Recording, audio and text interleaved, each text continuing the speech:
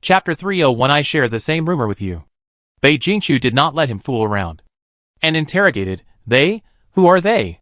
When did you hear it? Where? Is the person spreading the rumor a man or a woman, and how tall is he? What kind of clothes are they wearing? You tell me, I will definitely catch the person who spread the rumor. Don't worry, we are relatives after all, they will be punished more severely than you. Zhou Yu's eyes were confused for a while, and finally he stiffened his neck. I forgot. Who would remember those things? Bei Jingqiu did not really care who the scoundrel was. There were too many people who wanted to pull her down, and it was too difficult to sort them out. Just as she was about to continue giving orders, Hao Yue came up to persuade her, Your Highness. Slapping someone in the face is an extremely insulting punishment. Will it be? After all, Mr. Zhou came with the Queen Mother. If you hit him, it will really be an insult to the Queen Mother. You see? Bei Jingqiu snorted unhappily. I wouldn't do it if it didn't insult people. What does he think when he insults others with his mouth? I don't believe that my mother would be angry with me because of this jerk. If she knew what this guy said, it would be good if she didn't praise me. Hit him. Throw him out of the hunting ground after beating him. After dealing with the man, Bei Jingqiu was still furious, waiting to bid after the hunting began. Before hunting usually begins, Bei Jingqiu would hide. Or else, he would meet a lot of people who randomly met him. This time, the place was deserted, and it was much quieter. Bei Jingqiu was only focused on the prey, and the depression that had accumulated for a long time finally dissipated a little. He led his men to chase the prey, and each arrow was extremely fierce. Soon he harvested a lot. The guards followed and talked and laughed, and the atmosphere was so lively. Bei Jingqiu couldn't bear to spoil the fun. He had been sad for more than half a year, and there was too much time. There were still many people behind her, and she didn't seem to be immersed in the discontent and depression. Yu is far away, the geese are returning to the south. Is there no good friend who can sing the same song with you? Bei Jingqiu thought that, now that she was out of power, there would be no strange encounters. But she thought it was just her thought. Hearing the movement not far away, Bei Jingqiu had already put the arrow on the bowstring, turned around and aimed. It turned out to be a person. Su Chengzhou was sitting in the grass, looking at her pitifully. What was going on? Bei Jingqiu rode over. Why are you here alone? She didn't dare to get too close. The son of the minister of the Central Secretariat, who also holds an official position, went hunting without an attendant. Looking at your highness. Su Chengzhou covered his chest like a shizi holding her heart. I am not afraid of horseback riding, and I walked far away with my attendants. I also fell down and sprained my ankle. Someone's tea was about to overflow. This place is far away from the camp. If your highness does not care about me, I can only fend for myself. His tone was filled with a weak and helpless self-pity. Bei Jingqiu wanted to laugh. What a simple, crude and clumsy trick. I feel like I should say a line at this time. Man, you have successfully caught my attention. Oh no. Something. She stretched out her right hand speechlessly, and the boy held her hand. Bei Jingqiu's hands were used for both spear and sword practice and riding. No amount of hand cream could save her, and there was a thin layer of calluses on her hands. Su Chengzhou's hands were a little more delicate than hers. Before the boy could immerse himself in the clasped hands, his palms were suddenly squeezed. Immediately afterwards, a strong force pulled up his arms, and he was lifted up and thrown onto the horse's back with inertia. Su Chengzhou sat behind Bei Jingqiu in a daze. Wait, a light sigh, go! The horse jumped out, and the guards behind started to make a noise. Oh, Lane Yinner, what are they making a fuss about? Why is this scene like bandits robbing a bride? In the guards, some people did not join in the noise, and pursed their lips silently. And there was more than one person, and not even just men. The girls and the guards were also unhappy. Damn it, your highness. How can you be worthy of Commander Lei by doing this? The companion next to him? What are you knocking on? There are no dangerous prey outside the hunting ground, and sitting alone in the back can't limit her performance. Someone was pulling at the corner of his clothes. Every time the horse galloped, it was pulled. Bei Jingqiu felt that he was about to fall, so she pulled him forward a little. Why are you pulling at the clothes? Aren't you afraid of death? If you fall, the person behind you is not skilled in horse control, but he can trample you to death directly. The hand holding the corner of his clothes tightened. Chapter 302, Forming a Clique for Personal Gain. Bei Jingqiu. Hold your waist, if you really get thrown down. It's no joke. The waist was held by Xiushu. Bei Jingqiu exerted force with her calves, and slightly squeezed the horse's belly. The horse began to gallop, and the man behind her was so scared that he held her waist tightly. Little guy. Bei Jingqiu had no intention of sympathizing with women. Men, don't think of affecting her hunting. Su Chengzhou, who was behind, was almost vomiting from being thrown up, but he still had to keep smiling. When they returned to the camp, Su Longjuan's eyes were already wide open, and he didn't know what day it was. From afar, Su Longqi, who was accompanying the emperor, was very relieved to see his son finally climb onto the prince's bed. Ah! The prince's horse. Bei Heng naturally did not miss the scene of the Su family boy getting off his daughter's horse. And his daughter helped him down with her own hands. Useless thing.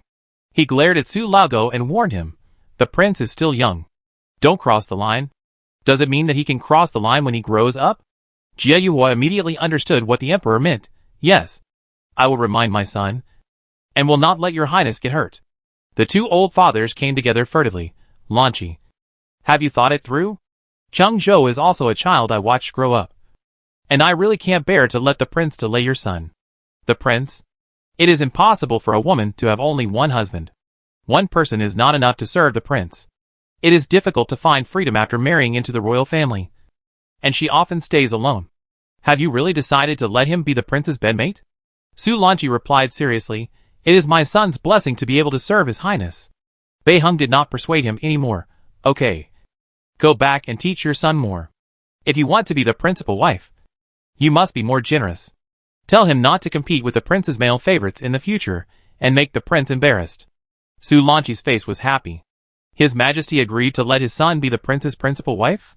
He is indeed a good brother. Before the wedding was over, the emperor said, but if the prince is willing, I will not randomly match you up. Su Longqi quickly seized the opportunity. Yes. Yes. I will let my boy seize the blessing bestowed by your majesty. Su Chengzhou didn't know that he was betrayed by his father with just a few words. But he knew that he would be happy. At this moment, the prince's bony hand was pulling his collar. The fingers were slender. The nails were round and clean. And the color was soul-stirring. The prince asked him softly, do you want to enter the East Palace? Su Chengzhou nodded without hesitation. Yes.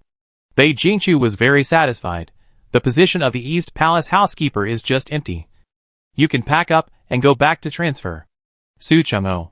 So this is what it means to enter the East Palace. I was so happy. The 7-day autumn hunt ended. And when the prey was finally counted, the prince's prey was more than the emperor's. Usually, the imperial guards have a large number of people. And as ministers, they try to avoid the limelight, fearing that they would offend the emperor and lose his face. Everyone is observing the emperor's expression. Those who support the prince and those who support others are very nervous. But they are just worried about different things. Lei Nonner came with her father, and watched the show from a distance. Lei Nonner is finally going to fall from the altar, and retreat to the position she should have been in. The concubines who accompanied her also had different feelings. The imperial concubine wanted to rush to the left to wake up the little guy, who didn't know how powerful he was. You should restrain yourself. What's going on? The emperor nodded with great satisfaction, praising, the prince is brave, our great Yu has a successor. Lei Nonner looked at the smiling Lei Nonner in front of her, clenching her fingers tightly. Every time she expected something, she could only see the hated person flying higher and higher. This malice was too strong. Lei Nonner turned her head to look at Lei Nonner's gloomy face, and was extremely confused. It was simply inexplicable. She herself did not realize that the enemy in shadow in her childhood had become a background board that was not worth mentioning. Her noise and various methods were no longer a threat in her eyes, but just annoying flies. The Defei among the accompanying concubines was also disappointed. She also knew that it was difficult to depose the prince, but she could not help but expect it. Su Chengzhou gave his father a thumbs up. You are worthy of being the minister who knows his majesty best. Su Longqi smiled at his son in a chic way, but was pinched by Mrs. Su, who whispered, what are you two doing behind my back? Selling your son's riddle. But Su Longqi didn't dare to say it, regardless of what everyone was thinking. The emperor's attitude was very clear. He and the prince had just had a small conflict. The position of the crown prince was still unshakable. On the way back, Bei Jingqiu's surroundings were back to the usual bustle, even more so than before. Defei thought she was disappointed. But when she met her family on the way back, she received an anxious request for help from her father. Nan. You said before that you wanted to test His Majesty's mind. Your father sent a memorial, reporting on the Crown Prince's clique for personal gain. It depends on your Majesty's mind, whether it's a big deal or a small matter. As a result, you see now, the Emperor's thoughts were already very obvious. The man they tried to win over was directly destroyed. Defei asked unwillingly, "Can we stop him?" Calculate the time. His Majesty was delayed in reviewing the memorial because of the autumn hunt. But the memorial has been submitted to the Imperial desk. Defei turned her back. "Father, since you know the result, let's give up that man. He is just a cooperative person. If he is gone, we can win him over again. Our family cannot have anything to do with people who slander the prince. Your Majesty must not know that we have bad intentions towards the prince. Otherwise you may be disliked. A grandson of a prince, and an ordinary son of a noble family. Zhang's father should know which one to choose." On the other side, Dongzhi, who submitted the memorial, was also very anxious, and went to his elder brother to seek a solution. Dong Daoan comforted his anxious brother. "It's okay, you just reported your guesses directly. I will arrange a few people to intercede for you when the time comes. Just say that you are honest and sincere to the king. Your Majesty, even if you are punished, it will not be too severe." Dong Daoan smiled, and was particularly confident. "Our Huayuan Dong family is the largest family in Huayuan. If we raise our arms, countless people will be willing to give us a face. At worst, you will be demoted, and go back to Huayuan to help with the family affairs. It will be more comfortable in our own territory." Dongzhi was relieved, and was very confident in the strength of his family. Their Dong family is the top family in Huayuan. Chapter 303 The Crown Prince Regent. The autumn hunt is over, and the East Palace is crowded with people. I thought this was the peak, until the Emperor announced another piece of news, and Bei Jingqiu realized what it felt like to be in the spotlight. Because of the infiltration of spies, the Emperor was still worried after removing the nails, and decided to lead the army to Yuhuan this time. Some people supported it, and some people advised against it. The reason for persuasion was mainly that the battlefield was dangerous, but Bei Jingqiu, who had been there, thought it was okay. The commanders were all in the rear camp, and it was normal for the commanders to charge in person. If it was really a life or death danger, I would never have let her go before. It was just that compared to the Taiji Palace, it was indeed much more dangerous. She believed that I had considered before making the decision. It turned out that he did consider. The Crown Prince was the regent. Bei Jingqiu got the Double Dragon Talisman, which was the jade seal of the Crown Prince, and the power of the Emperor. She did not pretend to be humble, and say that she was not capable of the responsibility. If you are already the Crown Prince, and you are still not capable of the responsibility, then why are you the Crown Prince? You should give up the throne as soon as possible. The premise of daring to do is to dare to think. Seeing the child in a daze, Bei Heng was about to comfort him. "You have been helping me deal with things for 4 years, now you are not afraid to try it yourself." Before he could say it, Bei Jingqiu, who had reacted, directly said, "I will definitely live up to your expectations." Bei Heng's words of comfort were stuck in his throat. Okay, it's this confidence. After seeing off the army, along with the reluctance to leave her father, there was also a sense of relief, as if a mountain had been removed from her head. No one in the entire capital has more power than her. If she was more impatient, she could wait for the army to leave for a while, then take advantage of the situation to rob or directly take the throne. As for being afraid of the Emperor's current military power, she could just arrange his confidants in the Ministry of Revenue to cut off their military supplies. The dangerous thought went through her mind again, and Bei Jingqiu was shocked. Damn it. Fortunately there is no mind-reading system now. She looked at Yenner and the others beside her furtively, pretending that nothing happened and looking innocent. She couldn't have such a dangerous idea. Because I trusted her. Besides, she didn't believe that Lao Deng had no backup plan. On the first day of Bei Jingqiu's regent's office, she saw a memorial implicating her for forming a clique for personal gain. Which genius came up with this charge? The prince has no power of his own. So he is a prince without his own forces? Especially since she is a woman who has ascended to the throne. She has no people of her own. Even if she is pushed to the throne by her father, she can be pulled down immediately. She has achieved the achievement of abdication at the speed of light. Looking at the name, it is not surprising that he is a son of an aristocratic family, a member of the Huayuan Dong family. He is not an important official, so I have no impression of him. After being suppressed by her father, The aristocratic family has become much quieter. With her own support, they have formed a rivalry with the children of poor families and the emerging female officials. It is said that the educational resources of the family of officials are much better than those of other families. But few of the ladies in the family have come out to make achievements. For example, in the Dong family, a young lady in their family wanted to go out and make her own way in the world. But her family sent her directly to a temple to become a nun. This method was used to prove the integrity and innocence of their family. The young lady died of illness not long after. It is not known whether she died of illness or because she was imprisoned as a bird in a cage after seeing hope and died of depression. When Bei Jingqiu heard this, she was not angry, but tired. I have seen too many of them. Dong is not the first case. The useless etiquette and rules of the noble families cannot create any value for the great you, and can even crush people. She even heard that. Before I took action to suppress them, they were not so outrageous.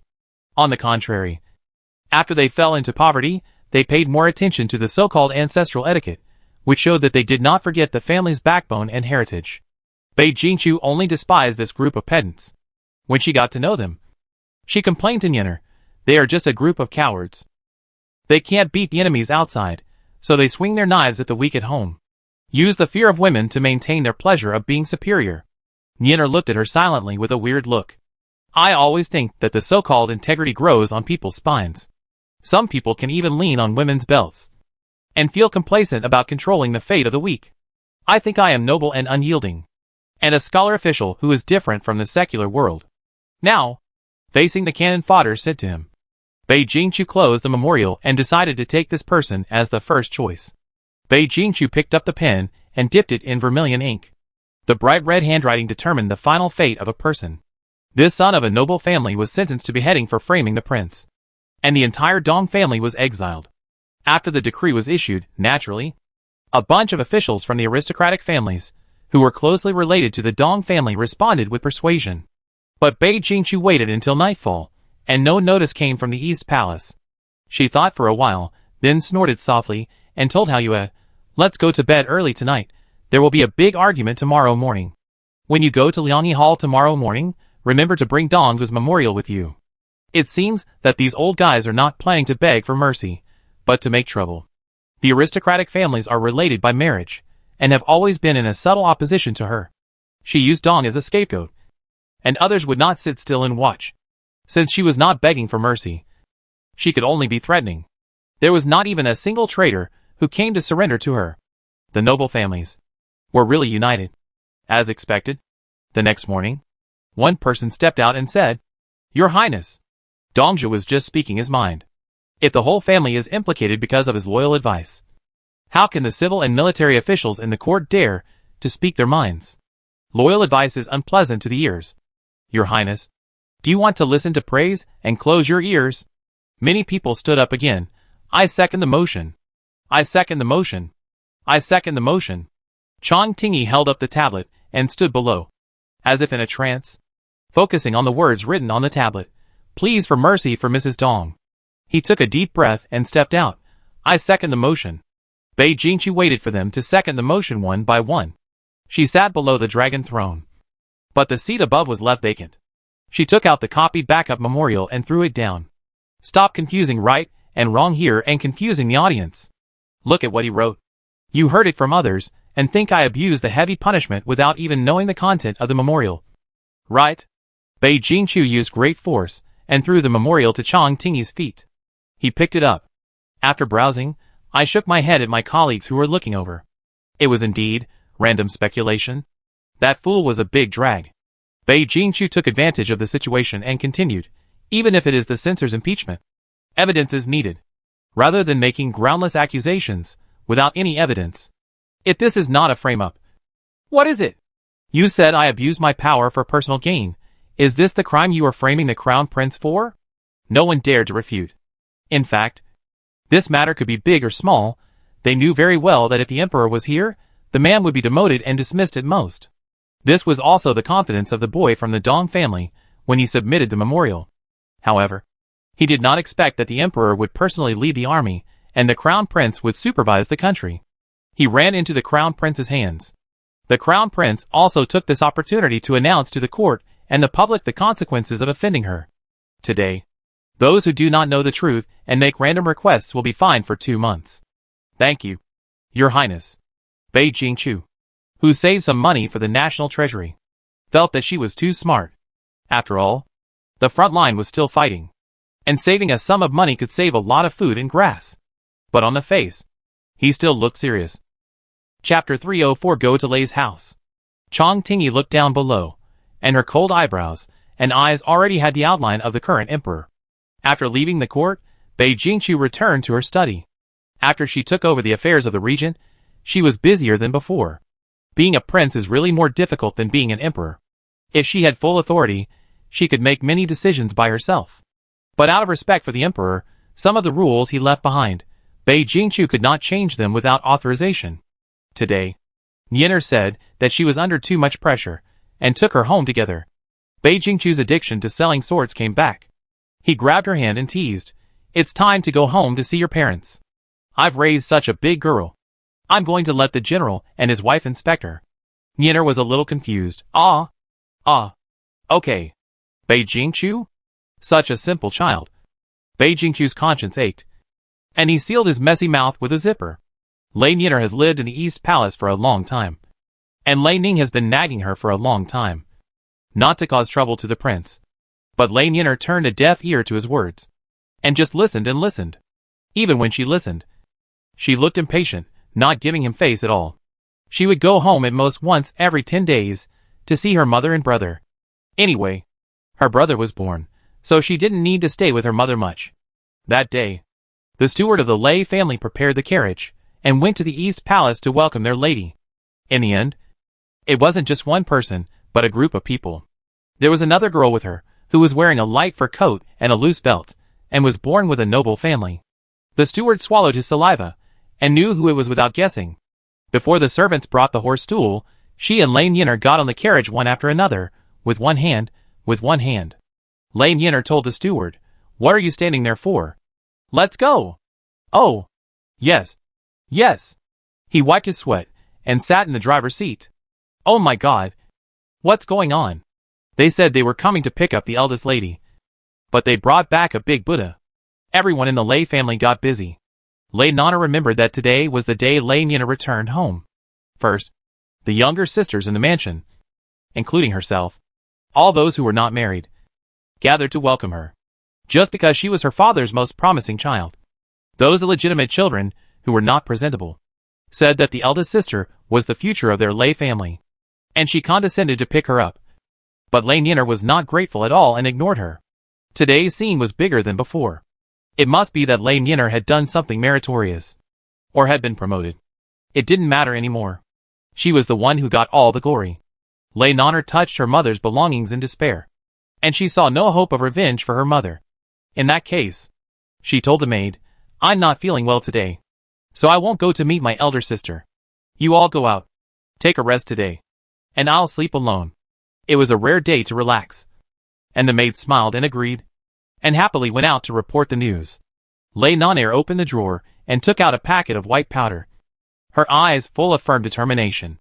Thinking about it, she was amused by the picture she imagined, laughed, and murmured, "No matter how successful you are just a person. If the king of hell wants you to die, you must die." No one in the Lei family cared about Lei Nianer's absence. Their minds were all on the sudden arrival of the prince. Mrs. Gui called her daughter over to ask, "What's wrong with you? You brought the prince down without telling the family in advance. You rushed to prepare nothing, which makes us look so rude." Lei Nianer said indifferently, "It's okay. It's not us who are rude." "Mrs. Gui, you still know you are rude," Lei Nianer said confidently. "The prince has been under a lot of pressure recently. If you knew in advance and prepared too much, she wouldn't be able to relax. It's fun to attack suddenly." Mrs. Gui twisted her ears and said viciously, "You are still playing military tactics with your mother. Attacking suddenly? I'm so angry that I gave birth to such an unlucky child like you. Did your parents let you play with the prince?" Lei Nianer covered her ears, but she didn't admit her fault. Fortunately, Bei Jingqiu came to the rescue. "Madam, my commander has to take office tomorrow. It's not good to pinch his ears and make them swollen and lose manners." Madame Gouet put down her hand embarrassedly. Your Highness is right. After saying that, she still couldn't help but glare at Lane Yinner. Lane Yinner shook her head proudly, and hid behind Bei Jingchu. She, but has a backer. It was the first time that Bei Jingchu met Yinner's brother. When this kid was just born, I heard Yinner say that. She disliked her a little. Now Yinner is much closer to this child when she talks about him. The little fat kid came running over, his chubby little hands grabbed Bei Jingchu's skirt, looking like a fangirl. Big sister, you are so pretty. Look, how good at talking. Bei Jingchu's impression of this kid immediately changed to a good kid. She reached out, and picked up the sturdy little fat kid. The little fat kid held her ring in his hand, and played with it. This kid looked a bit like Yinner when she was a child, which made Bei Jingchu's heart soften even more, and she took off the ring on her hand, and let him play with it. After giving it to the child, Bei Jingchu looked over and saw Lane Yinner glaring at the child. What's wrong? Lane Yinner felt wronged. You are usually so stingy. Why do you give gifts to this furry kid as soon as you see him? I don't even get this treatment. Bei Jingchu. She broke off the bracelet on her hand and gave it to her, speechlessly. Why are you angry with your own brother? Lane Yinner put away the bracelet and said, Sisters, let's settle accounts clearly. After giving the bracelet, a weak voice came from the side. Your Highness. Hao Yue said nothing, but looked at her eagerly. Bei Jingchu. So she lost another collar. If I had known I wouldn't be generous today, I would have lost a lot. Bei Jingchu regretted her generosity for a lifetime of stinginess. Chapter 305 Mad Dog. When the food was served, Hao Yue took out a silver needle from the brocade box and reached into the dish. Miss, we all test for poison before serving. Hao Yue smiled and said, Madam, please forgive me. When it comes to His Highness, it's always better to be cautious. It's more reassuring for us to test the poison ourselves. Just as she put down the silver needle and picked up the chopsticks to pick up the food, Lane Yinner suddenly knocked her chopsticks away, snorting. It's poisonous. The chopsticks were slapped to the ground, making a crisp sound. Looking at the silver needle again. One end was already black. Bei Jingchu pulled Hao Yue away and asked with concern, Are you okay? While Hao Yue was still in shock, she comforted him. Your Highness, it's not me who is testing. I'm taking a portion for others to test. I'm not in danger but you. If you hadn't been careful, you would have been infected. Lane Yinner's brother was frightened, and the child's shrill cry echoed in the room. Madame Gouet picked up her son and patted his back to comfort him. She asked Bei Jingchu, Your Highness.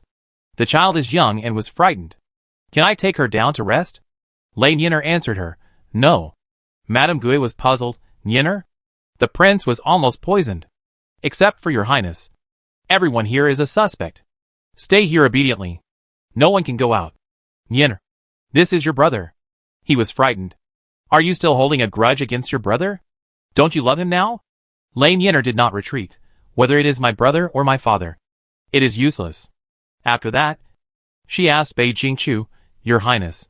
Should we call the guards to surround the main courtyard? Surround. Lane Yinner walked to the door, took the badge, and threw it to the accompanying guards. Long Shou, move all the people in the side courtyards here, and surround the main courtyard of the Lei mansion. Yes. Inside, Lei Ning apologized to Bei Jingchu. Your Highness, my family is loyal and devoted, and we have no evil intention to murder the master. Someone must have framed me. Please give me a chance. Your Highness, so that I can find out who the bad guy is and make up for my mistake. Bei Jingchu certainly believed in Lei Ning's loyalty, after all. It was one of the few good qualities in him. But Lane Yinner didn't believe it. What if the bad guy is an important person, or a member of our family, in order to clear the relationship? My father might find someone else to take the blame. She bowed to Bei Jingchu and asked for his order. Your Highness, my father is not trustworthy. I am worried that he will be partial to me, so let me investigate it myself. Lei Ning's eyes were red with anger. If it wasn't for the wrong occasion, I'm afraid he would have to have a fight with Lane Yinner. Lane Yinner didn't even look at him, and started to work after receiving the order. Soon, a person was brought over. Before the person arrived, the voice came first. Ha. It's you. Is it that Lei Ning has been poisoned? Lane Yinner had a blank expression and ignored her. Lei Nonner asked again, Where is that bitch who stole my mother's position? Ha. Ugh. Lane Yinner pulled off the silk flower on her head and stuffed it into her mouth. Lei Nonner struggled with the silk flower, trying to spit it out, and finally stopped. Lane Yinner came in. The murderer was found, and Mrs. Gui was allowed to take her son back to rest. When leaving, Mrs. Gui glared at Lei Niner with full resentment. Lei Niner lowered her eyes, and felt disappointed again. She carried Lei Niner to Bei Jingqiu, and threw her to the ground. But what she was looking at in front of her was the table of food that had not been removed as evidence. It was still placed there in a beautifully arranged dish, as it was when she came out of the kitchen, and it was obviously not moved at all. Lei Niner stared at the table. You didn't eat? You didn't eat a single bite. Lei Niner's poison was not very clever. Whether it was successful or not, she was found out. She killed her father and sister, and she couldn't escape death. So she should prepare to die together. Of course, it is not ruled out that she thought her trap was very clever, and would not be found out. At this time, Bei Jingqiu had already thought of who her target was. Niner must be among them. Niner must be among them. If she hadn't come to, if it wasn't necessary to test the poison again to protect the safety of the crown prince, she might not see her the next day. She would lose another important person. The string in Bei Jingqiu's head was tightly clenched, and it broke with a bang. Lei Niner, who was unaware of the danger, was still going crazy. Lei Ning shouted angrily, "Asshole, look back and see who this is." As soon as she turned around, her sight ran straight into the distinguished person who should not have appeared in the Lei family. No wonder there was such a big scene to welcome guests at home today. She couldn't help but act in advance. She thought Lei Niner had received some reward and promotion again, but she never expected that the prince would appear in the Lei family with her. If she poisoned the family today, wouldn't she have implicated the whole family? Implicated the whole family? Lei Niner's eyes lit up, and she nodded quickly. Yes, I did it. To be honest, my father has hated the royal family for a long time, and he was looking for an opportunity to seize power and usurp the throne. He asked me to poison, and the Lei family should be executed. She was completely in a state of madness that wanted to destroy everything. At this time, it was not only Bei Jingqiu who was angry, but also Lei Ning. What crazy nonsense are you talking about? When did I ask you to conspire with the prince? It was the first time that Lei Niner confronted her father, and it was still an angry father. But she had already put everything aside, and was not afraid of anything. There was no hope in the future. Since there was no chance for Anyang to avenge her, they might as well die together. Anyway, before poisoning them, she had never thought of living again. It was just that the way they died was changed from poisoning to execution. Last month, I was still discussing it. He said that if he had known that the prince would come today, it would be easier to attack in our house than in the palace, so he asked me to prepare early. This time, Lei Niner was also implicated. Lei Niner moved towards Bei Jingqiu uneasily, and her hand was grabbed and squeezed. She calmed down. Chu didn't doubt her. Lei Niner was still biting the people around her, like a mad dog that vowed to drag everyone down. Bei Jingqiu was too lazy to refute the loopholes in her words one by one, and only said one sentence, "General Lei, this person can't stay." Lei Ning seemed to be soft-hearted again, lingering around the crazy Lei Niner, very entangled. "Your Highness." Bei Jingqiu knew that it was difficult for an honest official to judge family affairs, but his hesitant and cowardly look made her angry. As long as Lei Niner is alive, I will not worry about Niner's safety. Holding the hand of another little girl, Bei Jingqiu felt a little relieved. But she was still afraid. "I shouldn't be involved in your family affairs. But my commander of the Imperial Guards is in your house, and he can't even protect his life." The unrest in the Lei family's backyard affected Niner's life, and almost implicated me. Chapter 306. Niner is here to accompany you. Bei Jingqiu touched her chest and calmed down. "You should know what the crime is. If it wasn't a family dinner today, but there were other people present, your Lei family would be gone. For Niner's sake, I won't publicize it. But you have to give me a satisfactory answer." Lei Ning knelt down with a face full of cold sweat. "I know my crime. Thank you, Your Highness, for your kindness." He walked in front of Lei Niner. She was pressed to her knees, but her eyes were glaring. This daughter has always been well-behaved and sensible, although she is a little willful, bullies her sisters, and almost kills his 3 daughters.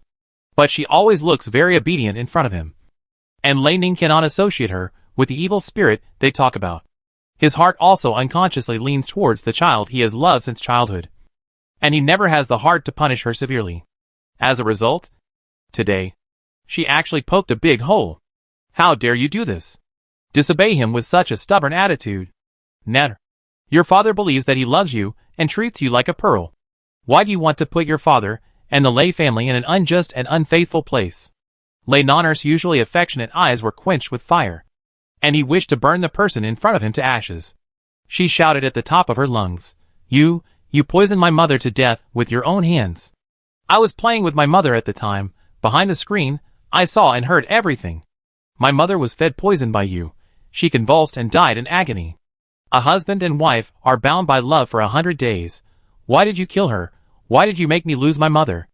As she spoke, she actually started to cry, as if all the grievances accumulated over the years had burst out. "Mom, I miss you so much. If you were here, I would never have lived such a miserable life." Lei Nanner couldn't help interrupting her sadness. "Why are you miserable? I haven't even taken revenge on you yet. You didn't do what you did to me when I was a child, leaving you in an icy pond in the cold winter.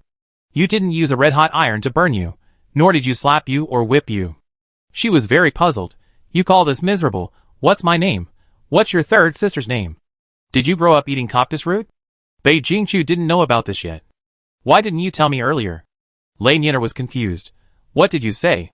"Forget it, the murderer's life is already counting down anyway."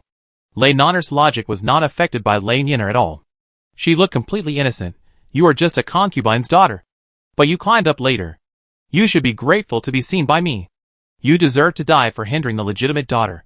Bei Jingqiu raised her hand to cover her mouth to cover up her own gaffe. My God. People's brain circuits are more complicated than those of people and dogs. It's really called a legitimate daughter. No. Except that the eldest legitimate son has the greatest inheritance rights. Who cares about your legitimate and illegitimate things? When introducing one's identity to others, they all say that they are the daughter of so-and-so, the sister of so-and-so. They are not the legitimate daughter of so-and-so, the concubine sister of so-and-so. Bei Jingqiu was so shocked that she even lost her anger. Lei Nanner accused her father, "So I let you be poisoned to death, and let the bitch you fell in love with and the pair of bastards she gave birth to be poisoned to death. What did I do wrong? I just let you suffer the pain of my mother again." Lei Ning's eyes were wide open, and he was so angry that he couldn't breathe for a long time. He pointed at Lei Nanner with a trembling hand. "Your mother and your maternal family are spies involved in the rebellion of Prince Lu. If you were not my daughter, do you think you could have escaped? You followed your mother when you were 5 years old." Lei Nanner struggled with her neck stiff. "I don't believe it. It's obvious that you despise her and framed her to make room for this old bitch. If she really participated in the rebellion, why didn't you announce the crime? You say it's your turn." At this moment, the shocked Bei Jingqiu rubbed his forehead, trying to be more patient. "Don't rush. Don't rush. After all, Lei Ning was asked to execute his offspring personally. Let them say a few more words." Hao Yue came over gently and asked quietly, "Is your highness impatient? Can I rush them?" Bei Jingqiu forced a smile. "It's okay. Wait." Lei Nanner returned the gilded bracelet that she had just warmed up to her and coaxed her. "It's all my fault. I was supposed to take your highness to relax today. But something happened now. This is a gift from a borrowed flower. I'm returning your reward to you. Don't be unhappy." Bei Jingqiu held back her gaze, not letting it stick to the jewelry she had lost. She whispered, whispering to Lei Nanner, "Actually, watching a play is also relaxing. This is much more exciting than the one on the stage. It would be better if we were not the ones who were almost killed." She pushed the bracelet back. No, I have to give it back after giving it away. It would be so embarrassing for me. I'm just stingy, I'm not poor. Okay? Put it away quickly, don't let me see it, or I'll start to feel pain again. Lei Ning seemed unwilling to let Lei Nanner die with hatred for him, so he told the truth of that year. Bei Jingqiu and his group had already taken the tea and snacks that had been tested for poison and started eating. If your mother's crime was made public, who would be willing to marry you? Marrying you would be announcing to His Majesty that they were willing to accept the descendants of traitors. In order to protect your second half of life, your father had to be shameless and asked for your mother to be secretly executed, so that you could live in the world with a clean conscience. But you, a white-eyed wolf, didn't know how to cherish her. He lost his temper and cursed. When you bullied your sisters in the past, I should have known that you were not a good person. You are the same as your mother. Both are ungrateful and ungrateful beasts. I was too stupid. How could someone who bullies his brothers and sisters be a good person? I thought you were just young and ignorant, but it turns out that you are vicious by nature." Lei Nanner suddenly laughed again, and spat at him directly on Lei Ning's face. Lane Yinner even opened her eyes slightly in surprise. Bei Jingqiu asked, "What's wrong?" She tilted her head and replied, "Although Lei Naner is vicious in her heart, she always looks weak and graceful, and has a dignified demeanor. It's still rare to see her being so rude." Bei Jingqiu smiled lightly. What's there to be surprised about? She knew she was going to die, so she just stopped pretending. A case that should have been solved long ago finally came to an end, and the three-piece set of suicide was placed in front of her.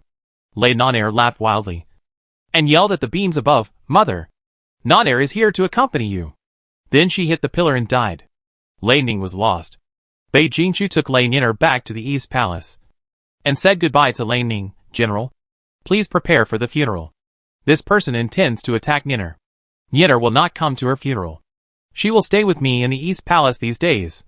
"Yes." Bei Jingqiu has not forgotten an important thing. "Remember, you owe me a favor worth the whole Lei family." Lei Ning answered with all his strength, "As long as it is not a matter of disobeying the holy order, I will do my best to repay your highness." Chapter 307, Sending a Male Lover. On the way back, Bei Jingqiu called Lane Yinner to get in the car, rubbed against her, and nudged in her arms. "I was really scared to death. Your Lei family is more dangerous than the palace fight. If I hadn't been here, you wouldn't have died today." Lane Yinner patted her on the back and explained, "According to Lei Naner's confession, if you hadn't come today, the Lei mansion would have made it so grand to welcome you, and it wouldn't have stimulated her to take action in advance." Bei Jingqiu got angry, rubbed against her. "You are blaming me." Lane Yinner wanted to speak, but someone didn't give her a chance. "Okay, I'm going." As she said that, she lifted her skirt and was about to stand up. Halfway through, she sat down again. She said in a domineering manner, "Wait, this is my carriage. You go." Lane Yinner, "I don't blame you. I don't want to hear you. I don't want to hear you. I really don't. You are all liars. I don't want to hear you. I don't want to hear you." Lane Yinner, "Is it the duty of the Imperial Guards to coax the prince? Why do they have to work 2 jobs for 1 salary? I feel so tired." Back at the East Palace, this batch of guards changed shifts and went back to their own residences. Someone bumped into Long Shou's shoulder and asked, "What's wrong with you today? You look absent-minded." Long Shou came back to his senses. "I was wondering, what happened just now? Your Highness asked us to surround the Lei family. Was there any danger or dispute?" Another person stopped him. "We are guards in the palace. Don't ask what you shouldn't ask. Even if you know, pretend you don't know. When you are needed to do something, you will know it naturally." Long Shou silently pushed away his friend's paw on his shoulder and said speechlessly, "Don't touch me with your greasy hand that just gnawed a chicken leg. It's so dirty." "Oh!" The guard deliberately wiped his greasy hand on his clothes. Long Shou avoided it with a dragon's tail swing, and then beat the rebellious friend until he cried "I." Although they are all Imperial Guards, their skills vary greatly. The young man asked him, "With your skills, are you going to join the army after leaving the Eastern Palace?" Long Shou was puzzled for a moment. "Leaving the Eastern Palace? Really? My father said that among the Imperial Guards, except for those in front of the Emperor, the Eastern Palace has the best future. Be familiar to His Highness, and when you are assigned to serve as an official in the future, His Highness will remember who you are. You won't have to work in obscurity until you grow old. And you can't even list your name there."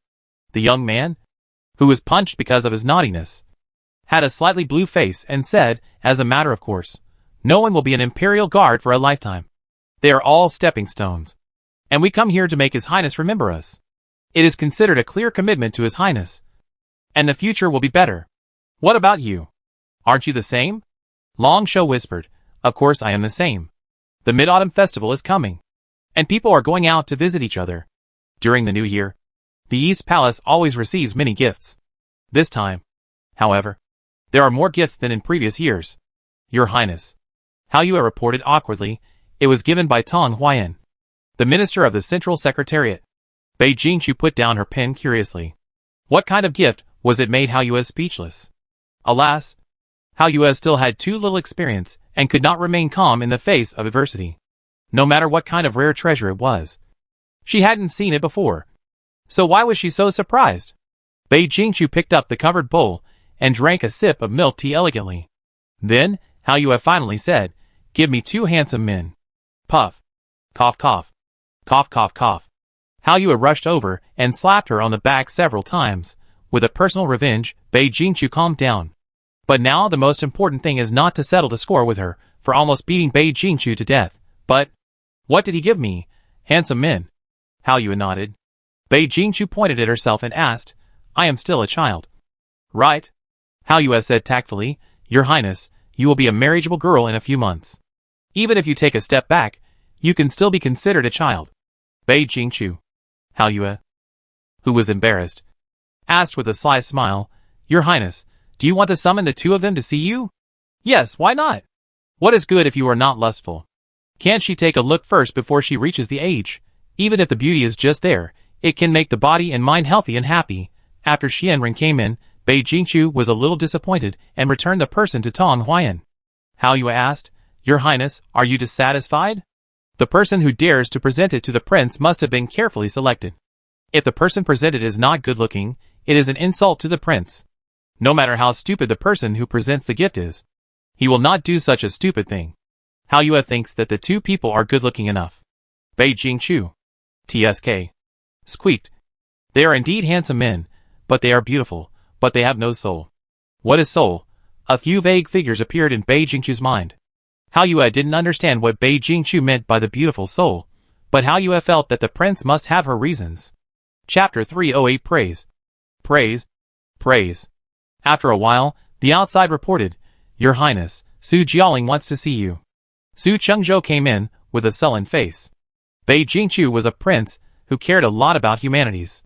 She asked with concern, What's wrong with you? Are you in a bad mood? Your Highness is worthy of being Your Highness. It's only Mid-Autumn Festival. And there are so many people giving gifts. I'm tired of counting the warehouse accounts for you. These few words sounded okay, but he added, We also need to arrange accommodation for your new handsome man. Every word was gnashed. Bei Jingqiu felt a sense of nervousness, as if she was caught cheating. No, I didn't. Wait, why is she so guilty? Su Chengzhou asked sinisterly. Do those two look good? He was angry, but kept smiling. Those two were sent here with heavy makeup and dressed up nicely. They must be much prettier than me. A fool who doesn't know how to dress up to win favor. Hey, where does the tea fragrance come from? Bei Jingqiu swallowed the words that had already been sent away. She changed her words and said, Yes. Yes. They are two beautiful men with natural beauty. Each with their own style and strengths. I couldn't take my eyes off them the moment I saw them. And I sighed why I didn't have such good fortune before. Su Chengzhou. Your Highness is only in your teens. It's too early for you to have sex now. That Zhongqiu Shilang is using all means to please Your Highness. He doesn't even care about Your Highness's health. He is really a traitor. In the face of beauty, Your Highness should be pure and have few desires. And be upright. Su Chengzhou kept talking. Eloquent. One sentence after another. He cited all kinds of great truths from classics, acting like a loyal minister who speaks out frankly. What a great eloquence. Why wasn't he so eloquent when he was studying at Hong Wingwen before? Bei Jingqiu suddenly became rebellious and stopped him. Minister Tong understands my feelings. How can he be considered a traitor? I should reward him instead. After a cup of tea, I don't know what he said, the surprised voice of His Royal Highness the Crown Prince came from the study room of the East Palace. Ah, why are you crying? No, are your eyes faucets? What are faucets? Oh, this is not important. I just said whatever I wanted, you know, my mouth is sometimes quite inhumane. Why are you crying? Finally, the sad person was coaxed away. Yue and Bei Jingqiu talked and laughed. In the past, I heard news about the powerful families. Which family sent concubines to which family? This is the first time I've seen a handsome man sit here. It's true that following His Highness is a great experience. Bei Jingqiu rubbed his forehead, which was aching from crying, and continued, because the difference between men and women is ranked after the difference between scholars and commoners. The superiority of men and the inferiority of women are only differences that exist in the same class. Men oppress women, which is ultimately the evil of human nature that the strong like to oppress the weak. So when you are in a high position, those differences will no longer exist. At this time, you should restrain yourself and not oppress the living space of the weak. Yue had just wanted to chat. But His Highness always thought of deeper things. If you don't ask, she won't tell you. Your Highness is wise. Bei Jingqiu didn't know why she was praised again. She was always praised recently. It was really annoying. Mid-Autumn Festival is a time for family reunion. No one would hold a night banquet without conscience, and not let the ministers go home. So the banquet was held in the daytime as usual. The emperor was far away at the border, and Bei Jingchu led the ministers and concubines to Kunming Lake for him. A whole day of feasting would be too monotonous if there was only singing and dancing. The imperial concubine suggested that the ministers write poems and select the winner to reward them. At this point, everyone was interested, especially those of lower ranks. After the winner was selected, the prize was secondary. The important thing was the opportunity to show off in front of the prince. If you are chosen for your talent, your career in the government will be much easier. The imperial concubine teased. Why don't you write a poem, Prince? To set an example for you? Bei Jingchu was embarrassed, and did not hide anything at all. Your Majesty, you are making it difficult for me.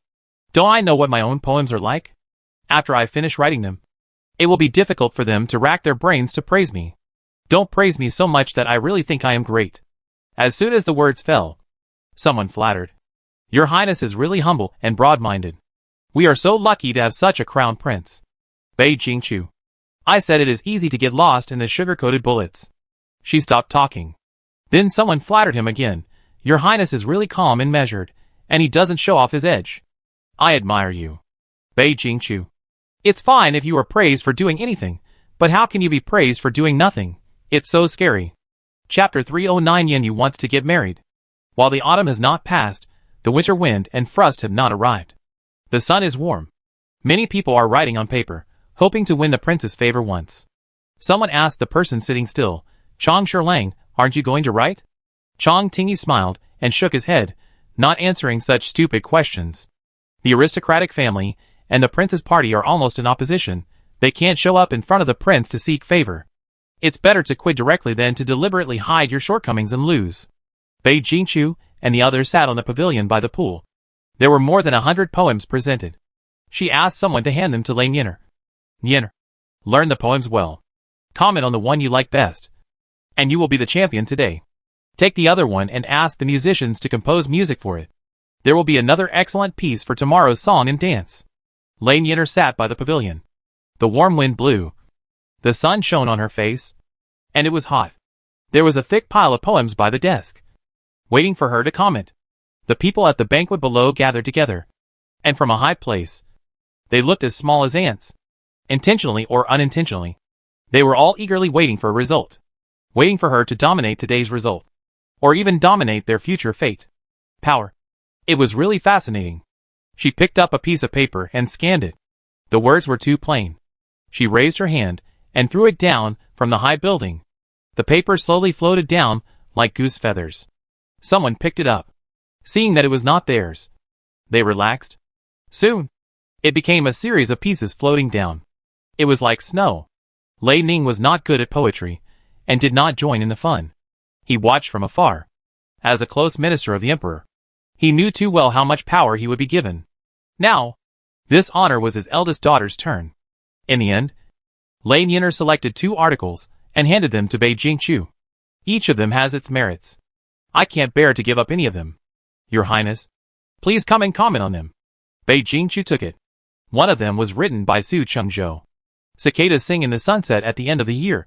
Leaves fall on the empty mountains, and thousands of trees turn red. Who will accompany you when you are alone in the vastness? How many wild geese have not returned to the world? It was written about the autumn cicada. Now is autumn, which just corresponds to the sorrowful and sad mood under the endless falling leaves. The second poem also describes autumn scenery. The writing is equally good, but Bei Jingchu loves its artistic conception more. The autumn sun is as bright as stars in the sky, who is willing to spend the rest of his life in the pavilion in the mountains. You see the competition in the morning market. The spring breeze blows into the forest like thunder. After a little sigh, it is indeed towards the new life. There is an unyielding vitality and ambition in it. I looked up the name. Jian Longzhou. Why is it this little scumbag again? I didn't expect that he is so good at writing. This time, unlike in the original book, he didn't have the best education resources, but he is still quite outstanding. As expected of the villain in the early part of the original novel, the only shortcoming is that he is a bit of a scumbag. Bei Jingchu raised her eyes, scanned around, and saw no one. Maybe he was on duty today, and was not assigned to her side. After all, he was an acquaintance, and such a big man often walked around her, how could she not notice him? But she was busy, and there was no reason to go and chat with an ordinary guard. Although she didn't really want the little scumbag to win the title, Bei Jingqiu still suppressed her evil thoughts of partiality and played it fair.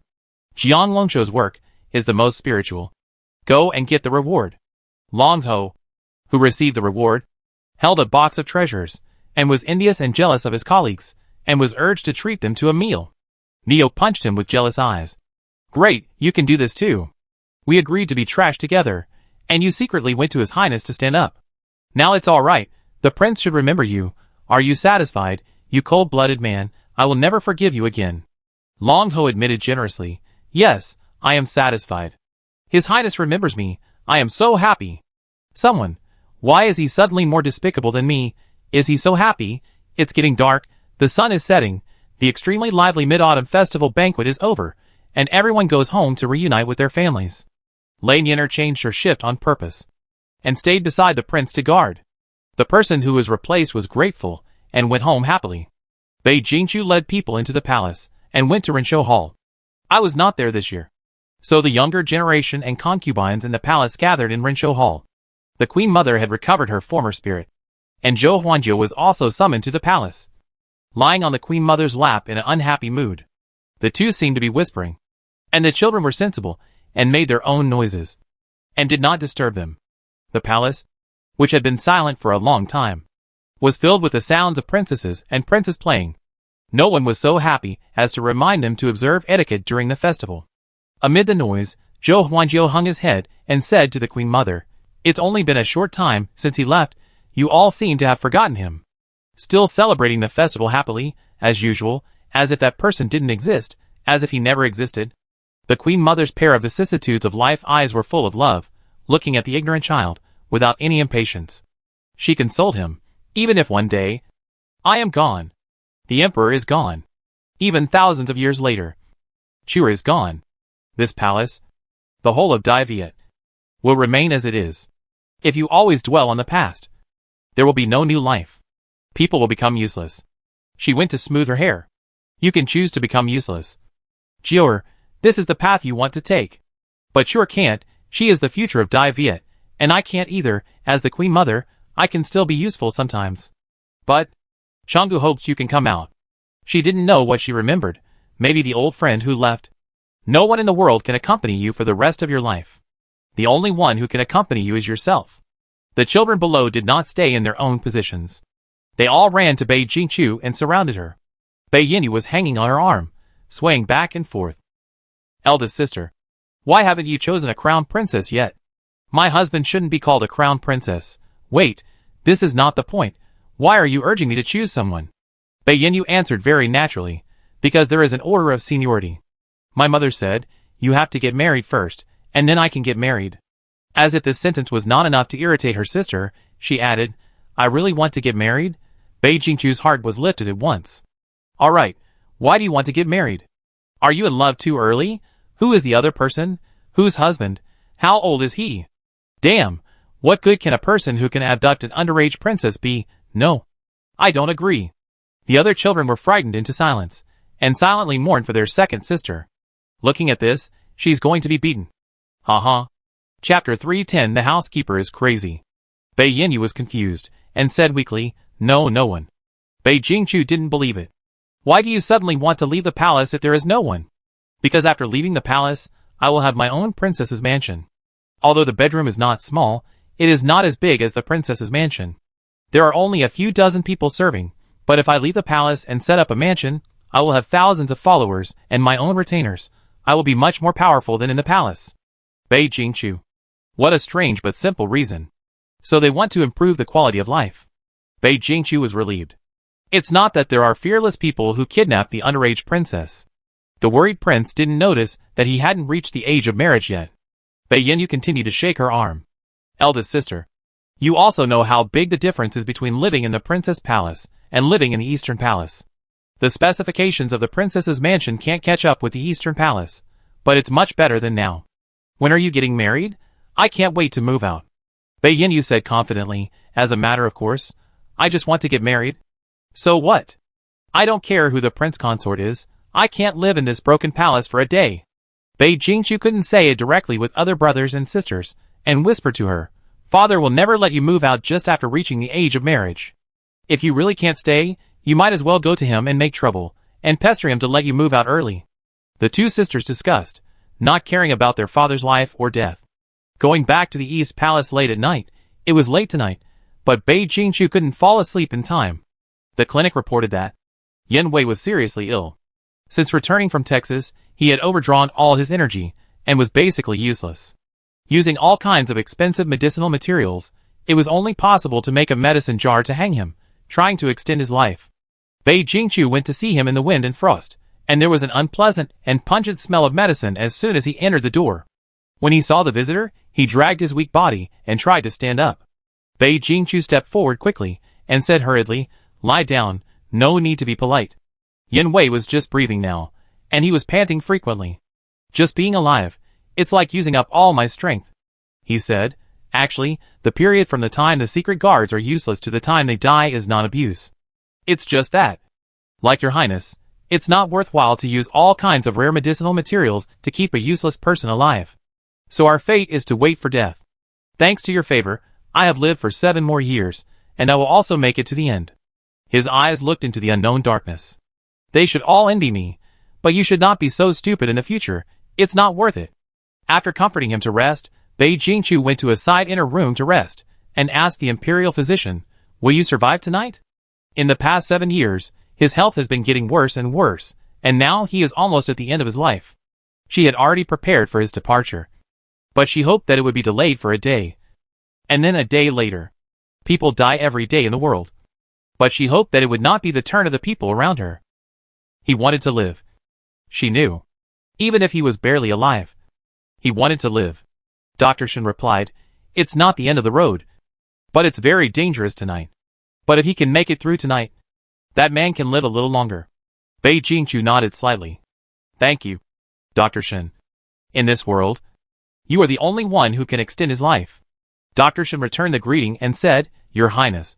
I am too kind. I am just following your orders. I am very afraid. I am just a mortal. I can't bring spring back to a dead tree. Bei Jingchu asked someone to take good care of her, and went back to her bedroom to rest. But she tossed and turned, and couldn't fall asleep. Hao Yue also went to bed. Bei Jingchu called the night servant, Go and invite Lane Yin'er. She came in wearing armor, and asked anxiously, Is there any trouble? Why did His Highness summon me in the middle of the night? Bei Jingchu sat up, rolled up the quilt to wrap herself up, and only showed her head. I can't sleep. I feel lonely lying alone. Sister Yin'er, come and talk to me. Bei Jingchu lifted a corner of the quilt, patted the bed, and shared her warm nest. Lane Yin'er didn't hesitate at all, took off her armor, and squeezed in with her. The moon outside was gradually setting in the west. Bei Jingchu sighed, It's past midnight, and it's past the Mid-Autumn Festival. If you don't want to go back to General Lei's house, you can open your own house and pick a man you like. Maybe the Mid-Autumn Festival will be meaningful. Lane Yin'er took advantage of the situation and said, Then give me a few more days off. Otherwise I will always stay in the East Palace. Where can I find a man I like? That won't work. Bei Jingchu's capitalist attribute came online, and she suggested, in fact, the guards are all children of the rich and powerful, and they all have good backgrounds. Even if we take a step back, they are barely a good match for you. You are with them every day, and there are no 2 of them you like. Silence is Cambridge tonight. Lane Yin'er said speechlessly, I can't imagine the scene of those guys, who are like mice seeing a cat, when they see me becoming my husband. It was not enough to say that. She added, They are really cowardly. I don't think I'm scary. They are really timid. Bei Jingchu looked at her face in the dim moonlight. Extremely rich and beautiful facial features. But when there is no expression, it is called a stranger who stays away. Especially when she is wearing armor and holding a long spear. The murderous aura is released every moment. It was only then that Bei Jingchu realized that she was not angry, but just had a bad temper. Ah! She really couldn't imagine Yin'er being in love. It seemed like she was not worthy of anyone. So the topic shifted to other people's gossip. And the two gradually became excited. And the more they talked, the more excited they became. They didn't fall asleep until it was too late. When they woke up in the morning, Yan Wei came to report. She survived? Bei Jingqiu was relieved. So, Su Chengzhou watched Lei Nianer walk out of the prince's bedroom. Su Chengzhou. After a while, the servants tried to stop him. Housekeeper, housekeeper. What are you doing? I want to castrate myself. Why can Lei Nianer get on His Highness's bed? Does His Highness dislike men? Let me castrate myself. The servants shouted, Someone come.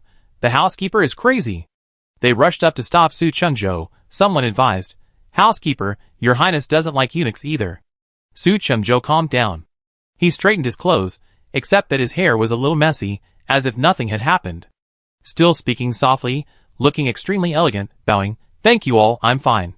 The palace people, oh my god, this doesn't look like nothing is wrong. Chapter 311, Strike the Drum to Report. A case was handed over to the desk of the Eastern Palace. A man struck the drum to appeal to the higher authorities for the killing of a maidservant by Mrs. Chang in the street. Beijing did not receive many civil cases at the beginning.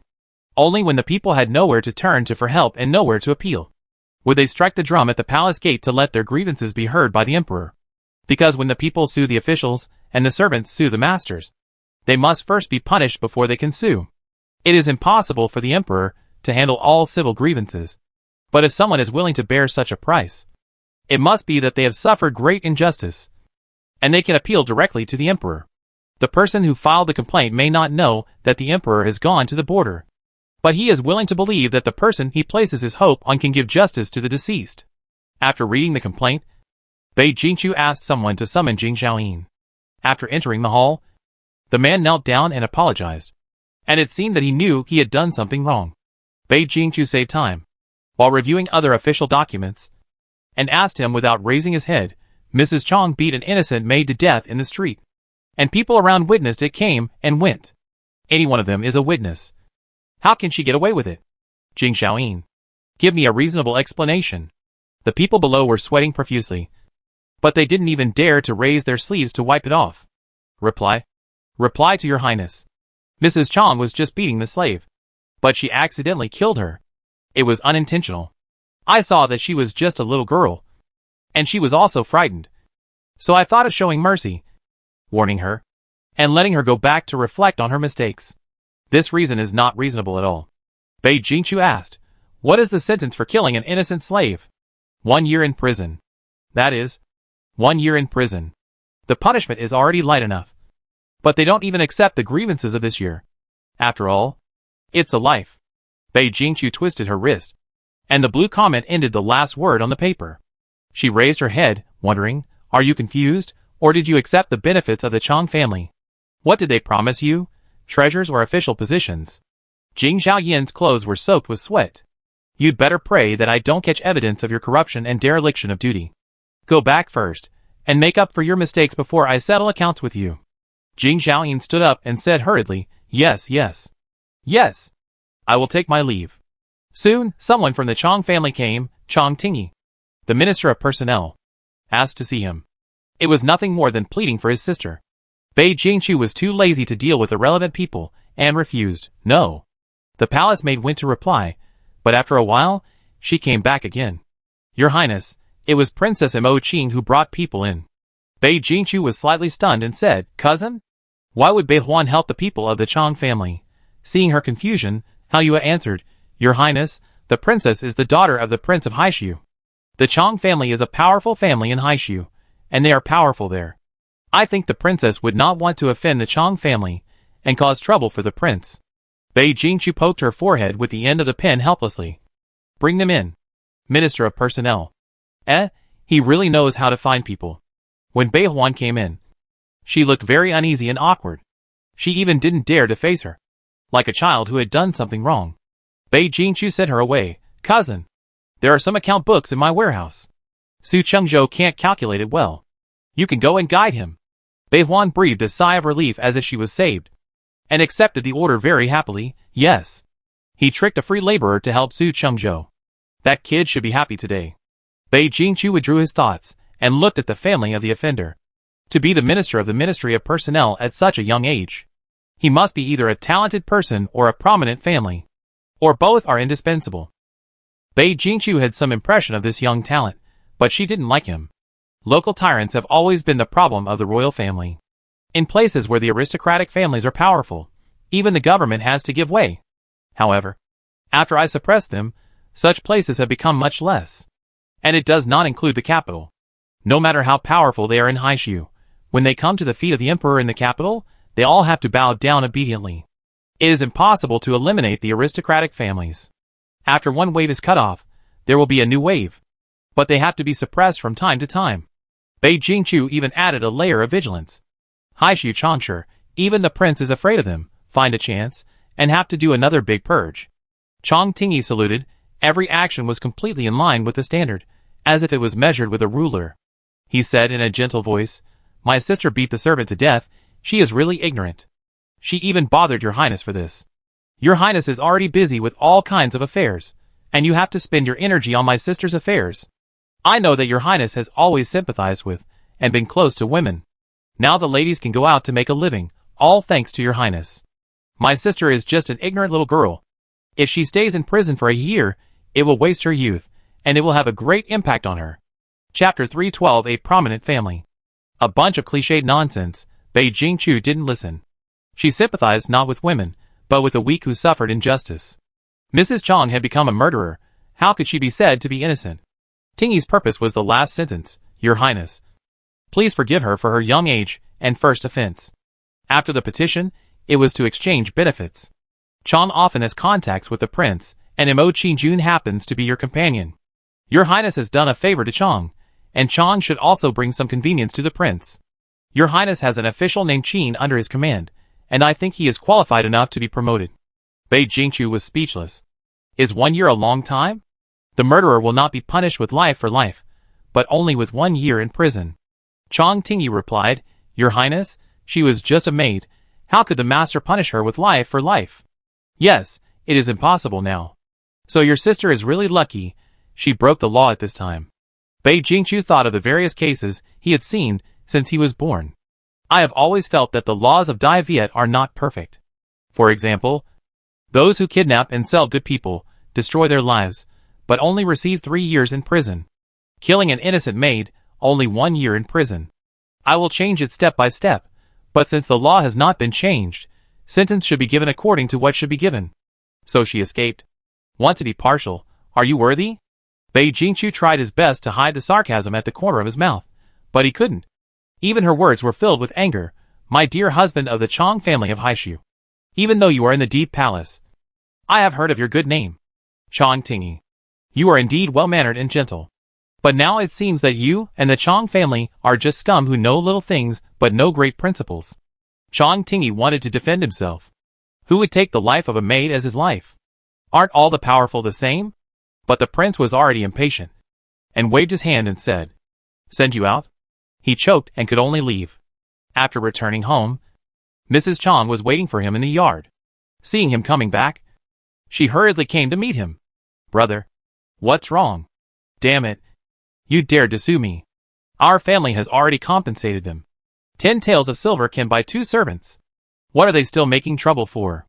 Are you greedy and want more money? Brother, you can't indulge those hungry lowly people." Another young man scolded her. "How could our family produce such a scum like you? I told you to control your temper. Servants are worthless. If you kill them, you can buy new ones. But if you want to beat or kill them, you have to go home quietly. There is no evidence. Who can prove that you killed them? But you killed someone in the street." Mrs. Chang stared at him aggrievedly, then looked at her brother and acted coquettishly. "Brother, help me. I don't want to go to jail. Even if I arrange to live in a better cell, I don't even have a servant. How can I live?" Chang Tingyi smiled bitterly and shook her head. "Who am I? Why should I save you from the prince? She really loves the people like her own children and hates evil like her own enemies.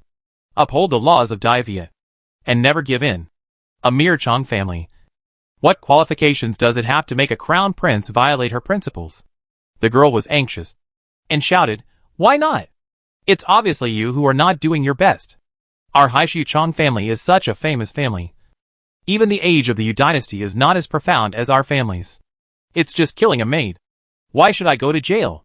Another person scolded, "Little sister, how can you yell at your brother? Where are your manners?" Madame Chang calmed down, bowed and apologized. "I'm sorry. Brother, I lost my temper.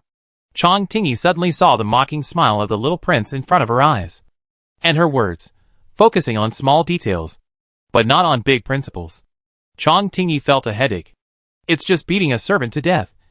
How can it be unrighteous? But in this matter, they are indeed in the wrong. At this time, the servant came to report, "My dear, the soldiers have arrived outside the mansion. I asked them to wait for a while. What do you think?" Chong Tingy could only educate his sister. "I told you before that no matter how powerful the noble families are in private, they are all citizens of Dai Viet in public. This time you are too arrogant." In the hopeful eyes of Mrs. Chong, he said reluctantly, "Brother will arrange everything for you, so that you won't be too sad in there. Go obediently." Chong Tingy was very tired and went back to his room. Only Chong Yongzi and Chong Erlang were left outside. The girl held the edge of the stone table tightly to keep herself steady. "How is it possible? Why can't even my brother save me? He was promoted to the position of minister at a young age. He is the most powerful brother and the pride of the Chong family. Killing a maid. Is it a big deal that even my brother can't save me?" The extremely domineering man cried. "Didn't my father always say that the family has a deeper foundation than the Yu dynasty? Why can't even I be saved?" Looking at the spoiled little sister, Chong Erlang could only sigh. Chapter 313 Secrets.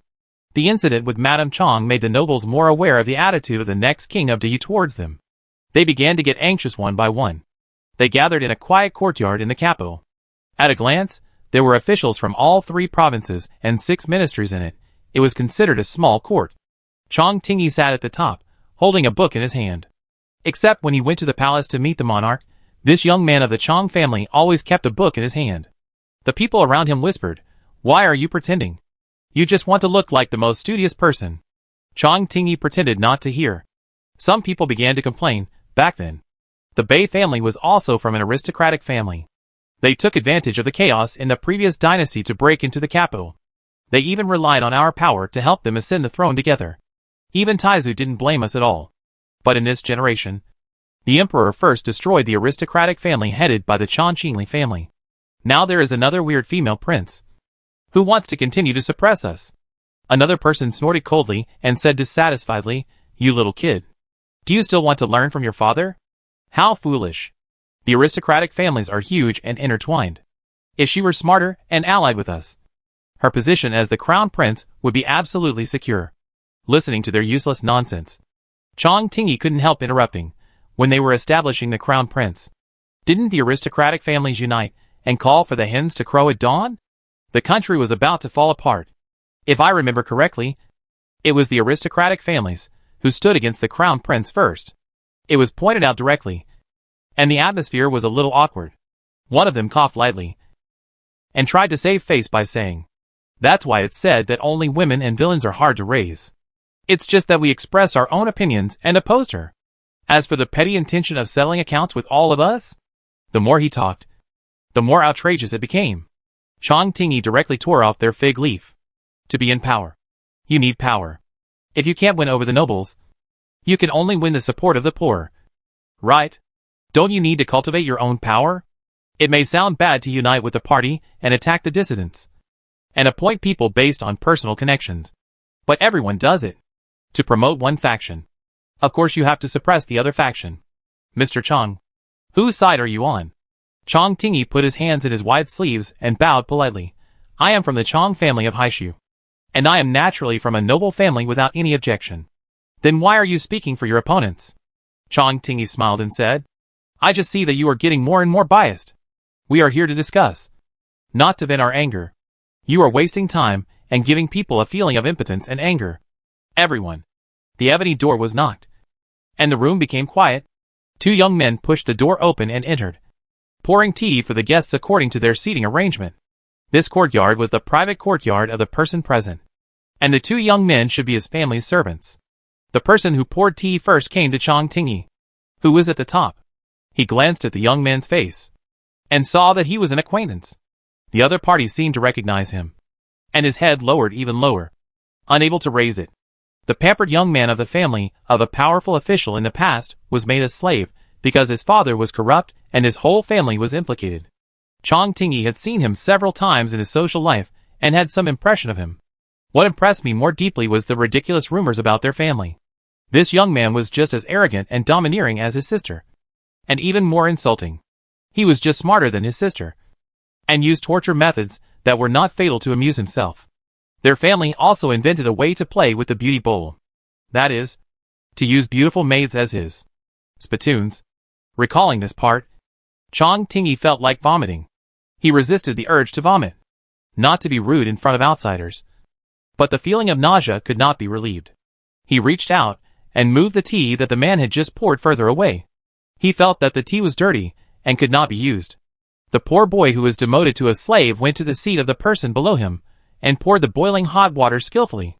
The person in the seat moved and touched his shoulder. Pa! The cup lid was not held firmly, and it knocked against the wooden table with a slight sound. Sorry! Sorry! The man bowed and apologized.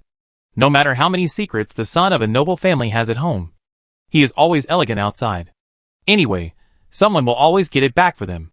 The temporary owner of the teacup waved his hand and said it was nothing, but the poor man's face was still pale.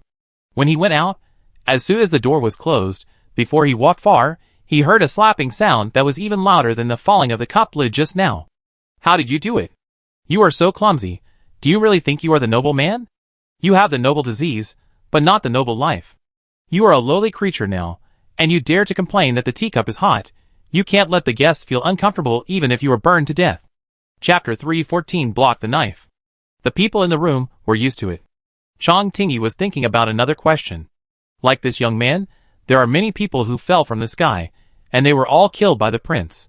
The assassins in Taiji Palace have been intermittent, and I don't know how many of them are heading for the East Palace. While thinking about this, Bei Jingqiu happened to encounter a wave of assassinations. Under layers of defense, in the 7 years since she was crowned, no assassin has ever been able to get close to her.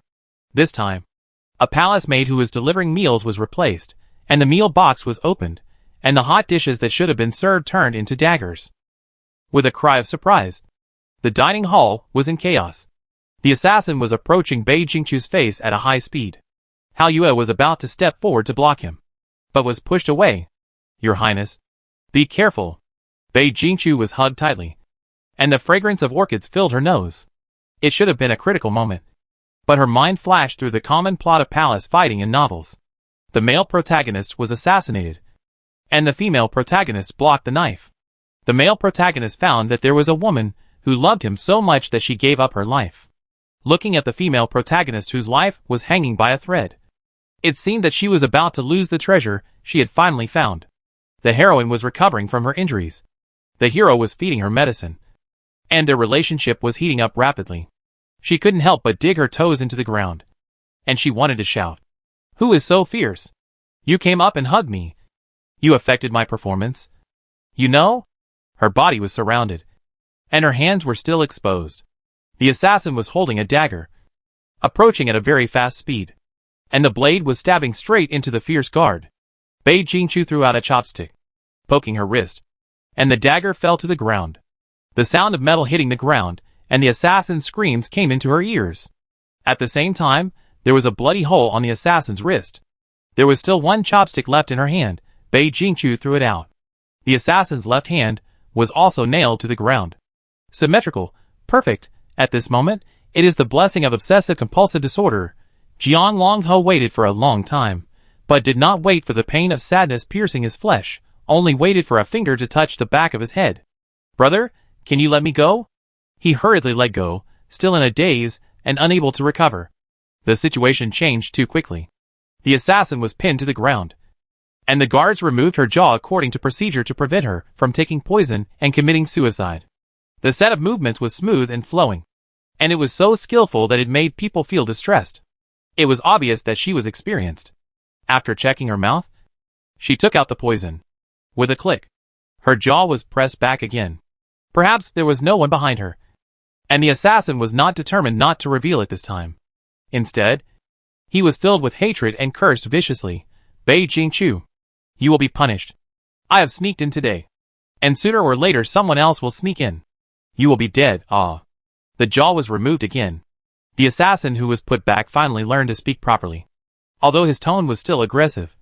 At least, he didn't dare to attack people personally. "You can conquer the land of Tuning, but you can't conquer the people of Tuning." It turned out to be the remnants of Tu Ning's fallen country. Bei Jingqiu corrected her. What Tu Ning? That's Ningzhou of Dai Viet. She was obviously provoked and became even angrier. One day, as long as there is one person left in our Tu Ning, we will cut off your head and sacrifice it to our Khan. This time her mouth was blocked, and she was taken away for interrogation while struggling. Next, Bei Jingqiu went to see the reckless young man standing upright beside him. Although he was really fierce, and also very bloody, but he was loyal to his master, and it would be wrong not to reward him. Jian Wang's-ho? I am here. Your loyalty is commendable. From now on, you will be the commander of the left guard. Thank you, Your Highness. Although she was a little annoyed that her meal was delayed, Bei Jingqiu had a new discovery about this assassination. She couldn't help but share her joy. She can speak Yu language now. Hao Yue, who hadn't recovered from the shock, was stunned. What? Bei Jingqiu repeated. She can speak Yu language now. I remember, Nyener said, when interrogating assassins a few years ago, foreigners were difficult to interrogate, because they don't understand the language of Dayue. As a result, today's assassins can speak Yu language now. Do you know what this means? Hao Yue pursed her lips, not letting herself say the rebellious speechless words. How could she know?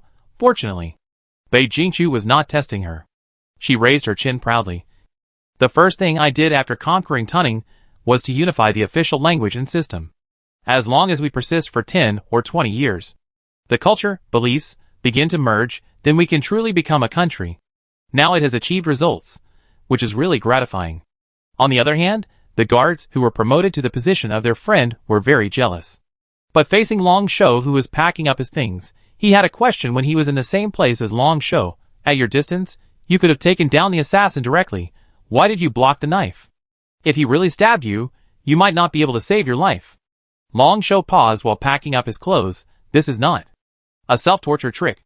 Chapter 315 Human Stool. They changed shifts and left the palace, and went back to the mansion to rest. When they arrived at the palace gate, a luxurious carriage slowly stopped. The curtain was lifted. It was the second princess. Long Shou remembered that. Yesterday the second princess came to the prince with her completed homework, wanting to go out of the palace for a day, to attend the birthday party of her companion, to make her proud. His Highness was pestered by her and rejected her like sending someone away. Now it was time to go back to the palace after playing, and the little girl looked like she was still not satisfied. Long Shou wanted to leave, but just happened to see Bei Yinyu getting off the carriage. A eunuch walked to the front of the carriage skillfully, and knelt on the ground. With his hands on the ground, his whole body huddled together, but his back was straight, forming a human stool. Bei Yinyu stepped on his back naturally, and then followed with the other foot, and jumped down from the carriage. Innocent and cute. He never looked at what he was stepping on. The clean and tidy cloth on the eunuch's back was pressed with several creases, and 2 gray shoe prints were imprinted on it, which was particularly glaring. After waiting for a while, he made sure that the master had gone down, and then he stood up. He brushed the dust off his back and stood up. When he raised his neck, which had been bent for years, he was stunned. His eyes met with Long Shou's, but he didn't say a word and followed the second princess. This person was Long Shou's childhood friend when he was working in the palace. He was let off. But he was not let off. The palace was very big, and he had not been in the East Palace for long. The two had never met. But this was the scene when they met. After the first meeting, the second time came soon. They finally found an opportunity to talk. Congratulations, Long Shou. You are now a guard of the Eastern Palace. Unlike us. He sighed with regret. If I had known, I should have used some money to distribute to the Eastern Palace when I was dividing the people. They all say that His Royal Highness is the most tolerant master in the entire Taiji Palace, and he never beats or scolds anyone at will. He is also very generous in rewarding his servants. Long Shou was not surprised by such a good reputation. The close ministers of the Eastern Palace always like to tease Her Royal Highness for being stingy. But in fact, she is not stingy with her own people. But she is very careful with every penny, and must spend it where it should be spent. When he was on duty, he also heard the prince teach the female official, saying, "What does it mean that he should do his job? There is a big difference between doing your job well and doing it perfunctorily. Since he has done his job without any omissions, he should be rewarded." Through a door, the girl's clear voice came, "People work for you, but they only seek money, fame and fortune. If you don't give them real money, Who will work hard? Once people's hearts are scattered, it will be difficult to gather them again.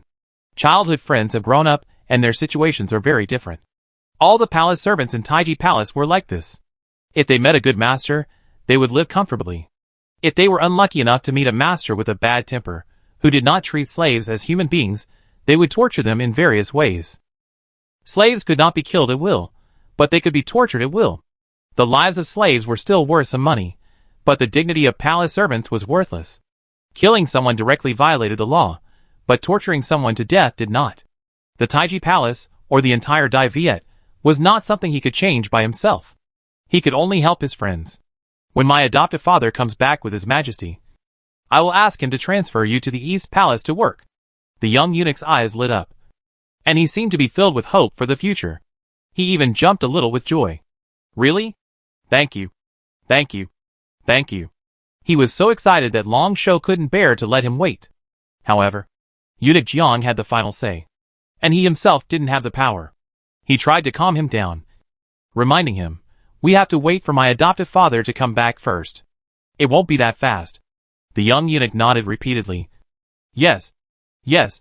Yes. As long as there is hope. Thank you so much. I don't know how to repay you. He took out his purse and stuffed it all into Long Shou's hand. These are all my savings, you can take them. Long Shou didn't take it, but pushed it back. It was originally a help from an old friend, but you are now offering bribes, which will implicate me. When the young eunuch heard this, he hurriedly took the purse back. As if he saw what Long Shou was thinking, perhaps because he had expectations for the future, he became lively and said, "It's okay to wait for a while. It's not bad with the second princess. The second prince is just willful and has a bad temper. At least, he doesn't have a habit of torturing people, and the share he can get is not bad. When I think of going to the East Palace, I think I can still bear it." After the second meeting, Long Shou would occasionally be distracted and think about this matter. After entering the East Palace, his new partner, oh no friend, Su Zhao, is a cousin of the Su family leader. Although Su Zhao is usually mean, but when he is really unhappy, well, still mean. Before their turn to change shifts, he came over and asked, "Brother, what's the matter? Why are you absent-minded recently? If His Highness encounters an assassin again, you can't rush to him at the first opportunity." Long Shou, this matter can't be resolved. Right? He didn't want to say this, but it was rare to have a chance to talk about his troubles. So he told about what happened to him and his childhood playmate a few days ago. Su Zhao listened carefully, but was confused. "So, you think he has no dignity, is very wronged, and feels sad for your childhood friend? You can say that." But Long Shou corrected him, "Not just for your childhood friend. I feel that being a slave is a bit pitiful. Not like a person, but like an object. Even killing a cow requires 1.5 years of imprisonment. But killing a slave for no reason only requires 1 year of imprisonment." Su Zhao frowned and said in confusion, "Ah, what's the matter? There are high and low in the world. I didn't realize you still have a kind heart." "Uh-huh. I can't call you Brother Jiang from now on. Call you Brother Shand?" "Uh-huh." Chapter 316 Fighting. He smiled without any gloom. His face was full of naivety, and there was no malice. Long Shou felt that it was a mockery. The guards of the Eastern Palace were more or less the sons of the rich and powerful, including his adoptive father, who was named the General of the Cavalry, and he himself was one of them. But this was the first time he felt a strong incompatibility with them. After all, he was also a palace servant, and climbed up by chance. There was no point in talking, so he decided to stop discussing this issue. After patrolling until noon, he was about to take a break, but was pulled by Su Zhao to another room for the guards to take a rest. Su Zhao said mysteriously, "Someone told me that those guys were dissatisfied with your promotion too quickly, and said bad things about you behind your back. Let's go and listen to what they say today, and catch them red-handed." The sneaky figures of the two boys were seen by Bei Jingqiu in the distance. She was originally bored, but she was no longer sleepy. She turned her head and asked Lei Niner beside her, "What do you think they are doing in broad daylight with thief-like steps?" She didn't really want an answer. She waved her hand, told the servants behind her not to follow, and pulled Lei Niner and Hao Yue in one hand each to join in the fun. Over there, the guards who didn't know who was coming from outside gathered together and complained. "Originally, I was the most qualified to be promoted to the commander of the left guard. But a new guy got ahead of me. His tone was sour as if he had drunk at least 2 jars of vinegar. Sure enough. He is the son of a eunuch. And he is as flattering as his father. A young eunuch. Someone asked. He is not a eunuch either. The son of a big eunuch. Of course he is a young eunuch. Long Shou was a little angry. But he could still bear it. But he forgot that the man who pulled him here was the most loyal and explosive barrel. Bang! The door was directly knocked open. The gossipers inside were shocked. They were very fluent in slandering people behind their backs. But when they were in front of the real owner, they all became duds. Su Zhao's fists were clenched, and he rushed in and attacked. Long Shou was impulsive and just said don't. Su Zhao flashed past him and couldn't be caught. He thought helplessly, I don't know if the position of commander that I just warmed up will be cold. While thinking, he joined the battle. He couldn't just watch his brother stand up for him while he stood by. When Bei Jingqiu and the others followed, the fight was going on. Lane Yina remembered that she should take care of the fight among her subordinates. However, a certain little prince, who was watching the fun, was very excited and whispered, Fight! Fight! Lane Yina felt distressed. Look at what the child has become. He was so excited even when watching people fighting. Well, it shouldn't matter if I neglect my duty occasionally.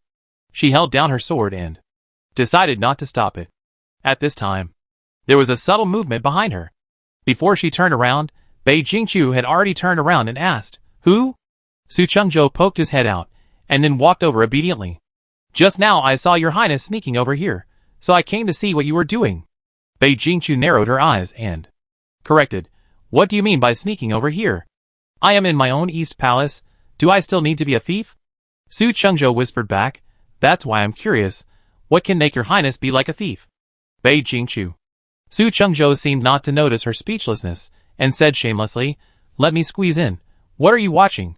Hao Yue, who was pushed away. There was another movement behind him. Who? Bei Huan appeared. I saw Su Chengzhou coming over here in a lewd manner, and I was afraid that he would do something bad to my cousin, so I followed him. Su Chengzhou immediately panicked. You, don't talk nonsense. What bad things could I do to his highness? Bei Huan spread her hands and said, Who knows? Your figure walking over here on tiptoe was too lewd. It's hard not to think too much. Su Chengzhou. Bei Huan also squeezed over, and asked curiously, What are you looking at? I want to see too. She squeezed Lane Yinner first. I can't squeeze in. Yinner is so stable. Look at Bei Jingqiu next to him. I don't dare to squeeze in. Finally, I pick Su Chengzhou. Make way. Make way. Make way. Make room for me. No, such a big screen wall, can't you find a place?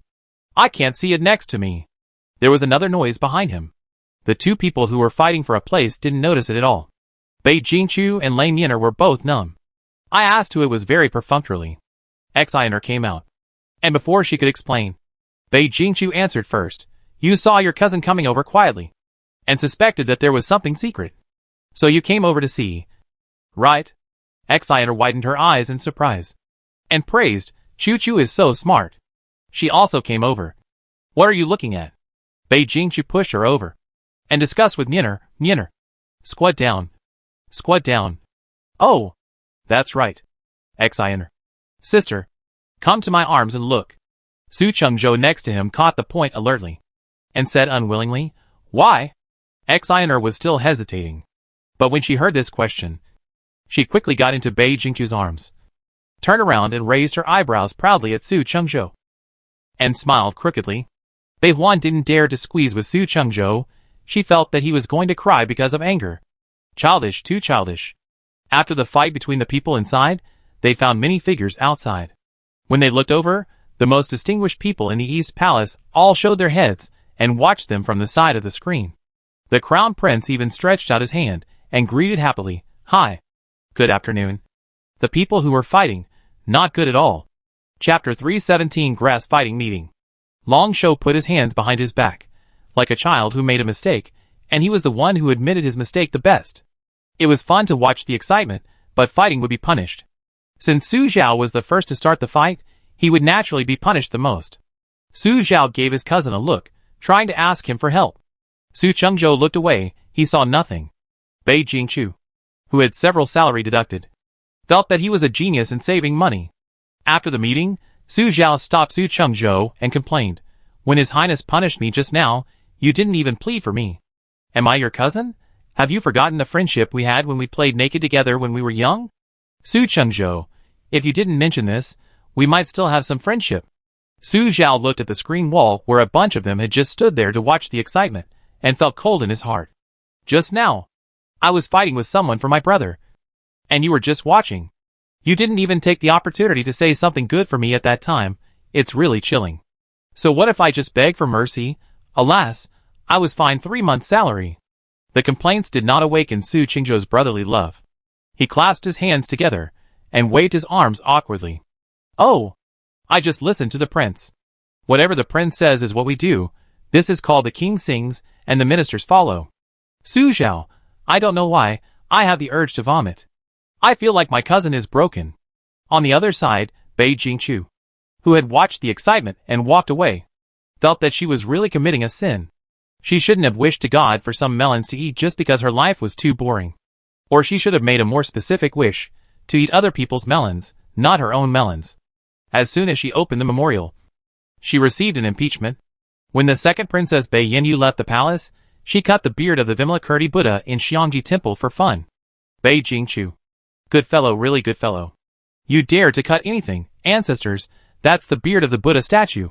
You are really not afraid of committing a sin. Although Bei Jingqiu didn't reach the point where her eyes turned black, she was almost there.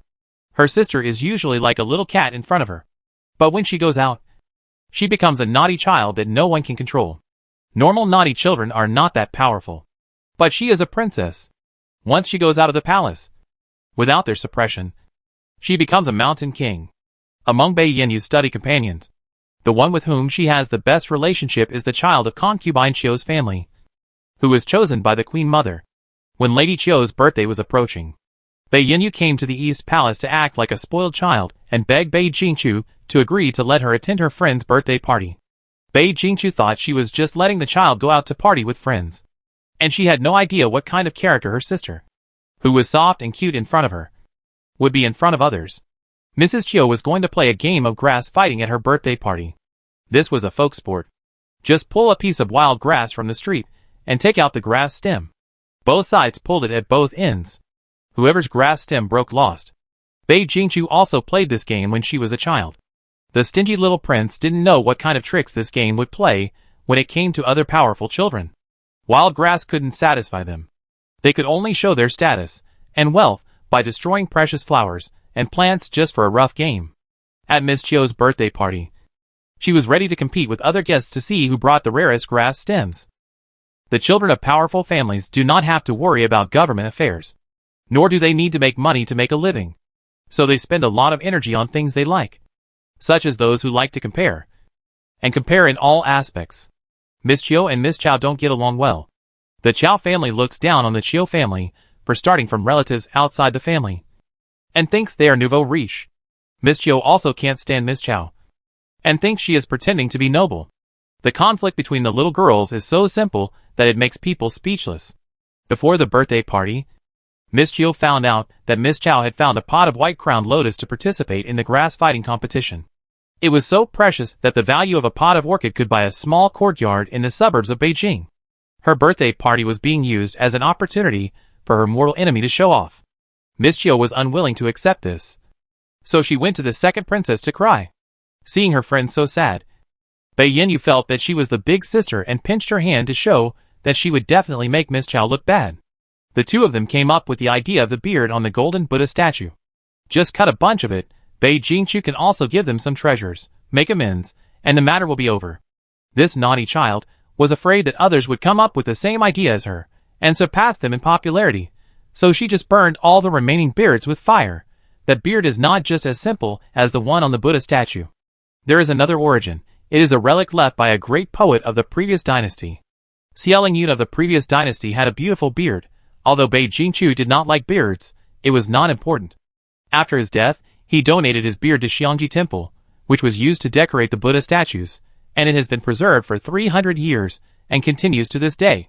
Xie Yun's talent was well known. His poems were recited and appreciated by Bei Jingqiu and others in school. He was almost a celebrity, who was essential for learning poetry. His original poems were also sought-after masterpieces by famous calligraphers. She had a copy of it hanging in her study. Then, the naughty kid burned his belongings. Bei Jingqiu stood up from her desk and walked out the door angrily.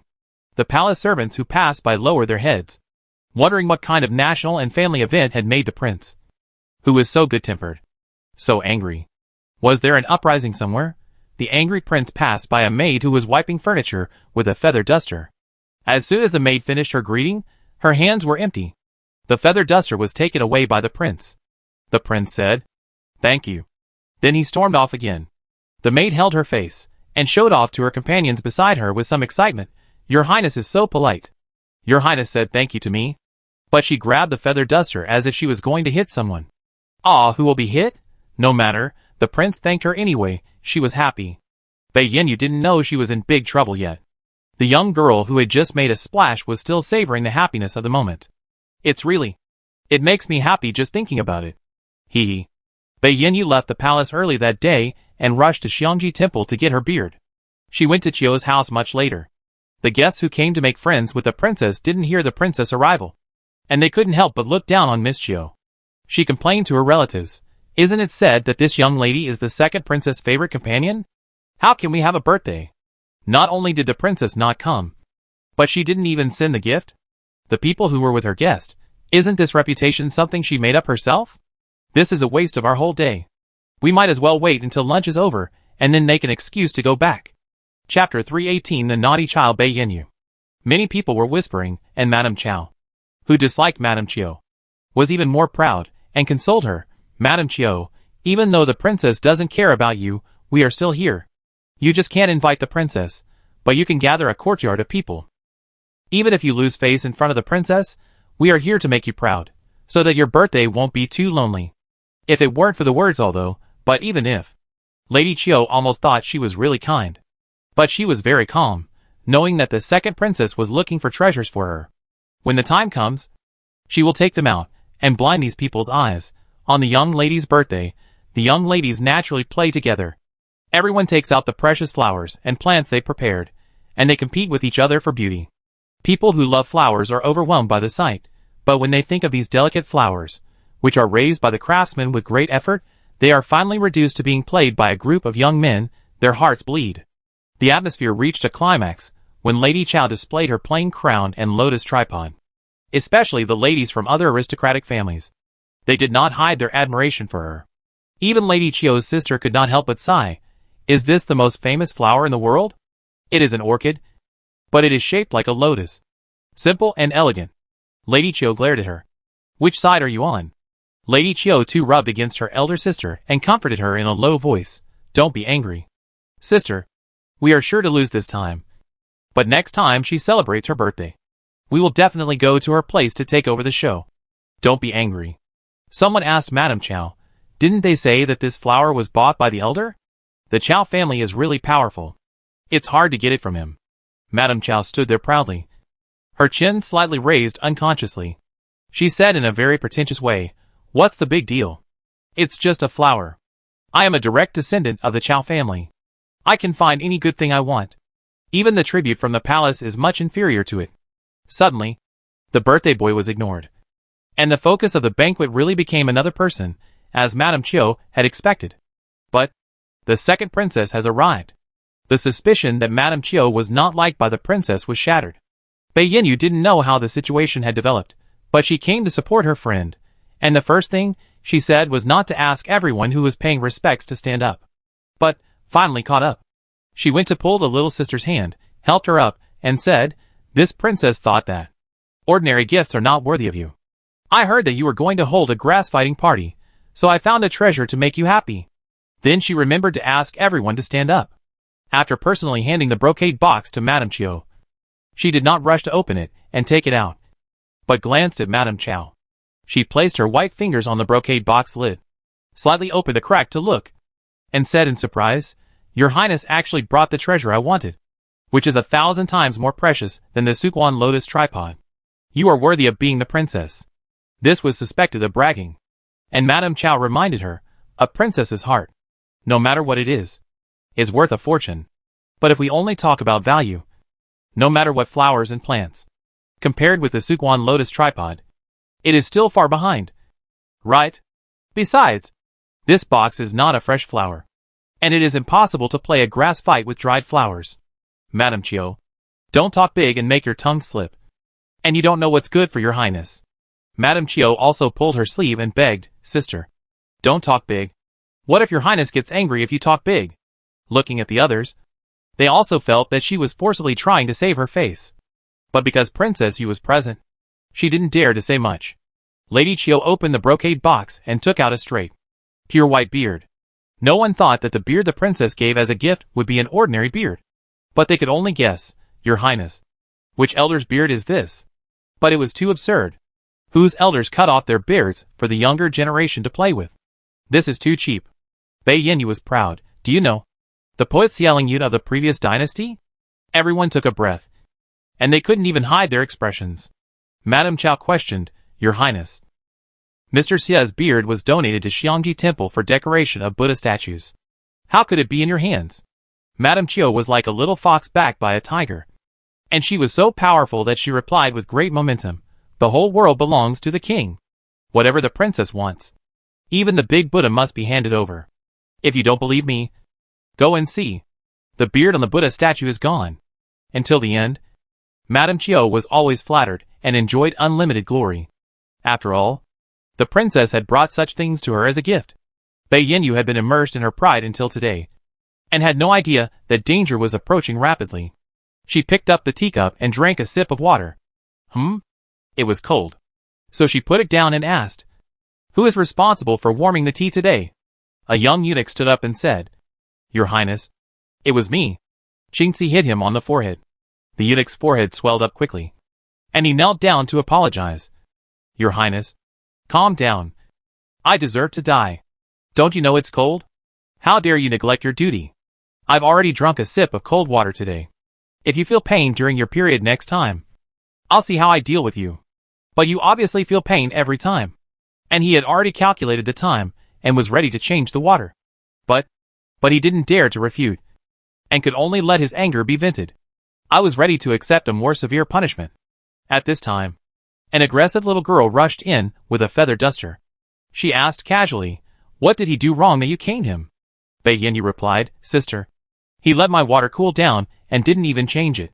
I had to drink a mouthful of cold water today. Bei Jingqiu scratched her ears with her free hand, suspecting that she had heard wrongly. She couldn't believe that her little sister, who was like a little white rabbit, was so naively cruel to others.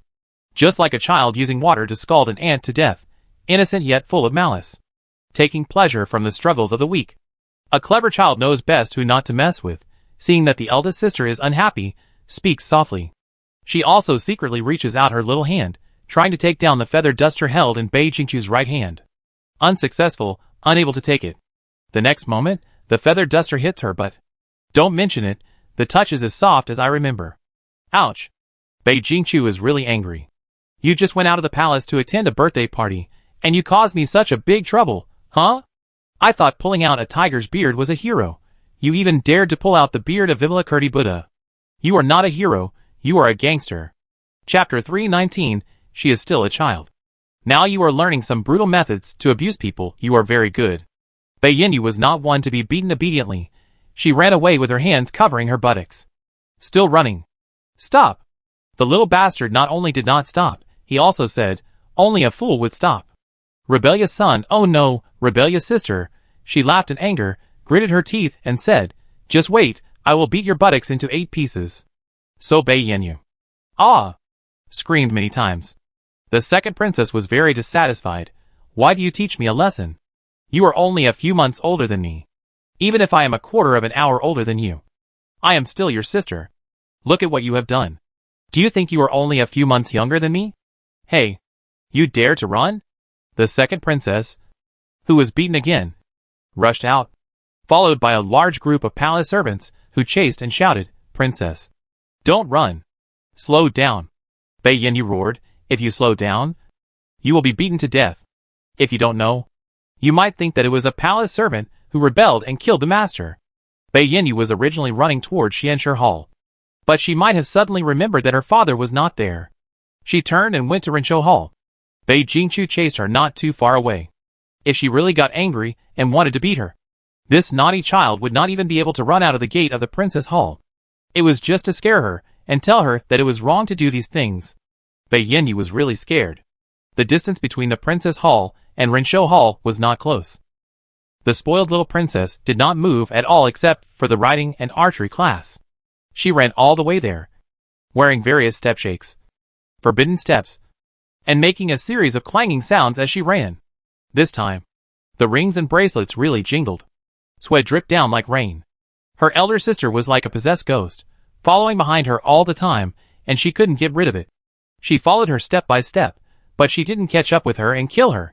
Ah, no wonder her elder sister didn't like to wear these shiny things on weekdays.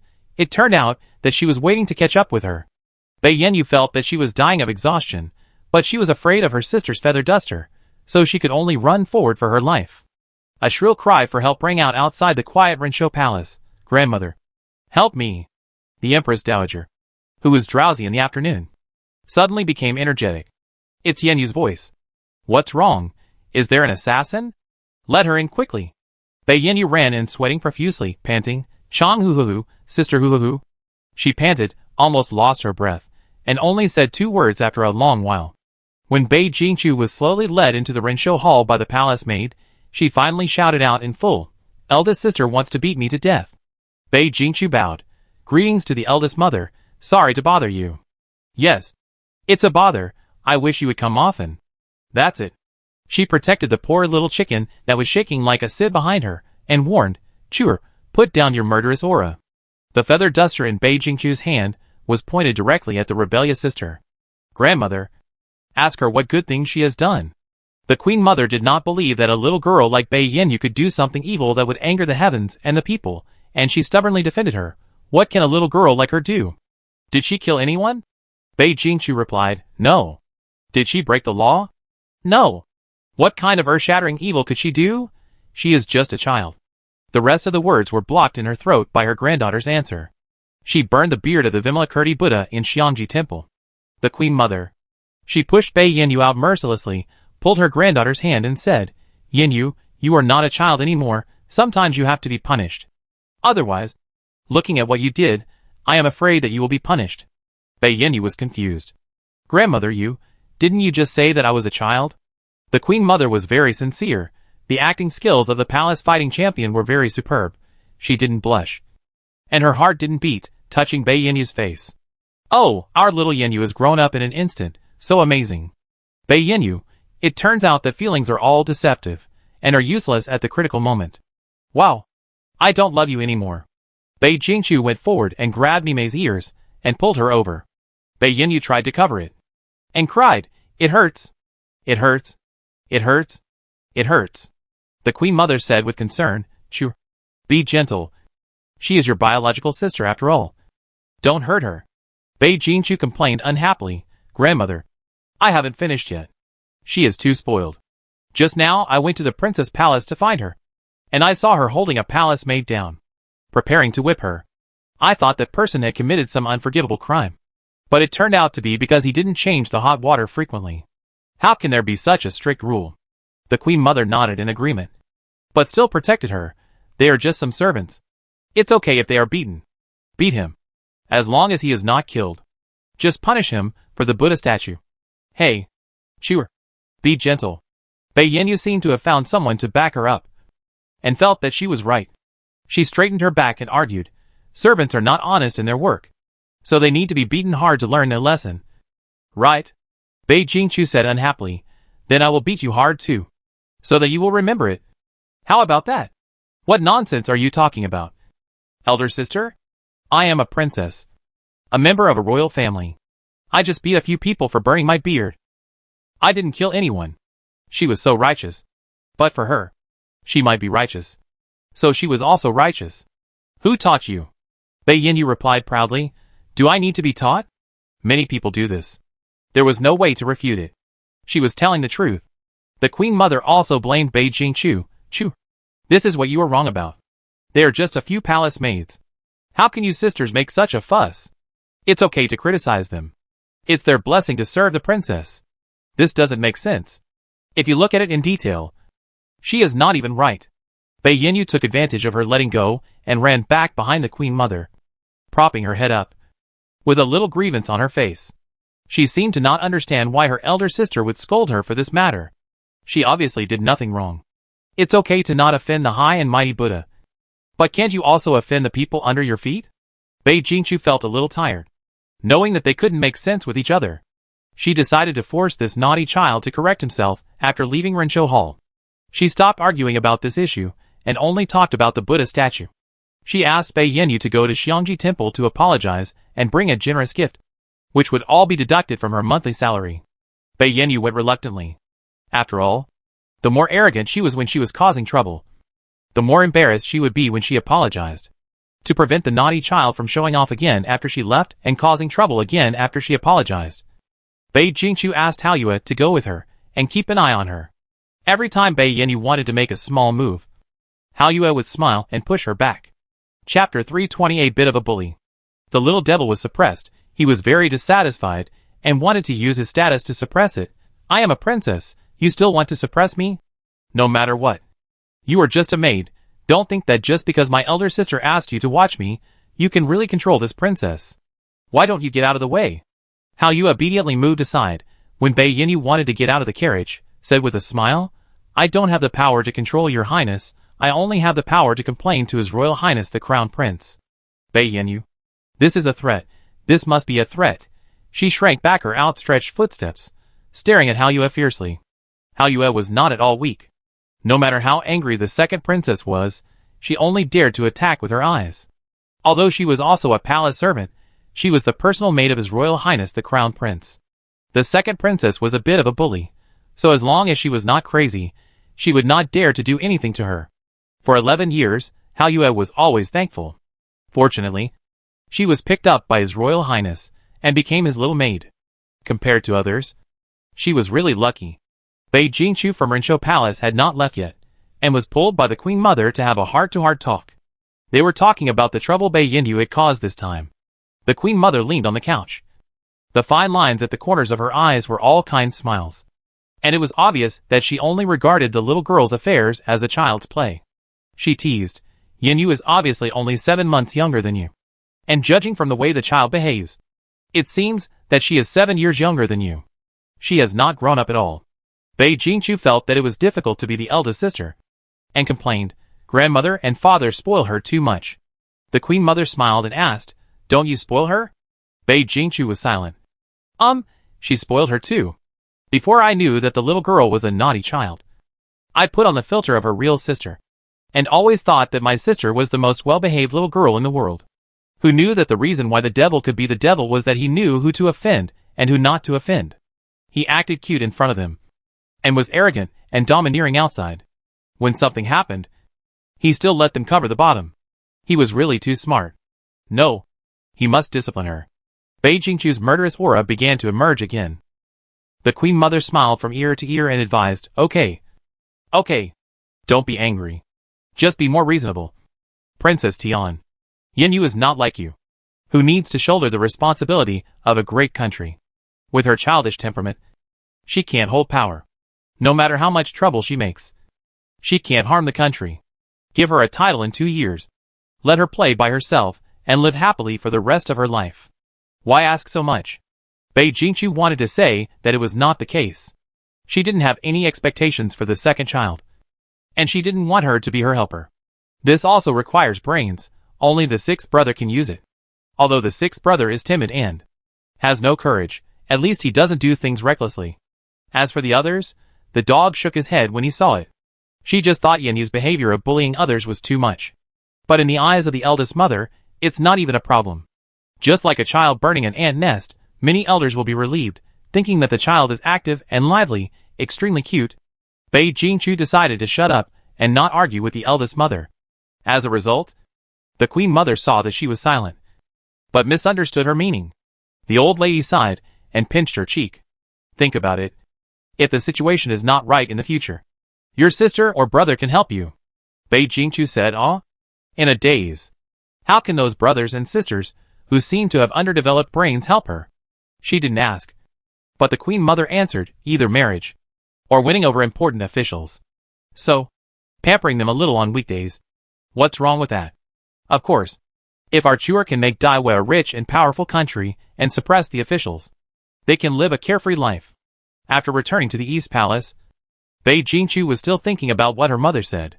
She made her feel a little strange. For some reason, she suddenly thought of the Princess Tuning who came before Tuning was destroyed. When she was at home, she was also a treasure in the palm of her parents' hands.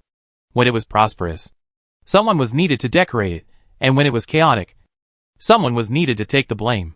And the servants, she wanted to manage them, but had no way to start. Bei Jingchu pointed to the bookcase and asked the palace servant to take down the book with the laws of Dai Viet. It was the first time she read it, and every item was so unpleasant to her. She closed the book and felt a little choked up in her heart, but she had to take it step by step.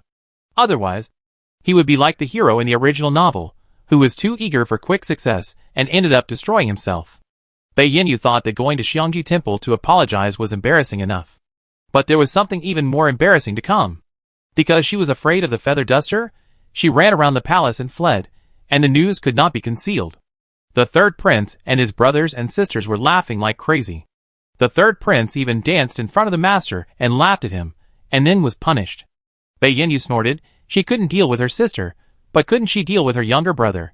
The news spread widely, and Long Shou also saw the prince angrily going to the princess palace to cause trouble for the second princess. However, he didn't know that his friend was also involved. The young eunuch still had lingering fears when talking about that day. He was stripped of his outer pants and held down, and the prince came with a feather duster to beat him. He also let him go. Although he was fined for dereliction of duty, it was much better than a beating. He asked again as if seeking a promise, Long Shou, can I really be transferred to the Eastern Palace? The prince is so kind. Won't the servants of the Eastern Palace be lazy? Long Shou didn't know what kind of hard life he had lived, and he actually asked such a question. Of course not. Your Highness is also clear about rewards and punishments. But she prefers fines. So she is the lord who has attracted so many people to follow her voluntarily. Not too lenient, nor too harsh. Long Shou's friend said to him an absurd fantasy. Although I lost my dignity from the day I entered the palace as a slave, it would be great if someday, slaves could also have dignity. But how could the law be on our side? It is always on the side of those rich and powerful people. We should be satisfied that we cannot execute servants at will. Right? No one will bow their heads to look at those who are stepped on. This is too naive, and it makes people laugh. Long Shou did not laugh like Su Zhao laughed at him that day. Just keep silent. It is indeed impossible, but fortunately he has a bit of luck, and can get rid of the fate of being a slave. There will be opportunities to climb up in the future. After suppressing the naughty kid, Bei Yinyu stopped making trouble. Life became much more peaceful. Chapter 321 Heavenly Family. When Bei Jingchu was young, she thought the Imperial Master was a mysterious but capable charlatan. When she grew up, she thought he was a dead otaku. She seldom visited Jiaxing Tower as a guest, so now she has complained, I come here every time when I am confused. I am the Imperial Master who predicts the fortune of the country and predicts good and bad luck, not the eloquent lady of His Royal Highness the Crown Prince. Bei Jingchu was ashamed, and stood up and said, sorry for bothering you, then I'll leave. Someone, not necessary. Bei Jingchu still said ashamedly, but I am really immoral to do this. I feel sorry for the Imperial Master, I'd better leave. You can't see his expression, nor can you hear any ripples in his voice, but his words always seem to have a sense of saving face. It's okay. I have been your tool for solving doubts for 10 years, and I am quite skilled at it. It would be better if it wasn't free. Bei Jingchu rubbed his ears. Did this person speak just now? What did he say? Why did I suddenly become deaf? The Imperial Master was too lazy to remain silent. Because it was a bit awkward to get something for free for 10 years, Bei Jingchu tried to ease the atmosphere. Speaking of teaching, imparting knowledge and solving doubts, the Imperial Master has already occupied one of the three. After all, I can still call you teacher. The prince was rejected, that's all. Go out and say that your highness was taught by me, which would be a disgrace to the school. I am afraid I can't help but clean up the mess. Bei Jingchu rolled her eyes at him, and raised her middle finger. The old Imperial Master, who looked very young, held out his hand and raised his middle finger, asking sincerely, what does this mean? I'm praising you. The Imperial Master said oh, and put his middle finger in front of Bei Jingchu, saying, Then your highness is also great. Bei Jingqiu could only laugh awkwardly. He made an incense seal, framed the incense powder in the seal pattern, and lit it. Curls of white smoke poured out of the delicate incense burner. Bei Jingqiu sniffed it and asked, "Is it sandalwood?" "But it smells sweeter," he replied. "I saw that your highness didn't sleep well, so I used a calming incense." Bei Jingqiu became slightly alert. Even I know about my insomnia. Could it be that the imperial master, who seems to be hiding from the world, actually has spies in the East Palace and other places? Or did he learn about it from the system? The lips under the veil sighed. At such a young age, the emperor had learned to be suspicious. He reached out his hand, through a layer of gauze, and touched his cheek, explaining, "Your highness is as tired as a mummy that has been driven by corpse drivers for 3 days and 3 nights. It's not hard to guess." Bei Jingqiu touched her face, and it was indeed not so round. But she was very dissatisfied. "I am a young girl. What do you mean by a mummy that has been driven for 3 days and 3 nights? Can you please stop describing it? I just didn't sleep well for 1 day." The reason for the insomnia was still because of the legal issue. She propped her chin up with her hand, not knowing where to start. "Actually, as a member of the royal family, you pity me. And I feel like the cat is crying over the rat. Everyone around me thinks that slaves are lowly people, and we don't need to consider their feelings. But the national teacher is a cultivator, who treats all things as straw dogs and treats them equally. Can you understand what I think?" The national teacher corrected her. "I am a cultivator, not a Taoist." "I am not a Taoist." "Ah? Isn't he an old Taoist priest?" "He can't be an old monk. Look at this long hair, which is much smoother and blacker than mine. And shiny. It's so beautiful." Bei Jingqiu was drooling with greed. The national teacher felt the burning gaze, and felt a little uncomfortable. Just when he was about to say something, he heard, "I really want to tear off his hair, and put it on my own head." National master. He was overthinking. Chapter 322. The heart of an old man is as unfathomable as the sea. Because of this long hair, she hesitated to ask, "Are you from Buddhism?" "No, I am from heaven." What a cold joke. She thought he was joking or hiding something. Since the other party didn't want to speak frankly, she didn't ask any more questions, and talked about the things that bothered her. The veil on the veil swayed as he shook his head, and his voice was helpless. "There are many pitiful people in the world. I thought your compassion had long been restrained." This was a misunderstanding. She was really not that kind. Bei Jingqiu explained, "It's not completely out of kindness. But as a person, I think no one wants to be trampled on by others. When a group is suppressed to the extreme, it will explode and rebel. As long as they are human, there is no such thing as high or low bloodline, or different levels. I am afraid of loneliness." One day, when an opportunity comes, she poured the cold tea into a small basin on the side, and continued, "The exploited people will unite to resist. Or perhaps, it can be called an uprising. But we can obviously be prepared for danger in times of peace, and make plans early. As long as we let them live a better and more decent life, we won't end up in a situation where everyone is dead." The situation of the army suppressing the situation. Water can carry a boat, but it can also overturn it, which is about the people. But slaves are also considered people. Bei Jingqiu could not see the relieved smile under the veil, but only heard him ask, "Your Highness, what do you think a person needs most when he is alive?" "Of course, food and clothing." "Then what?" "Then, peace and security." The national teacher nodded slightly. "So dignity, and so on, have to be put in the back. Now the war has not stopped, and there are still bandits in many places. It is too early to consider these things." Bei Jingqiu picked up a cherry, and threw it into his mouth to chew, but he did not choose it well, and the sour taste burst in his mouth. Her mouth was like being hit, and her whole face wrinkled. She replied, "I know. I'm just upset." Now that she ate a sour cherry, she was even more upset. "I didn't expect you to have any ideas when I came to your Zhaixing Tower. It's just that your place is quiet, and there's no one around. So I can hide away for a while." After a pause, Bei Jingqiu added, "It's free. Imperial Master, I can't kill you." But thinking of the reason why she loves money like her life. The baby girl who was exchanged out of the palace has no one to rely on. And only money can give her a little sense of security. She is completely a Pichio, who only takes in, but never gives out. I didn't expect that it still has an effect now. Forget it. Just bear with it. Bei Jingqiu found that after 10 years, The hands of the man in front of her were still the same as when she first saw him. Slender and smooth. And she couldn't tell that he was an old man at all. So she became interested. Is it because of the practice that the national teacher keeps his skin young? Or is there any secret recipe for keeping his youth?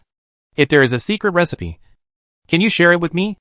The national teacher asked her with a barely perceptible smile. Why? Your Highness wants to keep your youth? As expected. She is a little girl. No matter how mature and stable her mind is, she still loves beauty. But he really didn't have any secret recipe for keeping youthful looks. So he advised, Your Highness hasn't even reached the age of marriage yet. It's too early to think about these things. Besides, as the crown prince, it's enough for you to look like a human being. You don't need to be extremely beautiful or gorgeous. People who admire you will come one after another. Bei Jingqiu shook her head. No. It's for my future husband. After all, I love handsome men. And when my beauty fades and my love fades, it hurts the old man's heart. She held her hands, thinking about the future, and felt that she was far-sighted and responsible. Explained, as long as the beauty does not fade, the love will not fade, and I will always be a loving and good wife. Bei Jingqiu was kicked out of the gate of Jiaxing Tower, with a head full of question marks. The heavy wooden door slammed in front of her with a bang, raising a small cloud of dust. Bei Jingqiu's nose was almost hit. Humph, the old man's heart is like a needle in the sea, and he chases people away at the slightest disagreement. She obviously did nothing. The palace guards at the door were stunned. Bei Jingqiu coughed lightly, and stood with her hands behind her back, trying to maintain the dignity of the crown prince. What are you looking at? Hasn't you seen a prince being chased out? Chapter 323. A weak man. After returning, he continued to be busy with the affairs of the regent. The small court meeting of the Eastern Palace was originally carried out in an orderly manner as usual. It was just that there were more affairs today, and some decisions were discussed at lunchtime. Bei Jingqiu was a little hungry, and she picked up a piece of snack to fill her stomach. Seeing that the sun was almost setting, she was about to adjourn the meeting and ask them to come back in the afternoon. As a result, one person fell heavily. Su Chengzhu lay on the ground, stretched out his arms, and tried hard to crawl towards Bei Jingqiu. He weakly muttered, Snacks. Give me snacks. Everyone? Bei Jingqiu? Oh my god. Is he going to mutate? After saying this, Su Chengzhu's eyes rolled up, and he fainted. Bei Jingqiu reacted the fastest, rushed down and squatted, put his head in his arms, patted his face, and asked anxiously, Su Chengzhou? Are you still conscious? He hadn't fainted completely yet. His arm trembled, and he raised it, pointing at the cake still in Bei Jingqiu's hand, as if he saw a life-saving straw. His eyes were full of desire. A snack. Bei Jingqiu hesitated, but I've already eaten this.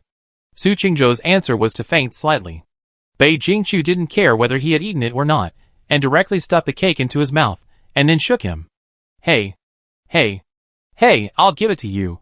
It's just a snack, I'll give it to you. Don't die. Haoyue, go and call the doctor. Everyone surrounded him with concern, only Bei Huan shouted beside him, Don't crowd around. Disperse quickly, you'll block the air if you gather together, and it won't flow. Everyone dispersed. Bei Jingqiu ordered, All of you go away. I have already ordered someone to invite the imperial physician. You are not only causing trouble here, but you can't help.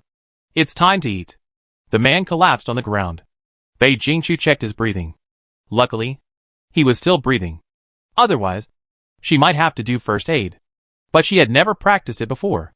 If she didn't control the force well during first aid, the ribs could be broken. The little prince was very aware of his own strength. With the current medical level, broken ribs cannot be saved. Bei Huan hadn't left yet.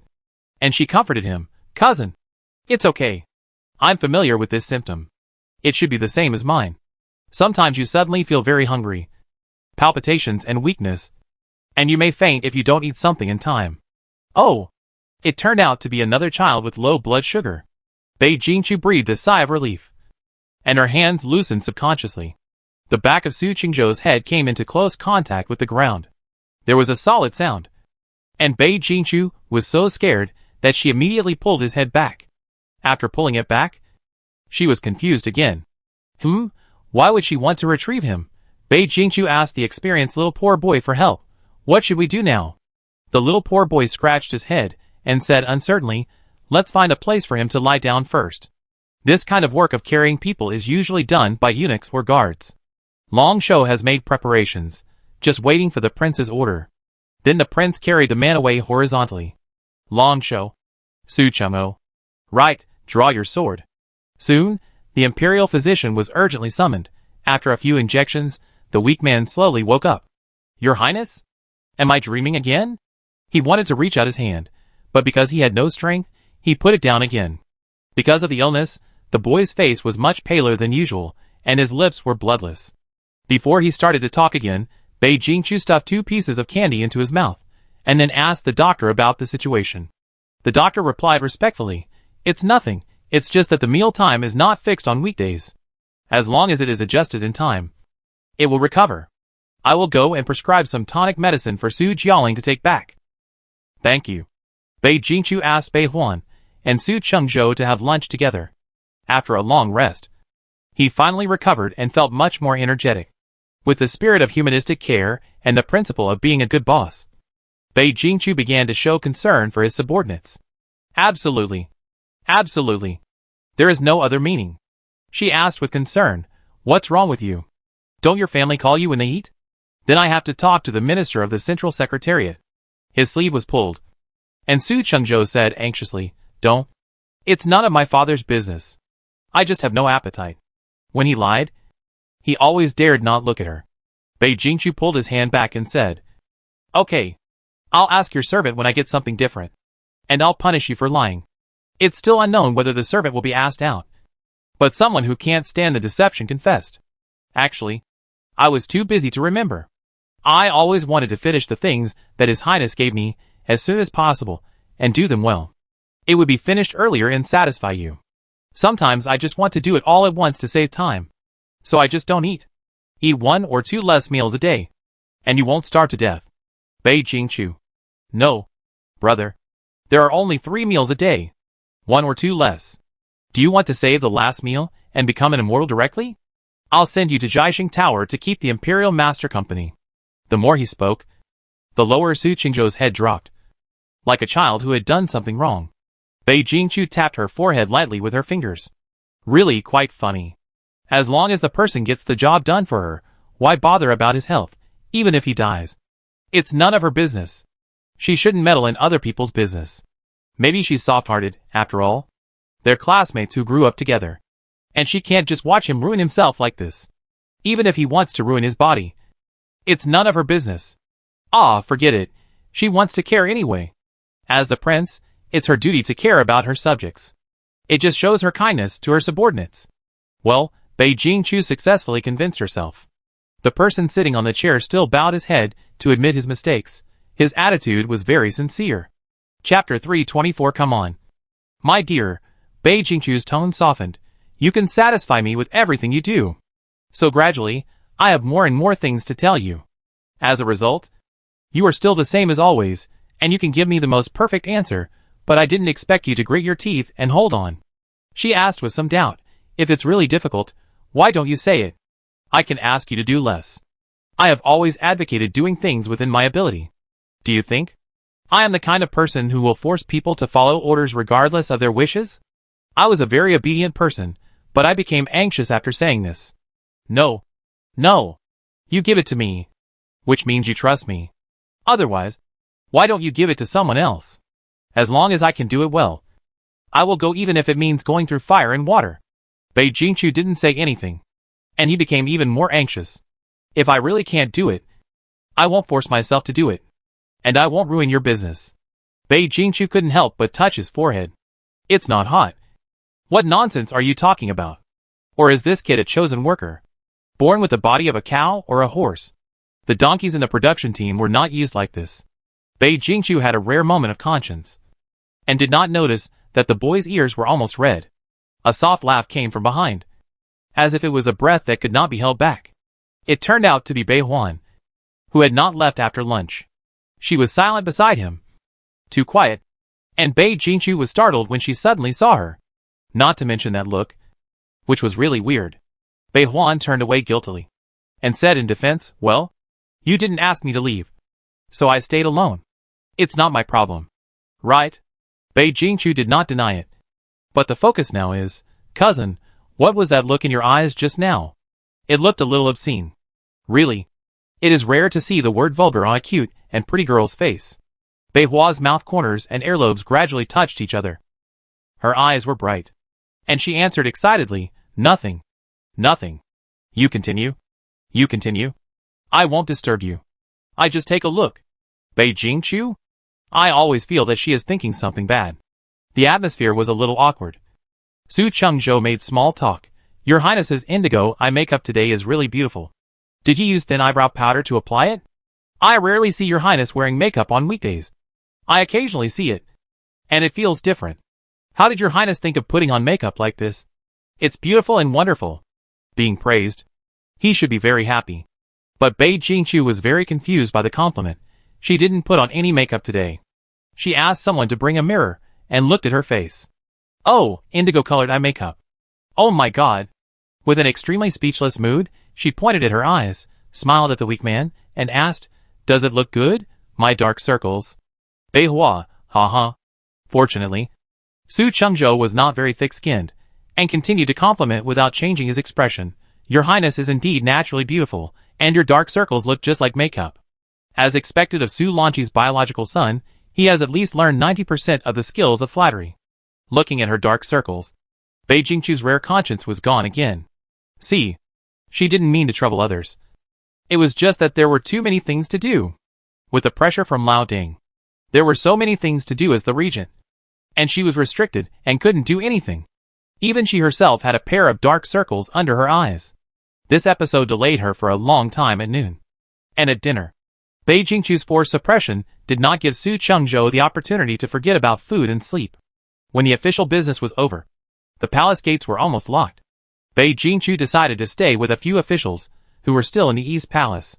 When she had some free time, she took Hao Yue for a walk in the nearby garden. Enjoy the autumn colors before winter. But she didn't expect the weather to be unpredictable. The sun that was originally shining was covered by dark clouds. The sky suddenly became cloudy, with a few drops of rain falling. Neither of them brought an umbrella. Bei Jingqiu had just washed her hair not long ago, and didn't want to wash it again in a day. She tore a piece of cloth from the hem of her black clothes and wrapped it on her head. Since it was already torn, she gave a piece to Hao Yue. Hao Yue hesitated to speak. Your Highness, you look like an assassin in this black outfit. But Bei Jingqiu, who was busy taking shelter from the rain, didn't hear clearly and didn't think there was anything wrong with her outfit. She thought of a solution. Let's go to the nearest wing to take shelter from the rain. Hao Yue replied, Your Highness, the nearest wing has been moved to Su Jiaoling for temporary residence. Bei Jingqiu slapped her thigh. That's even more coincidental. Not only is there a place to hide, there are people. Just go get 2 umbrellas. She covered her head and dragged Hao Yue away. The warm light of the candlelight shone through the cracks in the window. It seemed that he had not rested yet. Then it was not too rude for them to go over like this. Just as she was thinking. As soon as she stepped into the yard, she heard a sound of breaking through the air. A feather arrow came from the pavilion next to her, heading for the center of her forehead.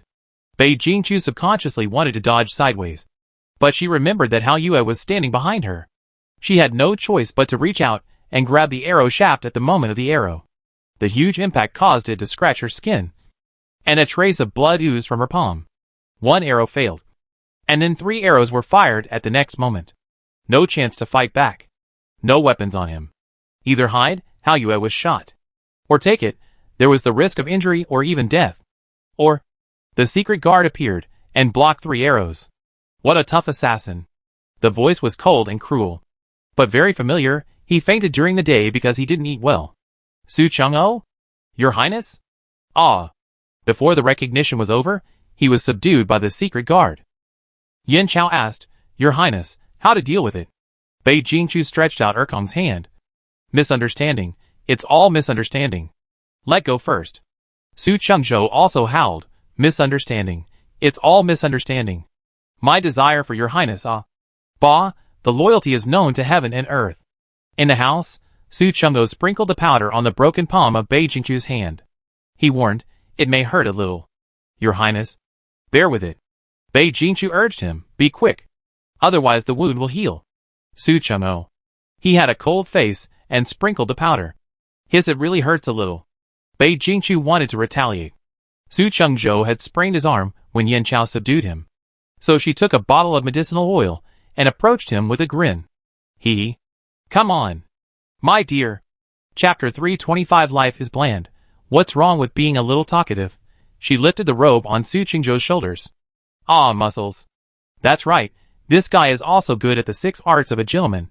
Otherwise, he wouldn't have made Yin Chao run out at the gate just now. Then she couldn't let anyone else do it. It doesn't matter who touches it. Why can't she touch it? Su Qingzhou struggled like a fish on a chopping board, and shouted, Don't look at it if it's not proper. Your Highness, don't look at it if it's not proper. It was so pitiful. But Bei Jingqiu could only use one hand. And the other hand was holding the medicine bottle. If he really didn't want to do it, he could actually slip away. Bei Jingqiu looked up at the sky, as if she had awakened some strange properties. She used her other uninjured hand, poured the medicine oil on it, and rubbed it hard on his arm. Ouch! After a scream, Su Qingzhou wanted to pull back his arm, but he couldn't. His face was distorted with pain, and he asked, Your Highness, do you want to sentence me to death in the name of the medicine? Humph! I haven't said you assassinated the crown prince yet. Su Qingzhou felt very wronged. Then who knew that you could come to visit me like a thief? The sense of stealing is too strong. At the end, he added, Really? Bei Jingqiu. Blame her? Well, it seems to be her fault. But can she admit it? Definitely not. Seeing that she stopped talking, Su Qingzhou was a little unsure. Is she angry? He was indeed a little reckless, but he had reasons. The effect of the medicine spread to the wound, and it was warm.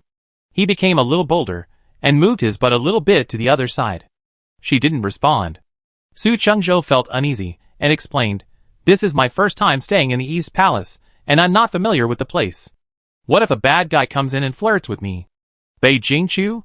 Faced with her doubts, Su Qingzhou still didn't think there was anything wrong with his logic. She said very confidently, Innocence is the best dowry for a man. Bei Jingqiu was in a complicated mood and asked, Who taught you? My father taught me. Is there any problem? No problem. No problem at all. The Minister of the Central Secretariat is really a good parent. The young man couldn't stop smiling after receiving the affirmation, and said, This place is remote, and the guards are not strict. So, he twirled his loose belt and asked, Can't you arrange a wing room closer to the Legion Palace for me? It would be best if it's next to His Highness. It's not impossible. But Bei Jingqiu suddenly felt itchy. Said, Why don't we sleep together? This way the guard will be tighter. Isn't this bad? We are still young. He said in a panic, How can you say such a crazy thing? It's really too outrageous. Bei Jingqiu looked as if it was natural, and her whole body was filled with the mental state of being driven crazy by official duties. She said calmly, Life is already so plain. What's wrong with being a little slutty? Hao Yue, who was standing at the door, suddenly interrupted. Su Jialing, Your Highness sometimes speaks vulgarly. I have been used to it for so many years. Please don't take it to heart. Su Qingzhou, I am happy and vain again. Winter comes and autumn goes. Bei Jingqiu's birthday is here again. When a girl reaches the age of 15, she is considered an adult. So this year's beginning of winter is the prince's coming of age ceremony. Even if Bei Jingqiu is tired, she has eliminated a series of meaningless and cumbersome procedures. And the Ministry of Rites has been busy for a long time to prepare. The Queen Mother personally pinned her hairpin, praising her for being a big girl in the future. In the lyrics of the congratulatory song, no one dared to write about virtue, but they all praised her for her intelligence, courage, talent and beauty. Chapter 326 12 Concubines. It was not until the next day that Bei Jingqiu was shocked by her adulthood. Su Lanqi led a group of people to stand in front of her and introduced, Your Highness, before His Majesty went to war. He told me that if he could not return before you came of age, I would bring the selected concubines to you. The young men in front of him were all dressed in off-white silk robes, and stood in a proper manner. Some had beautiful eyebrows and eyes, bright eyes and white teeth. Some looked calm and elegant, with graceful manners. Some of them looked tall and mighty, cheerful and enthusiastic. My eyes were dazzled for a moment. Bei Jingqiu counted them. 12 in total. Su Lanqi seemed not to see the shock on her face, and continued, His Majesty has ordered that you should change one a month. It's not good to change too often. I'll send you a new one next year. Please make do with it. Bei Jingqiu swallowed her saliva. You call this making do?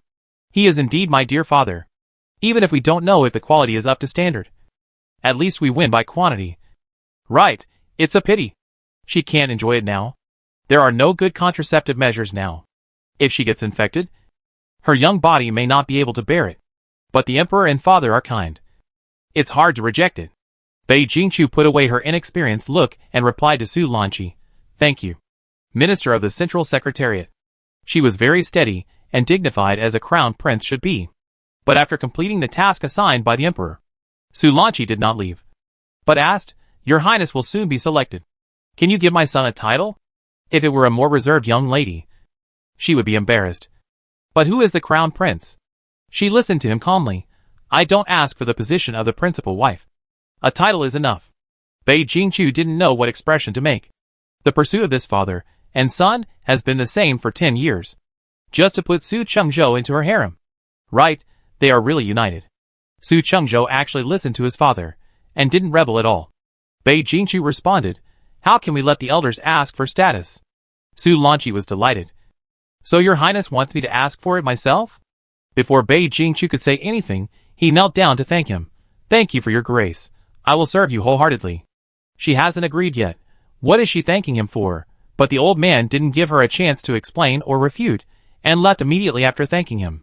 The remaining row of freshly made male lovers stared at her.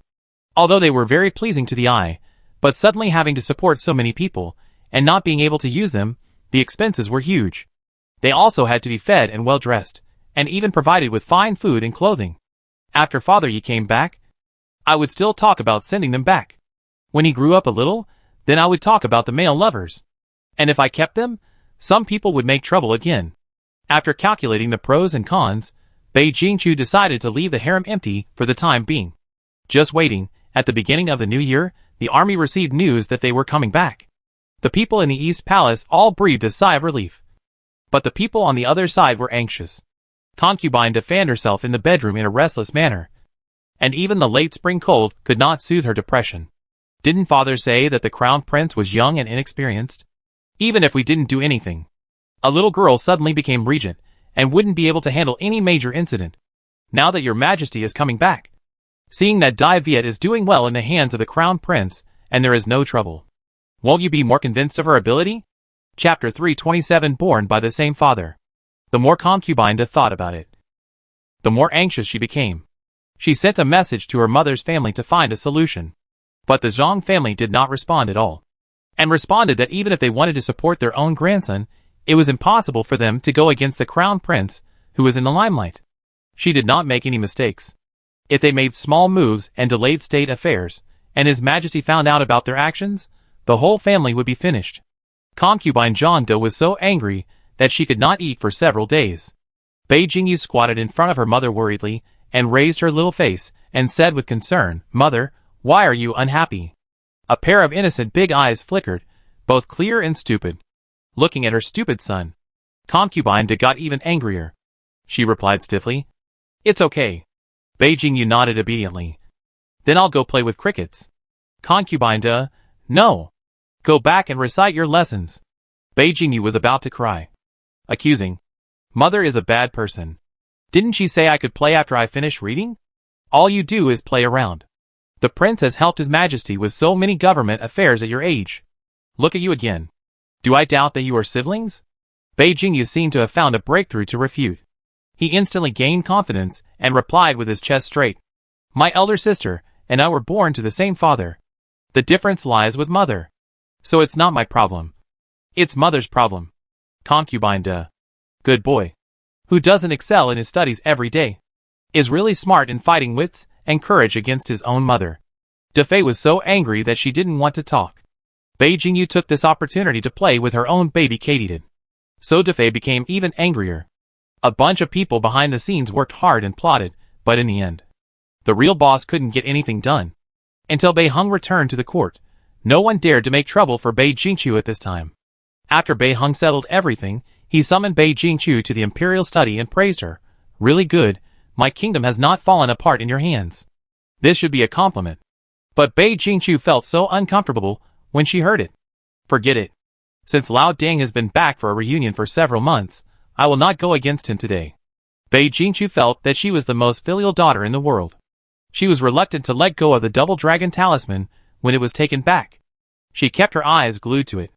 The emperor waved the double dragon talisman in front of her slowly, like a cat toy. Bei Jingqiu was not happy. Is he teasing a child? She felt that if the dog tyrant did not take it back, she would rush to grab it. Fortunately, before that, Bei Heng promptly had the jade seal put away. From then on, Bei Jingqiu's days as regent were over. The emperor joked. Why? Are you reluctant? Bei Jingqiu bravely admitted. A little bit. The newly promoted palace maid guarding the Xianshi Hall almost couldn't help but open her mouth. She had just come to serve in front of the emperor, and had never met His Majesty and the prince before. She had just come recently, and she heard such an incredible conversation. This. Can this be said directly? Did she hear some incredible royal secrets? She wouldn't be silenced. Would she? As a palace maid in front of the emperor, she also had to read some books, thinking of the suspicion between father and son in history books, which led to rivers of blood and millions of corpses. The little palace maid couldn't help but tremble slightly, wishing she could cut off her ears to save her life. Next, His Majesty would be furious. Help! Chapter 328, Moving the Capital. I finally got promoted, but why am I so unlucky? The frightened little maid didn't dare to look up. She only dared to observe the senior next to her. The senior was calm, as if the conversation was not a big deal. The little maid only felt that the senior's chi cultivation skills were really good, and he was worthy of being an old man in front of the emperor. Just as she was afraid of her fate, she heard the emperor's extremely calm voice, saying to the prince, I will give it to you next time I go out. Alas, the little maid was unbelievable. Just like that? Why don't you follow the routine? Where is the suspicion you agreed to? Your Majesty shouldn't be afraid of the crown prince's greed for power, and be afraid that she will pose a threat to you, Bei Jingqiu. Who might pose a threat? Just thought that ice words were strange. Yuhan has been conquered, and the spies have been cleared out. The rest of the surrounding countries are small countries. Even if I intends to expand the territory, he will not lead the army in person. As she said this, she had a terrifying guess. Could it be that you want to leave me to work for you, and go out to be free? Bei Jingqiu condemned him with a look of looking at a bastard, trying to awaken the fatherly love and conscience of the dog tyrant. Unfortunately, the dog tyrant had no conscience, and he refuted without any guilt. You can't say that. I'm not going out to be cool, but to solve the current problems of the you. Bei Jingqiu's expression revealed only one meaning. You are kidding. Bei Heng was helpless. He was clearly dedicated to the public. So he explained, you have taken over recently? Have you found that the supply of grain in Beijing has been in short supply for a long time? This was of course discovered a long time ago. Bei Jingqiu was also thinking about solving the problem of transportation capacity. Agricultural talents headed by Su Xinshu have improved various methods of growing grain. As long as there is no war, you will not lack food. But the outside world is vast and sparsely populated. In the capital, every inch of land is worth a lot of money. There is not much land for people to grow crops. All crops are shipped in from outside. In addition, the climate of the capital is not a land of fish and rice. Even if the suburbs are developed, it is difficult to support so many mouths. It just so happens that the transportation capacity can no longer support the increasing number of people. If there is a famine under the emperor's feet, it would be too outrageous. Bei Jingqiu originally wanted to increase the transportation capacity, but she thought of what the emperor said just now. She asked uncertainly, do you mean, move the capital? You take the ministers to the Jianhuai area first, and I will stay in the capital to supervise the country until you settle down there? Bei Heng almost wanted to pat her little head. She is worthy of being the prince he favors the most. How can she be so smart? She really understands everything at once. Unfortunately, the child has grown up. Sitting far below, Bei Heng rubbed his fingers regretfully. His face was still calm and dignified, and he smiled with relief. Although that smile, if you have poor eyesight, you can't see it at all. After getting the affirmation, Bei Jingqiu's mind quickly worked on the pros and cons of moving the capital. The disadvantage is definitely the long journey before the capital is established. The security protection there is definitely not as good as that in the capital, and the palace needs to be rebuilt, etc. The advantage is that moving to a place with abundant rice and grain, the food crisis is solved first, and the climate in the south is warm, which is more suitable for living. The point is, if the capital is moved, the aristocratic families will inevitably suffer. At least half of the forces operating in the capital cannot be moved. When they arrive in the new capital, It will be an opportunity to rebuild the situation and make drastic changes. She believes that I will definitely not hold back. Even some annoying old stubborn people may not adapt to the local climate and die accidentally. Chapter 329 Anka. Bei Jingchu thought about it. It's great. Move immediately. As soon as the father and daughter reached a consensus, the bad water that had been passed down from generation to generation began to bubble out. Bei Hung directly assigned a task to Bei Jingchu, asking her to choose the location of the new capital. Bei Jingchu went back and looked at the map for several days, and proposed 3 alternative places. The most recommended one was Luozhou, which was located in the center of the Grand Canal, and had developed water transport.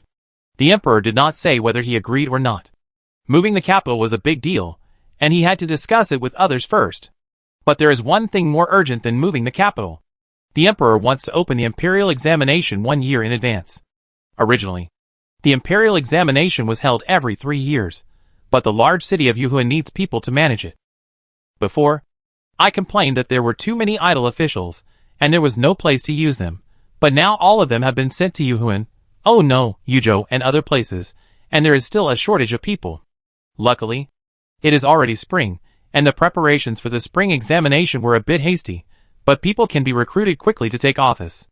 The imperial examination was handed over to Bei Jingchu, who thought that he could rest for 2 days after the dog tyrant returned. Now he is very resentful.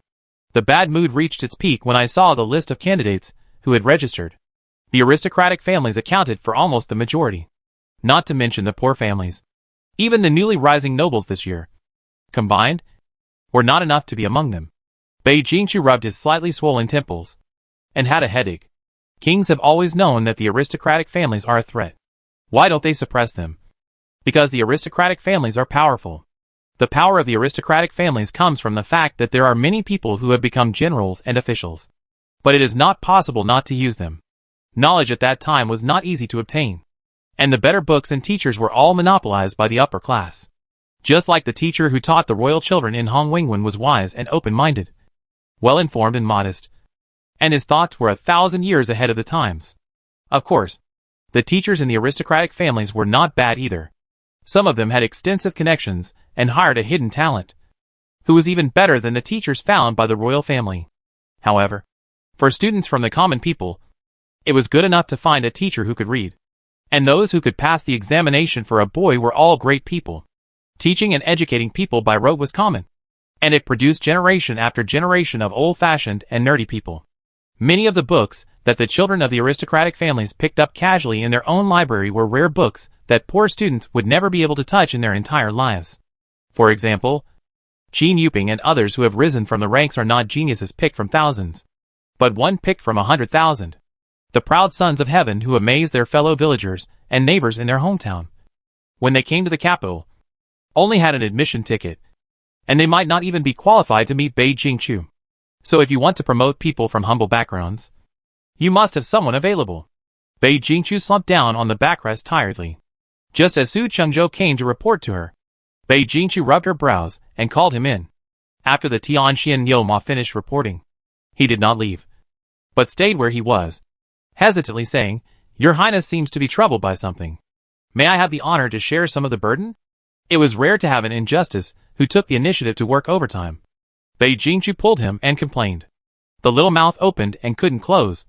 Babble, there is no way to learn. But the exam requires the bucket effect. You have to learn in a difficult situation.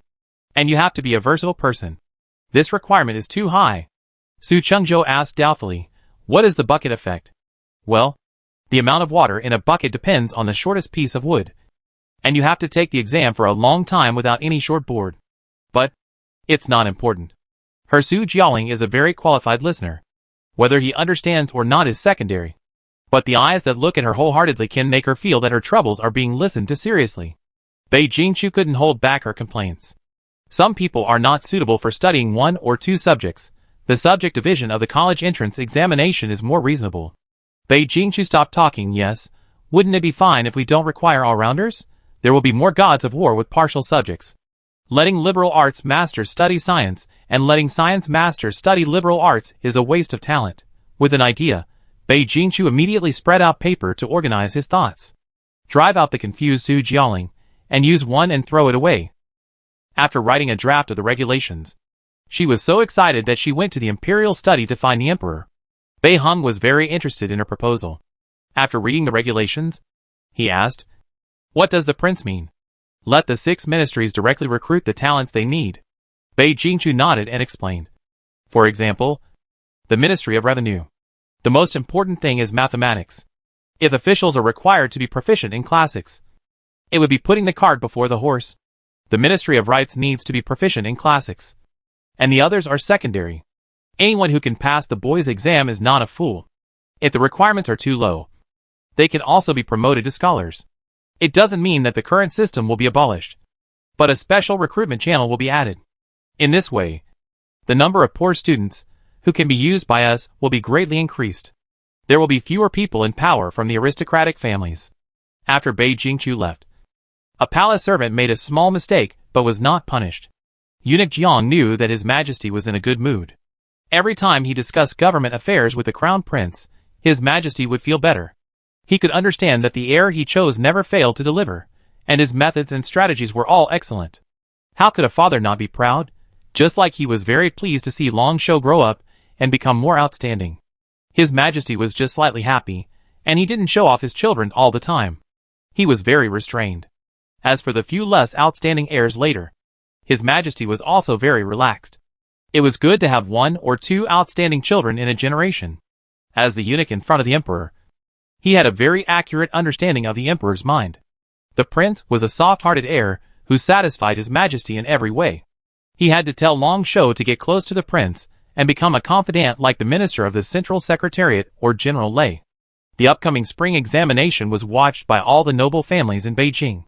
After all, every time, there would be children from the family who took this opportunity to gain fame. However, the emperor and the prince were obviously supporting the poor and suppressing the noble families, which made them worried. They discussed with each other, and many people came to the Chang family for help.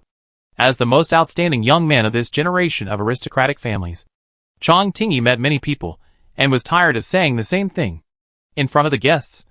He put on a polite smile and comforted them with a little contempt. "Your Majesty and the prince have agreed to support the poor. But the poor don't even have a few books.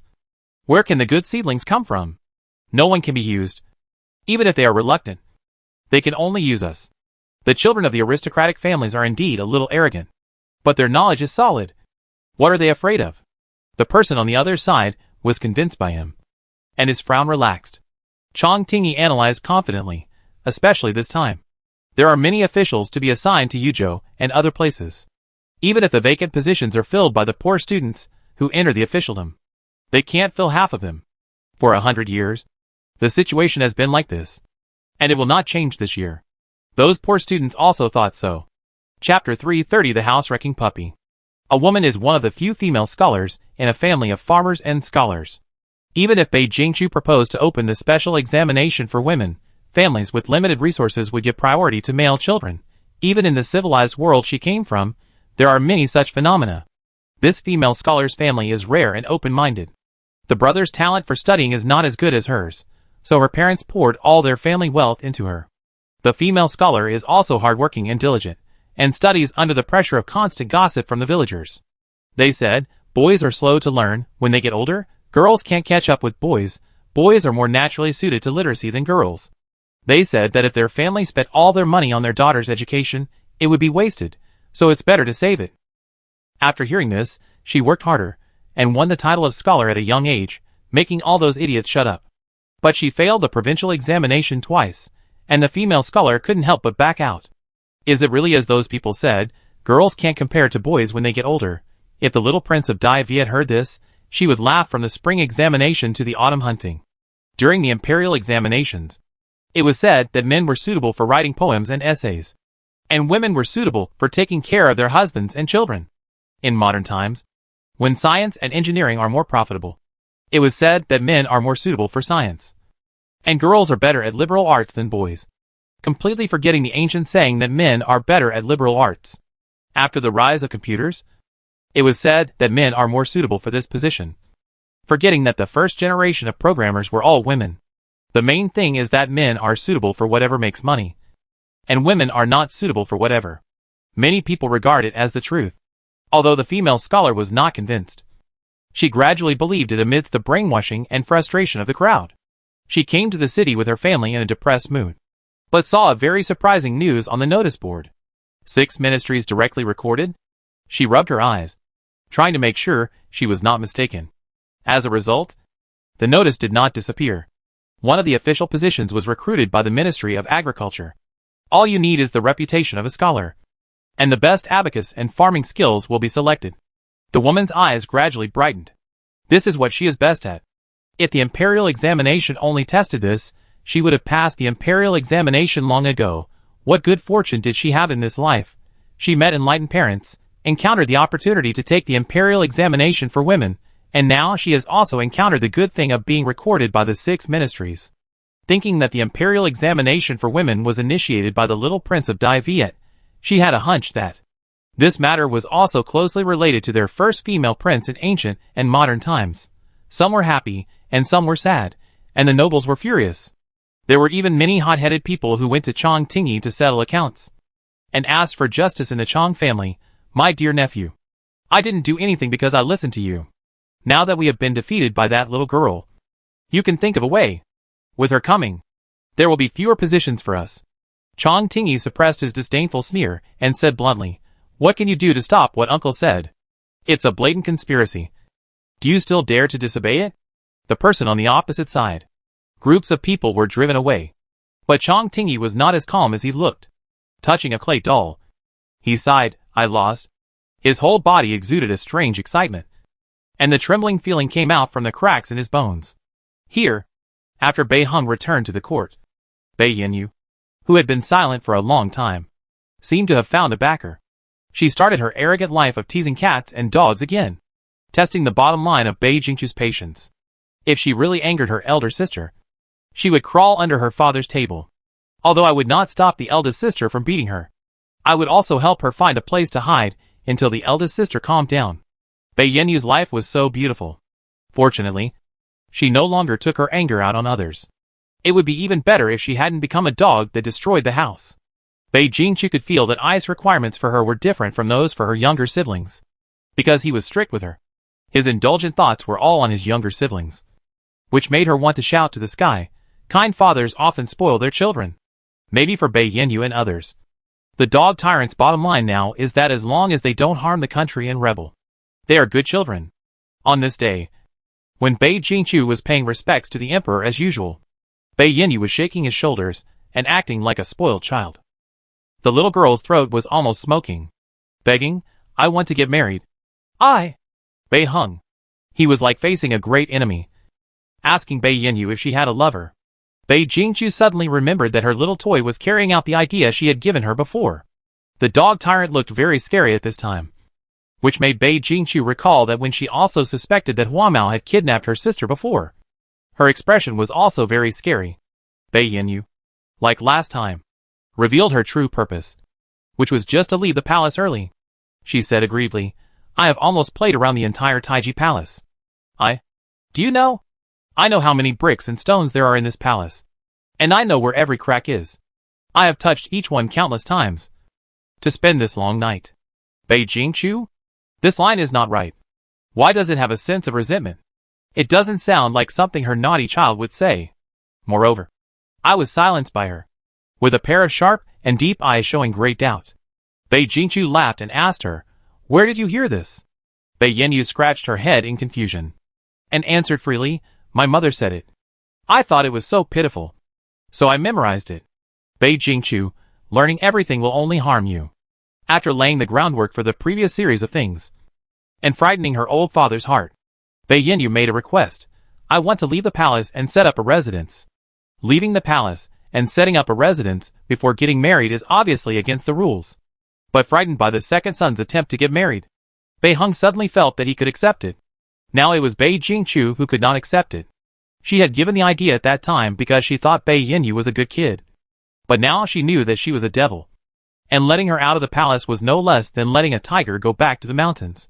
She was not going to tell on him at first, but now she was in a hurry, so she could only reveal the fact that Bei Yinyu had burned the beard of the Vimalakirti Buddha. Bei Hung immediately asked, have you apologized? Yes. Then it's fine. Bei Jingqiu. When she was a child, she knew that I spoiled his children. And now she has a new understanding of his bottom line of spoiling his children. She reasonably suspected that these little guys did not become lawless criminals because she suppressed them. Chapter 331. Ambitious. Bei Jingqiu advised, Yanyu will be a 15-year-old in less than a year. Why are you in such a hurry? It's too boring to stay in the palace. Just ask I to let you leave the palace freely. Bei Yanyu, however, accused her with the eyes of a traitor.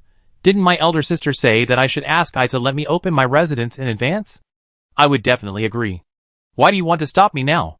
Bei Hung squinted and looked at him. Okay, it turns out that you are the culprit. Bei Jingqiu. Feeling guilty, he looked away.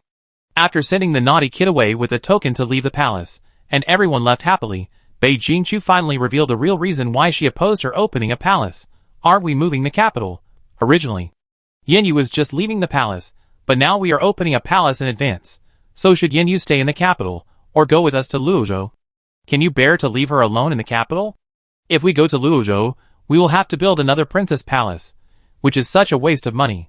Father, that's not how the royal private treasury is built. There will be 4 more children waiting to be fed in the future. And it will be a big project. I suggested that she open a mansion in advance before, but I didn't know that the capital would be moved. Now that I know, I can't spend a penny more. Bei Hung, you are the one who is stingy. His prince is really a good money saver. Although Bei Yanyu was not allowed to open a mansion, she was able to leave the palace freely. And she became a happy little girl. Sometimes she would go to her tutor's house, and the 2 children would be happy together. But every time he went there, even if he did nothing, the elders would be terrified. They were afraid that the ancestor would lose his temper, or something would happen to them. The ministers who could not bear the pressure did not dare to ask the tyrant for help, but turned to Bei Jingqiu. In order to drive away the devil, they went directly to the East Palace, just asking the prince to control the second princess. Bei Jingqiu, okay. I know you are really scared. The naughty child has this function. In order to save the ministers of the 2 families, who were under great pressure, Bei Jingqiu lent her villa to the second son, as a place to stay outside the palace. If you want to find someone to play with, just invite them over. And don't mess with the ministers' houses. Bei Jingqiu has always known that no one is perfect. Even the most capable and wise emperors can make mistakes. In the original novel, the Yu dynasty was destroyed. In addition to the original male protagonist being too pretentious, to be fair, Bei Hung is also responsible. He failed to judge people in his early years, and was ambitious in his later years, which added a lot of burdens to the Yu dynasty.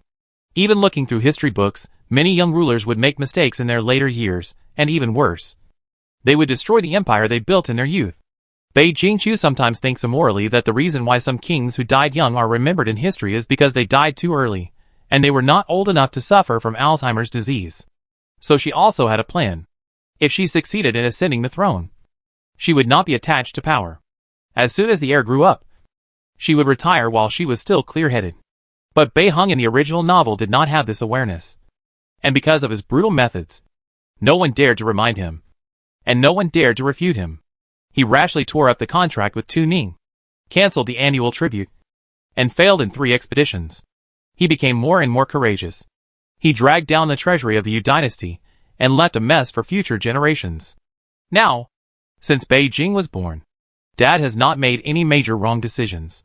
If it was a minor problem, she, as the crown prince, could still turn a blind eye to it, and try not to offend the emperor and father. She waited quietly until she reached the age of marriage, but she didn't expect that it was not her younger brother and sister-in-law who made trouble this time, but Lao Ding. She really had old people above her, and young children below her, and they all bothered her. Bei Jingqiu's forehead throbbed. It was really, no one was worry-free. The reason was that a warmongering faction suggested to the emperor that, while Yuzhou had just been conquered, the emperor should make a concerted effort to conquer the surrounding small countries, expand the territory of Yu dynasty, and establish eternal merits. The emperor was so excited that he was ready to move. He was struggling whether to postpone the relocation of the capital.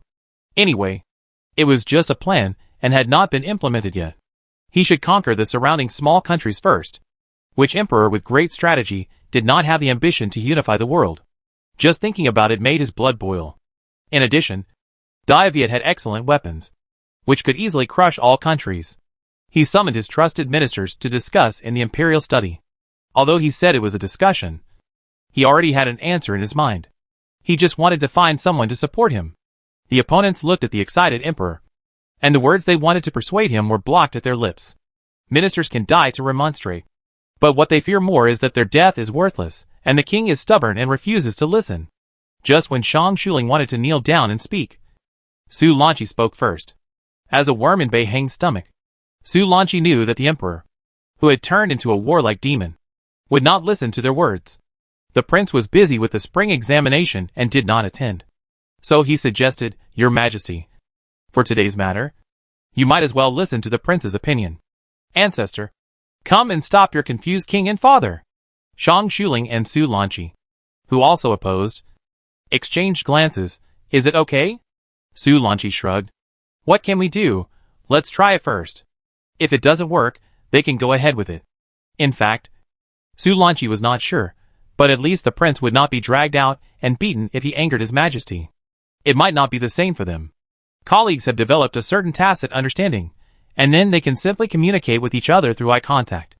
Bei Jingqiu was summoned to the imperial study, and I asked, now Dai Viet is strong and powerful, I intend to conquer the surrounding small countries in one fell swoop. What suggestions does the prince have? Bei Jingqiu's heart skipped a beat. Here it comes. Finally here. Because of his repeated victories, Lao Ding began to swell. She remained calm and asked, I want to discuss this matter with your majesty in private. Please ask your majesty to dismiss all the officials. Not refuting the emperor in front of his ministers can still save him some face. The emperor may have noticed Bei Jingqiu's position, and his voice was slightly lowered. He asked, Does the prince have any objections? Bei Jingqiu still repeated, I beg your majesty to dismiss all the officials. Old man, don't blame me for not saving your face. The emperor still spoke, and asked them to go back. After going out, Su Lanqi was worried about the development of the situation, walked a little slower, and listened to the movement behind him with his ears perked up. The door was closed, the soundproofing of the imperial study was good. Su Lanqi estimated that he could not hear anything, and took a big step to prepare to leave. Then he heard the little prince shout, Impossible, absolutely impossible. Su Lanqi. He knew that Yong was still his own child Yong. Chapter 332 It's all Lao Ding. Bei Jingqiu originally planned to discuss and persuade the emperor in a friendly manner. But the emperor was obviously determined, and would not turn back until he hit the wall. He was so impatient, as if he wanted to mobilize troops and attack Huanglong tomorrow, which made Bei Jingqiu's eyebrows jump. Bei Heng was just getting excited, but his eldest son put out the fire. War is a waste of money, and it is not advisable to be aggressive. Bei Heng frowned and retorted, Since the increase in agricultural production, the national treasury has been much fuller than before. You didn't object to the previous attack on Ningzhou and Yuzhou. Why are you worried about the national treasury now? Speaking of this, Bei Jingqiu had a headache. At the beginning, Ningzhou and Yuzhou were eyeing us covetously. Although Yuzhou was more honest than Ningzhou, it had been disturbing the people on the border. If there was some civil unrest in Dai Viet, these two would have the strength to take advantage of the situation. You know, if these two are solved, there will be fewer worries. But the other small countries are not powerful enough, and conquering them is just to satisfy your wish of establishing a great cause for generations. Thinking of the hair she lost when she dispatched food and grass to ensure the logistics of the army when she was the regent, Bei Jingqiu couldn't help but tapping her head in annoyance. Complaining, I was really frugal, and I spent every penny in 100 ways, so that the expenses didn't seem so terrible. Rations, salaries, rewards, and transportation for so many soldiers. After 4 battles, the treasury, which was originally quite full, has already regressed to the level of more than 10 years ago. It can only be said that there is no deficit. It must be kept to deal with natural disasters and man-made disasters. It can be restored after a few years of nursing. Even if I wants to have great achievements, he should at least take a break first. Bei Heng is not a person who does not listen to advice. No matter how great his ambitions are, he can't move forward without money. He only sighed. Daiyua's agricultural production is increasing rapidly now. These 4 expeditions did not take long to win. Can't I save more military expenses for me to conquer other countries? Bei Jingqiu scratched his head again in annoyance, and said with a headache, Because the daily expenses are high, if it weren't for the increase in agricultural production now, it would even be more than enough to cover the expenses. I also knew it a long time ago. Didn't he? Otherwise, in the original book, The Yu dynasty would not have collapsed so quickly under the enemy's cavalry. Bei Heng had indeed known it for a long time. But since the birth of the prince, the country's fortunes had turned around and talents had emerged. He was dazzled by the prosperity and acted too hastily. Bei Heng tightened his jaw with a slightly disappointed look and sighed. Originally, the increase in agricultural production was terrifying, and the treasury should have been full. But there were too many people who escaped. Escape means tax evasion. At the end of the previous dynasty, there were 9 million households. 9 years ago, there were only 2 million households. And now it has only increased to 3 million households. Dai Viet has been prosperous for so many years. But the population has not increased but decreased. And the decrease is really not exaggerated. The omissions in household registration management are outrageous. If all the escapees are found, I will not worry about the treasury being not full. Bei Jingqiu looked up at the sky. But the problem is that you can't find them. And there is no internet now. Normal people spend their whole lives on their own small piece of land in their own village. And at most go to the market. They don't need to leave the city, stay in inns, or have various travel permits. Even if they don't want to be registered as a resident, they can still live their whole lives. Of course, they don't want to pay this money. After escaping from the country, they don't have to pay taxes. Nor do they have to perform corvée labor. It is a business that makes a lot of money. But she can't just let it go. It has to be reformed. The household registration management of the Yu dynasty was too bad. Financial and agricultural taxes were the foundation of the country in the feudal dynasty. Moreover, if the household registration was not managed well, when some orders were issued, they would not be implemented. The crown prince felt that he had a very difficult life. Who could have seen that the glamorous court, in fact, had an unstable foundation? If it were not for the crazy increase in agricultural taxes, it would have been on the verge of collapse. The first 2 emperors of the Yu dynasty had not had this problem. After I ascended the throne, the people began to flee. There was a reason for the 4 generations of demise. It cannot be blamed entirely on the original male protagonist. The court system itself had problems. During the reign of the first 2 emperors, the people obediently registered their household registration not because of their personal charm, but because of the benefits. In order to prevent land annexation, the Yu dynasty adopted the equal field system. The land was owned by the court, and the number of acres of land allocated to each person was stipulated. After death, 20% could be left, and the rest would be returned to the court. It is worth mentioning that adult men could get 100 acres of land from the court, but only widows and concubines could get 30 acres of land. Bei Jingqiu immediately found the truth of the folk saying that every family with a daughter would get 100 acres of land. If you raise a son and grow him up, you can get 100 acres of land. If you raise a daughter and grow her up, she can only marry someone else and get 30 acres of land after her husband dies. Putting aside the feelings, it is indeed a losing business for the people who may not even have enough food to eat. Talking about benevolence and righteousness with them is like eating meat. It turns out that everything is regulated by the court. Bei Jingqiu feels that he has a long way to go. Changing the distribution of land is a matter of words. The difficult thing now is that the court can no longer distribute land. Yes, even if it is stipulated that the land should be returned to the court after a person dies. After 2 generations of emperors, the court can no longer distribute land. Distributing land is like throwing meat buns at dogs. It will go away and never come back. Many scoundrels will conceal the death of their elders and keep the land, or it will be sold privately. For various reasons, the court has less and less public land. There is no profit, no land to claim, and the people can't get any benefits, so naturally they are unwilling to pay taxes. Bei Jingqiu was so angry that her teeth itched. She really wanted to rush to the Taimyu and curse at her grandfather and great-grandfather when she was in power. She was happy to distribute land. Right? You have taken all the fame and achievements, leaving her and her father alone to depend on each other for the 2 old men to clean up the mess. Lao Ding. It's all Lao Ding. Now, what Bei Jingqiu has to do first is to re-enroll all the fugitives. After hearing her idea, Bei Heng, who had regained consciousness, shook his head and commented, "You think too simply. I have set people to enroll this matter a long time ago. But the people are unwilling to cooperate. Even if we interrogate them by force, we can only find out 1 million more households. Anyone can think of an investigation. But the difficulty lies in how to investigate." Bei Jingqiu pondered for a long time, and said hesitantly, then, How about I try? The emperor seemed to have been waiting for this sentence for a long time, and immediately wrote her an imperial edict. Bei Jingqiu. She held the newly stamped imperial edict, and found that she seemed to have taken on another task, which made her already busy life even worse. Even so, I began to urge, the prince is old, when will this election be held to fill the harem and breed royal heirs? Bei Jingqiu couldn't help rolling her eyes, raising the imperial edict in her hand, and sneered, is it a problem of people now? It's a problem that I don't have time to enjoy it. When the candidates come in, the men will stay alone in the empty room, and I will be in the study and work side by side. Bei Jingqiu seemed a little irritable because of the new official duties. Her hair was a little messy because she was always picking her hair, and she was on the verge of madness. Chapter 333, Making Money. Bei Hong closed his mouth silently. It's over.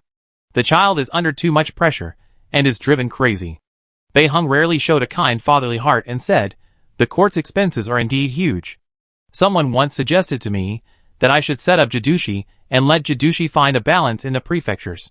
It will take more than one day to solve the accumulated problems. If you are too tired, you can put it aside for a while. Dai Viet is not at the end of its luck yet. The 3 words Jidushi made Bei Jingqiu's alarm bells ring. She immediately recalled the reason why the most prosperous dynasty in the Central Plains fell from prosperity to decline. She held back her trembling voice and asked, Is the Jidushi that person suggested a frontier official who combines military power and political power, and even has the power to appoint and dismiss local officials? Bei Hong nodded. Bei Jingqiu's hanging heart finally died. She messed up her hair bun even more, and deeply realized that even the wisest king would make mistakes. She took a deep breath to adjust her temper. It's okay. It's okay. The political means at this time are not perfect.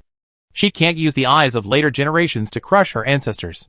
She can't despise I, who has no historical perspective. After brainwashing himself, Bei Jingqiu managed to calm down again, saying, the power of the vassal kings was originally great, and I was thinking of finding an opportunity to forcibly reduce it. What is the difference between the Jidushi and the vassal kings of different surnames who are not hereditary? No, I'd better be a little tired. The Jidushi must not appear. The money for the army is not paid by the court. Rebellion is a matter of time. Although it can be convenient for a while, it is tantamount to drinking poison to quench thirst. But Bei Jingqiu knew that if the household registration issue was not resolved, the establishment of the Jidushi would be a matter of time. She could still suppress it in her generation, maintaining a prosperous Yu dynasty, but when her sons or grandsons succeeded to the throne, the Yu dynasty would take a sharp turn for the worse. After returning to the East Palace, Bei Jingqiu, who received a new task, kept her subordinates to brainstorm. It was impossible for a prince to make his own decisions, and all the brainpower was left to the counselors, and she only had to pick the most perfect plan. Bei Huan found another way, and said, the household registration number is a long-standing problem. Now that the land cannot be distributed, the ministers in the court have been helpless for more than 10 years. Your Highness wants to fill the treasury. Why not find another way to eventually fill it up?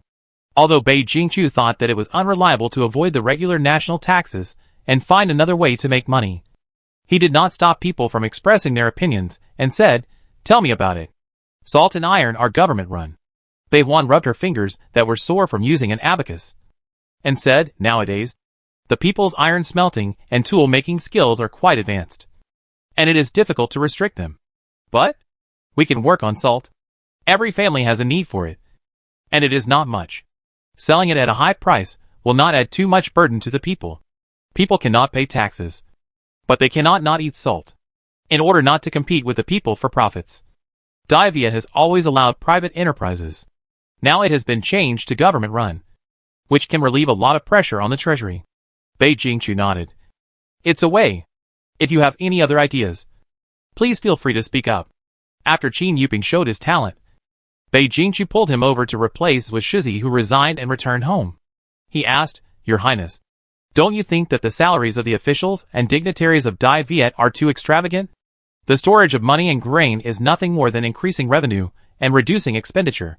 As a court, there is no need to compete with the people for profits. It is better to focus on saving and reduce some unnecessary expenses.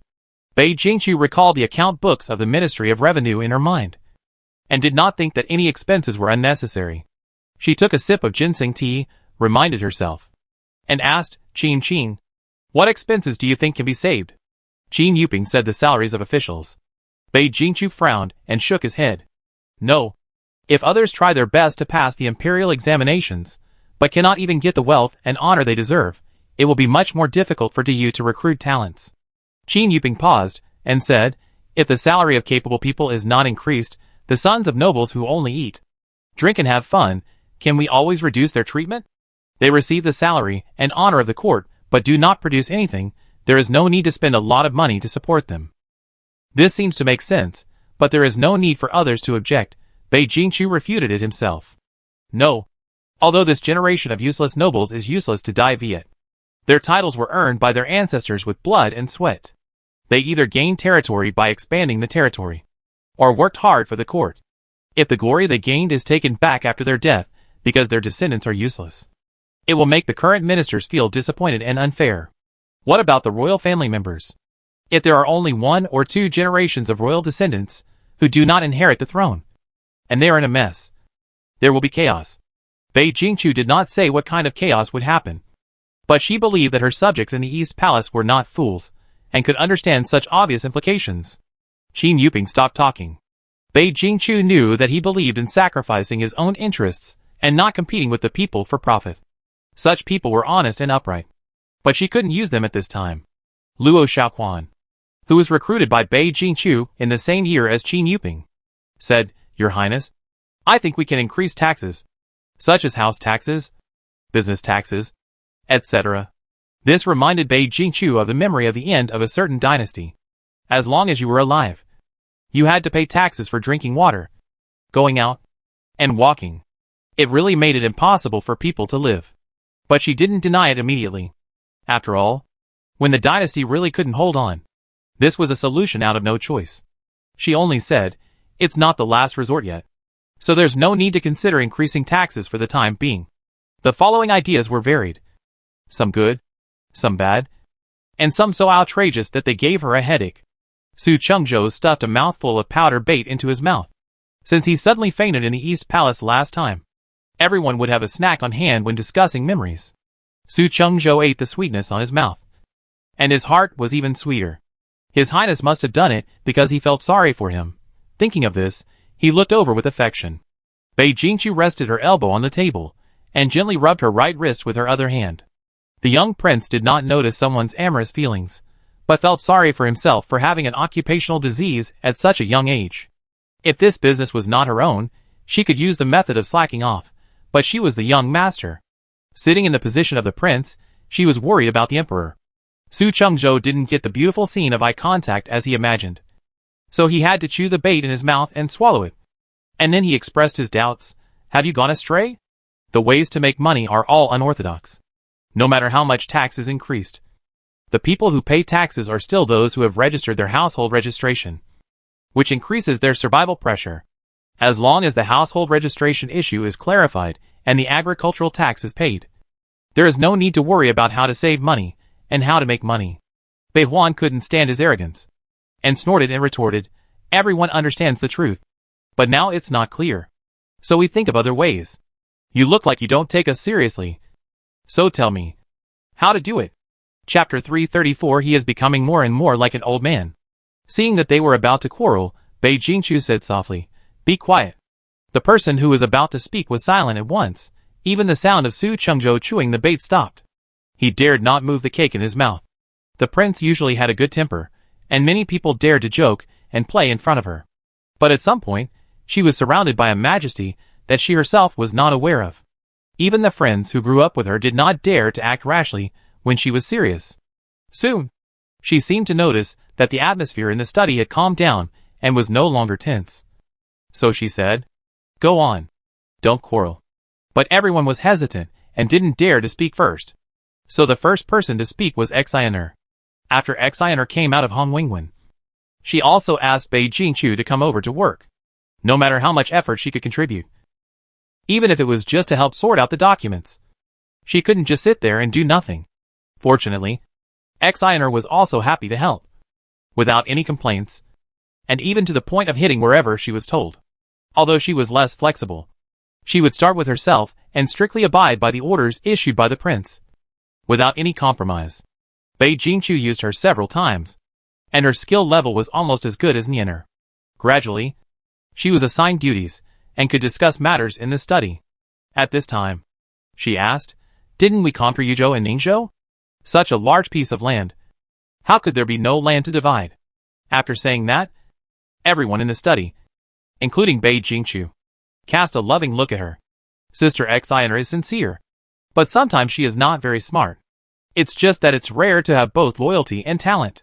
When choosing between the two, Bei Jingqiu chose loyalty first. Bei Jingqiu couldn't help laughing and said, "Sister, that's a grassland, used for grazing, not for farming." If it wasn't too embarrassing for the little girl to say it out loud, Bei Jingqiu even wanted to touch her head and say, "I don't blame you, go and have fun." Xiner quickly covered her mouth, her face turned red, looking like a dead end for saying something wrong, but it made the atmosphere in the study much more relaxed. Although the discussion didn't solve the household registration issue, it did provide another way to increase finances. Bei Jingqiu pointed out several feasible ones, and asked them to write a memorial and submit detailed strategies. For example, Beihuan Salt and Iron state-run business could be considered. After the people left, Bei Jingqiu wrote and drew on a piece of white paper, and a rough outline came into her mind. Just as she was thinking, Hao Yue came to report that Su Jialing had returned and wanted to talk to her privately. He was one of the few people who wanted to start with the household registration, but he stopped Bei Huan and didn't come back. Now he came back to find her. Maybe he had some ideas, but it was inconvenient to say. If that's the case, it might be the same method as she thought. Su Chengzhou came in, bowed and sat down, and said directly, "I think that if the household registration is searched by officials, the people will rack their brains to hide, and the result will be half the effort with twice the result. If you want to achieve twice the result with half the effort, the people should rush to register themselves, just like the time of Emperor Gaozu." Bei Jingqiu put down the ink pen. She was sure that this person thought the same as she did. She completed the unfinished words, "So, just continue to distribute land to the people. The court does not have enough land, so it needs to take back the land that was illegally taken. What do you think, Mr. Su? Should do?" After saying this, Bei Jingqiu lowered her eyes, and the hot steam from the newly replaced hot tea made her eyes blurry, so that no one could see the scrutiny in her eyes. It was like a common conversation, not a battle without gun smoke, nor an answer that would decide Su Qingzhou's future. After all, the answer she had in mind was to attack the wealthy families. Not only would the Su family bear the brunt, but it would also be affected. Su Chengzhou had thought of this. As long as he was not a fool, he would not be able to figure out the key. Thinking of this, Bei Jingqiu was shocked. It was over. He was becoming more and more like old man Bei Heng. Emperor Bei Heng, 37 years old and in the prime of life, sneezed twice in the imperial study, wiping the corners of his mouth impatiently. Who is scolding him again? On this side, Su Chengzhou bowed and said, "I think that if your highness wants to solve this matter yourself, you should start with the wealthy families." Bei Jingqiu raised her eyelids. A smile appeared on her lips, and her voice became much lighter. "Tell me about it." Su Chengzhou took advantage of the situation and lifted the heavy wooden chair, moving it a little bit towards her, analyzing, although it is their problem to embezzle the land, the world only divides interests, not right and wrong. Your highness has taken away the people's land, even if it should not have belonged to them. It will also cause resentment. Everyone has been offended, not to mention the crown prince. Even, he pointed to the sky, leaned over, and whispered in her ear, "Even the emperor's throne is unstable." The breath sprayed on her ears, and it was hot and itchy. Bei Jingqiu tilted her head over, and from a too close distance, she could see his immature stubble, reminding her that this boy's face was not as white and smooth as it looked. Unlike hers, he was shaved clean. But if you touch it, it should be a little rough. Bei Jingqiu clenched her fingertips, suppressed her inexplicable associations, and watched him chattering non-stop. Su Chengzhou counted on his fingers and said, "We have offended the noble families. If we want to say who to attack, it must be them, who made them blind to oppose the prince's appointment as the crown prince. Now we can only fight to the death." Bei Jingqiu asked softly, "Why didn't you say it when we discussed it just now?" And was blocked by Huan Huan. The young man sighed. After all, there are noble families among us. If there are no 5 surnames and 7 names, aren't there small noble families? For example, My own Su family is one of them. If someone is not loyal enough, it will leak in advance, so that they can be on guard, which will be disadvantageous to us. Bei Jingqiu supported his head with one hand, and found his words very funny. Your own Su family is also the one we are dealing with this time. Who are we? Someone came up shamelessly, and said loudly, I am His Highness's man. We are the same group. What Su family, I don't know. Bei Jingqiu, your ancestors are so lucky to have you. But she was in a much better mood, and even started to tease people again, asking the complacent man, who said there are no 5 surnames and 7 families. Su Chengzhou was shocked. Could it be that the confidants of the East Palace have been mixed with spies of the 5 surnames? No. No, since His Highness knows all about it, it must not be a big problem. Maybe it was the mantis catching the cicada, and the oriole behind, and His Highness used them to pass false information to. All kinds of conspiracies and tricks were running around in his mind, and then he saw her good His Highness gently opened her red lips, and said, Isn't the Bei family the head of the 5 surnames? Su Chengzhou. Chapter 335 Ordinary but confident. While being silent, his focus was also shifted. He whispered back, The Bei family is obviously the last of the 5 surnames. The other 4 families all say you are nouveau riche. He observed Bei Jingqiu's expression with a sneak peek, and seeing that she was not angry, someone became bolder, and continued to chatter. It was the late emperor who forced the historians to record that the Bei family was the first of the 5 surnames. Bei Jingqiu. So there was this, but it doesn't matter. Bei Jingqiu had long realized that the Bei family was shameless. After Su Chengzhou left, Bei Jingqiu was in a good mood. It was probably the kind of good mood that comes from having a clue about work. She temporarily put aside her official duties, and went to the small garden of the East Palace. The sunshine in the warm spring season was bright, but not as piercing as the midsummer. The peach trees were covered with fallen petals. She took a break from her busy schedule, and slumped in a chair to drink by herself. She regretted it a little. If she had known that Su was reluctant to leave, she should have kept him. Now there is no one to play with her. Just when she was thinking about whether to ask someone to bring Nina over, she heard Zhou Huanjiu asking for a meeting. Bei Jingqiu had her taken directly to the garden. Zhou Huanjiu walked to the chair closest to Bei Jingqiu, and sat down familiarly. You are busy. I have no intention of bothering you. I met a cousin of mine yesterday, he said. He has a magic plan for you. Although I don't get along with my uncle's family, it's good for you. It's just a little conflict, nothing to be intolerable. She said it lightly, but Bei Jingqiu didn't really think it was a small conflict. She had eaten all the melons at the beginning. Whose family would directly drive out an orphan and a widow after they have no more value to use? Bei Jingqiu softened her heart. Bei Jingqiu could bring someone who didn't get along with her in front of her. Jiujiu was still as naive as ever. She raised her eyebrows slightly. A magic trick? You're quite arrogant. Let him present a memorial. Let me see what magic trick it is. Although he was a bit pretentious, Bei Jingqiu could still tolerate his pretentiousness for someone who could really get things done. The premise is that he is really talented. Otherwise, Zhou Huanjiu smiled awkwardly. I said so too. But he refused. He said it was a plan to fill the national treasury, and he refused to say anything else. The reason is that he was afraid that I would plagiarize his plan and let someone close to me take over. Bei Jingqiu. Then let's see whether your cousin's ability is worthy of his arrogance. The next day, a man was brought into the East Palace by Zhou Huanjiu. The man raised his hands and bowed respectfully. But he couldn't hide his pride. I am Li Zong, and I pay my respects to His Royal Highness the Crown Prince. The name sounded familiar, but Bei Jingqiu didn't remember it at first. She looked up, asked him to stand up, and then lowered her head to look at the documents in her hand, leaving only one ear to listen to the so-called wise opinion. It was a very ordinary attitude, but Li Zong felt that he was discriminated against. The prince who treated him with kindness was just seeking fame. He was talented and wanted to find a wise master. But he was met with a show of power as soon as he arrived. Li Zong was the child that the Li family had invested all their hopes in. When he was young, his family spent a lot of money to send him to Wenqin Academy. He had always been praised by his father and son for his talent. But except for political history and policy essays, he was weak in all other subjects. Originally, they wanted to let their family get in touch with the Xian Guogong mansion to ask for a title. But Xian Guogong was demoted to a commoner. Then his cousin Zhou Huanjiu became a new noble, but was offended by his parents. Li Zong felt that he was a genius, but he was not appreciated. He could only get the credit of following the dragon if he met a wise master to help him. After choosing and choosing, he felt that asking his cousin for help would get him in touch with the prince. The prince was a woman, and it must be very difficult for her to sit on the throne of the crown prince. She needed someone like him to make more achievements to consolidate her position as the crown prince. Chapter 336, Prime Minister's Origin. Bei Jingqiu didn't know what the person opposite her was thinking.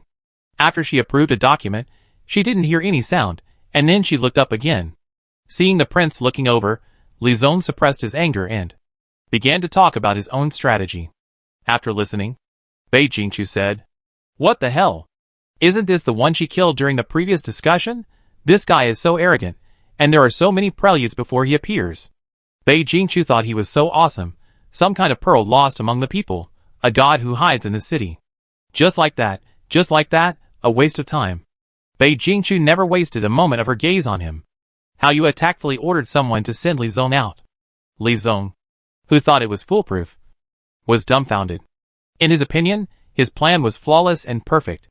Kings of all dynasties have the need to fill the treasury. After hearing this, the prince, anyone with a brain, would treat him with courtesy and treat him as a distinguished guest. After he said it, she drove him out directly. Women are narrow-minded indeed. When they meet a talent like him, they are not polite.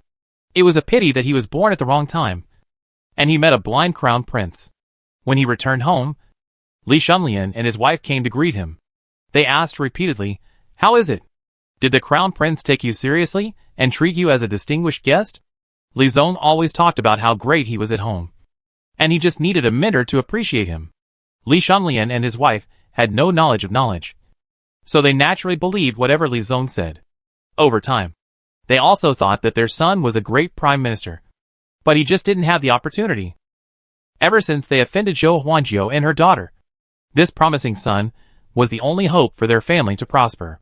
For this reason, Li Shunlian threw away his pride, ran to the gate of Wanyuan, knelt and cried, and only then did Li Zong have the opportunity to meet Zhou Huanjiu. Facing his parents' inquiries, Li Zong shook his head regretfully. On the way back, Li Zong figured it out and said bitterly, "The prince listened to my advice, but her first reaction was to drive me out of the East Palace. How could my strategy not be appreciated? After listening to it, she must have felt that my advice would be useless in the future. So she went back on her word and refused to reward me." Li Shunlian beat his chest and stamped his feet. Regretting, "I knew that if he could be on good terms with Zhou Huanjiu, who had no conscience, he could not be a real good person. At the beginning, even if we wanted to drive Zhou Huanjiu and her mother away, didn't we let them stay for a while?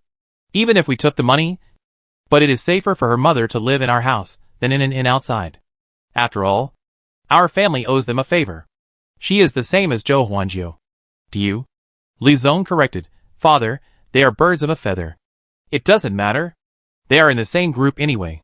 The couple was very confident in their son's talent. Li Shunlian put his hand on his son's shoulder and asked him, "Zonger, what do you want to do? Could it be that the prince really used your strategy in vain?" In the East Palace on the other side, Bei Jingqiu did not take Li Zong's self-recommendation seriously. Since the establishment of the crown prince, there have been too many people who have recommended themselves to her, and only a few are really useful. Though there are few who are ordinary and very confident, I have met a few. The only difference is that this name is a little familiar. She casually opened the next book, which was submitted by Bei Huan. Bei Huan. Bei Jingqiu suddenly remembered where the familiarity with the name Li Zong came from. The confidant of the original male protagonist, the husband of Bei Huan in the original novel, embezzled a huge sum of money that could rival the national treasury, and surrendered to the enemy when Tu Ning invaded the Vietnamese dynasty and offered her away. The bad fate is not only that. When this person was in Wenqin Academy, he was also one of the people who bullied Bei Qin. But he was very smart. He would not rush to take the lead. He just acted as the one who gave advice, and watched others bully him silently, to achieve the pleasure of behind-the-scenes control and bullying the weak. So he was not included in Bei Qin's liquidation list. Although Bei Jingqiu had the system at that time, she was young and could not leave the palace, so she did not go to trouble him. After many years, she had put this matter behind her. "It seems that we can settle accounts now. How you, go and show that Li Zong a way to get him to join the Zhang family. The Zhang family has always wanted to support you to take the throne. Although they have stopped trying, they dare not make any small moves in front of her, but they still want to make a good impression on the third prince in front of the emperor. They hope that she, the crown prince, will die unexpectedly, and the third prince will be the first choice. Li Zong's plan seems to be intimidating. The Zhang family will definitely think of letting the third prince take the credit. As for you, Bei Jingqiu sighed. It's good to let him get a beating, to teach that kid a lesson, not to listen to concubine in everything. There is no way out for a mama's boy. Chapter 337. What a high sense of deservingness. As for Li Zong, the third prince was reprimanded by the emperor because of him. The Zhang family will not let him go. After Li Zong established contact with the Zhang family, he was afraid that the crown prince would take away his credit, so he offered his precious strategy.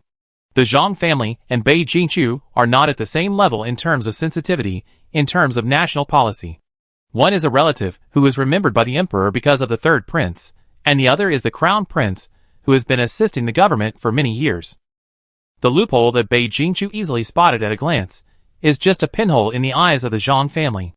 In addition, neither Defei nor Bei Jingyu were geniuses, and they had no experience. This plan, which was full of mistakes, was really sent to Defei as a treasure, and then passed on to Bei Jingyu.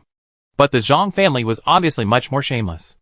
Li Zong hurriedly rushed, fearing that the prince would take his credit. As a result, after presenting it to the Zhang family, his heart was finally at peace. At that time, Li Zong got in touch with the Zhang family under the secret arrangement of Hao Yue. He was as arrogant as when he was in the East Palace, and he was invited into the Zhang mansion with a swagger, pretending that he was a rare talent. As soon as he entered, he was greeted by Zhang's father. Zhang's father smiled and personally welcomed him to the chair, and chatted with him with a smile, with wrinkles on the corners of his eyes, without any airs. Li Zongji was very proud. You see, he is a talent, but the prince just didn't know his worth. Now he has joined the third prince, and after assisting the third prince well, those who look down on him will definitely regret it. Li Zong couldn't help laughing at the picture he imagined in his mind. Zhang's father frowned on the side. This man looked really stupid. Could he really be used by the third prince? Zhang's father doubted the accuracy of the information his subordinates had obtained. After some negotiations, his attitude changed. He is indeed a person of character, especially since he has no fame and no family background. Zhang's father narrowed his eyes, which means he is easy to control. He praised Li Zong. You are really a young talent. It is a pity that you have been buried in the dust before. Please help us. If you are willing to live in Zhang's mansion, I will welcome you. I will give you a generous reward, and you will be made a marquis and a prime minister in the future. Zhang's father compared a number. Even compared with the salary of officials, it is a sky-high price. Although he had no intention of giving it, he was waiting for Li Zong's reaction. It would be better if he was ecstatic, so that he could proceed with the next plan. As a result, Li Zong responded indifferently, saying, Your sincerity is still a little lacking. He put his hands behind his back and sighed mysteriously. Forget it. Then I will be kind for once and help you once. Zhang's father. What a high sense of deservingness. Why does he really think he is worth this price? Where does this inexplicable confidence come from? Zhang's father resisted the urge to vomit, and took Li Zong to a luxurious and exquisite wing room, and said to him, This is what I specially prepared for you, where you will live in the future. Go back and say goodbye to your family first, and bring your luggage to my humble home. After all, it will be inconvenient to be too far away from each other for important matters in the future. Facing the elegantly decorated wing room, Li Zong still did not react much, and his face clearly said, This is what I deserve. Zhang's father, how come this trick that has worked every time suddenly failed? He quickly asked someone to ask this overconfident man to leave, lest he get angry to death. Li Zong returned home satisfied and told his parents everything about Zhang's house. Li Shanglian and his wife burst into tears, stood on tiptoe, and patted his shoulders repeatedly, sighing, Okay, good child. Our family finally has come to an end after all the hardships. Let's see if your eldest aunt and Zhou Huanjiu will look down on us in the future. This time, even if they want to get close to you, we have to give them a lesson before they can forgive them. Li Zong solemnly instructed his parents. After all, cousin Zhou Huanjiu is the prince's person. Now that I support the third prince, it may be suspected of betrayal if I associate with them. For the sake of the child's future, father, please cut off ties with them. After all, they are useless to us now. Li Shanglian hurriedly responded, Okay. Okay, father and mother will listen to you. We will no longer have this relative in the future. Li Zong packed his things and got on the carriage from the Zhang family with great enthusiasm. As soon as he got on the carriage, a strong and strange fragrance came. Li Zong's eyes went dark, and he fainted. Chapter 338 changed the meal. As soon as he got on the carriage, a strong and strange aroma hit him. Li Zong's eyes went dark, and he fainted. When he woke up on a cold floor, what was waiting for him was not gorgeous clothes and beautiful women, but the groom, who had been scolded by him for not being respectful enough when he invited him to get on the carriage. Li Zong struggled in fear, and the iron chain rustled. How dare you? I am your master's guest of honor, a distinguished guest. How dare you? You dog slave. Be rude to me. When I get out, I will tell Mr. Zhang and peel off your skin. The groom held a whip and whipped him directly. Then he stood in front of him, put the handle of the whip against his face, and mocked, You are a guest of honor, but you have no family background and no fame. No one will care even if you die. If you don't want to die, then show your strength. He pushed the inferior paper and pen in front of Li Zong, and said, Write. Great talent. Only useful advice can be exchanged for a full meal. Oh, by the way, write a letter to your family every month. Of course, if you dare to use a secret code or something, and let your family know. It is not impossible to make the whole family disappear. Li Zong couldn't believe it. It turned out that the Zhang family's initial courtesy was just to let him relax his vigilance. Let him say goodbye to his family, so that they would not suspect his disappearance, and then exchange for a counselor at the lowest cost. He always thought highly of himself, and never thought that some powerful people did not treat people as human beings. If he was a child of a noble family, he would be treated with courtesy, but he had no power or influence. In Yinjiao Palace, Bei Jingyu set a date to pay respects to Concubine De. Concubine De smiled and took out a copied memorial and put it in his hand. The imperial concubine recently ordered the 6 palaces to be frugal. It must be the national treasury that worries your father. Concubine De touched her son's head, full of love, but more of it. She was looking at the chips that would allow her to have great power in the second half of her life. This memorial was sent by your grandfather. It is a good policy for governing the country. When you go to the Xianshi Hall to pay respects, give it to His Majesty and tell him that it is what you thought. But you should read it in advance, so that you won't be unable to answer when His Majesty asks you. Bei Jingyu held the booklet handed to him by Concubine De, and spoke with uneasiness in his voice. But I don't know how to do these things.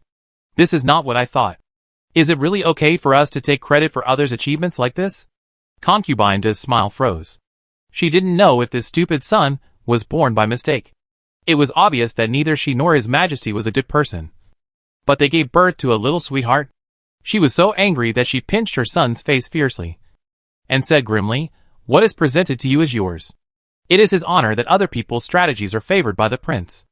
Bei Jingyu nodded obediently under the tyranny. Okay. Mother, don't pinch me. He obediently handed the memorial to the emperor, and said with a guilty conscience, but stammering that it was his own idea. That evening, De Fei did not wait for her son to pay his respects, but instead waited for the emperor to summon her. In the imperial study, there was no sign of Bei Jingyu, and Concubine De was vaguely uneasy. Her uneasiness came true. The emperor threw the memorial submitted by Bei Jingyu in front of her, making a small sound on the ground. What is your ability? Don't I know it? I am always paying attention to the studies of several princes and princesses even if I am busy. Is this something you can think of? Bei Heng showed no signs of anger, and his voice and expression retreated from all gentleness. Concubine De was so scared that her whole body froze. The next moment, Bei Heng convicted the incident, teaching the prince to deceive the emperor. Concubine De, you are getting more and more daring. Concubine De knelt down with a cold sweat. Concubine. Chapter 339, Breaking off the engagement. For a long while, she did not know how to defend herself. I have already warned, and ordered the 3rd prince to be under house arrest. De Fei raised her head suddenly, seemingly wanting to get up, but she did not dare. She pleaded with her beautiful eyes, Your Majesty, you are as kind-hearted, and it was all my instigation. You can't do this to him. He can't sit still all the time, and it's too cruel to lock him up. Bei Heng stared at her. It's just that he can't leave Qianqiu Palace, and it's not like he's tied to the couch. As for after the ban is lifted, there's no need to go to Yinjia Palace to pay respects to you. Before he gets married, you and your son should not meet. Bei Hong felt that his punishment was too light. If the third child hadn't cried so hard that he looked like he was going to faint, he wouldn't have shown mercy. But in the eyes of concubine De, it was a huge punishment. It was still 7 years before Bei Jingyu was crowned. Even if they were in a hurry to find him a prince consort, it couldn't be too early. For her, it was so painful to be separated from her own flesh and blood. She begged, "Your Majesty, please show mercy once for the sake of my following you for so many years. Demotion and punishment. Anything is fine. But separating mother and child is so cruel. Your Majesty." There were too many such pleas for mercy. Every time. These people didn't know how to stop before they did something wrong, and had to wait until they were punished to act pitiful. Bei Hong didn't buy it. "It's because you have been with me for many years, and you have raised the prince. Otherwise, I will directly change yours mother. Don't challenge my tolerance for you." De Fei went back in despair. The Zhang family who received the news was also scared out of their wits, so they vented their fear and anger on Li Zong. They didn't care that he just offered a plan, and it was the Zhang family who wanted to take the credit. Li Shunlian was making a fuss about breaking off the engagement in Wanyuan. Madame Li was originally planning to throw this ungrateful brother out, but when she heard about breaking off the engagement, she became interested. "Let's go. Let's see what he's doing." Mrs. Li has been living a comfortable life in recent years because of her daughter's hard work. Li Shunlian was brought in, and the graceful woman had no white hair on her temples. Li Shunlian called her sister, but people who didn't know her thought there was a generation gap between the two. Mrs. Li called him uncle, which was normal. He looked exactly like Li Zong, with his nose sticking up to the sky. He had a confident smile on his lips. As soon as he opened his mouth, he said in a sarcastic tone, "Sister, Jior has been an official for so many years, you are very proud." "Right? Mrs. Li, nonsense." Li Shunlian was amused. Shouldn't normal people be modest? His sister had been separated from him for more than 10 years. How come she was more confident than him? The words he had thought of were blocked in his mouth, and Li Shunlian spoke again, with full confidence. "Sister, for so many years, you must have hated me. Let's end it today." Jiao recommended Zonger to the prince, but the prince did not appreciate him. But our Zonger's intelligence was discovered by the third prince. "Oh, it's a pity for the prince. From now on, our two families will have nothing to do with each other. I will not disturb your and Jior's wealth, and you will not disturb our Zonger's career. Whoever becomes rich, don't get involved." Having said that, anyone with a discerning eye can see that Li Shunlian means that his son is about to become rich. And now he is in a hurry to get rid of these poor relatives, and not take advantage of his son. Lady Li didn't know where his confidence came from. Even if the third prince favored Li Zong, her Jior was already an important official in the court, and a duke. If it weren't for her own relationship, which dragged down Jior, Li Zong would have climbed for most of his life, and might not have been qualified to talk to Jior. Lady Li couldn't help but remind him, Li Zong hasn't even entered the officialdom yet. Although I don't know whether what you said is true or not, even if he is appreciated by the prince, it's impossible for him to achieve anything in a short time. Li Shunlian was completely brainwashed by his son. Their father was just a minor official, and was not a royal relative. Li Zong told him that, as long as he hooked up with the third prince, becoming an official would be as easy as drinking water. So Li Shunlian immediately got angry. "Sister, even if we have to sever our relationship, you shouldn't curse Zonger. What's your intention?" "Lady Li, why remind this fool? It's so hard to get a chance for him to voluntarily sever his kinship." Chapter 340. Can the prince fight? After both parties pressed their handprints, Mrs. Li looked calm, and even showed a hint of reluctance, which made Li Shunlian feel comfortable. No matter how reluctant he was, he couldn't let anyone drag down Zonger's future. Mrs. Li wiped her tears with her handkerchief, turned her face slightly, and dared to show a smile that she could hardly hide, and whispered to the servants, "Quick! Quick! Take the documents to the government office immediately. Don't let him come to his senses." Facing Li Shunlian's steps of not recognizing his relatives when he left, Mrs. Li unconsciously thought of a sentence. If God wants to destroy him, he must first make him crazy. Bei Jingchu looked at the information sent back from the Zhang family, and frowned. After Yor was scolded, she expected that the Zhang family would vent their anger on Li Zong. However, after Li Zong left the Li family, he had no news except for a letter every day. She could tell from their first encounter that he was not a low-key person. If he was really recruited by the Zhang family, he would definitely show off and let all the neighbors know and flatter him. Something was wrong. She asked someone to keep an eye on the Zhang family, and she went to see the emperor with a prepared memorial. Some well-informed people got wind of Bei Jingchu's plan to reorganize the national treasury. Some people didn't take it seriously, but some people were alert. Chong Tingyi's heart sank. His silly brother was still laughing foolishly. If they want to rectify it, then rectify it. What does it have to do with us? Brother, why are you so startled? You are not steady at all. Chong Tingyi. This brother is drooling even after being cured. He took a deep breath and forced himself to calm down and said, if the prince wants to take back the land, he will not go against the poor and the people. He can only attack the noble families. Just like the history books about reducing the power of the vassal states. It will not be the first to confront the strongest vassal king. At the same time, Bei Jingchu was also in the imperial study, and said to the emperor, so we will start with the less powerful noble families first. Although the 5 surnames and other noble families are in danger. But if the knife is not cut on them, people will not feel personal pain. 4. It's not that hard to pay. Bei Jingchu continued, if you don't want to see bloodshed, there are 2 other ways. One is to make the salt and iron industry official, and then buy salt according to household registration, and limit the amount each household and each person can buy, which can encourage people who have escaped from the country to register. But it is difficult to control the private sale of salt and iron. If there are more restrictions, I am afraid that many people will smuggle for profit, and the benefits of the government-run industry will be greatly reduced. The second is to distribute the tax on land. That is to exempt the tax on land and replace it with land tax. In this way, no matter how many lands are merged, even if the people have no land, and all the land is concentrated in the hands of the wealthy, it will not harm the interests of taxation. But only taxation will not be harmed.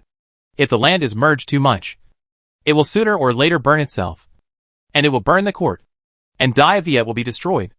Bei Heng tried to hold back, but still couldn't help it, and said tiredly, Chu, don't always talk about the destruction of the country. It's unlucky. Bei Jingchu is a good baby who listens to I. And immediately changed his words. Then the dynasty will change. Bei Heng, is there a difference? Can the prince be beaten if he is too rebellious? The rebellious prince grinned a perverted smile, and everyone saw him as a big villain. The villain said, we can't just sit back and watch the land annexation. It's better to make plans early. I think that the land tax and the recovery of the land illegally acquired by the nobles can be carried out at the same time. Hee. Are we planning to move the capital recently? While the mainstays of the nobles have followed I. The rest are just useless bastards. I'll stay in the capital and kill every kid with one knife. Bei Jingchu stretched out his hand and made a gesture of snapping the neck. The two looked at each other and reached a consensus. In the afternoon, Bei Jingchu returned to the East Palace exhausted after work, majestically dismissed the servants, and majestically waited for the door to close. She began to crawl in the dark. Yin Chao in the dark. Ah, it's okay. I'm used to it. The prince was also very stable today, and he was no longer the bright and beautiful little princess before. She knew that it was impossible for a prince not to go crazy. After going crazy, Bei Jingchu rolled onto the couch and took a nap. After she mentioned that she would go to investigate what happened in the Zhang family, her people quickly took action. A group of people broke into the cell. There should have been guards, but except for those who were imprisoned, there was no one. One person came to Li Zong, who had been imprisoned for many days and was already emaciated. Li Zong subconsciously put his hands in front of his face and shrank. No, no, no, don't hit me. He looked very pitiful. The people who came rescued everyone who was imprisoned here. How Yue also reported the news to her prince, Your Highness. Li Zong went to investigate, but because they were not too important, I did not keep a close eye on them, and let them escape, leaving no evidence. In the cell, there were many students of civilian origin who were imprisoned separately. After I had someone interrogate them, I found that except for Li Zong and another person, who were imprisoned after trading with the Zhang family, the others didn't even know who they were working for. Chapter 341 Letter of Surrender. Bei Jingchu was slightly startled. He was really bold. Write down the names and hometowns of all the people who were rescued, write down their confessions, and send them back home. The Zhang family is not to be feared, but if necessary in the future, We will need them to testify. As for Li Zong, take him to Wan Yuan tomorrow. You pass on a note. I will also visit Jiujiu tomorrow. Yes. After receiving the order, Hao Yue passed it on. Li Zong could not live in the East Palace tonight, and was sent to Bei Jingchu's villa. The person escorting him estimated the attitude of the higher-ups, and randomly pointed to a servant's room for him to live in. The intention was to insult him, but he was moved to tears by the clean servant's room. The escorting person? Wow! What kind of life did this kid live before? He couldn't help but feel dazed. So the treatment under the prince was so good compared to outsiders? Then he was really lucky. In the other house, Bei Huan was counting the accounts in the warehouse. She felt that although her cousin didn't participate in this election, she was the princess consort. Since she was a princess, she helped her with the accounts. And later, she was also responsible for managing the East Palace and socializing. Bei Huan dared to guarantee that even if she had a husband in the future, he would never do as well as she did. Except for her. Who else could manage such a huge family business in an orderly manner, so that Chu would have no worries in the previous dynasty? She, Bei Huan, is the best and virtuous wife of the prince's cousin. While biting the pen and counting the accounts, Bei Huan thought bitterly. Finally finishing the palace affairs for the day, she walked out refreshed and met several people escorting a pale and thin man. Li Zong looked up, and a young girl was approaching, surrounded by palace servants. They were also surrounded by a group of people. The ones around her were servants, and the ones around him were guards. The girl had a gentle bun, and pearl tassels dotted her black and silky hair. She gently stroked her forehead, revealing a trace of fatigue. Her plump lips were painted with the most popular lip balm color, and they were fresh and tender. She was in her 20s, and at first glance, she was a noble lady who grew up in a pile of splendor, and she was blooming at the most beautiful age. Li Zong's eyes were wide open. He had a strange feeling that this beauty should be his. She should be his woman, living under his control, and could come and go at his will, no matter how he treated her. She could not have any complaints, but could only help him manage the harem and raise his children conscientiously. It didn't matter whether those children were her own. The sticky eyes of a venomous snake were glued to Bei Huan, and she couldn't ignore it. She glanced sideways and saw a strange man staring at her, as if he was looking at his property. Bei Huan got goosebumps all over her body, and felt that she would have nightmares when she went home tonight.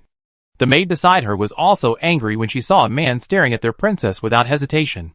She immediately stood in front of Bei Huan and shouted, "Where did this lecher come from? How dare you offend the princess? Don't you want your eyes anymore?" The man walking in front of Li Zong turned around, and his cloudy eyes hurriedly moved away. But it also completely exposed where he was looking at just now. He punched him in the face. "Be honest. You are the noble man. You can't be honest. I will dig out your eyes if you don't behave."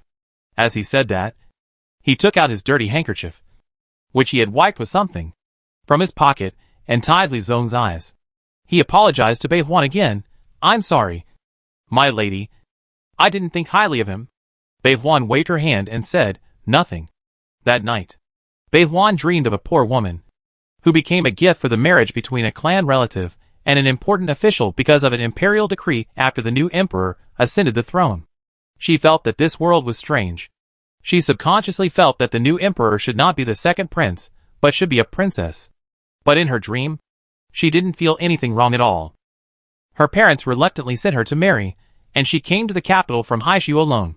Even though she had a noble status, the other party was the most beloved minister of the new emperor, and she was just a relative who had never met the new emperor. She was isolated and helpless, and couldn't find anyone to support her when she was bullied. Her husband and her were in love for a while at first, but after she fell into the sweet trap, he hit her hard, with new people coming in one after another. Bei Huan could hardly remember them all. Looking at the backyard at a glance, she saw all the concubines who were charming and gorgeous. That would be fine. She would give up her girlish heart and become a qualified mistress of a wealthy family, and she could live a peaceful life for the rest of her life. But that guy was corrupt. He also embezzled a terrifying amount. As his wife, Bei Huan was of the same blood as him. She didn't want to die, so she could only help him to cover up his shame. The huge family business was managed meticulously under her hands. Bei Huan, who had been raised in the boudoir since childhood, knew for the first time that she had such an amazing talent. But after several years of hard work, she still died, as the surrender letter of her husband after Tuning broke through the capital of Yu dynasty. She was beheaded in front of the army, ending her life that was nominally noble but helpless. In the dark midnight, Beihua woke up in a cold sweat and breathed in the fresh air rapidly. The plot in the dream began to blur, but the feeling of being beheaded had not dissipated. It turned out that at the moment when the head fell, it was not the feeling of the head and body being separated, but the feeling that the body was still connected, and it fell rapidly with the head. Obviously, the feeling of being chopped is not pleasant for a little girl. Damn it, I can't remember the face of that bitch, otherwise she would have to post a reward and find him and chop him into pieces. The maid on duty woke up in a daze on the small couch and asked Bei Huan with concern if she was feeling unwell. But now Bei Huan was trembling and felt very insecure. She got up, put on her outer robe, stepped on her clogs and ran towards the Lijiang Hall. Wu cousin, help me. Bei Jingchu was in a bad mood when she woke up, but when she was woken up, she saw a familiar face covered with tears. Bei Jingchu. She was forcibly suppressing her anger in her heart. She had a premonition that she would have acne tomorrow. Forgive her. She was woken up from a good sleep. She really couldn't laugh. She could only try her best not to make a grimace. She asked with a wooden face, "What trouble did my cousin encounter?" However, even Bei Jingchu's extremely cold and hard expression was a great comfort to Bei Huan now. Chapter 342, Intimate Wine. However, even Bei Jingchu's extremely cold and hard face is a great comfort to Bei Huan now. Wu cousin, so scary Wu. I dreamed that I got married. Bei Jingchu. That was indeed quite scary. She immediately expressed sympathy for the poor child. Bei Huan's upper body was lying on her bed, her tears were soaked in the quilt, and she was crying. I hiccup. I dreamed that I was forced to marry an important official, and then he was greedy and evil, and a traitor. He bullied me. Bei Jingchu, could it be that I have awakened? She asked tentatively, cousin, do you still remember who that person is? Let's find him and give him a good beating. Bei Huan shook her head regretfully. I don't remember, I just remember that it was terrible. Oh, it seems that rebirth is not easy. Bei Jingchu patted her back. The girl's warm back was thin and trembling under her palm. Don't be afraid. Cousin. It won't happen. You send me to protect the country. But I don't know where to use the general. I'm not such a useless person. I won't use your marriage to exchange for the stability of the court. These words were so confident and powerful that Bei Huan's emotions were calmed down. She had seen her cousin's ability since she was a child. She believed in her. She was definitely not a useless waste. After comforting her, Bei Jingchu finally got angry and started to drive people away. Bei Hua tightly grasped her quilt and refused to let go. No, I won't leave. I'm afraid to be alone. Bei Jingchu said, isn't your night maid considered a human being? Hao Yue, who happened to be on night duty today, silently agreed, and cursed Mo Qingjun who disturbed her sleep. Bei Hua buried her head in the quilt and cried. But she is too weak, I am just afraid. Bei Jingchu wanted to pry her hands away, although she was 1 year older than her, but the older girl showed a pitiful expression without concealing it. Ah, as expected. They are childhood sweethearts. You know she is soft-hearted. Right? Bei Jingchu pulled half of the quilt with a snort, turned over, and said angrily, go to sleep. Bei Hua smiled. Okay. But in the second half of the night, Bei Jingchu couldn't sleep. Because Bei Hua snored, she got up, retaining the last bit of sisterhood, found a clean handkerchief, and stuffed it into her cousin's mouth, which was wide open and drooling. Ah, finally quiet. The next morning, Su Chengzhou saw a woman coming out of the prince's bedroom again. Bei Jingchu put on indigo eye makeup again. To be honest, it actually fits people's aesthetics. It would be better if it wasn't exchanged for sleep. Bei Jingchu went to Wanyuan with Zhou Huanjiu after leaving the court. Before leaving, she thought of something and took Bei Huan with her. When they arrived at Wanyuan, Li Zong had been tied to the pillar of the main hall. Zhou Huanjiu didn't understand, but didn't ask more. Chu must have her reasons for doing this. Facing the fake cousin, oh no, Anyang said, they have severed their relationship. Facing the pleading eyes of the former cousin, Zhou Huanjiu looked away. They are not familiar with each other. She paused as she was walking towards the main seat, thinking of Bei Hua following her. Originally, excluding the difference in status, the host should sit in the main seat, 2 main seats. If she and Chu both sat, Hua Hua would be very embarrassed. Chapter 343 No wonder he is so bad. Zhou Huanjiu turned his footsteps and walked to the second seat. After he sat down, the servant skillfully served tea. When Bei Huan saw Li Zong, she recognized him as the lecher who stared at her yesterday. After a night, she saw this man again, although they had no grudges against each other. She couldn't help but want to stab him twice. Bei Huan put away her dark thoughts, sat down obediently, and continued to be a harmless little white rabbit. Bei Jingqiu waved her hand, and asked the guards to pull out the cloth that was blocking his mouth. Li Zong, who was under the eaves, seemed to have not seen the situation clearly. He shouted at Zhou Huanjiu, "Cousin! Let me go! I am your cousin. Cousins are also brothers. Elder brothers are like fathers. Why are you tying me up?" Bei Jingqiu's hand trembled as she held the teacup. Li Zong's words were like shouting at Zhou Huanjiu, "I am your father." Looking at Zhou Huanjiu's face. Ah! She was indeed cuckolded. Li Zong saw that Zhou Huanjiu looked unhappy, kept silent, and changed his target. "Your Highness, I wanted to help you from the beginning, but you rejected me because of your trick. So I went to join the third prince. Although you saved me, you can't be jealous and resentful just because I switched to someone else. If you can't get it, just destroy it. Now that I'm back, I will naturally do my best to help you."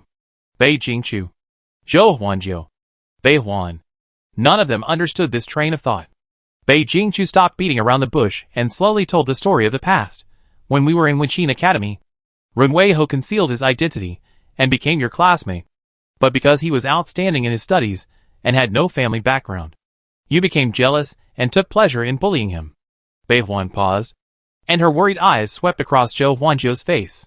She looked at Li Zong in astonishment, her eyes like knives, as if she wanted to dig out his heart. Li Zong flashed a moment of fear, and then stiffly returned to calm. He defended himself. I didn't. Even if you are the prince, you can't wrongly accuse people." Bei Jingqiu tilted his head. "Wrongly? Do you think I can tell you in front of you? Where did I get the news?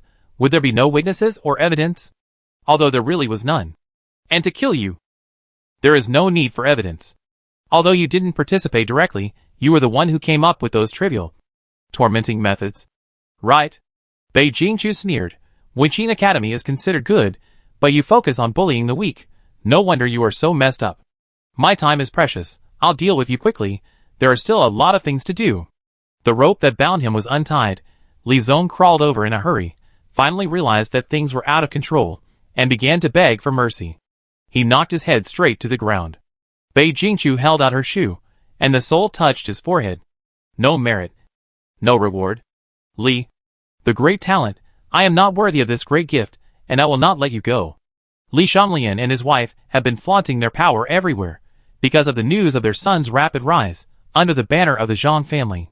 At this time, they were arguing with their neighbors. Originally, when Mr. Li died, he left the house, but it was squandered by the constant tricks of several people, and they moved to a simple small courtyard. Li Shanglian dragged his wife to argue with the neighbors. Originally, there was a road between the two small courtyards, for pedestrians to pass through. The Li family wanted to rebuild the courtyard, so they directly widened the wall and occupied the road. Chapter 344. A bitter smile. The neighbors naturally didn't like it, and the two sides started arguing. Li Shanglian relied on the confidence given to him by Li Zong, and began to use his power to suppress others.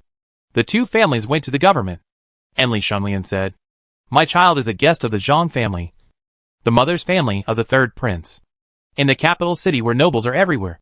Jing Zhaoyin wants to keep his position. Either he has a high birth, dares to confront all the powerful, or he is slippery and doesn't offend anyone. The current Jing Zhaoyin is a woman, and happens to be the latter. The name of the third prince's mother's family still makes people feel a little daunted." She immediately felt overwhelmed. Li Shanglian was arrogant to begin with, and when he saw her retreat a little, he became even more arrogant.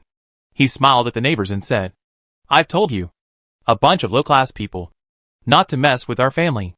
Now that you've offended us, it's not just a matter of 3 feet of land. You have to pay me money. Otherwise, when my son becomes more successful, I will never forget today's shame. Jing Zhaoyin, we're not brothers. Where are you ashamed? Haven't you always been the one unilaterally humiliating others?" Jing Zhaoyin found that his brain circuit was off, and shook his head to turn it back to face the current situation. She tried to persuade him, "Mr. Li, this alley is for pedestrians to pass through. You occupied it without saying anything. It's already too much. There's no need to threaten people. She still maintained a little kindness, and wanted to say a fair word for the victim. As a result, Li Shunlian attacked her directly. What do you mean? Do you want to be our enemy? Believe it or not. I will write a letter to my son, and ask the Zhang family to take your official position away directly.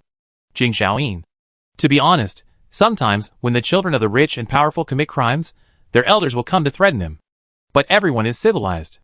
All of them are sarcastic. And all of them are threatening in a veiled way. It was the first time for her to face such a fool who didn't give her face. But she really didn't want to go against the Zhang family. Jing Xiaoyin felt so aggrieved. In the past, in other prefectures, even when she was a county magistrate, no one dared to yell at her during the trial. She was transferred back to the capital, saying that she was one step closer to the emperor, and it was considered a promotion. But who knows how much she was actually humiliated. Damn it. I don't want to do this anymore. I might as well go back and get married. With this thought in mind, Jing Xiaoyin knew that he was driven crazy by official duties. She gathered up her resentment from time to time, wiped her face, and continued to maintain a bitter smile. Li Shunlian was even more proud, seeing that even Jing Xiaoyin was afraid of the Zhang family he mentioned. The neighbors began to be afraid. At first, they thought Li Shunlian was bragging. After all, if he really had such a strong backing, how could he fall to the point of being squeezed together with ordinary people like them? The result was really, the neighbors were not pushovers. Otherwise, they would not have gone to the government, because their land was occupied. On weekdays, he would not give in when he had conflicts with Li Shunlian and others, which could be said to have offended them to death. The neighbors had already anticipated the retaliation in the future. At this time, the family looked at each other, and saw worry in each other's eyes. An older woman whispered, "It's okay. I'll just go back and move." It was easy to say, but it's hard to leave your hometown. If it weren't for the real difficulties, they would never be willing to leave their hometown. A cloud of worry weighed on them. At this time, a yeoman runner came in and said something, and Jing Xiaoyin's face showed a strange look. The promising son that Li Shunlian had mentioned is here. Upon hearing the news, Li Shunlian and his wife were immediately overjoyed. If they had a tail, they would have been so proud. My son must have known that his parents were bullied, and he came back to support us. Mrs. Li nodded even more and sighed. It's true that I didn't raise this son in vain. He is so filial. Everyone on the side was silent. Are you sure that others bullied you? However, Li Zong was carried in. He was drooling, his head tilted, and his mouth was gritting and talking nonsense, and he was laughing while talking. He smiled, and wanted to clap his hands. But unfortunately his arm was held. He was obviously a fool. Bei Jingqiu originally wanted to cripple him. But as soon as his arm was broken, Li Zong couldn't stand it. He said that he was a scholar who could be killed but not humiliated, and that breaking his arm would ruin his second half of life. He directly hit his head against the pillar. But his heart was not cruel enough. And he didn't die, but was half dead. After being forcibly awakened, he became such a fool. His mentality is so fragile. When bullying, he sees others struggling and does whatever he wants. And all kinds of tricks to torture people emerge one after another. But when it comes to himself, he can't stand any punishment. She asked someone to return Li Zong to Li Shunlian and his wife. And then she didn't care about the matter anymore. The subordinate, who was assigned the task, was very smart. When he heard that the arrangement from above was to return this person to Li Shunlian and his wife, he must hand him over to them. When he sent the person back to the Li family, he found that they were not there. After asking around, he went straight to the government office. Li Shunlian and his wife looked at Li Zong, who was sent back, and were dumbfounded. Jing Xiaoyin was kind. Seeing that the child had become a fool, he did not mock him even though he had just lost face. But the neighbors, who had just been bullied, were not polite. They immediately did whatever they wanted. So this is the peerless genius you two talked about. It is indeed extraordinary. Chapter 345, Heart-Cutting. So this is the peerless genius you two were talking about. He is indeed extraordinary. Li Zong, ah bah ah bah. Li Shunlian and his wife felt as if the sky was falling and the earth was collapsing. They could no longer hear the sarcasm of their neighbors. All their confidence came from their expectations of Li Zong, and now a fool has come back. Li Shunlian and his wife don't even want to recognize this person as their Zonger. But the facts are before them, they have no choice but to recognize him. The few people were punished, and went home in disgrace. Li Shanglian looked at his stupid son and discussed with his wife. When our Zomer left, he was fine. But he became a fool after returning from his Zhang family. This must be the Zhang family's problem. Maybe Zomer has done something that made him stupid. Anyway, they are not free from responsibility. We have to ask them for compensation. They did what they said. They went to the door to make a scene. They led the stupid Li Zong to block the door. But the Zhang family didn't know who had destroyed the Tibetan's lair. So they were very cautious. Li Shanglian went to the door to ask for an explanation. But how dare they admit it? People blocked the door. And the Zhang family did not dare to drive them away in a domineering manner. Soon, a group of people gathered to watch the fun. The door opened, and the housekeeper who came out had a kind face and smiled politely at Li Shanglian, who was making trouble. Mr. Li, this child, we in the Zhang family have never seen him before. As for what you said, your son became stupid because he worked in our Zhang family. It is completely false. We in the Zhang family are kind. But you can't just rubbish us with dirt. He also took out 2 pieces of silver and handed them to Li Shanglian, acting like a good person. The child is pitiful. Take this little money home to treat the child. Turn back to the right path as soon as possible and stop being a rogue. This kind look, compared with the unreasonable behavior of Li Shanglian and his wife, anyone who came would believe that it was the bad luck of the Zhang family, being entangled by 2 unruly people.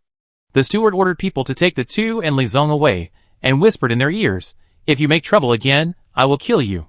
While speaking, he patted Li Shanglian's shoulder, which seemed to be kindly comforting them to outsiders. Li Shanglian was shocked and quieted down. The couple went back and looked at the squandered family property. The son was still curious about the table. And then he bit it. The couple was very harmonious when they were in collusion. But they started to blame each other when they failed. Why did you break off the relationship with Zhou Huanjiu? This is the only promising relative in our family. Li Shanglian was furious. He pointed at Li Zong, who was biting the table, and cursed back. He is your good son. If it weren't for him, would I have such a bad relationship with my own sister? You talk as if I am not your son. Why? When Zong was promising, you always called him my son. As if you were so loving. Now that he has become a fool, you say he is my son. He has nothing to do with you. Right? The 2 started to fight. In Wan Garden, after Li Zong was sent away, Bei Huan and Bei Jingchu stayed behind, and took Zhou Huanjiu out for tea and relaxation.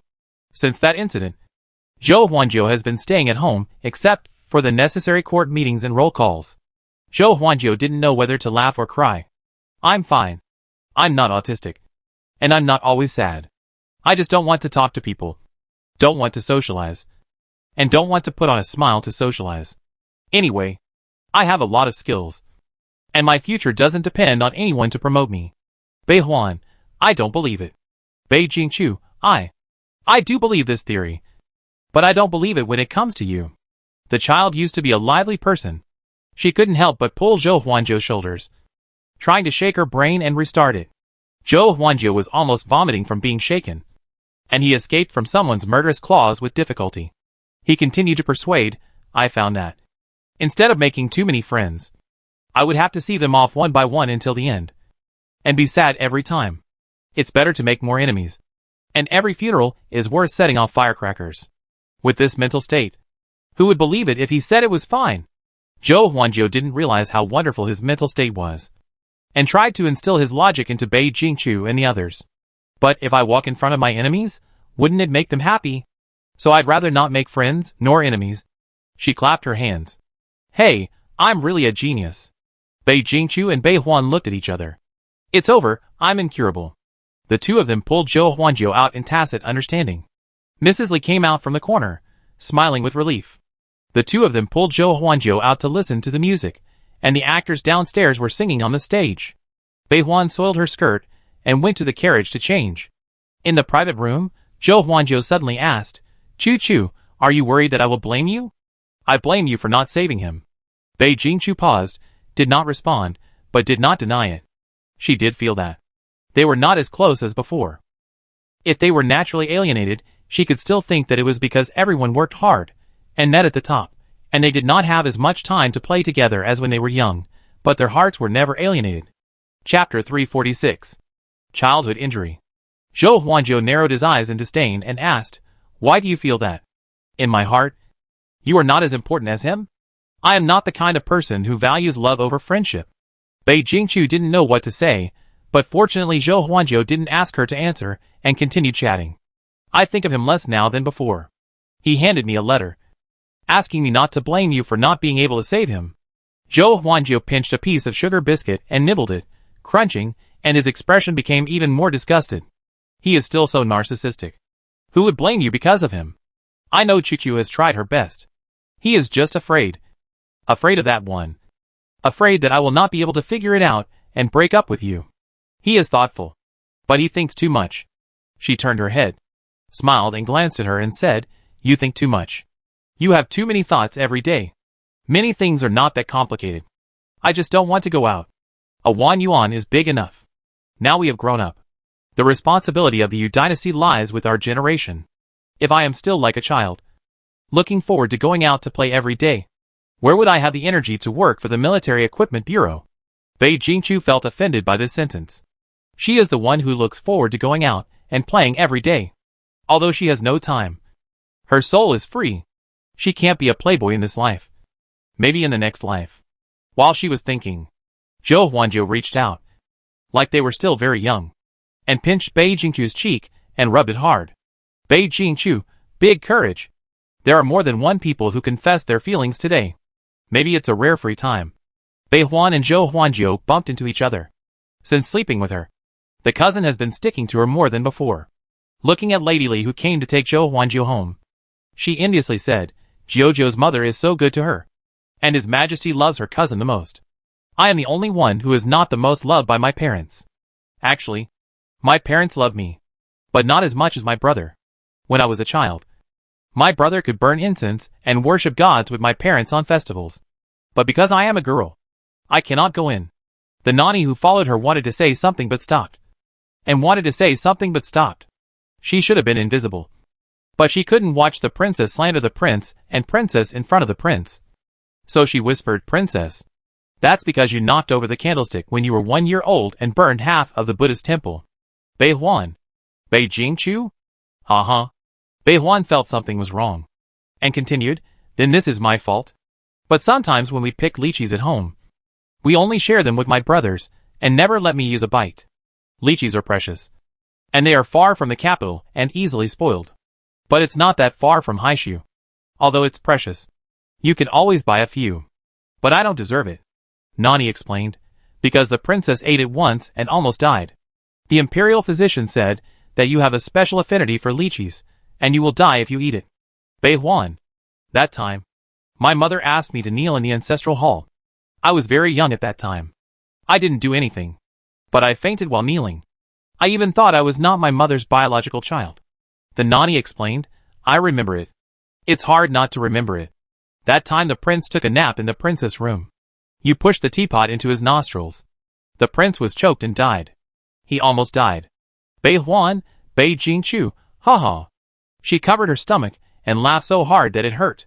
Patting Bei Huan's shoulder. Ha, I have to go back and talk to my father about these things. Let him know how filial I am compared to my cousin. Ha. Bei Huan turned her back to think about life. I always thought that her parents didn't love her that much, if that's the case. She wasn't beaten to death, which is enough to prove how much her parents loved her. After the Zhang family drove away Li Shanglian and his wife, they became more and more panicked. Although there was no evidence that the Eastern Palace intervened in this matter, some clues still made Mr. Zhang guess. Thinking of the reprimanded third prince, he was anxiously running around in the room. Now that the crown prince's position is more and more stable, if she really has an accident, the possibility of it being too low under heavy protection. If it is man-made, the Zhang family dare not take action. He couldn't help but think of the master he met before. The art of defeating the enemy. If you were more careful, it might work. And the master said that. His technique is not the kind of method of tying a doll, which can be seen at a glance and is useless. It won't cause him trouble for nothing. Chapter 347, Very Bad Morning Mood. A wing room of the Zhang family looks no different from other places, but anyone who walks in can feel the unusual gloom. Outside is the warm sun, but once you enter this place, it is bone-chillingly cold. An old man in a robe, hunched over, sitting cross-legged on a mat and muttering something. In front of him is a magical instrument that is hard to understand, and one look at it makes one feel uncomfortable. The old man opens his eyes, and his face is also full of sinister air. If he changes his clothes, he looks like an executioner who has been in the execution ground for many years. When Mr. Zhang saw him, he felt uneasy. He wondered if he had made a mistake and brought an evil spirit into his home. But it was too late to regret now. He did not dare to offend the old man in front of him, fearing that he would be petty and put something unclean in his home. Mr. Zhang asked with a shameless face, "Master, what are you going to do?" The old man glanced at him and said, "Change luck. Change life. Cast a curse. And use a puppet. All are possible. The curse can kill directly. But the price is that I want 5 lives as a sacrifice." Mr. Zhang was shocked and became more and more nervous. At this moment, he would rather the other party was a charlatan. Although he is not a good person, this is too vicious. And he has another concern. "Master, the whole family will be implicated if witchcraft is carried out into you. If this is discovered." The old man snorted disdainfully. "Didn't I tell you that the secret method I use is different from the childish and useless witchcraft doll you understand? Mortals can't understand it at all. Even if they see it, it can't be used as evidence." Zhang Lao smiled and said, "Yes. Yes. Then there is no need to worry." He asked, "Since he is the crown prince, his fate should be very good, right? Can it be changed to my grandson?" The old man looked at him like a fool and replied, "Who said that the crown prince's fate must be good? How many people can finally reach the throne? Those who failed are all people with luck but no fate." Zhang Lao did not dare to refute, and could only say yes. "Yes. Yes. If we directly cast a curse to make him die suddenly, it may arouse your majesty's suspicion." "Why not? Use the puppet technique?" "Excuse me. Can the puppet technique control the other party?" The old man smiled, and his smile was full of malice. Of course. Old Master Zhang was satisfied. As long as he could control the prince from causing trouble during important events, then the emperor and his ministers would naturally be disappointed in her. She was originally a princess. She had no moral integrity, but she had reached the high position by her own talent. As long as she caused trouble, other princesses, such as the second princess, who ranked before the third prince, would be excluded from the succession qualification because of their female status. People in the world would also understand that only the prince was legitimate. While thinking about it, old Master Zhang was also glad that they had met such a great person. If they had been sent to the prince, they might not even know when they would die. He entertained people respectfully, looking forward to the final result. In the Jiaxing Tower, a young man reported, "Master, there is a sorcery attacking the East Palace." The Imperial Master, who was not around, did not wear a veil to cover his face. 15 years had passed, and there was no change in his face. Time seemed to be non-existent on his face. After hearing the news, he was still fiddling with the compass in his hand, without much reaction. Even if the emperor has not grown up yet, all evils will retreat, and ghosts will not invade. It's just an evil magic. Don't worry about it. Why come to me in a hurry? You are too unstable. The disciple scratched his head. "Master, didn't you ask me to watch the direction over there and report to you as soon as there is any movement?" The national master, "Go and copy the scriptures 100 times. The disciple cried. "Why?" The national master smiled. "Today, I don't like you." The little disciple was ready to go back with a sad face. The national master felt guilty and changed his words. "Go and catch the caster. And you don't have to copy." The little disciple's eyes lit up immediately. "Yeah." He jumped out with the magic weapon in his hand. That night, Bei Jingqiu was sleeping soundly, and a cold breath approached her. The girl, who was always grumpy when she woke up, was disturbed. Even though she was not awake yet, she became irritable and kicked the thing that disturbed her. The cold breath dissipated, and the old man who cast the spell in Zhang's mansion spat out a mouthful of black blood, fell to the ground, and could not get up for a long time.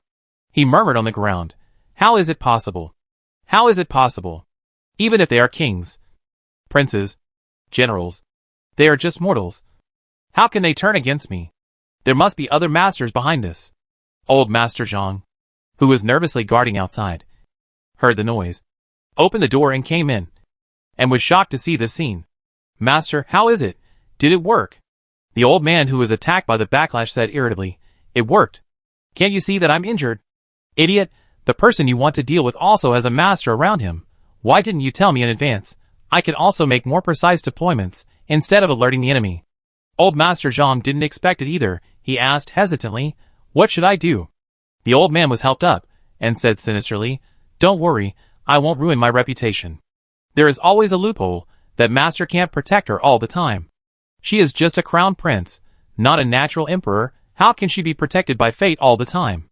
Chapter 348 Little Dai Dai.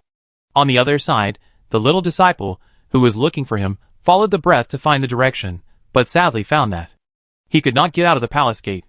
He struggled and said, "I am a disciple of Jiaxing Tower." The guard said, "Without the emperor's order, even if the king of heaven comes, you can't go out at night." The little disciple was very sad. Could he escape the fate of copying scriptures? The sun had not risen yet, but Bei Jingqiu had already gotten up and was ready to go to court. She heard someone report that the disciples of Jiaxing Tower had been squatting at the gate of the East Palace all night to see her. "Bei Jingqiu?" She asked someone to invite him in. The young disciple had been squatting all night, and walked in listlessly. He and Bei Jingqiu were old acquaintances, and they would definitely meet when they went to Jiaxing Tower. Bei Jingqiu asked hurriedly, "Is it urgent?" The young disciple shook his head in confusion. Bei Jingqiu said, "Wait for me." Then he left the young disciple behind, and walked away without looking back. In the early morning of the court, in order to sleep a little longer, they all got up on time. She couldn't dawdle, otherwise she would be sandwiched between the ministers when she entered the palace, and be greeted by Feng Ai's death stare. I was lucky enough to experience it once, and I don't want to experience it again in this life. The young disciple was ruthlessly abandoned. He was stunned for a moment, and had to squat on the ground like a mushroom again.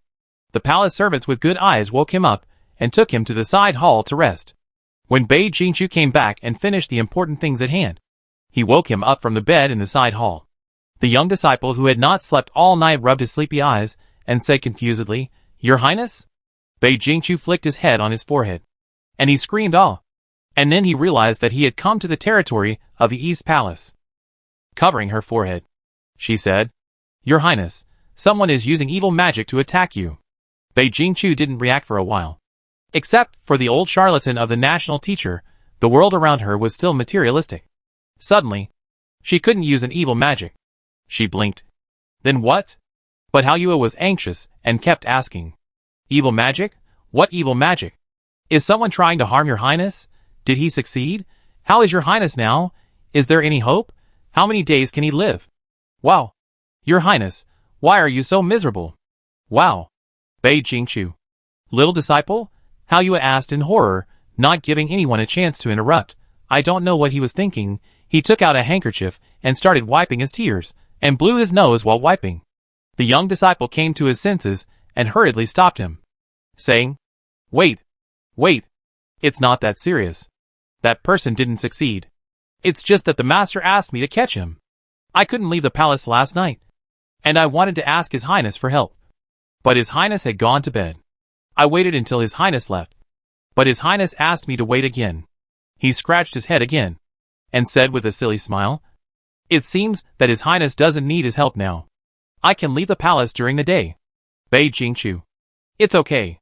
It's not the first day I knew he was stupid. Originally, she didn't bother to care about the matter of Jiaxing Tower. But this time, she was the one that others wanted to deal with. Bei Jingqiu reflected on herself. Was she so hated? She began to reflect on herself 3 times a day. I was right. Was I too polite? Did I give them face? Bei Jingqiu snapped her fingers, and the reflections were over. Well, it was all someone else's fault. She asked the little disciple, Which villain wants to harm me? I don't know. I'm looking for it now. I only calculated the direction, but I haven't gone there yet. He propped up his face, which made a piece of meat that was very easy to rub. Bei Jingqiu held back his evil hand. But there was another evil intention. Every time he asked some questions, the old man, the national master, was practicing Tai Chi. Compared with the old man, the young boy in front of him was obviously much easier to deceive. Bei Jingqiu was like a bad guy who took advantage of the absence of parents to abduct children. He tried to make his eyes bright and pretended to admire. You practitioners are so mysterious. And you look so powerful. Can you fly? No. Can you live forever? No. Can you fast? Not eat grains, and only absorb the spiritual energy of heaven and earth? No. He answered so frankly that Bei Jingqiu was confused. Then what do you practice for?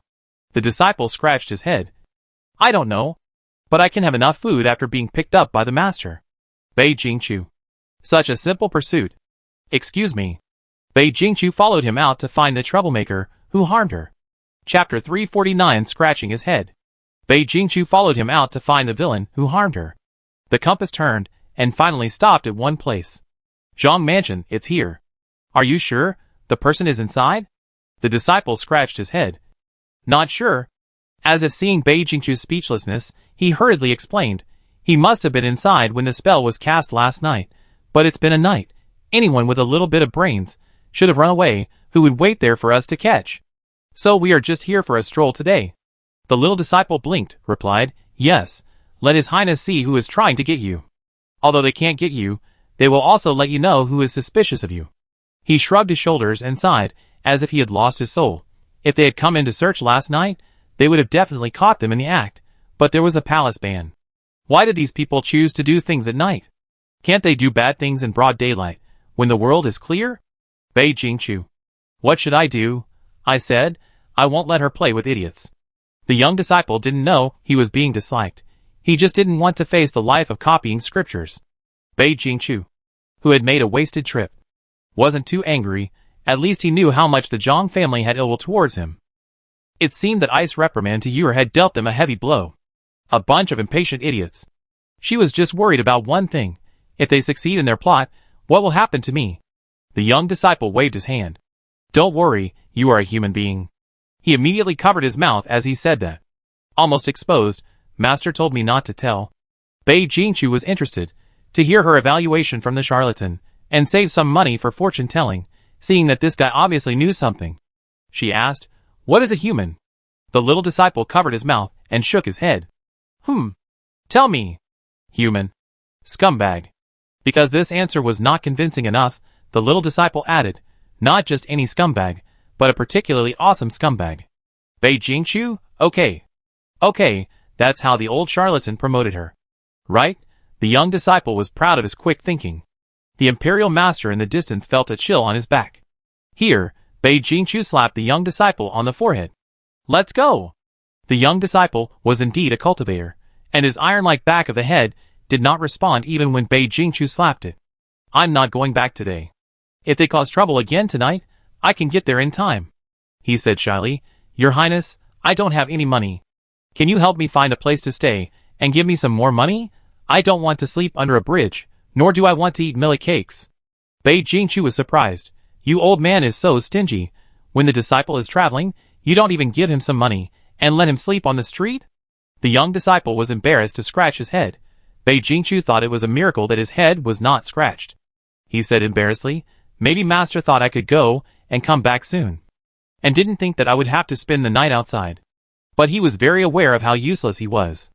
Another morning, the national master thought that the most useless disciple should be successful. So he put on his beard, white hair, and wrinkles to disguise himself. Then he heard a roar. Master and a young man came in with someone. Chapter 350 Destiny is in the hands of God. He said happily, I am fooling around. Oh no! I caught the person and brought him back. After saying that, he threw the person in his hand down, and covered his mouth with both hands. That's it, he let it slip again. The old man beside him fell to the ground with a bang because he let go of his hand to cover his mouth, and the sound was very solid. The national teacher couldn't help but twitch the corner of his mouth, and it sounded so painful. He waved his hand. Go and play, you don't have to copy the book. Great. The little disciple left. The old man on the ground was knocked unconscious and brought back, and he became more unconscious because of the knock. The imperial master was not in a hurry, and continued to fiddle with his things. It was not summer yet, and it would still be cold without a blanket. The old man lay on the cold ground, and was finally awakened by the whistling wind.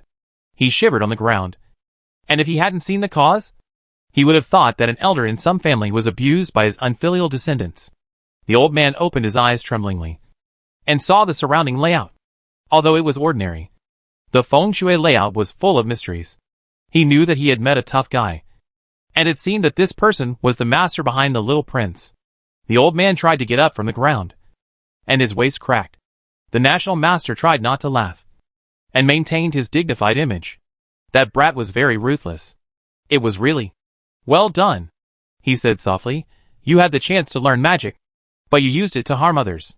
Now you are paying with your life, which is a bargain for you. The old man was not very excited. He just wanted to ask one thing. Even if the spell I cast failed, it would not be able to backfire on me. What did you do? The National Master smiled slightly and asked, don't you find that in recent years, it has become more and more difficult for you to bring disaster to the world? It doesn't matter, he comforted. There will be more difficult things in the future. The old man, although he was speechless by this comfort, he had a guess and asked, could it be that the little prince is really the Emperor of Destiny? The National Master shook his head. The old man relaxed his eyebrows. I said, how could the Emperor Star be a woman? Before the old man could figure it out, he ended his life. It is impossible to say. The villain dies because of talking too much. The Emperor Star of Heaven is too much to lower the style of His Royal Highness the Crown Prince. The Emperor rules the territory, and the Emperor of Heaven is the one who is destined by heaven. As long as the Emperor of Heaven exists, no ghosts, gods, or evil monsters can invade the world. The role of God will eventually disappear, and thousands of people will be the masters of the world. It is just that a butterfly can only emerge after breaking out of the cocoon. She has not grown up yet, so she has given people like this old man a breathing world. After the spring examination, the matter of moving the capital began. Bei Jingqiu was also sharpening his knife, ready to kill people at any time. The emperor issued a clear decree, not giving people any chance to object. No matter how courageous the ministers were, they only dared to advise the tyrant to think carefully before issuing an order. No one dared to persuade him to withdraw the order after issuing the order. The noble families, who had been operating in the capital for many years, were reluctant, but there was no way. Either they followed the capital to move, and their power in the local area was gone, or they resigned and stayed, and the center of power had nothing to do with them. Not long after, the lost double dragon talisman returned to Bei Jingqiu's hands again. The insidious father and daughter exchanged glances, and Bei Jingqiu nodded in response, indicating, I am ready to steal the house. After the people left, they waited for a few days. Those who thought that the prince was going to make trouble also felt relieved in the calm of these few days. As a result, just as they felt relieved, Bei Jingqiu took action. He began to investigate the public land that should have been returned to the court by the private transactions of the wealthy families. The few families he met at the beginning were quite sensible. Chapter 351. A Fluke. A family surnamed Qin, one person asked, the previous families have all given their land obediently, so should we. The middle-aged man patted the armrest, frowning his brows. These properties were accumulated by our ancestors from generation to generation. Why can she take them back just because she wants to? What if we don't give it to them? Are you really going to kill us? The middle-aged man was the son of the left counselor, Qin Ning. But Dr. Qin died early and could no longer protect them. When Tong Huayan first entered the officialdom, Qin Ying's wife was too sweet-tongued and mentioned that she was a prostitute in the past, belittling her as unworthy of being an official's wife. Tong Huayan came to settle the score with her, and they became enemies. Qin Ning failed the imperial examination, but he did not think it was a problem of his ability. He always felt that it was Tong Huayan who tripped him up, which led to his failure. His originally loving wife also made him more and more disgusted. If that stupid woman had not offended Tong Huayan's wife, he would not have been targeted. He blamed everyone he could, even blaming his deceased father for not being a high-ranking official. Now he has accomplished nothing, and can only live on the family property left by his ancestors. Even if the source of the property is illegal. So what? Once it is in his hands, it is his. His son was a little scared and hesitant. Qin Ning snorted and said, Why? Can the prince rob our land? Even if it is his majesty. You can't rob people's private property without reason. Think about it. If all the land in our family is bought illegally and taken away, you can't eat bird's nest as vermicelli in the future. Qin Daoan was determined. No. I can't live this hard life. Isn't it said that the prince is kind and benevolent? Even if he doesn't listen, it shouldn't be a big problem. Qin Ning thought of it. When the prince was still Princess Tianwu, he was swift and resolute in investigating corruption. No matter who was powerful, the resistors were all killed. But they held on to a glimmer of hope. What if they didn't embezzle, they just bought the land that should have been returned to the court at a low price? It shouldn't be a capital crime. The person sent to collect the land was beaten back by Tai Chi, and the next person to come was Bei Huan. She brought people with her, and forcefully checked the Qin family's land, and quickly and skillfully separated the public and private lands. Bei Huan thought her cousin was too kind, and if she changed to a bandit, she would offend people anyway, so she might as well confiscate the property. It's pretty good, but Cousin Fei, Bei Hua opens her eyes every day and sees the account book. Bei Hua is very irritable when she is overwhelmed by the account book. Even Bei Jingchu doesn't dare to be humiliated in front of her now. Qin Ning was bold enough to provoke him. My lord, our land was bought with real money. Even if it's the crown prince, you can't just take it away for free. When they sold it, they said it was their private land. We can't check if it's public land from each family after we bought it. If you really want to take it back, we will accept it. But you have to give us money.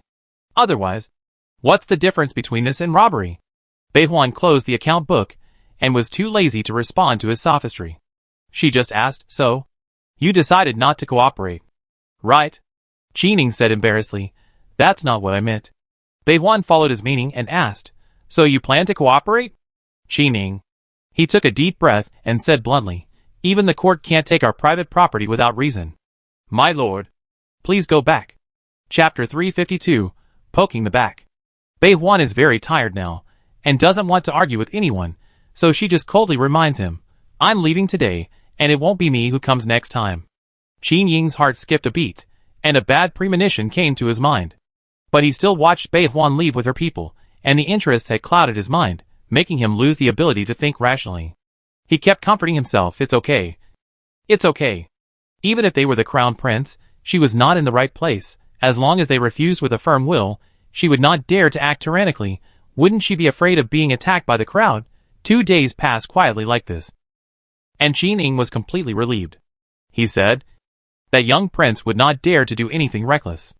Thinking of this, the gate was split open, and the soldiers gathered outside the gate.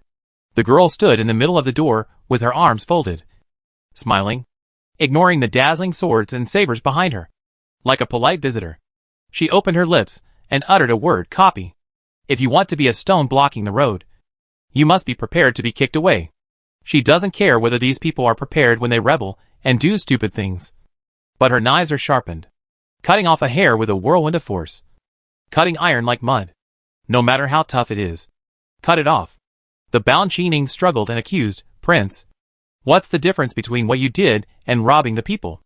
Aren't you afraid that your shameless behavior will be recorded in history books, and people will point at your spine and spit on you? Bei Jingchu suddenly laughed. I found a problem.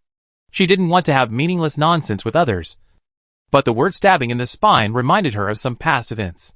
Dayue encourages women to go out and make a living, but many girls told me that their families stopped them, and they like to say, aren't you afraid that people in the capital or other cities will point at your spine and spit on you? One person spit can kill you. Such words are used to threaten and intimidate them. The words are all the same, which makes me feel sick when I hear the word backbone. Where in the world do so many people come from to poke their own spines? And where do so many people come from to spit on you? The people you come into contact with in your life, apart from relatives and friends, are neighbors. It's not the internet age, nor is it the time when women were not given a chance to live. But many people are still frightened and can't get over it. She can only sigh and say it's a pity. Facing the same threats now, Bei Jingchu's answer is, it doesn't involve my own interests. People don't have so much time to pay attention to and scold others. Isn't it energy saving? If I copied someone else's house today, you would just guard your own little piece of land and feel lucky to have escaped. Even if I really committed a heinous crime, it's too numerous to list. There are many more vicious people in history books, such as some traitors who are cursed by people. But it is not my turn. In fact, what this person said is not without reason. For example, the previous emperor attached great importance to reputation. For the sake of reputation, he could smile when the spit of ministers sprayed on his face. However, Bei Jingchu felt that it could not be called admonition. That was called poking your spine and scolding you. She and I were shameless, and would not tolerate it for the sake of reputation. On the contrary, no one dared to be presumptuous in front of them. Those who dared to be presumptuous. She lowered her eyes and looked at Qin Ning, who was being held on the ground with a pair of dead fish eyes. Those who dared to be presumptuous were nothing more than fools, who knew that they were at the end of their rope. Chapter 353 Return to Texas.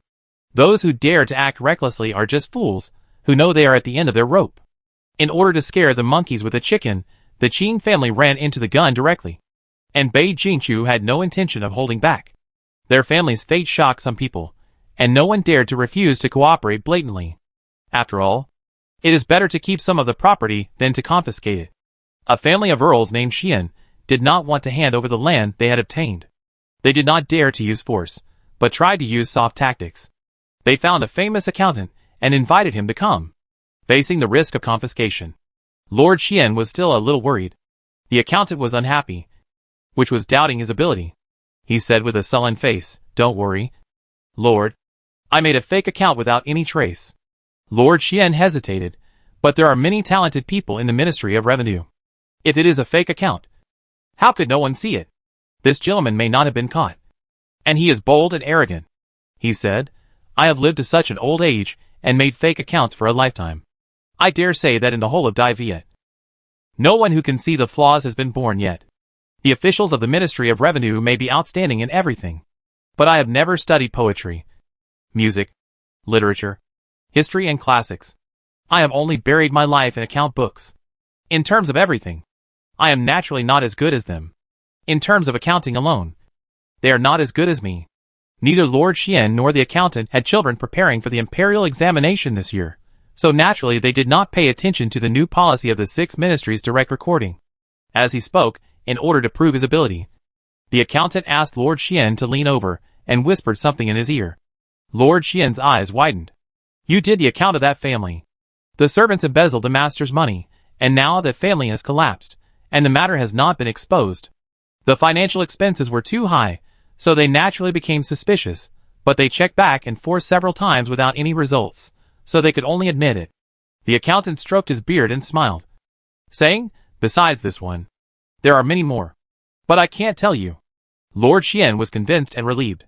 Seeing that the gentleman was in a bad mood, he quickly smiled. This man is the current god of wealth in their family. Whether the loss of property can be minimized depends on him. When the prince's people came to the door, the Xian family cooperated very actively. They handed over their account books respectfully. They believed that the prince could be ruthless, but the premise was to find out their flaws. As a result, the next day, Mr. Xian's family became part of the confiscated team again. He went to settle accounts with the accountant, who swore solemnly, but the other party was grabbed by the collar, but he was hit first and doubted his life. When did the Ministry of Revenue become so capable and active? I have always concealed it before. The original capital was renamed Anzhou. Bei Jingqiu was the regent, and he could not leave Anzhou, so the local nobles sent their confidants to govern. Xiner was sent to Dizhou. Returning to his hometown, it was a strange place.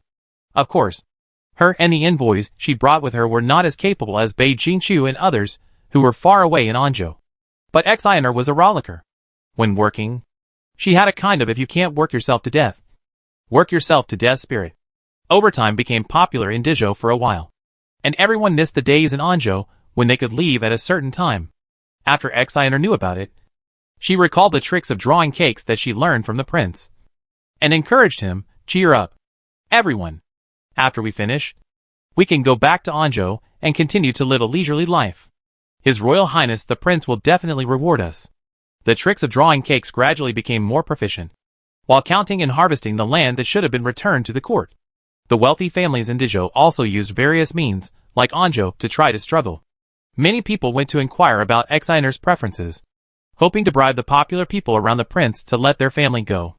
Someone brought precious treasures, but Xiner not only confiscated them, but also pointed and said, "The quality of this tourmaline is too poor. It is not even qualified to make shoes for this county lady. You know, although Chuchu is stingy, he is not stingy with his own people. And the tribute that can be sent to the storehouse of the Eastern Palace is not inferior." The gift giver left with a dark face. Someone bribed with a handsome man. Xiner pointed and said, "They are not as pretty as this county lady, who is taking advantage of whom." She sent the person back. Objectively speaking, those handsome men are more beautiful than her, but Xiner stood up, very proud. She just felt that no one was worthy of her. Is that not okay? The gift giver looked at the handsome man who looked like Panin, and could only say that he was a county lady with a noble temperament and a beautiful appearance, and fell into silence. But they came to please people, and they didn't dare to point at her nose and say, "The handsome man is much more beautiful than you." Someone got anxious, Threatening her, Exiner responded with a warning of confiscating the property. Now there was no way out. Some people racked their brains and tried to find out. Some of them found out Exiner's past. The prince recognized Fu's daughter as his sister and conferred her the title of county lady. It was not a secret. The man then found out some of the past events. Based on this clue, he found Exiner's biological father. He Jin was in prison at the time, but he was lucky enough to escape the massacre and survived. Of course, his newly married wife was gone. The land and property in the family had long been awarded to a Yu. Even if she passed away, it was impossible to return it to an ex-husband who had already divorced. After Yi Jin was released, he lived in poverty and loneliness for 8 years. Chapter 354. It's so embarrassing. When someone came to his house, he thought he was dreaming. That money loser is the county lady. What is a county lady? I've only heard of the county magistrate, but not the county lady. Is she very powerful? The servant who came to pick her up was originally very respectful. This man is the county lady's biological father. The county lady is a big shot that their master has to please and fear. As a result, her biological father is just like this. The servant's eyes showed a little disdain that he didn't realize, and replied, "The county lady is a title that only the daughter of the prince can enjoy, so she is naturally noble." He glanced at Yi Jin. "Haven't you heard the song before? The prince in the opera is the prince." Yi Jin was stunned when he heard it, and asked, "Isn't that money loser my daughter? How did she become the daughter of the prince?" He didn't know what he was thinking, and he was furious. "That bastard you cheated on me." "Servant." The servant was silent. "Is this man really the biological father of the county lady?" After cursing, Yi Jin calmed down. As if he remembered something, he clenched his fist and swore, "The prince slept with my woman." He paused, and continued, "Although Ayu is not my woman now, but she is still my wife when she sleeps with me, so—" He slapped his thigh and said confidently, "He should wrap my head." "Servant, how did this man's brain circuit turn to such a bizarre point?" He began to worry about his master. Is it really to please the county lady by finding such a biological father, rather than offending her? But this is not something he can decide. He can only take Yi Jin back. Yi Jin was welcomed into the mansion, and the sights everywhere made his eyes go straight. The servant laughed and said, "Mr. He, our humble abode is nothing. At least it is far inferior to the governor's mansion, where the county lord is temporarily staying. You can coax her, and when the time comes, she will live with the county lord, and her life will be much more comfortable than here with us." His focus was to make the county lord happy. But Yi Jin did not understand his hint, and he spat in his heart. The dead girl enjoyed a comfortable life, and did not know how to be filial to her father. She is indeed a conscienceless money loser. After settling Yi Jin, the servant went to report to the master, and expressed his concerns. He felt that sending Yi Jin over might not please the county lady. The man in front of him stroked his well-growth beard and taught him, "Don't you understand? As children, there is no one who does not desire fatherly love. Like my children, no matter how much I beat and scold them, I don't communicate with them on weekdays, nor take care of them. But they just worship me, respect and love me, which is a natural reverence for their father." The servant hesitated to speak. He wanted to expose that those men and women despised him behind his back. But he didn't dare.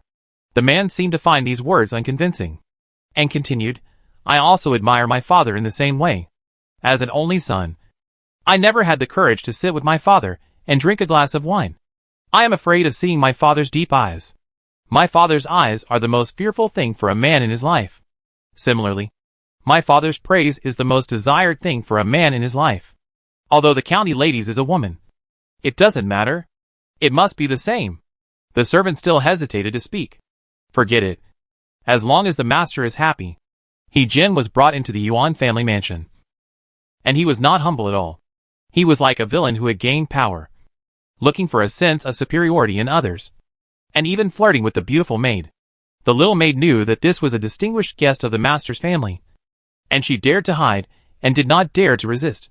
But Yi Jin became even more aggressive, and he would take advantage of any woman he saw.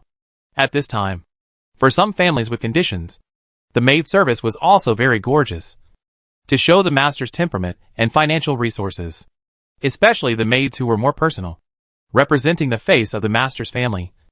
And the exquisiteness of their clothes was comparable to that of the ladies in the mansion. So Yi Jin was in trouble, and molested the lady in the mansion. The young lady was frightened and cried, and went back to the lady to complain, crying and shaking in her arms. The lady comforted the child she had watched grow up, and angrily asked someone to tie He-jin up. The fool He-jin knew that he had chosen the wrong person, but he knew what he relied on to enjoy the treatment of a distinguished guest in the Yuan family. He shouted in front of the lady, "My shouty is the county lady, Madame Yuan." To be honest, if she were the county lady, she probably wouldn't want to recognize this father. Really, it was too embarrassing. But her husband was very confident, thinking that the gift he gave was perfect and that every child needed fatherly love. She had no room to refute. He-jin shouted, "You little bitches. You are not qualified to tie me up. Call your men and apologize to me." Madame Yuan, who was furious, actually calmed down for a moment and ordered, "Go and invite the master." This person was useful to him, and he had to decide how to deal with him. Chapter 355. The man hurried over. He had never seen He-jin. If it weren't for the fact that this man's daughter went far away and became the prince's favorite, he would have disdained to have anything to do with such a person. He was welcome to the mansion, but he never went to receive her. He-jin didn't understand the etiquette of the wealthy family.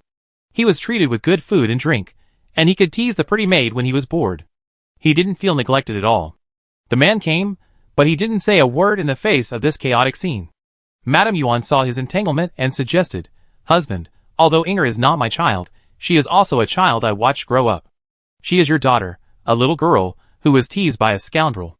Even if we want to keep him, shouldn't we beat him up to vent our anger on the child?" As Madame Yuan finished her words, a very thick thorn was brought up, which could even cause skin damage. He-jin was sweating profusely, and finally realized that he was afraid. But he held on to his death-free gold medal tightly, shouting, "No! You can't do this to me. My shouty is the county lady. If you dare to hit me, I will go and complain to her." The man wavered for a while, and made up his mind not to look at his wife and daughter, and asked someone to untie He-jin and take him back. He-jin wanted to show off his power. "What a noble lady, I just want to touch her." But looking at the brambles that had not been withdrawn, he swallowed his words, but walked away arrogantly. Although the words were not spoken, his arrogant attitude was real. Madame Yuan felt pity for the girl in her arms. The hooligan who teased her was not punished at all. I wonder if the child will be relieved. The man drove away the annoying people and discussed with Madame Yuan, "I was wrong in this matter. But you and Inger should also be more sensible and understand me. If we fail to please the county lady, our family will have a much harder time in the future." Madame Yuan hesitated and said, "But others took advantage of Inger without paying any price. Isn't it telling others that our girl can be bullied by anyone?" The man thought for a while, and he didn't know what he figured out. He promised, "I will not let this matter spread. All the servants who witness this time, except for the confidants, cut off their tongues and sell them." Madame Yuan was frightened and shouted, "Husband?" The man's voice didn't even tremble, and he continued to order, "Those who can read, cut off their hands." The young lady buried in the madame's arms trembled and buried her head deeper. The man advised, "Be patient. Wait until the day specified in the visiting card. Then we can send him away." Exiner impatiently dealt with a wealthy family in Dizhou. Before she left, she was told not to offend anyone in Dizhou before she had a thorough understanding of the local gentry. Leave them a little hope, so that they will not unite and use all their energy to deal with her. Today, this man named Yuan said that he would give her a satisfactory gift. Exiner had no expectations, and she even expressed despair about these people's ability to give gifts. When they cleaned up, He-jin was brought to her. Exiner was confused. Especially the way he looked at her made her feel uncomfortable, as if he was looking at a cash cow. Extremely greedy. She frowned slightly and asked, "What does this elder mean?" The man said complacently, "The county lady might as well guess his identity."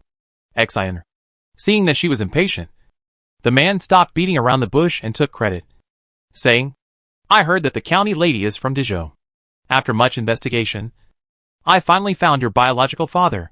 Today is the day to celebrate the reunion of the county lady's family." Exiner was stunned for a second, and did not react to what a biological father was. This role was insignificant in her life, and she had already ignored it. When she was young, she envied the women in Ma County Magistrate's family because they all had fathers. She thought that the reason why she and her mother lived under someone else's roof was because they had no father. They scolded her as a wild child without a father. So in her fantasy, She would not be bullied if she had a father. So her mother told her that the father she longed for threw her into the abandoned baby tower. And it was her mother who desperately dug her out before the tower was burned. At that time, she was ignorant and did not understand what these meant. She only knew that the father she longed for could not shelter her from the wind and rain, but wanted to abandon her instead. After growing up, the fog of childhood dissipated, and she saw everything clearly. When Exiner came to her senses, He-Jin had already put on the airs of an elder and started to scold her. Zhao Di, you have no respect for your elders. Don't you know how to call someone when you see them? Why don't you call me I? Zhao Di? Exiner pointed at herself. Me? Chapter 356 Angry. Yuan was satisfied watching the warm scene of the father and daughter recognizing each other. His eyes were slightly wet and slightly moved.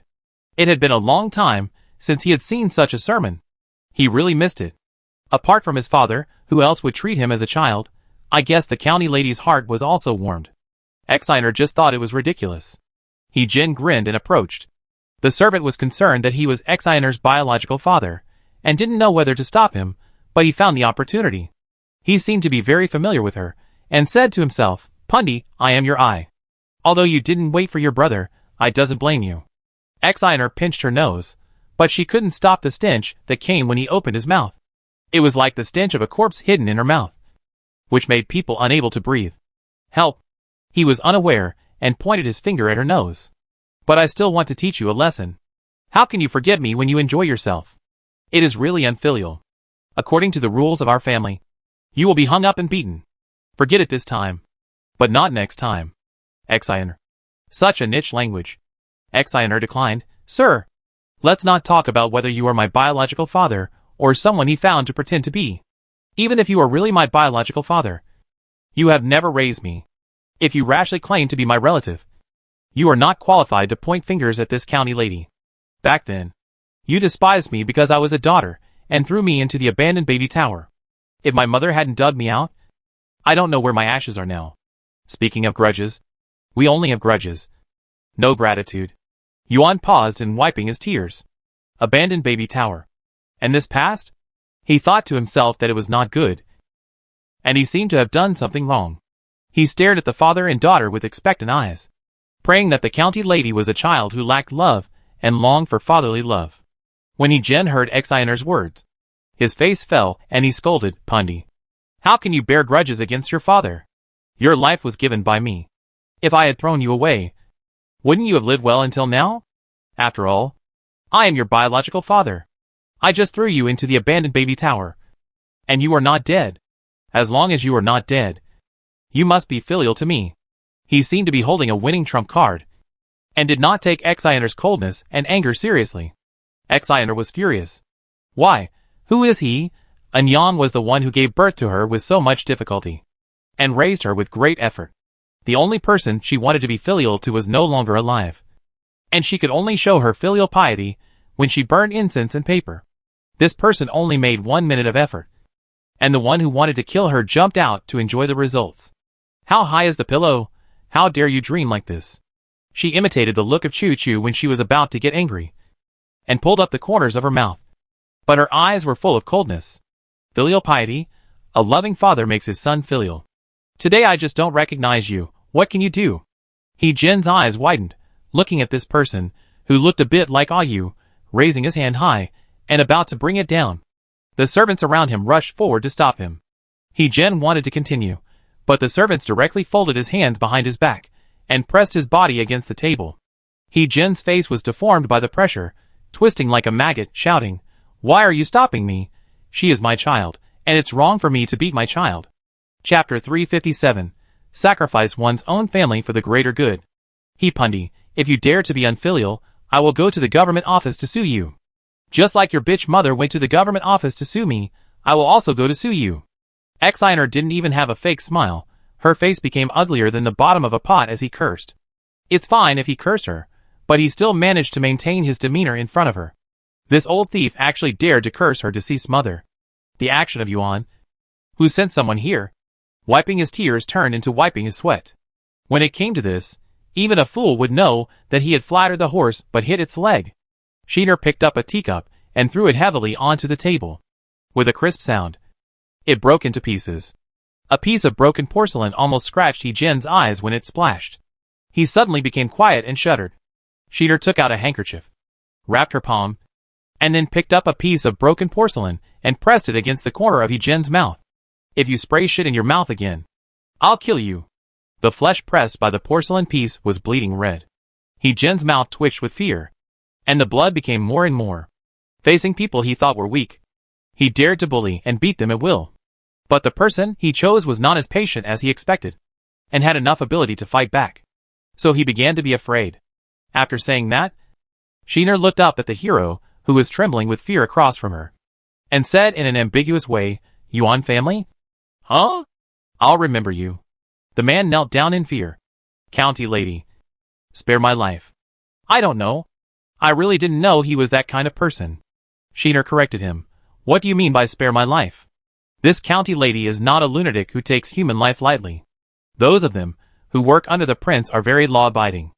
After saying that, she lowered her eyes and looked at He-Jin, who was silent in fear, and suddenly changed the subject. "You are right.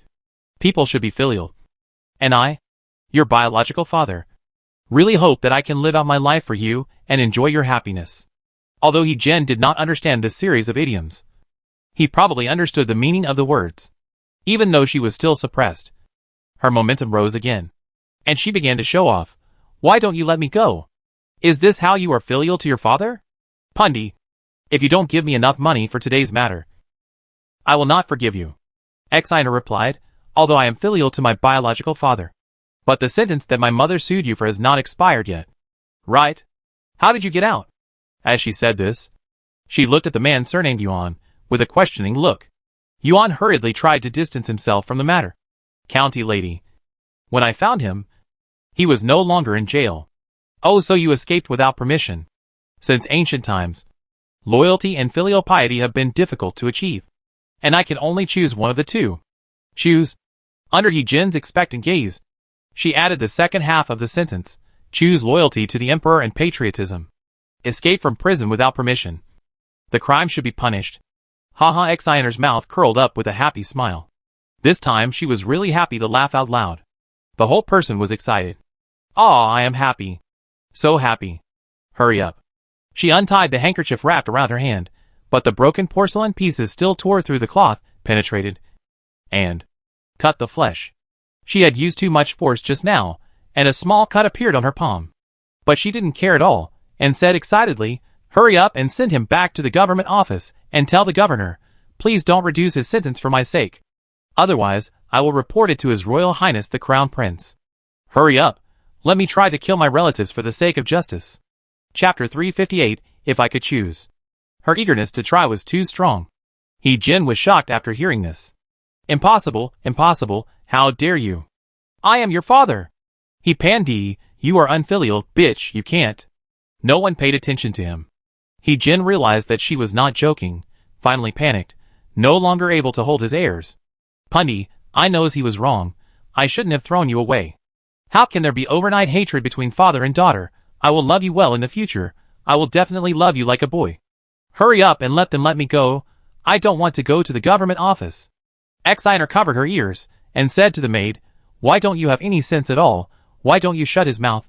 It's annoying to hear him shouting here. I am a very filial person to my biological father. I can't bear to hear him begging for mercy so miserably. So shut his mouth. I can't hear any more. I won't be sad." She asked the maid with her bright eyes, "Am I particularly filial? Specially smart?" The maid's mouth twitched, and said, "The county lady's filial piety moved the heaven." He-Jin, whose mouth was blocked, Exiner comforted him. "It's okay, I will come to see you again when you are executed. As a child, you should remember the way you died, so that I can cherish your memory from time to time." "Remember from time to time, or savor it from time to time? It can't be said, it can't be said." He-Jin continued to mumble, and after hearing all the mumbling, he was dragged away. Yuan was still kneeling on the ground, and didn't dare to get up. Exiner smiled. "What is Yuan Lao doing? Does it seem that I am not hospitable? Or that I am cruel and rude?" After these words came out, the man didn't even dare to kneel, and got up quickly. Exiner knocked. "As for me, I miss my biological father very much, and I want to be filial to him all my life. But I can't compare with the etiquette of my family and country. It shows that my loyalty to the emperor and patriotism is sincere and commendable.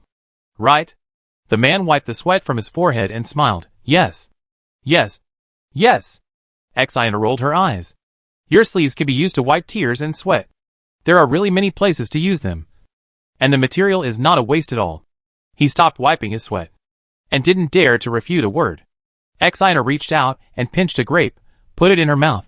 The sweet and sour juice burst in her mouth. Each flavor was so strong that it was suffocating, just like her years. She asked the man to go back. You also have good intentions but do bad things.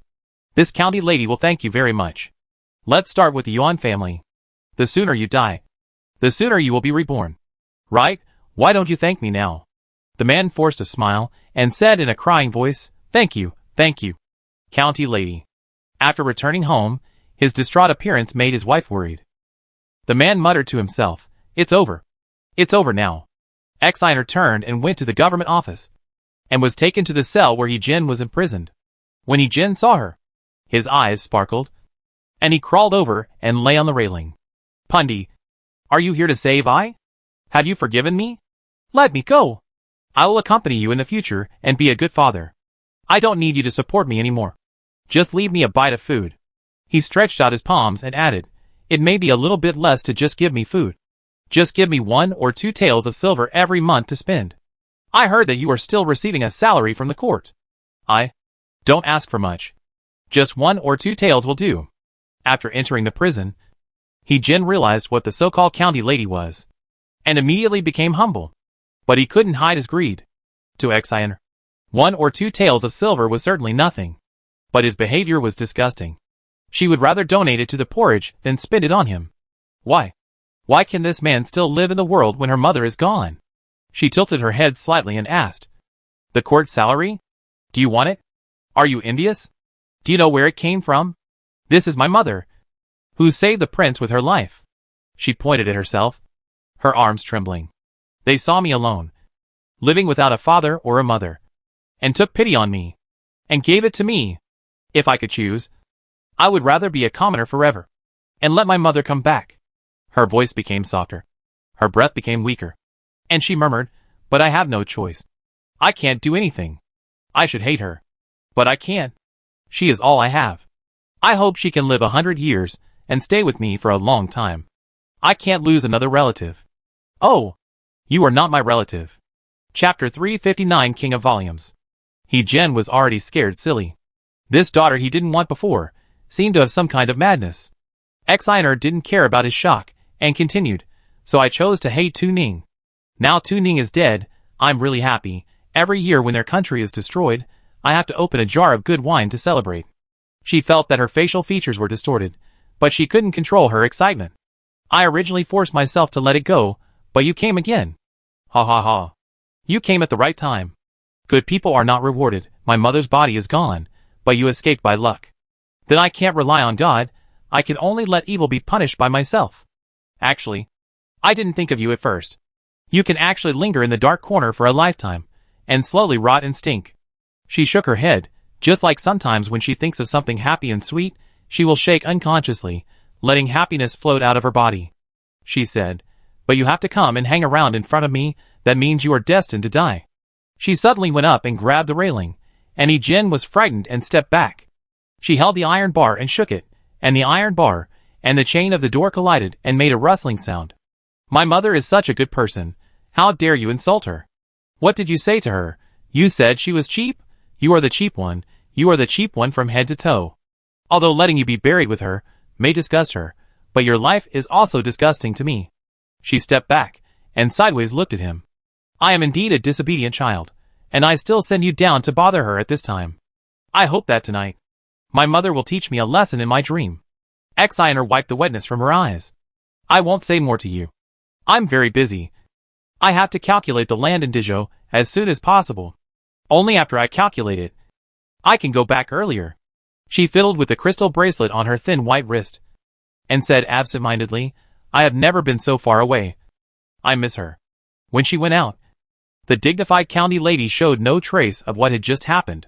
The envoys sent to different prefectures dealt with different troubles like Exiner, and occasionally reported to the capital, when they could not solve them. Bei Jingqiu had just finished reading a pile of books when a new one arrived. Chang Tingyi brought a stack of books. Your Highness, the Ministry of Revenue has already counted today's account books. The prince wanted to die. Bei Jingqiu raised his eyes and asked. Minister Chang looks unhappy. Is it because of the loss of one's teeth? Chang Tingyi glanced at the sky and sighed. The loss of one's teeth? Your Highness asked too directly. Bei Jingqiu had no intention of responding. His self-righteous rhetorical question could not get him away. So he could only answer. I dare not deceive your Highness. It is true. However, your Highness has no intention of attacking the Qi Wang and other big families. The knife hanging over their heads has not fallen yet, and they have no motivation to resist. They will not act rashly, and we will not be the first to do so. Besides, your Highness only robs people of their money, not kills them all, no matter what. You will not force people to the end of their rope. Those wealthy families who are liquidated will resist, but they will not fight to the death. He praised, Your Highness knows people's hearts very well. And you really don't look like a young girl who has just come of age. Bei Jingqiu smiled and said, She really looks like a young girl who has just come of age and is ignorant of the world. Wouldn't she have been eaten up by you and nothing is left? I dare not. Flattery is never boring. And Bei Jingqiu has heard a lot of flattery. Chang Tingyi may have good acting skills, and his flattery is particularly sincere. Bei Jingqiu didn't make things difficult for him. Let him go, not really wanting to see someone who was delivering official business to him. It hurts. Bei Jingqiu had to study here, but Niner, who was not overwhelmed by official business, also started to study. Every day he got up before dawn to practice martial arts, and after work he didn't go to rest or play, and spent every day in the library. This time Zhou Huanjiu took the initiative to take them out to play, and Bei Jingqiu talked about this. Since you were young, you have been secretly studying in the palace by lamplight, and you have been studying hard. I finally stopped being like this when I grew up. But now it started again. Do you know how much pressure I'm under? The worst thing is that you're getting up at the first sign of trouble. Although Niner used to practice martial arts diligently, she wasn't this abnormal. Zhou Huanjiu cast a concerned look. Did Niner encounter anything? Lei Niner touched his face and said absent-mindedly, Last month, someone told me that he liked me. Bei Jingqiu's eyes immediately widened like bells, and her whole face was filled with the excitement of reading gossip. Lei Niner continued, He also told me not to work hard. Just stay at home and relax. And he would support me in the future. Zhou Huanjiu passed by and sighed, Wow. So firm and sincere. Love. Before she could say the word love, Lei Niner patted her chest and said, I was so scared that I got up at 1:30 a.m. to practice martial arts. It was scarier than a ghost story. Zhou Huanjiu. Sorry. I disturbed her. She was the only one who was in love. Zhou Huanjiu reflected on her behavior again. Chapter 360. Gradually distant. The matter of reclaiming the public land was not smooth sailing. Some people really valued money over their lives, and most of them were executed on the spot. Some clever ones quickly sold their property and fled. After receiving the news, Bei Jingqiu looked at the map of Anzhou and ordered, Check the city gates. Niner, dispatch a group of guards from the East Palace to strictly guard the East Gate. Yes. Soon after, we received news that the family had escaped. Lei Niner came back in despair. I am guilty. When I went there, I received news that they had escaped from the West Gate. So I changed my route to the West Gate. It was fake news, but I believed it. It's all my stupidity that caused His Highness's great event to fail. Bei Jingqiu's voice didn't waver. It's just a mistake, it's okay. You just shouldn't change the order at will. We are both in Anzhou, and it's far from the point where a general is away from home and doesn't obey military orders. The salary fine is not enough this time, Niner. You should be suspended for a while, and have a good rest at home. Lei Niner apologized. I changed the order without authorization. If it worked, it would be fine, but for this mistake, just suspending me is not enough to convince the public. I will accept the punishment myself. Bei Jingqiu spoke again in a very light voice. Go. Her back disappeared in the dim twilight, and candles lit up in the study. Hao Yu had tiptoed to cut off a long candle wick, and the flickering flame quieted down. The palace maid's breathing also quieted down, and no one disturbed her. Bei Jingqiu was stunned for a while, and her thoughts were a little confused. It was impossible for people not to make mistakes. She understood, but she always felt that some distance was getting farther and farther unconsciously. when the identities of close friends and subordinates merged into one, and conflicted with each other, one identity would slowly fade away. In the end, can they only stop at being monarchs and ministers? Choo-choo. Nyener. Your Highness, my beloved minister. Until a report called her back, Your Highness, Left Guard Commander Jiang Long-ho said that he had something to report to Your Highness and wanted to report it in person. Let him in. After saying that, until he came in, saluted and stood up, Bei Jingqiu did not raise her head. However, his first sentence was a bolt from the blue. Your Highness, don't you think that Commander Lei has too much power? Bei Jingqiu looked at him straight in the eye, with a slight annoyance in her chest. After raising her eyes, she paused. I hadn't noticed for some time. I wonder if this person has grown up or dressed up. The boy has not yet fully grown up. His eyebrows and eyes are still immature, but one can already see the shadow of his future handsomeness. He has no skills and atmosphere, but is just handsome. Bei Jingqiu slightly turned away her eyes, ignoring the lust she had. The anger in her chest had not subsided, but she suppressed it a little, and showed some patience to the good-looking people. However, lust is a knife above your head. Some people are poisonous, and you can't touch them, and they are all too young. She coughed lightly, and said seriously, What do you mean? If you don't give me a perfect explanation, I can punish you for slandering and alienating loyal ministers. Long Shou's mouth was tight. Since he was promoted after blocking the knife last time, he has been standing still. Su Chang'o, relying on his position and the friendship with his childhood classmates, gets close to the prince every day, annoying like a fly. He doesn't have such a good family background. His family directly paves a smooth road for him. What he wants, he can only fight for it himself. Power, status, and a place in her eyes. One step forward.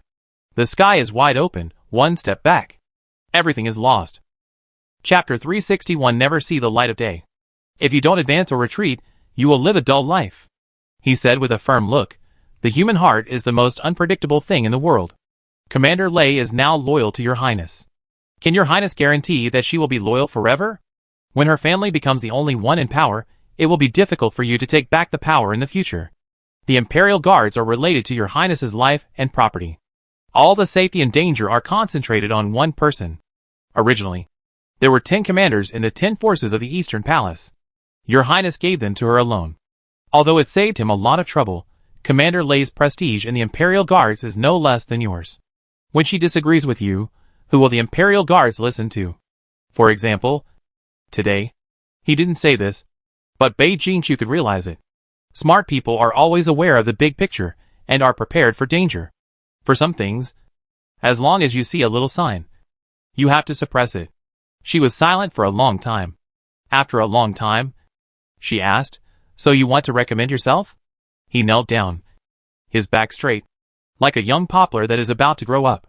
If I can gain the trust of Your Highness, I will be very lucky. Bei Jingqiu leaned back, her waist resting on the cushion, and suddenly relaxed, and a disturbing soreness and numbness came from her waist. She didn't look at the kneeling boy, looking at the roof, asked, Even if the power is divided, but why did I choose you? He understood her implication. The division of power was already a foregone conclusion, but the figure of the girl sitting alone on the high platform seemed a little lonely under the candlelight. There was no one around her, and the closest female official was just guarding from a distance. Perhaps, even if he climbed to the top, the place closest to her, he couldn't get to her side. Long Shou retracted his fleeting thoughts, and now the important thing was to recommend himself. My loyalty to Your Highness is greater than life and death. Your Highness knows this. If Your Highness is not confident in us, you can divide the power into 10 parts again, so that they can check and balance each other. I am not trying to compete with Commander Lei, but I am just considering it from Your Highness's perspective. Everything depends on your leadership. He kowtowed, but the man remained silent. Long Shou continued, If Your Highness wants to save some effort, doesn't want to take care of so many people, and doesn't trust me to be loyal all the time, I can hand you the evidence for you to use. Bei Jingqiu became interested. What evidence? Is there anyone you want to kill but can't execute? I will find a chance to assassinate him, and then hand you the evidence. You can expose and deal with me at any time. Bei Jingqiu. After being shocked, she didn't refuse, and persuaded with her remaining conscience. Some wrong paths, once you go, you can't turn back. If I really ask you to do something shameful, it's impossible that there is only one thing. I will use you as a knife later. And you will always be a hidden weapon that never sees the light of day and kills people with one blow. You will offend many people. If I can't protect you, I will push you out to calm the anger of the people. You have no foundation. Apart from trusting me, you have no place to stand. Bei Jingqiu stood up, walked to the boy, bent down, and looked at his expression closely. They were very close, and her hair slid down, only a finger's distance away. The heartbeat was faint, but there was no place that touched. This person must have dressed up, and whoever's good husband smelled fragrant all day. It was that faint orchid fragrance again. I will give you the last chance to regret. This was her last mercy. Chapter 362 Trust. The prey trapped in the quagmire does not struggle, but sinks calmly. I do. Bei Jingqiu was very close to him, locking his eyes, and her eyes were so determined, if she stood there, she would be a soldier. She came to her senses, and then she found that the corners of her mouth were raised. She quickly pulled away, and the two of them distanced themselves, and she returned to her position. After leaving the house, Long Shou held the death list handed over by the prince, knowing that he could not go back, and also knowing that he had succeeded. Victory belongs to a scheming man. After Bei Jingqiu made the decision, she relaxed and went to Lei Yin'er's bedroom. Since they were not married, she stayed in the East Palace. There was a smell of medicine in the bedroom. After the news of Bei Jingqiu's entry was spread, she got up. She hurriedly stopped him and said, "Hey, lie down. If you pretend, you will still have skin injuries. Don't get up." She sat down on her bed. After the Dragon Boat Festival, the weather gradually became hotter. Bei Jingqiu fanned herself with a round fan. He stroked the smooth fan handle with his fingertips, and remembered something. I got a pair of fans with black jade handles. Summer is coming. They are a little cooler than wooden handles. We are most afraid of heat. I will ask someone to bring you the other one later. Why use the same one? When people see it, they will know that we have a good relationship. Lei Yin'er looked fine. If she was not a little weaker than usual, a stranger would not be able to see the signs of injury. She smiled and said, "Is this mine? Or do others have it? There are only two, so it is naturally mine and yours. Aren't you afraid that Huan and Jiujiu will be jealous?" Bei Jingqiu looked away with a guilty look. Huan and Jiujiu have something else. Ahem. Facing Yin'er's death gaze, Bei Jingqiu felt like a scumbag who deceived a girl's feelings. Illusion, it must be an illusion. The servant brought tea. Bei Jingqiu's drink has evolved from milk tea to ginseng tea. A whole ginseng root is soaked in the teacup. Only by drinking it every day can she be energetic enough to deal with these things. She felt that it was all because of her insistence on keeping healthy that she didn't become bald at an early age. Bei Jingqiu sometimes suspected that I was also bald under his hat, but now she didn't dare to be naughty, otherwise she would definitely open I's head to take a look. Bei Jingqiu touched her hair parting. Luckily it didn't get whiter. She glanced at Lei Yin'er's head again. "Yin'er, don't get up at the first sign of trouble in the future. Although you have become stronger, you have also become bald." Lei Yin'er, Bei Jingqiu comforted her.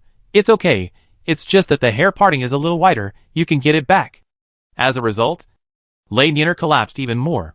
Bei Jingqiu changed the subject abruptly. "Do you remember when you were a child? General Lei's first wife passed away?" Lei Yin'er nodded. "I remember. Your Highness was still a toothless person at that time." Bei Jingqiu.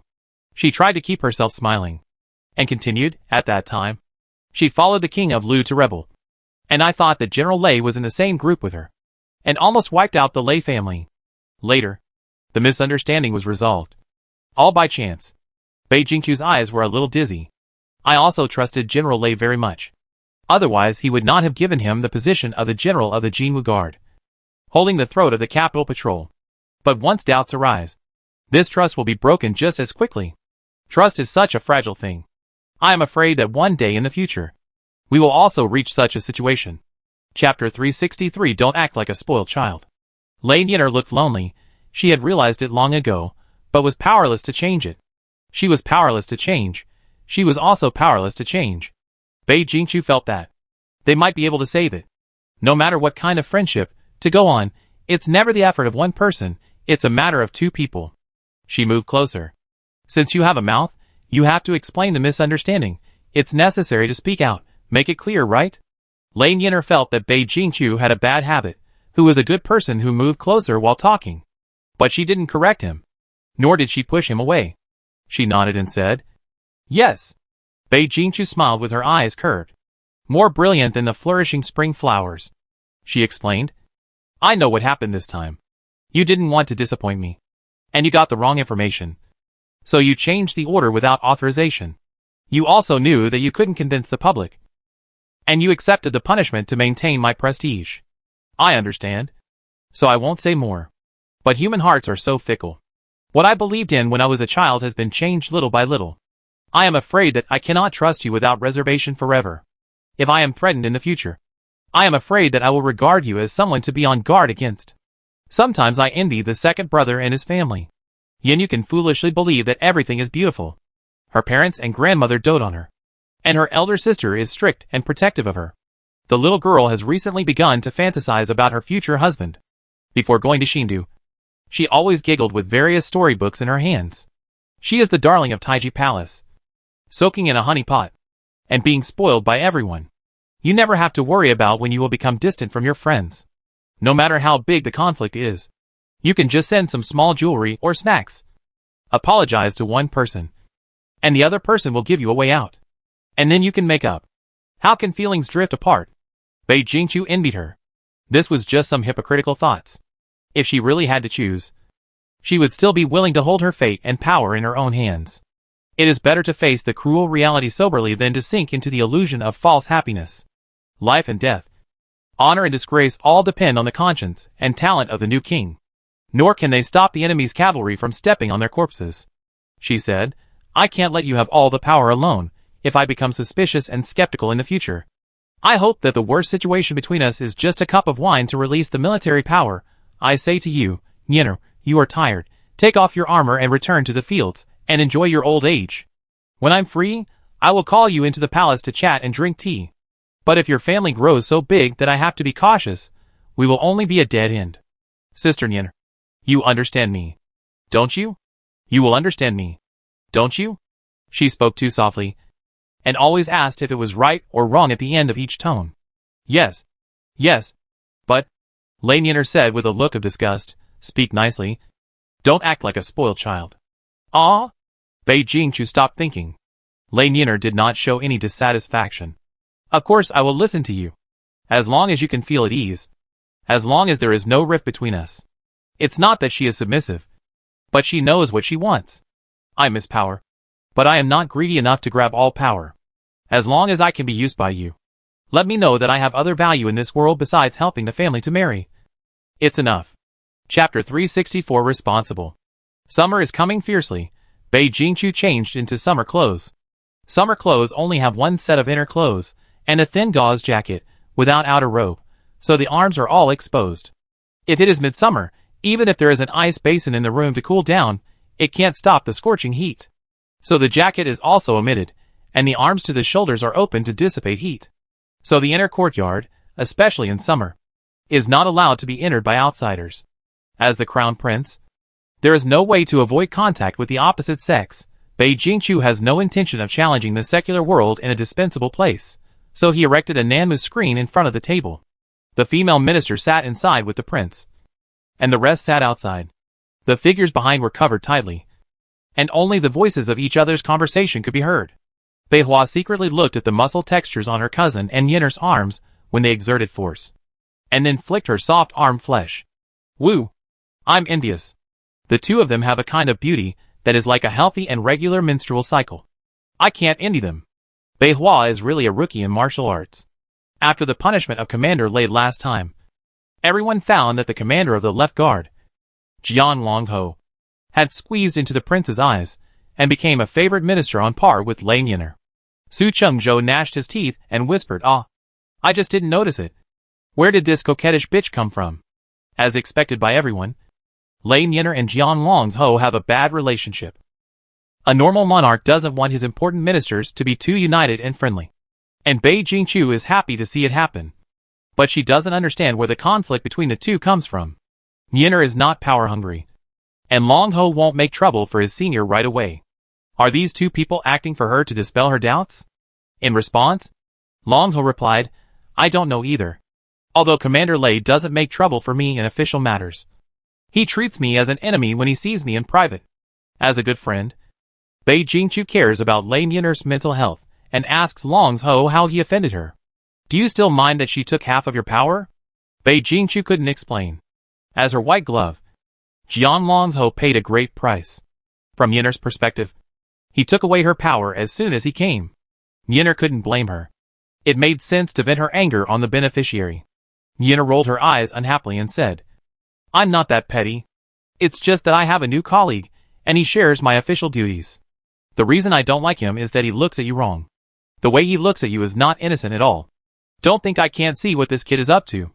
Bei Jingchu laughed. You haven't even got married yet. How can you see what he's thinking? Military advisors don't go to the battlefield. Do you understand? Haven't you eaten pork or seen pigs run? You owe the world a few pounds of memorials every day when you open your eyes. And you don't care about the crazy men and women around you. I have witnessed many right things. He just covets you. I will keep an eye on him, and will never let you suffer any loss. Bei Jingchu felt that there was an important question, but I won't suffer any loss. I am young now, I will control myself, even if we really slept together. So what, if I am unhappy? I will not be responsible. Lane Yinner. Ah? She blinked, pointed at Bei Jingchu, and pointed outside. You are responsible? Shouldn't he be responsible? Bei Jingchu was also confused. Then I must be responsible, would I? The prince? Marry him? Chapter 365 Puppet. It must be him who entered the palace. Let me give him a proper status.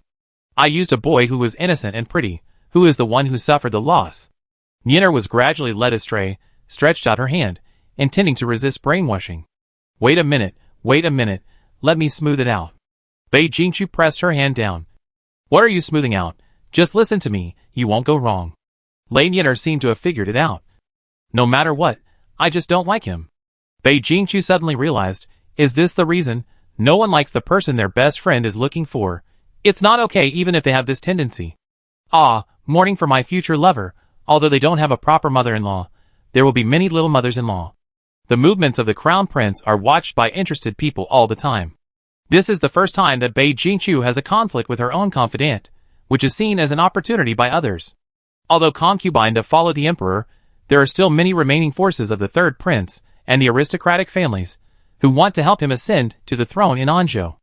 They are united in their goal and bet on the third prince, like an unbreakable alliance. Chong Tingyi's younger brother once asked him, why choose that useless person? Isn't the sixth prince smarter? If he wants to fight the crown prince, we don't have to spend so much effort.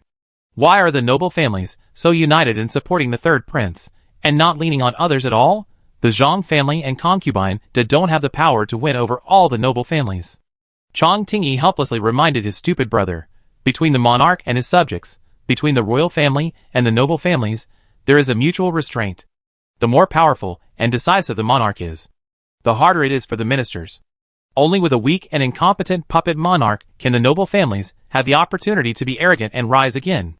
Helping the sixth prince to take the throne is like supporting a young tiger.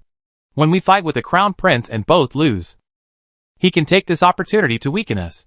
He patted his brother's head full of water and sighed. Sometimes don't treat others as fools just because they are small. Unless they are real fools. In fact, it's also because your majesty has too few princes. If there were more stupid ones, we could disperse the objects of our support. So the current situation of Bei Jingyu winning people's hearts because of his clarity was created. Those who wanted to help him get to the top tried every possible means to find faults in Bei Jingchu, trying to pull her down. Especially after she touched the interests of the wealthy families again. The noble families still felt a sense of crisis. Although they did not dare to rebel openly, they made many small moves in secret. The impeachment memorials against her were handed to the imperial desk like snowflakes. She would be criticized for saying a wrong word, which could be called a literary inquisition targeting only one person. However, Bei Hung suppressed them like waste paper and jokes. Now that she had a conflict with Lane Yinner, a group of people rushed up like sharks smelling blood. Some people are full of confidence. People's hearts, they can't be divided because the interests are not enough. Lane Yinner was held high by the prince before, but now she has suddenly fallen, although she is still a trusted minister, but she is not the only one. What people can't accept the most is the gap, falling from heaven to earth, and falling from earth to hell, are equally uncomfortable. A 1,000-mile dam collapses because of an ant hole, She has such a big flaw, it's better to dig it out. So, on special occasions, Lei Nina received many invitations to banquets. Chapter 366. The maternal grandfather of the Yun family. She didn't sell face to everyone, and turned down most of them. But no matter how successful she was, she had to rely on her elders and relatives. Lei Ning accompanied the emperor to Shindu, took a few concubines with him, and the whole family stayed in Anzhou. Lei Niner became the most prestigious person in the family. Even if Lei Niner didn't live in the Lei mansion, the backbone of the whole family shifted to her. She wrote more letters from home than before. One letter after another, letting her make decisions on major matters. She had to sell her mother's face. This time, when Madame Gui's nephew got married, she was asked to help out. The Yun family, where Madame Gui came from, originally had only Yun's father as a minor official. Later, Madame Gui was taken in by Lei Ning. Because of the gap between civil officials and military generals, and because he didn't care about the mother and daughter, even though Lei Ning was the general of the Jingwu Guard, it didn't bring any benefits to Yun's father's career. Later, when Madame Gui became the second wife, Lei Ning took care of Yun's father and promoted him like his father-in-law. But the Yun family really prospered after the crown prince was enthroned, when Lei Niner became the leader of the 10 commanders of the Eastern Palace. After all, the son-in-law is not their own child, and the granddaughter is the blood of their family. The whole family dares to say that they are proud of it. Lei Niner is not familiar with the Yun family. When she was a child, she tried to be invisible under the eyes of the original wife. Not long after her mother became the legitimate wife, she entered the palace and often accompanied the prince. But Madame Gui has a deep obsession with the Yun family, and she dragged her to save face for her mother's family. On the way there, Lei Niner slumped in the carriage, fanning herself with one hand and picking a cherry with the other. After the fruit pulp was finished, the cherry seeds remained in her mouth. Lei Niner was too lazy to bend down to spit them out. She pursed her lips and exhaled. The cherry seeds fell accurately into the bone dish. Lei Xiaodi, who had been eating according to etiquette, was also led astray. He began to spit out the seeds like his elder sister. However, the boy's aim was not good, and he was slapped by Madame Gui. You don't want to learn good things? What bad habits did you learn from your elder sister? You should eat well, or don't eat. Lei Xiaodi was dissatisfied. Why can my elder sister do that? Lei Niner gave the little brat a contemptuous look and laughed. Because I can dodge when my mother hits me. Can you dodge it? Lei Xiaodi clenched his fleshy fists. I will practice martial arts well from tomorrow. I will dodge my mother's slap. Seeing her youngest son swear to work hard on this as his life ambition, Madame Gui felt a headache. These two annoying things. The eldest daughter was even more upset. Mrs. Gui couldn't help but said, "What's the way you sit? Can you be a little more girlish? What will it look like to outsiders?" Lei Niner said again, "Why should I let outsiders see me? I'm not a monkey juggling on the street." Mrs. Gui. The wedding is also called the evening ceremony, and the main ceremony is held at dusk. Lei Niner and his family came early, and the Yun family was welcoming them at the door. Mrs. Yun came to greet them before the Lei family's carriage stopped. Lei Niner lifted the curtain, and a magnified face appeared, and the corners of her mouth were about to burst with smiles. She smiled awkwardly but politely. "Aunt, congratulations." Madame Yun covered her mouth and laughed. "Niner is so sweet. And looks really smart." Lei Niner? Saying congratulations is smart? Madame Yun is a talkative person. She praised Madame Gui for giving birth to a good daughter, and praised Luer for being strong and brave, and said that he would be as successful as his elder sister when he grows up. Madame Gui's smile never dropped, and the two of them walked into the yard affectionately. Lei Niner pulled her little brother and followed behind helplessly. Madame Yun didn't dare to ignore her, and she would say a few words of greeting from time to time.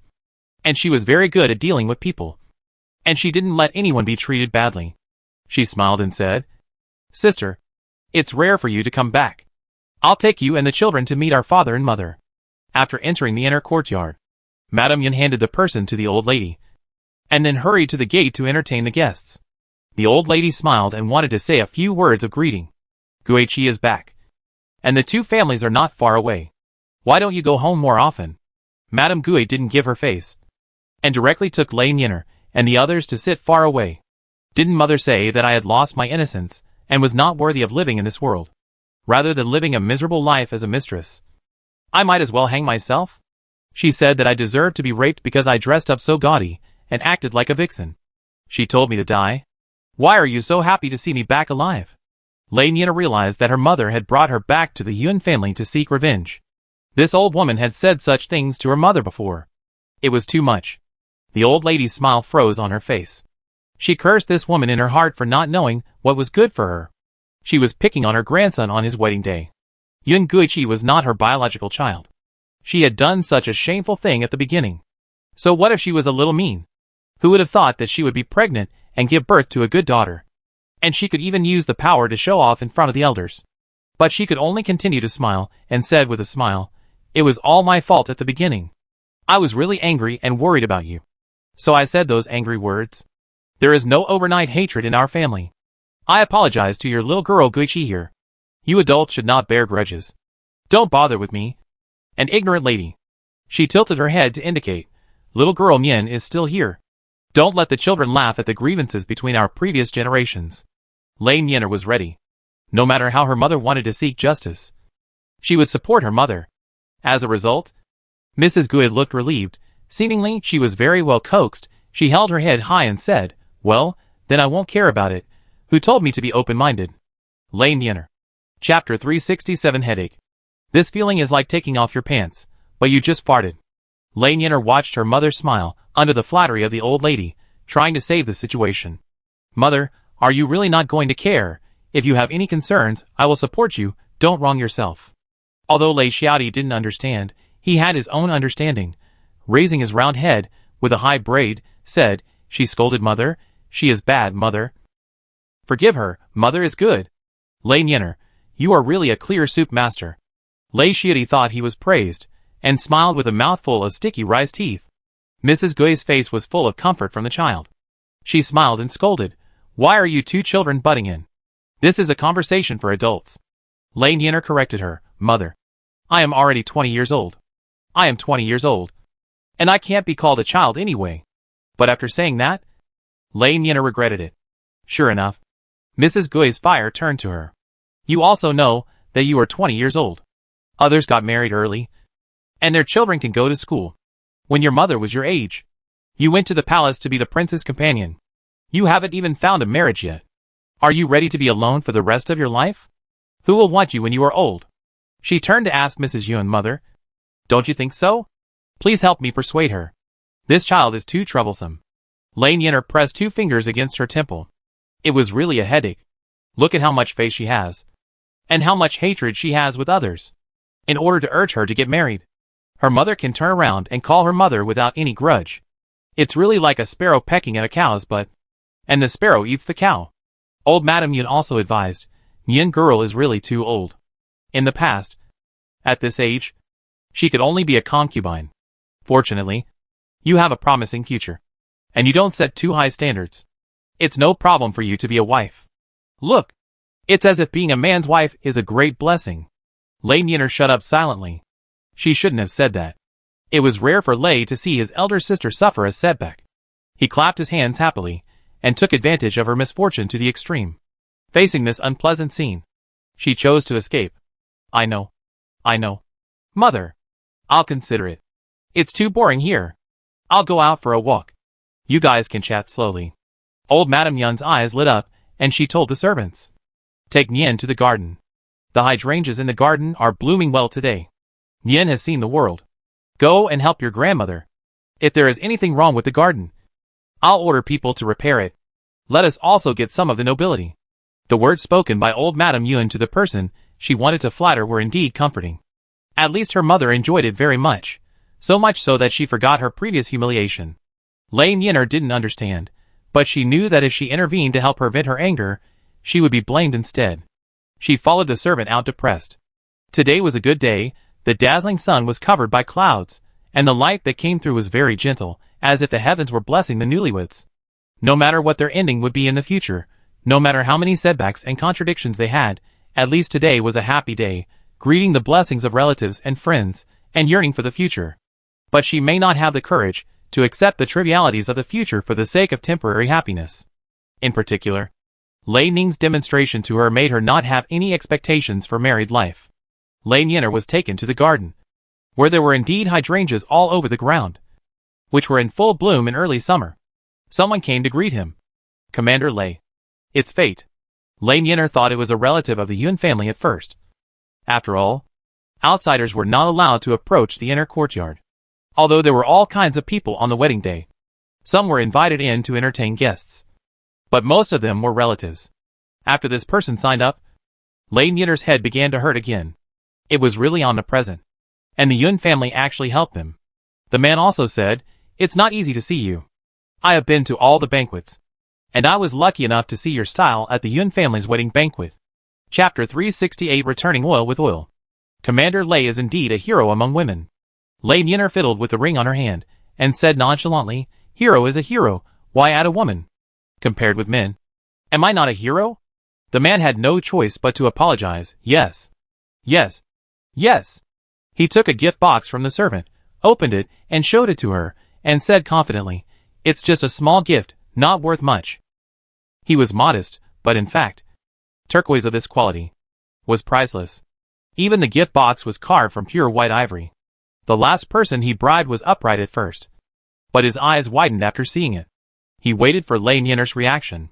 Everything is difficult at the beginning. As long as the first step is successful, the rest will be easy. Lei Yin'er glanced at him. It was not that she had no reaction. Her reaction was that she thought this person was lucky.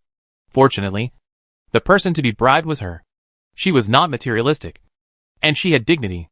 If it was the prince or Beihuan, they would definitely plunder him completely. And he would not be able to cry.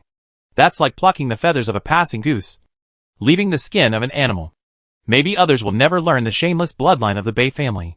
She remained calm, stretched out her hand to close the gift box, and pushed it back. No merit. No reward. Since you have so much money that you don't know where to spend it, you might as well give it to the newlyweds. And you can also ask for good luck. The visitor finally understood that everything is difficult at the beginning, the middle, and the end. Lei Yin'er was admiring the flowers in front, and he followed not far away.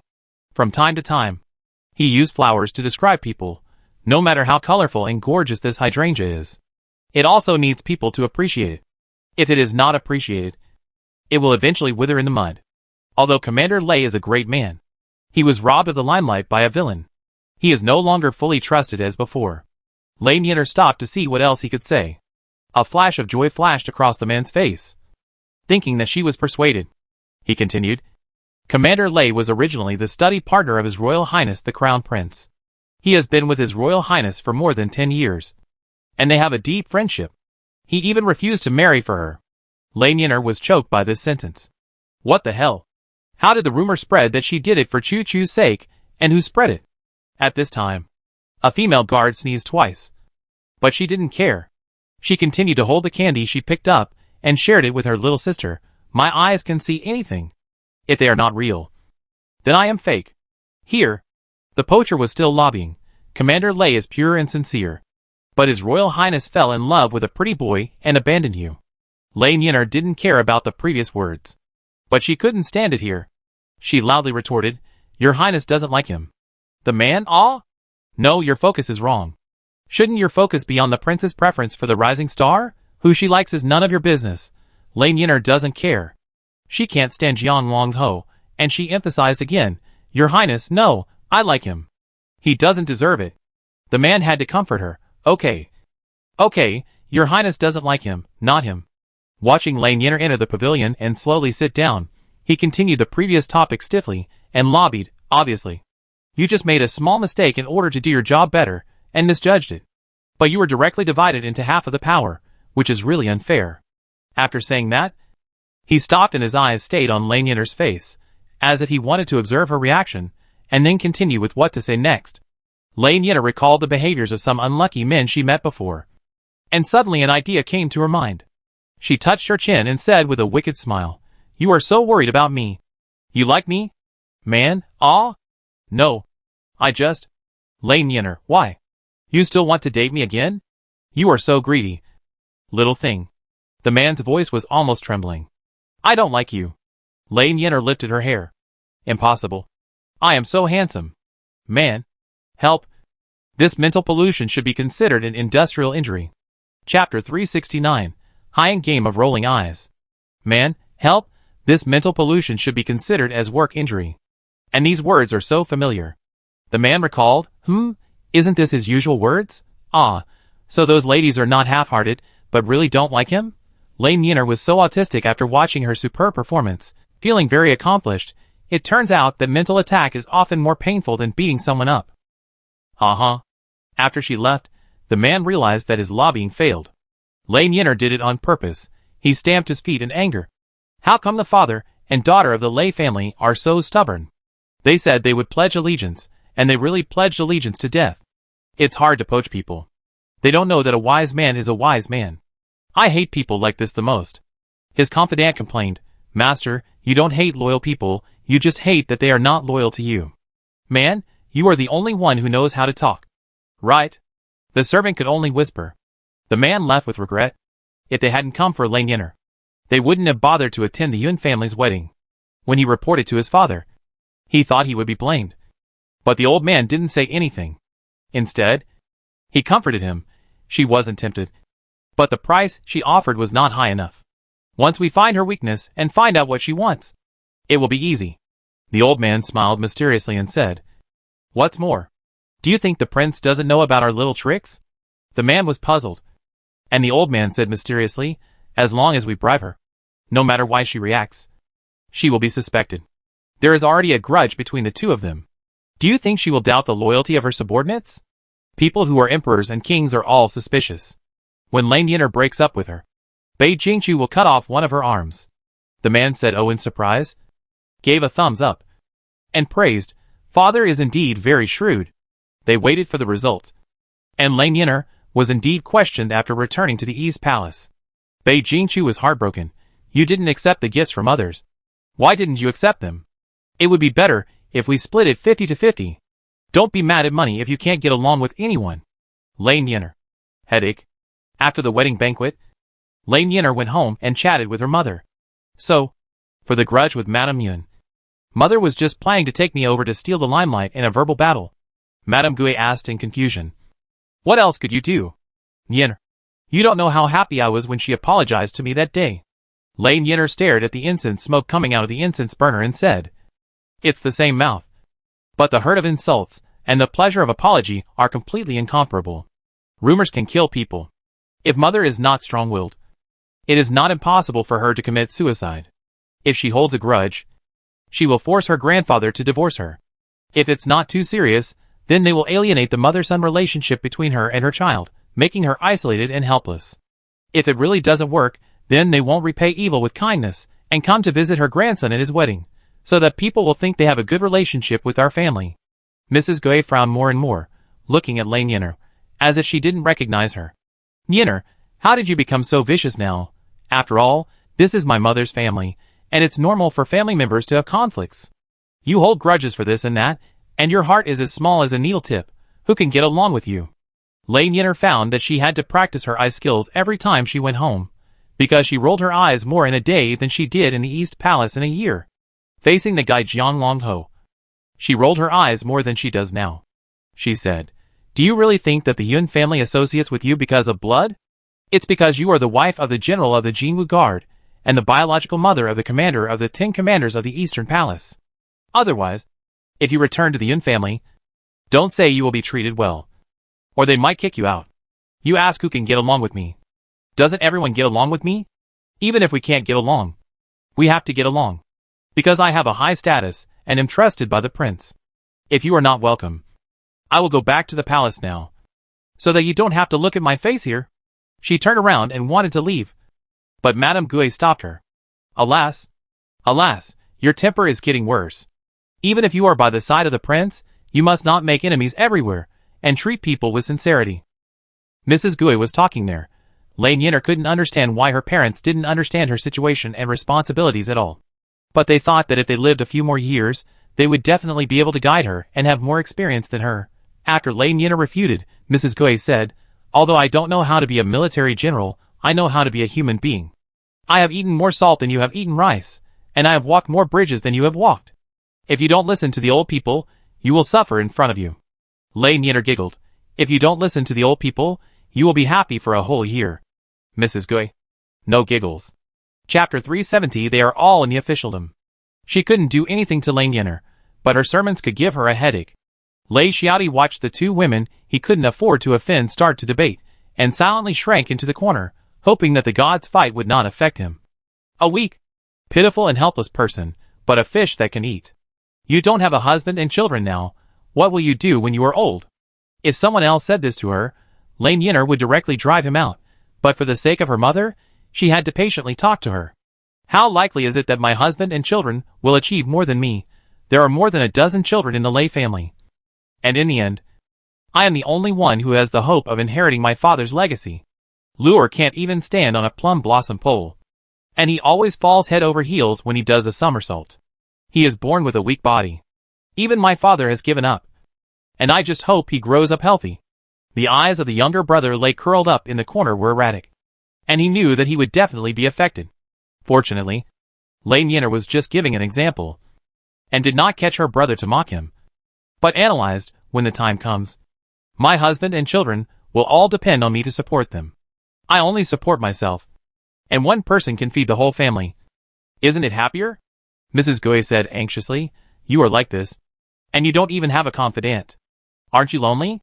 Lane Yinner was even more disdainful. You talk as if father is such a considerate and caring person. His role is just to give money to the family. Aren't the concubines in the family the ones who usually play with you and say caring things to you? If I want to find a caring person, I might as well skip looking for a husband and take 2 concubines directly. Mrs. Gui was so shocked that her eyes widened. You? What nonsense are you talking about? Lane Yinner reached out and pulled Lei Xiaodi, who was lowering his presence, out and pushed him in front of Mrs. Gui. In terms of caring, Luer, this bad boy who plays with cats and dogs, is much better than father. Lei Xiaodi thought he was praising him at first, and nodded proudly. After clicking twice, he found something wrong and protested. I'm not a rascal who teases cats and dogs. But his protest was obviously useless. No one paid attention to him. Lei could only squat aside and shut himself up again. Mrs. Gui found a breakthrough and advised, you don't need a husband. Just have a child. Children are so caring. Otherwise, will the family business you have worked hard for be passed on to outsiders? You are on good terms with the prince. But you didn't see him making a fuss about not getting married. Didn't he resist the prince's request for an heir? What are you nitpicking about? Lane Yinner said word by word. He really has the throne to inherit. And my position is not hereditary. There are more than a dozen children in our family. And who doesn't want money? Can't I just find someone born by anyone and adopt him? Mrs. Gui frowned. Can someone born by someone else be the same as your own? Will he be truly filial to you? Lane Yinner waved her hand and drank a sip of water. It is really hard to reason with elders. You have to take a breath before you can continue. She put down the cup and said confidently, as long as I am the leader of the Eastern Palace, people will rush to be filial to me. Besides, biological children are not necessarily reliable. I am just a child. Don't I know myself? With someone like me, what good things can I give birth to? Mrs. Gui. She felt that she was scolded. The two debated for a long time, and neither could convince the other. Mrs. Gui found that the reason was not reasonable. So she put down her big move. You are sharp-tongued all day long, and you can only say some crooked reasons. Okay. The reason she can make is the right reason. And the reason that the child can't refute is the crooked reason. Lane Yinner lay back, give up, destroy this world. The mother couldn't make sense. She chose to answer all her instructions with, ah, yes. Lane Yinner glanced at her brother who knew nothing. Poor kid, sister can hide now, but the bad boy will be scolded for many years. A comparison, suddenly she felt better. Lane Yinner was waiting for dinner time, but a guest came to the Lei family. Old Master Yun smiled and explained to Lane Yinner, Nian girl, your letter, grandfather saw it. The letter doesn't explain it clearly. Guichi said you're going home today, so I'll come to see you and tell you in person. Your maternal grandmother let the people from the noble family into the inner courtyard. And your maternal grandfather really didn't know about it. I've already told her that she just made a mistake and thought the person was her relative. So she let him in. She promised that she would be careful in the future, and would not do it again. Lane Yinner smiled politely, but spoke ruthlessly, maternal grandfather. We are all in the officialdom. Who would believe your words? Are you treating me as your granddaughter who is waiting to be married, and knows nothing about the world? I'm not a delicate little lady. I have plenty of strength and means. Chapter 371 Guichi. Old Master Yun laughed awkwardly and winked at Yun Guichi. Mrs. Gui didn't catch his gaze, but she slammed the table and said unhappily, Nyener, how can you talk to your grandfather like that?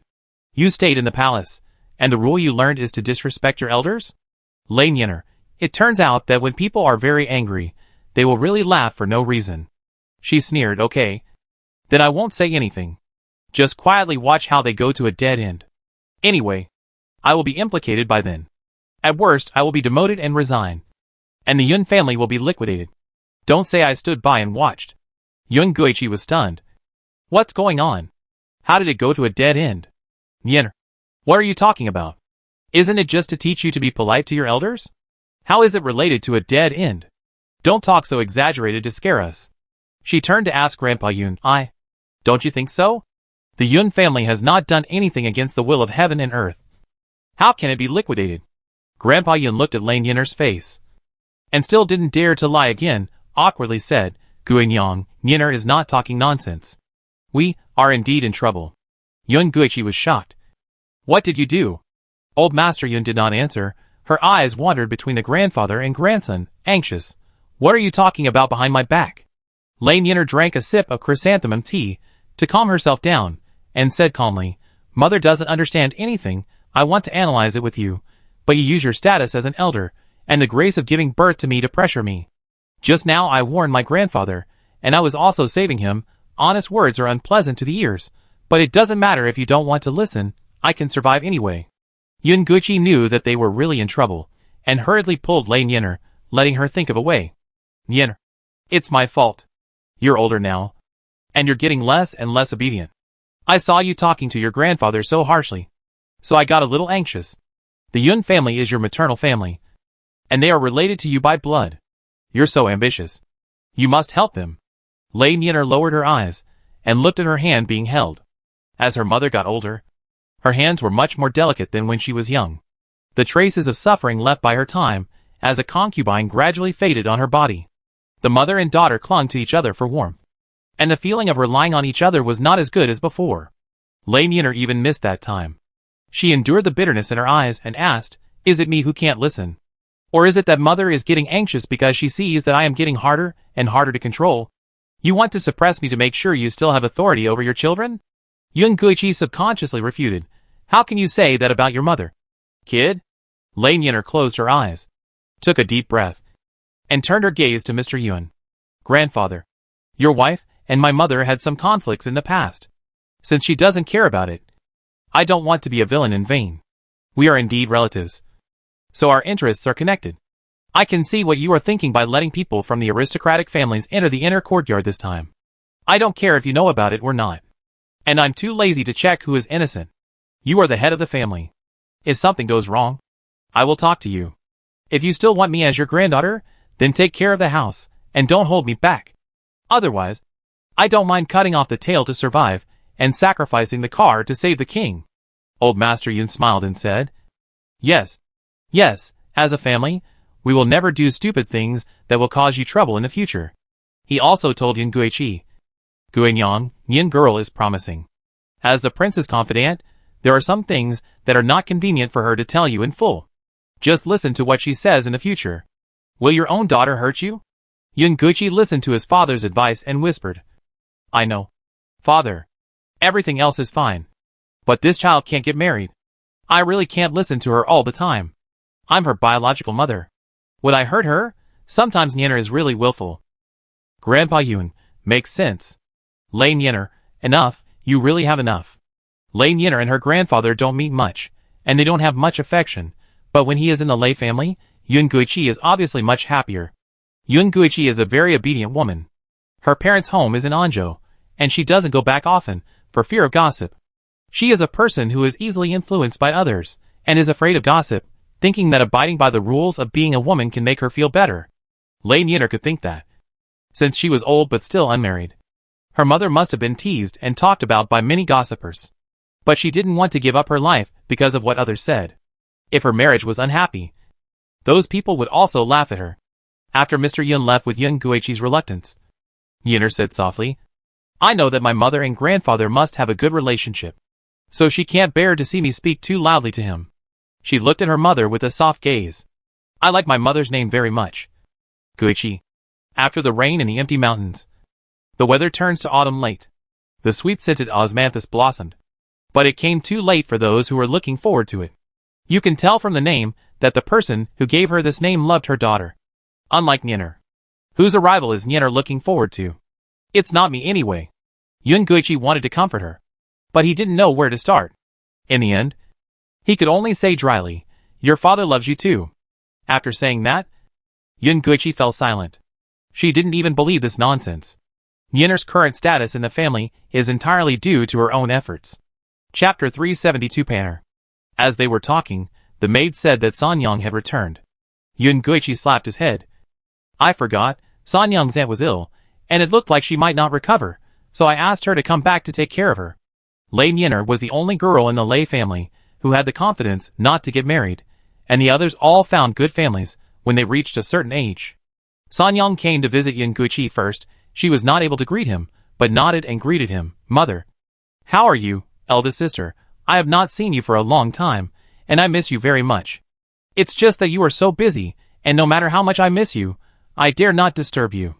Lei Nyener looked at her belly, and said in surprise, You.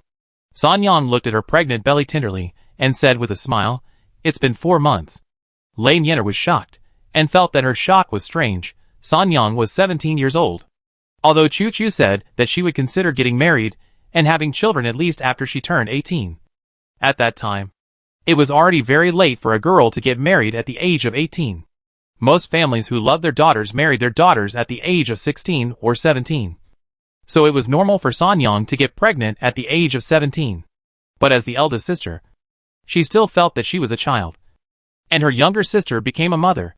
It was shocking to think about it. Yun Guichi even took the opportunity to turn to her marriage. Sanyang already has a child. And you, as the eldest sister, haven't even arranged a marriage. Are you ashamed? Lei Nyener didn't want to make a useless rebuttal, and just wanted to hide. So she said, Mother, it's rare for Sanyang to come back. I'll send her to the aunt's yard, and we sisters can have a private talk. Yun Guichi agreed, and also told Sanyang, Panner, persuade your sister to learn from you. You will have less worries than her in this regard. Lei Panner smiled but said nothing. After leaving, she said with envy, I really admire my elder sister, who has nothing to worry about. I am not as powerful as you. My greatest value is to make marriage alliances and help my husband and children in the backyard. My husband and I have a good relationship, but he took a concubine as soon as I got pregnant. Everyone said it was normal, but I always felt uncomfortable. But I have to compromise no matter how uncomfortable it is. I don't know why my elder sister has not compromised after being urged to get married for so many years. I know that people who can be the commander of the Imperial Guards have a firm character that we can't compare to. Lei Nyener sighed and wiped the tears of her sad sister. Lei Panner was a sensitive person. She would swallow her anger when she was wronged. Otherwise, she would not have been bullied to death by Lei Nyener. Lei Nyener never asked her sisters to live the same way as her. Although she did not understand, she respected them. Just like she respected her mother, who was trapped in the back house and could only see the marriages of her children. Chu Chu said that it was a kind of condescending cruelty to use their vast lives to measure other women. Their thoughts were imprisoned in the established lines, which was already pitiful. Lei Nyener sighed. It's not that I haven't wavered before. I thought about just finding someone I like to be with. While you were struggling, you all got married sooner or later. Seeing the experiences of other women, I found that if I didn't get married, my only crime would be not getting married. Once I get married and have children, there will be more. She counted on her fingers. What do you mean by not having children? Not having a boy. Having more children. Not serving my husband. Not respecting my parents-in-law. Not having a good relationship with my husband's relatives. Spending money for my own enjoyment. I was accused of being selfish. Not paying respects to my elders every morning and evening. I was accused of being unfilial. Like sleeping in. I was accused of being lazy. Going out to work. I was accused of not caring about my children. I got sick from taking care of my children at home. I was accused of enjoying myself, but not being considerate of my husband. After Lei Nyener finished counting, she lowered her head, and found that Lei Panner was crying even harder. She panicked and said, What's wrong? I didn't scold you. You're still pregnant. What if you get pregnant?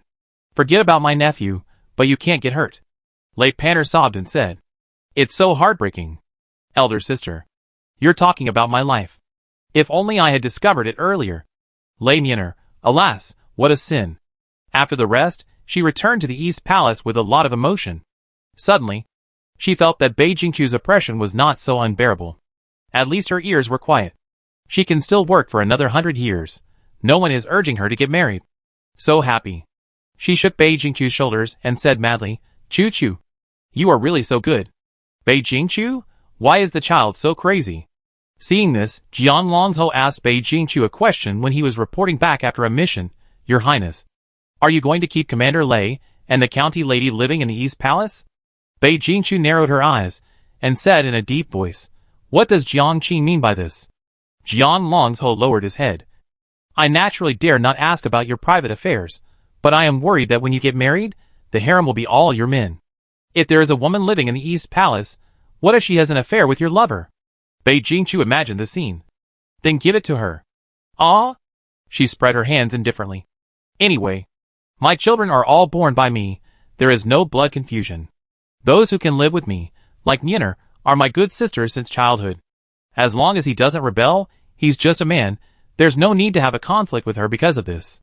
A man who can't be kept, just can't be kept. It's okay. I still have other lovers anyway. When the time comes, she'll take advantage of him, and then... Ahem. Bei Jingchu called a halt to her mind. The picture became more and more obscene the more she thought about it.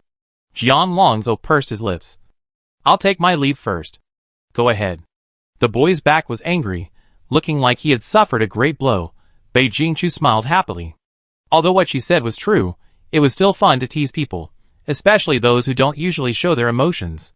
What she didn't say was, she didn't care, she didn't take it to heart.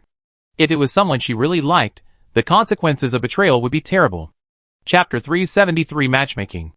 After Lei Nyener returned to the East Palace, Yun Guqi lived a peaceful and beautiful life as usual. When Aunt Chiu was chatting with her that day, she talked about the only thing that worried her. The third lady's child is about to be born, and the eldest lady has not even got married. If it goes on, it will be even harder to find a husband. When she talked about it, Yun Guqi put her hand on her temples and said worriedly, I know that. But men with similar family backgrounds cannot accept their wives running around outside and hanging out with a group of men. It's not easy for Nyener to climb to her current position. I won't ask her to resign in order to urge her to get married. Those with lower family backgrounds, I think they are not worthy of her. After so much selection, she is now 20 years old. Now I accept it. As long as she likes it. And her family background is clean. If it really doesn't work, I accept her background as a lowly person. As long as she knows how to be warm and cold, and can get along with Nyener. Yun Guqi stood up, frowned, and said to Aunt Chiu, the key is that this child is not smart at all. Aunt Chiu waved her round fan and smiled. This marriage is always decided by parents and matchmakers. Even the couple does not need to sign the marriage certificate in person. She stretched out a hand to gesture. Madam, just marry her off. By then, her status will be determined. How can she refuse? Yun Guqi frowned even more and waved his hand, saying, You don't understand Nyener. That girl is not obedient now. If you really do that, she will make a scene. Besides, I just want her to be happy. I don't think it's a problem, and I don't want to marry her off to anyone. The most important thing is that she likes him. Aunt Chiu paused with a smile and said calmly, As Madam said, the eldest lady still hasn't gotten the hang of it. When she really understands love between men and women, the good boys have been betrothed by other families. We can't snatch them away from them. Right? If it's too radical to sign the marriage certificate directly. Madam, you might as well choose a man with good character and family background to marry him off. So that the two children can get along more. Maybe the eldest lady will be able to get married. Madam will find the good of having a husband and be willing to get married. Yun Guqi still hesitated and said, Then, there is a high possibility that she doesn't like him either. Aunt Chiu waved her fan and shook her head and said, That's wrong. Madam is still too accommodating to the child. We get married to live a good life. There are a few couples who are together because they really love each other. Haven't they supported each other for a lifetime? Whether they love each other or not, whether they like each other or not, is only considered when taking concubines. Marry a virtuous wife and take a beautiful concubine. With the current status of the eldest lady, even if the son-in-law doesn't like her, he dare not do anything. Madam, don't worry. And when choosing people, don't we also check? We must choose someone with good character, who will not do stupid things to treat the eldest lady badly. Yun Guichi was slowly convinced. Ordinary people get married at the age of 16 or 17. Those who are unlucky have to observe mourning for 3 years before getting married, but the choice of fiancé has been decided. She began to worry about Lei Nyener's age, and asked, "Don't you have any choice? When choosing a husband for Nyener, the first thing is that he should not delay her work." Madame Chio's eyes lit up, and she sat up straight, and the smile on her mouth became more sincere. She said, "Madam, you know that my family is a distant relative of concubine Chio, and my nephew is not qualified to be the eldest lady. But there is a child in the Chio family, who has just finished the mourning period. Nowadays, it is hard to say whether a woman can get married as an official, but he is a child who is willing to accept his wife as an official." Chapter 374. Incomprehension. One day, Lei Nyener came to Bei Jingchu with a dark face to ask for leave. This face was so wrong, Bei Jingchu asked with concern, "What's wrong? What happened? Is there anything I can help?" Lei Nyener gritted his teeth and said, "Go! Go! Meet!" Ah! Bei Jingchu's mind was stuck for a moment, and then he reacted, "Do you want to get married?" Bei Jingchu suddenly became alert, pulled Lei Nyener and warned, "I'm telling you, you can experience the freshness of love, but don't really fall into it. With your current status, you can play without any scruples. Even if you get pregnant, we can afford to raise the child. If the man is a bad person, we can just kill the father and keep the son. But I'm afraid he will cheat you of your money and heart. If you take him seriously, you will be very sad. I don't want you to run to my bedroom and cry like a cousin in the middle of the night. It's too annoying." Before Lei Nyener could even explain, Bei Jingchu finished her explanation. It made her even less angry about being arranged. She said depressedly, "I didn't want to go. My mother liked him and arranged a marriage without my knowledge, and asked me to go back and meet him." Bei Jingchu, ah? Looking at Nyener's depressed look, she had the illusion that the child was about to turn evil. If I had chosen someone for her to marry without asking, Bei Jingchu didn't dare to imagine that she could overturn Taiji Palace. Nyener didn't get angry, she was really good-tempered. Bei Jingchu didn't know Lei Nyener's bad reputation outside. She was just worried that she was too easy to bully.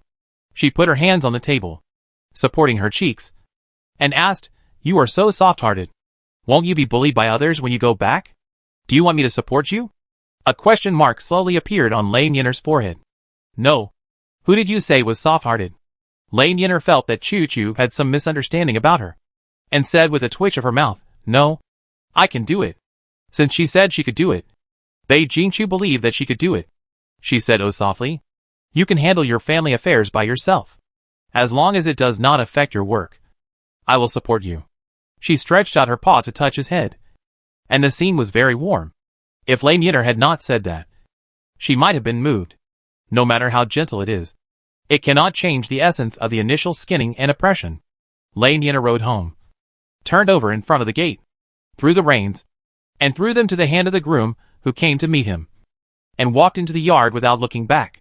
After entering the main courtyard, Yun Guichi's smile was a little guilty. "Nyener is back. Mother has asked someone to prepare your favorite food. Luor just said that I am biased." Lei Nyener sat down and asked, "Is today's family dinner or Hong'an banquet? Is it to welcome me home, or the last meal to drive me out?" Yun Guichi said hesitantly, "Nyener, Mother knows you are angry. But every time she urges you, you just perfunctorily deal with it. Anyway, I have much more time than you, so I will help you choose. I have seen this Mr. Chiu many times. He is a very good person, and he is not like the previous ones. He doesn't like you to be an official. He admires ambitious women like you, and will not stop you from doing what you want to do." Lei Nyener did not speak. Yun Guichi was getting more and more short of breath, and could not speak. She just watched her finish her words quietly, watching her voice getting smaller and smaller, and then asked, "Mother knows that I will be angry, and you deliberately want to make me angry? Why do you have to find a husband for me? Why can't you let me live freely alone?" She even felt a little wronged. She did not understand her mother. Mother could not understand her either. Yun Guichi said, as a matter of course, "How can a person be without a companion? When you are old, you will know how to regret it. When you reach your mother's age, if you don't have children, you..." And Luor, there will be no hope in life. Chapter 375 Domination. You are still young. So you are willful, and don't understand. Be obedient. I am your biological mother. And everything your mother does is for your own good. Lane Yinner felt a sense of helplessness and depression in her chest. If she was not her biological mother, if she did these things out of her own selfishness, if her mother really wanted to sell her out for power and wealth, she could be as cruel as Choo Choo. Even if she had to bear the reputation of being unfilial, she would cut off her kinship, and even let her suffer the consequences. Lane Yinner bent down and buried her face in her palms. But it was not the case. She really did it for her own good, and brought her everything she thought was the best. But this was not what Lane Yinner wanted. Just like when she was a child. She wanted to eat candy dates. But her mother gave her bayberries, because she thought bayberries were good. The shackles in the name of love are the most difficult to break free from. She stepped on her mother's shoulders, and saw a better and vast world. She could not be so conscienceless as to accuse her of being narrow-minded as a stepping stone. It didn't make sense. And she couldn't do it. She really didn't know what to do. The little girl buried in her palms sobbed. Yun Guichi was frightened by her reaction, and didn't understand why her daughter suddenly collapsed. She ran over and patted her daughter's shoulder, and asked carefully, "Yinner?" Lane Yinner didn't want to look up, and continued to be covered in darkness. Yun Guichi was anxious. "Don't cry. Mother is not forcing you to get married now. It's just an engagement, and it can be cancelled. I just want you to see it. If you really don't like it, we will refuse them." She didn't know how to care for the sad child, and could only hug her like when she was a child. Lane Yinner finally raised her head, pulled out her mother's handkerchief, and blew her nose.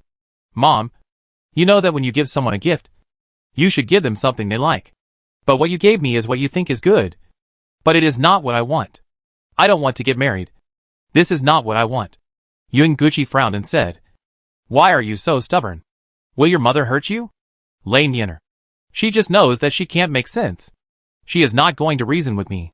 Mother, marriage is a matter of parents' decision. You can do whatever you want." Before Yun Guichi could be happy, Lane Yinner continued, "No matter who you find for me, I will not go home in the future. I will discuss with Mo Qingjun. And no Lei family's invitations will be allowed to enter the East Palace." Yun Guichi couldn't believe it. "Are you threatening me? Didn't mother force me first?" Lane Yinner stood up from the chair. "My life is mine, and I will bear the consequences of taking the wrong path. If the path you choose makes me unhappy, you can't take responsibility for me. So, I won't be bound by anyone, because no one can take risks for me." Her eyes were firm and sharp. "Everything about me, every choice I make, must be completely controlled by myself. I want to be free, but my mother won't give it to me, so I have to give myself freedom. Of course, I won't forget your kindness in raising me. I will send money back to my mother every month.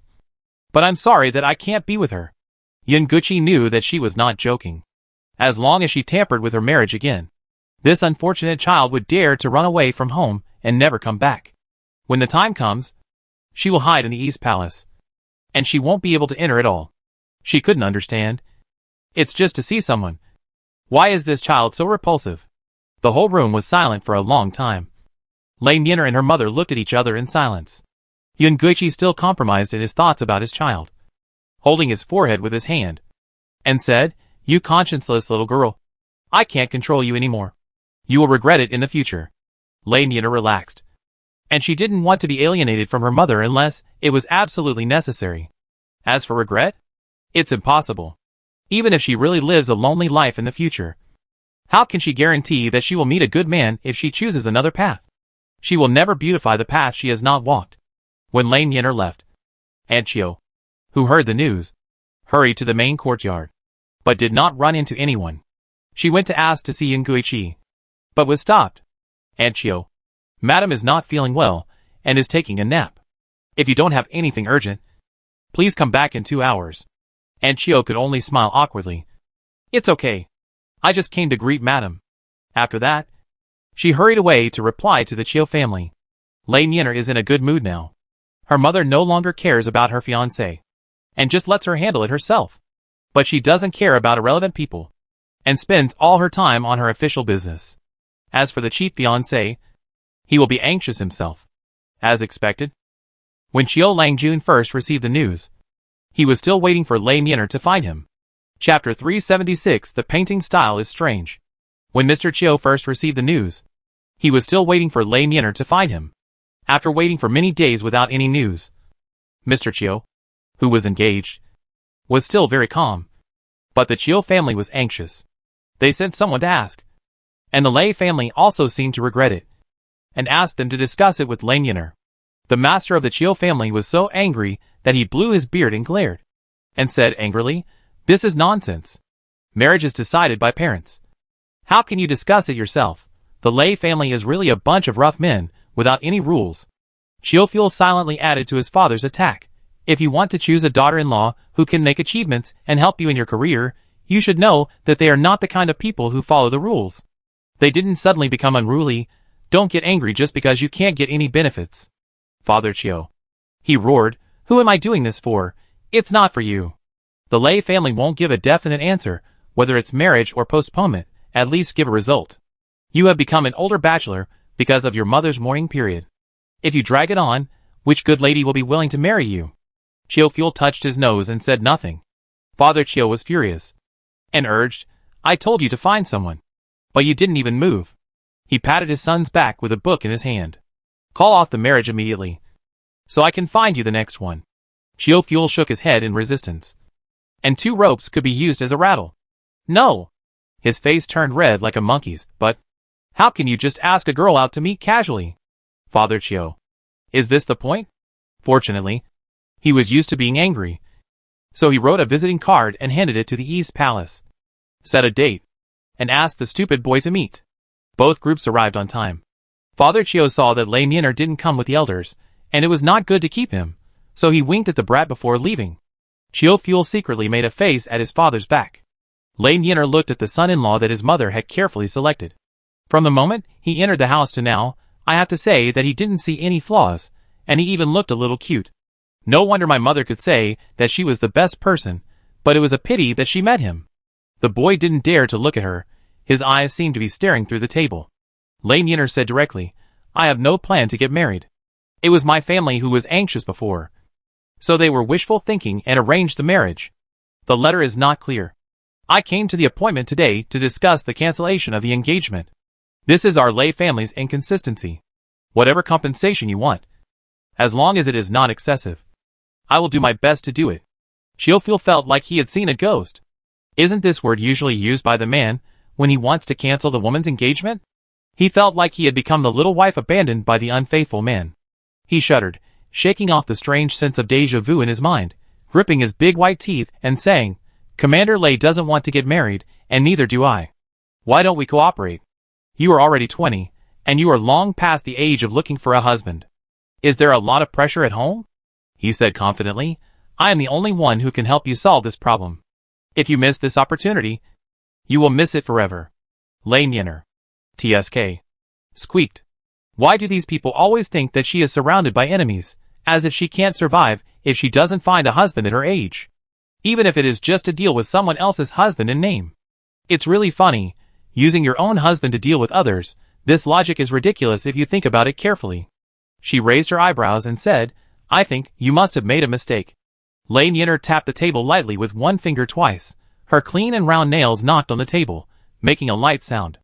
"It's never me who needs the Lei family, but the Lei family who needs me. So I don't need you to cover up for me. Just do what you have to do, and get it over with." Chiu hesitated and said, "But if a girl's engagement is broken off, it will have some impact on her reputation. We really have to." Under Lei Niner's sharp gaze, his voice gradually disappeared. "Why is this woman's aura so terrifying? If I had known, I would have stopped I from leaving." He couldn't handle it alone. It turns out that not all girls are like sisters, who are delicate and weak and need protection. He decisively admitted his defeat and handed tea to the boss. But Commander Lei is such a person. What does a mere reputation mean? When Beijing first heard Lei Niner talk about her recent affairs, she sighed in her heart. She is worthy of being the original heroine. At the same time, she felt a little guilty. Could it be because she stabbed the original hero to death when she was a child, that she didn't have an official partner? So she reduced Lei Niner's workload a lot, trying to put the pressure on Long Shou. Lei Niner started to become suspicious, and asked Beijing Chu, "Why did you suddenly find your conscience recently and treat me so well? Did you do something to let me down behind my back?" Do you have another woman outside? Tell me. I can accept it. Bei Jingchu stopped her. Stop. Stop. Stop. The situation began to develop in a strange direction. What's wrong with the child? She can't even relax. Will she be squeezed out and have problems? However, Lane Yin'er didn't relax for long. Bei Jingchu saw her face dark again. It turned out that the baby in Lei Panner's belly had miscarried. Lane Yin'er sighed. Third sister is a sensitive and thoughtful person, but her brother-in-law took a concubine during her pregnancy. She felt bad seeing it, and she was sad all the time. When she was taking the pills, the doctor said that the baby in her belly had become a dead fetus. Panner's aunt is still sick, and she didn't dare to tell her that her daughter was bullied by her husband's family. She got angry when she talked about this, and almost slammed the table and stood up. Pregnant women should be taken care of. But my brother-in-law only cares about his own pleasure, and doesn't care about his wife's mood. He got angry, and the child died. The whole family blamed her for being narrow-minded and jealous. And that's why she didn't keep the child. Lane Yin'er gestured. The last time I went to see her, she was so thin that she looked unrecognizable. I was so angry that I took her back to the Lei family. Panner hugged me and cried all the way. She looked so pitiful. Because she was also bullied by Lei Nan'er. Lane Yin'er felt the most sorry for her among her sisters. Bei Jingchu asked, Then what? What are you going to do? Lane Yin'er said without hesitation, Of course. I will prepare a divorce letter, and take my third sister back. How can my sister suffer such grievances? Bei Jingchu found it difficult. Chapter 377 Middle School. Based on her stereotypes of many people in this era, and in Yin'er's brief description, Lei Panner is a rather timid and conservative woman. So she asked, Have you asked the third lady what she thinks? Does she also want to divorce? Lane Yin'er was stunned for a moment. She must be afraid that I will cause trouble for me, so she said no when I mentioned it. She asked back, But after experiencing the betrayal of her husband and the loss of her child, shouldn't normal people want to separate? If it was an ordinary lady, she would just swallow her anger, but as a girl of the Lei family, she has me as her elder sister, she has the confidence to overturn the table. When she said this, Lane Yin'er's eyes were full of an overly wise light, and Bei Jingchu couldn't bear to look at it. In fact, she was so naive before. But thanks to the system, she ate too many melons, and deeply realized what it meant that there are all kinds of birds in a big forest, and learned about the diversity of species. Bei Jingchu is old at a young age, and has a kind of calmness after seeing the desolation of the world. As long as the melon does not fall on her own people. Because San Yang returned to the Lei family, Lane Yin'er had to go back to live today, and enlighten her sister. After saying goodbye, looking at her back, Bei Jingchu was struggling whether to remind her. Yin'er. Lane Yin'er stopped. Bei Jingchu thought for a while, and decided to give a hint. Sometimes, don't get too involved in other people's karma, or you'll end up being a nobody. The people you help may not thank you. Lane Yin'er didn't quite understand, and even said naively, But when Chu helped me before, I've always been grateful. You yourself will try your best to help those around you. Why do you say that? Bei Jingchu looked at her and smiled. Because you are the ones who are trying to save yourself. I only save those who save themselves. Lane Yin'er was even more confused. Bei Jingchu guessed that she was thinking, How could people not save themselves? How could people who fell into a deep pit not climb out? The girl who has been trying to love herself has never seen someone who doesn't love herself. Even her mother, who is the most difficult to communicate with, is clear-headed and has never loved Lei Ning. The little girl doesn't understand the sinisterness of the ghost version of Love Brain. Bei Jingchu said, Go ahead. Go ahead, you'll know when you come back. Lane Yin'er stepped out, but was stopped again from behind. Wait. Bei Jingchu told her, Go to the Imperial Hospital to get a box of chuanxiong and camphor pills, if you are so angry that you almost faint. Remember to take one? Lane Yin'er looked confused. Not that bad. Even if that person came to my house, I wouldn't be so angry that I fainted. Bei Jingchu closed her eyes and shook her head. Take it with you just in case. She made a bubble sound and said the second-year line in a deep voice. I have seen too much of this world. Lane Yin'er. She ran away in fear. After returning home, Lei Panner wrapped herself up tightly and stayed in the house. In early summer, wrapping herself up like this would drive people crazy. But she was in her early months and couldn't stand the cold. She didn't have to suffer this originally. But it was all because of her brother-in-law who couldn't control his lower body. Lei Panner saw her coming and forced a weak smile. Eldest sister.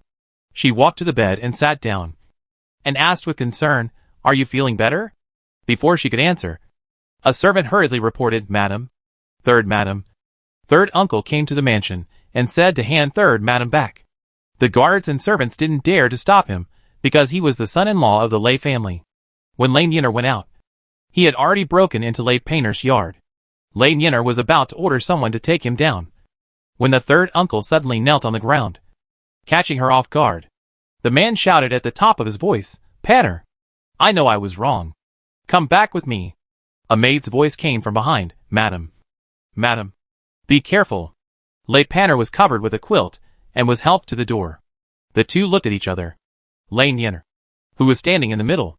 She ignored the strange feeling and protected Lay Painter behind her. "You bullied our Lay family's wife, and you still want her to go back with you. Don't even think about it." The man shouted at her, "She, Lay Painter, is my wife. She is my person in life and my ghost in death. We will be together for the rest of our lives, and no one can separate us." She was disgusted by this sentence for a while, but Lay Painter walked forward with a touched look on her face. "Lay Nyenner?" Lay Painter walked forward with a weak step, and said distressfully, "You don't kneel down. The ground is cold." "Lay Nyenner?" "No. It's summer now, and the ground is so hot that you can fry eggs." The man didn't care that Lay Painter couldn't stand the wind, and pulled her hand out and held it, and said sincerely, "Madam, I know I was wrong, and I have sent away that concubine. You only left for 1 day, and I lost my appetite, and lost 3 times the weight. When you left me, I realized that in my heart. You are the only one I love. Other women are just icing on the cake, only you are the charcoal in the snow. Madam, I really know I was wrong.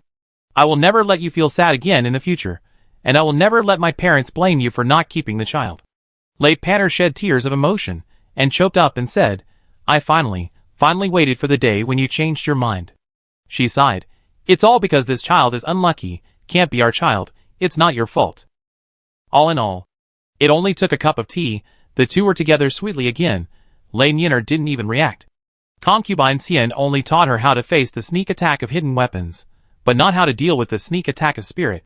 She asked in confusion, "Painter, you lost a child and suffered so much injustice." She pointed at the man, and her voice and fingertips trembled. "He just coaxed you a few words, and you forgave him?" Lay Painter leaned in the man's arms, and replied, "Eldest sister, thank you for supporting me. This is a matter between us husband and wife. We quarrel at the head of the bed, and make up at the foot of the bed. It is normal to have conflicts. Life is long, and every day is spent in quarrels. Why do you have to be so cruel?" The man also defended himself. "I just made a mistake every time. A mistake that every man will make," he said to Lay Painter affectionately. "I was just seduced by another woman, so I couldn't see the person in front of me. Now I have repented, and we will be able to love each other for the rest of our lives." Lay Painter also agreed with him and said good things for him. "Sister, it was all that woman's fault, and your husband was seduced by that vixen and went astray.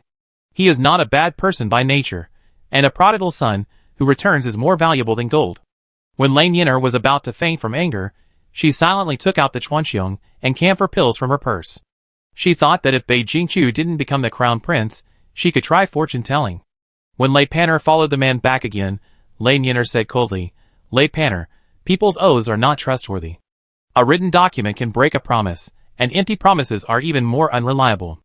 Chapter 378. You are not a fish. For the sake of our sisterhood, I will give you one last chance to regret. As long as you are willing to stay, I will take care of you for the rest of your life, and divorce you with this beast.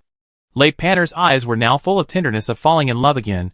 She frowned slightly and said, "Eldest sister, my husband won't do that." The pill in Lay Nyenner's mouth gave off a cool breath, stimulating her to maintain her demeanor, nodding lightly. "Okay, since you are stubborn, I won't help you if you encounter difficulties in the future." Lay Painter looked at her leaving back, feeling lost. She really admired this elder sister. Why did the elder sister have to do such a thing to separate her from her husband? The man held her shoulders and said softly, "Painter, your elder sister is an old woman who has not married yet.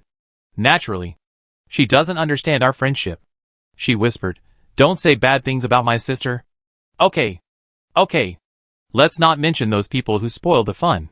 Lay Nyenner still maintained her demeanor in the Lay family. After returning to the East Palace, she had no place to vent her anger, So she pulled Bei Jingchu to complain. Bei Jingchu's emotions were at their highest, and she joined her in denouncing him. When she had calmed down, she jokingly put a piece of grilled shrimp on her plate and advised, "You don't have to care so much. Do you remember what I told you before we left? Don't get too involved in other people's affairs. You are not a fish. So how can you know the joy of a fish? In fact, what you call doing good for her is different from what your mother did. The way out you think is good is not what Miss Lei Sin wants." Lei Nyener was stunned, and whispered, "How can they be the same? I did it to keep her from being sad. I was doing it for her good. It was all for her good." She covered her forehead with her hand, and found that she had really become the person she hated.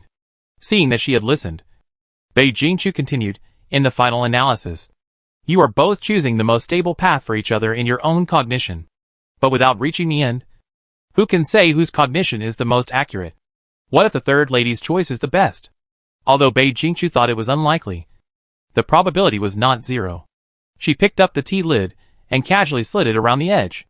It's her own path. Let her choose it. Whether it's a good result or a bitter one, she has to swallow it herself. As a family member, just stay behind the child and let her have a way out after she makes the wrong choice. Lei Nyener felt a little uncomfortable. "But I have already said before that I won't help her. That depends on whether our Nyener's heart is more important. Face or sister. But you have already said harsh words. When she comes to you for help, she should be really at the end of her rope and repent." Lei Nyener. So annoying. Lei Nyener thinks she is a good child. When she returns home again, she said shyly, "Mom, I was too harsh in what happened before." She is a head taller than her mother. She has to lower her head when she stands and speaks. Looking obedient and listless, Lei Nyener said seriously, "Mother is really thinking about me. At least compared to my father, who never cares about me. Although mother's care is annoying, she is also working hard. I shouldn't lose my temper with you." Yun Guichi smiled and was ready to say something. Before she raised her hope, Lei Nyener smiled and said, "But it's impossible to get married. Let's put it one way or another." Yun Guichi, no. Chapter 379, Brilliant and Stunning. After Lei Painter was taken back, they had a good relationship for a short time, but the man began to show his true nature again. Even because he was forgiven once, he became even more unscrupulous. Lei Painter grabbed the man and argued with him, trying to arouse his friendship with all her might. "You swore in front of my elder sister not long ago, saying that you would not betray me again. It has only been a short time, and you have thrown your oath behind your head.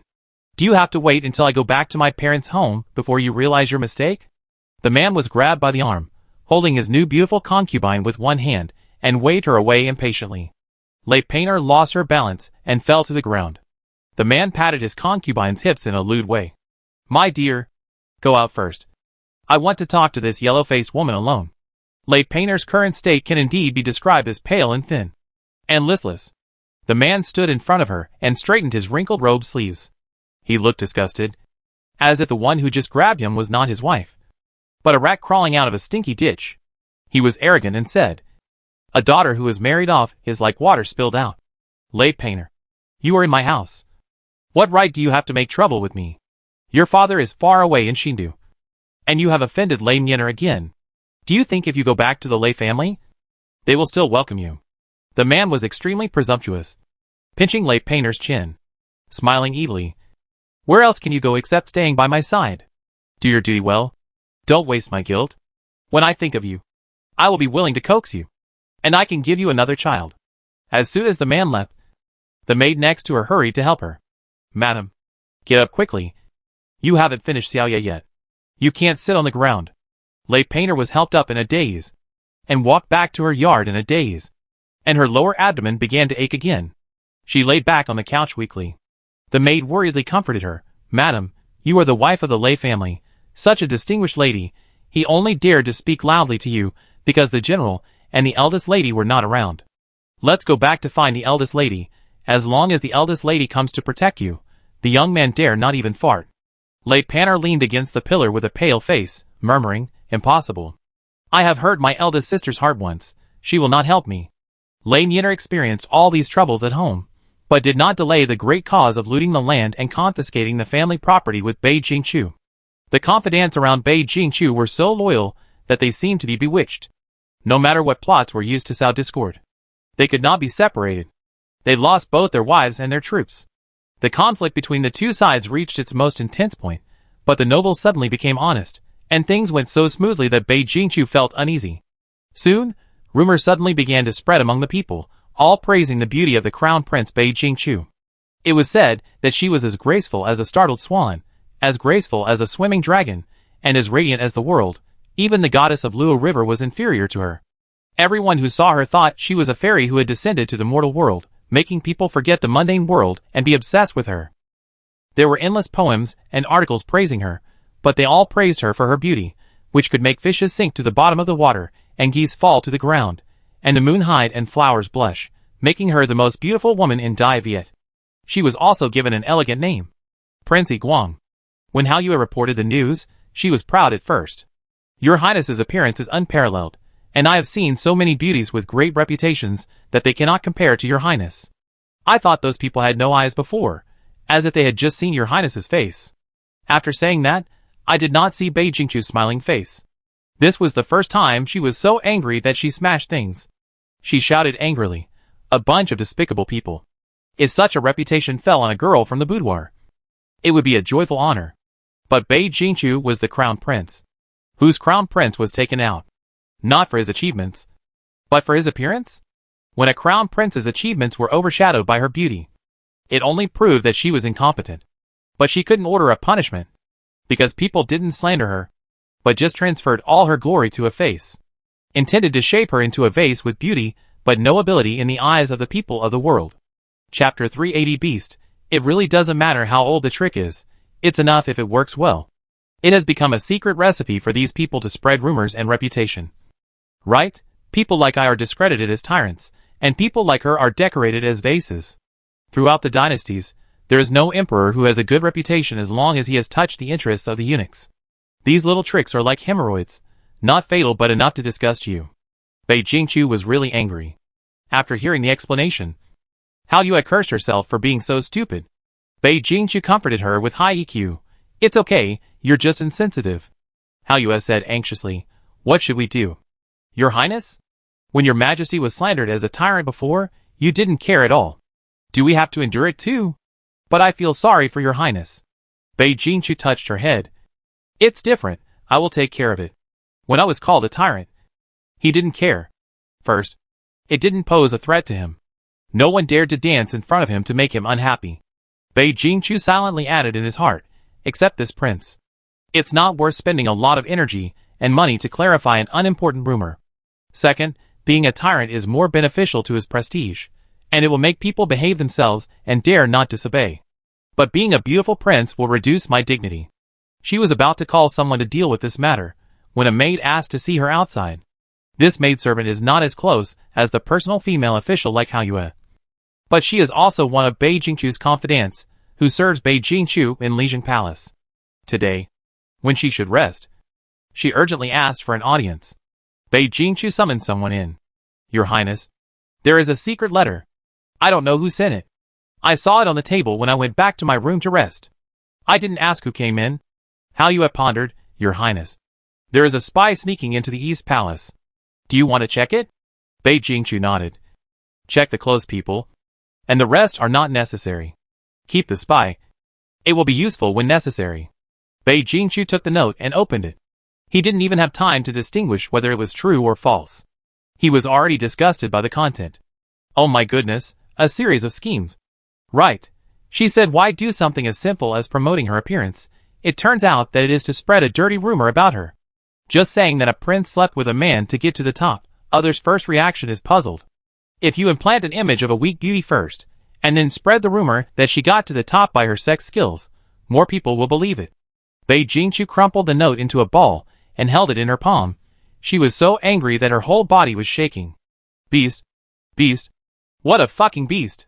His grandfather gave birth to a child without an asshole. Give birth to an asshole and no child. She cursed until she was garbled. Bei Jingqiu hasn't cursed for a long time, since she went to school. Even when scolding others, they are quibbling with words in a sarcastic way. Those who are not well educated may not be able to react to being scolded. As expected, when people are extremely angry, they have no manners to speak of. If the culprit stands in front of her, she can torture him to death. Hao Yue quietly picked up the crumpled and thrown aside note, and gasped in shock. The one who passed the message must be the enemy. The complete plan was revealed, which listed the guests they arranged for Bei Jingqiu. For example, Qin Yuping, a poor official promoted by the prince. Even the deceased young Marquis Qin was there. Even more outrageous rumors were spread about the prince and the emperor's father and daughter. Chapter 381 Angry. That's why the emperor values a princess so much. Hao Yue covered her mouth and murmured, "Oh my god." Bei Jingqiu couldn't help it, and flipped the table directly. The heavy mahogany table, which could not be lifted easily by one person, was flipped over by the angry prince with one arm, and the precious ornaments on the table were broken to the ground with a clang. Bei Jingqiu, who was stingy, couldn't feel the slightest bit of heartache, and she would never think that people who threw things around were emotionally unstable again. Bei Jingqiu leaned back in her chair after flipping the table, and was so angry that her head hurt. My mother wants them to die. She finally understood the mood of someone when he rode to Yi Jumi Lu. A cup of Qingxin tea that was brewed urgently was handed over. Bei Jingqiu managed to remain calm and ordered, "Call all the officials of the 4th rank of the Eastern Palace. As long as they are healthy and have no disasters." Bei Jingqiu felt that she was a good prince for still thinking of not bringing the patients at this time. About an hour later, everyone was there. Of course, the enemy saw this kind of movement.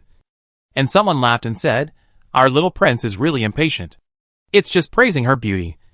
And you're so anxious. She's young. Still too naive." After the close ministers who gathered urgently in the Eastern Palace got the news, they were stunned by the other party's shamelessness. Many people were as angry as Bei Jingqiu herself. But it was difficult to vent their anger in front of their colleagues. The worst they did was to stand up. Many people's faces turned red. Bei Jingqiu was worried that her subordinates would be hurt by the pressure. The tea she prepared was also expected to be used to calm the mind and reduce internal heat. No matter how big the ice cubes in the room were, they could not cool the heat aroused by the anger. Some ministers were the protagonists of the rumors, and they could not help but be afraid in their anger.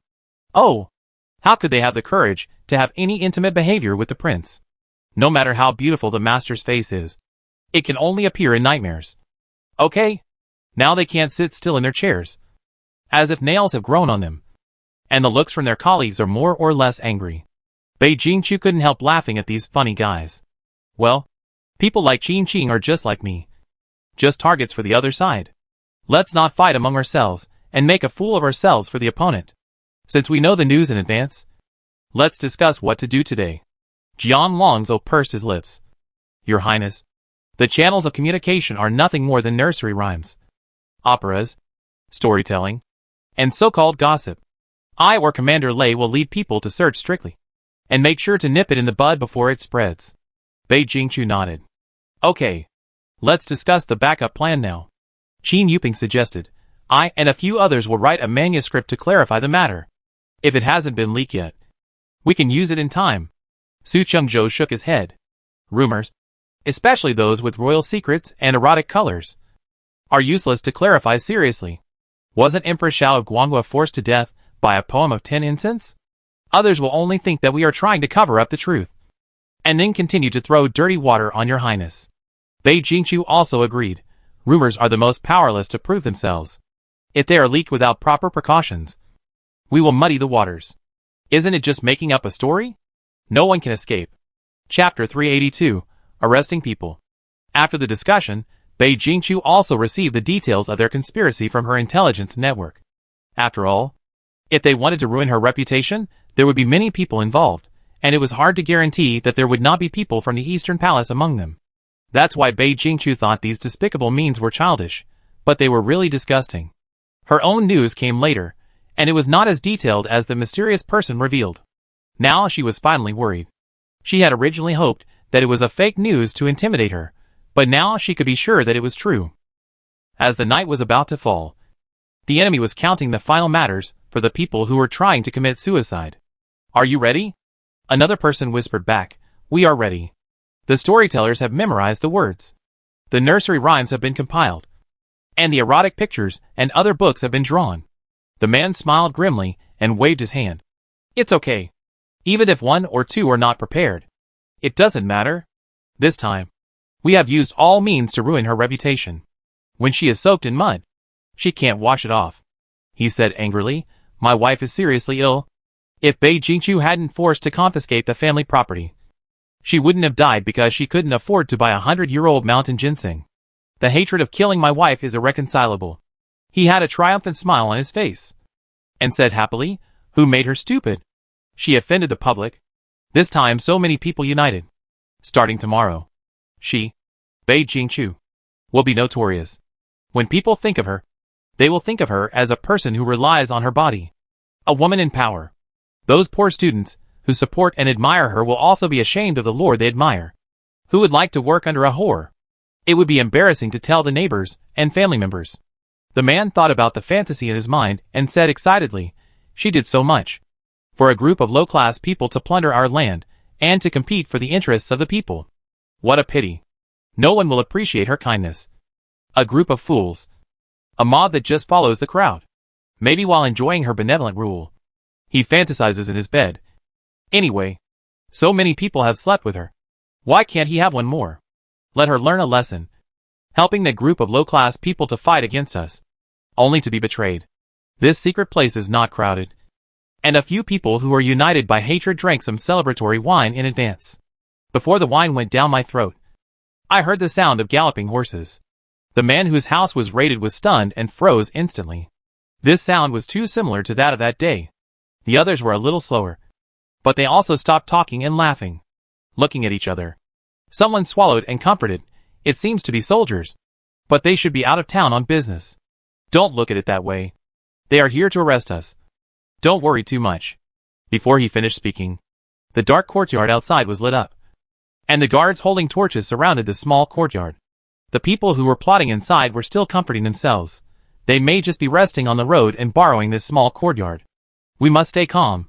We must not let people see that we are guilty. Remember, we are good citizens. We must be confident. Don't let it show when the time comes. The dilapidated wooden door was kicked open, and one person stepped forward. Military, what are you doing? Before he finished speaking, he was tied up. The man struggled and cried out, who are you?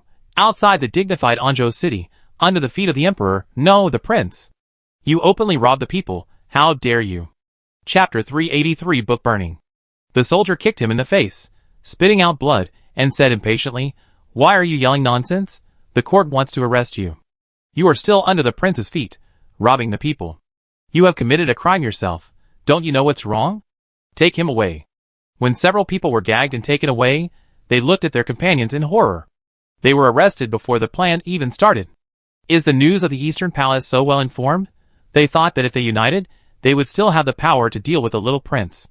Bei Jingqiu came to the largest warehouse storing pornographic paintings. In front of her was a pile of albums. The heroine was always her. The heroines were replaced one after another. She flipped through them expressionlessly. Under the flickering candlelight, she took a look at the contents. Sure enough, the most cost-effective and cheapest way to ruin a woman is to spread obscene rumors. No matter if she was an ordinary woman, even if she was a prince or a prince, people still talked about her romantic affairs in the bedroom with great relish. She had never experienced it before, because she had not grown up yet. She threw the unsightly picture book into the pile of books with a flick of her hand. With a wave of her hand. The soldiers took the oil that had been prepared long ago and sprinkled it on the books one bucket at a time. After the oil was poured, everyone left. She stood at the door, took the torch from Long Shou, and threw it lightly. The flames touched the paper and spread rapidly. A warehouse full of filth was burned down, and the rising flames made the sky look brighter. Warehouses were set on fire one after another, and those who were ready to spread rumors were also tortured and imprisoned one by one at night. The money the wealthy families used to bribe them had not been spent yet, but they had no life to spend it. The night after curfew in Anzhou was usually quiet, with only the occasional call of the night watchman. Tonight, there was the sound of soldiers marching quickly, which made people close their doors and windows tightly, hoping that this disaster that came from nowhere would not affect their homes. And those who did wrong prayed in fear and guilt that this incident was not discovered by them. Then they were arrested. In the closed door of Chang's mansion, Chang Erlang listened to the sound of military boots stepping on the ground outside, and stamped his feet anxiously. Brother, with such a big commotion, has the rumor attack been discovered? He clapped his hands. Definitely. Now in Anzhou, Except for the prince. Who else can mobilize the whole city's troops? Brother. Who do you think is so hateful? Who leaked this matter? Chong Tingyi drank water guiltily, covered his face with his sleeves, and said calmly, the East Palace is well informed. It is normal for the news to leak out when so many people are mobilized. So I didn't agree with this method at the time. The younger brother was suspicious. What did you say at the time? Isn't it too mean that you disagree?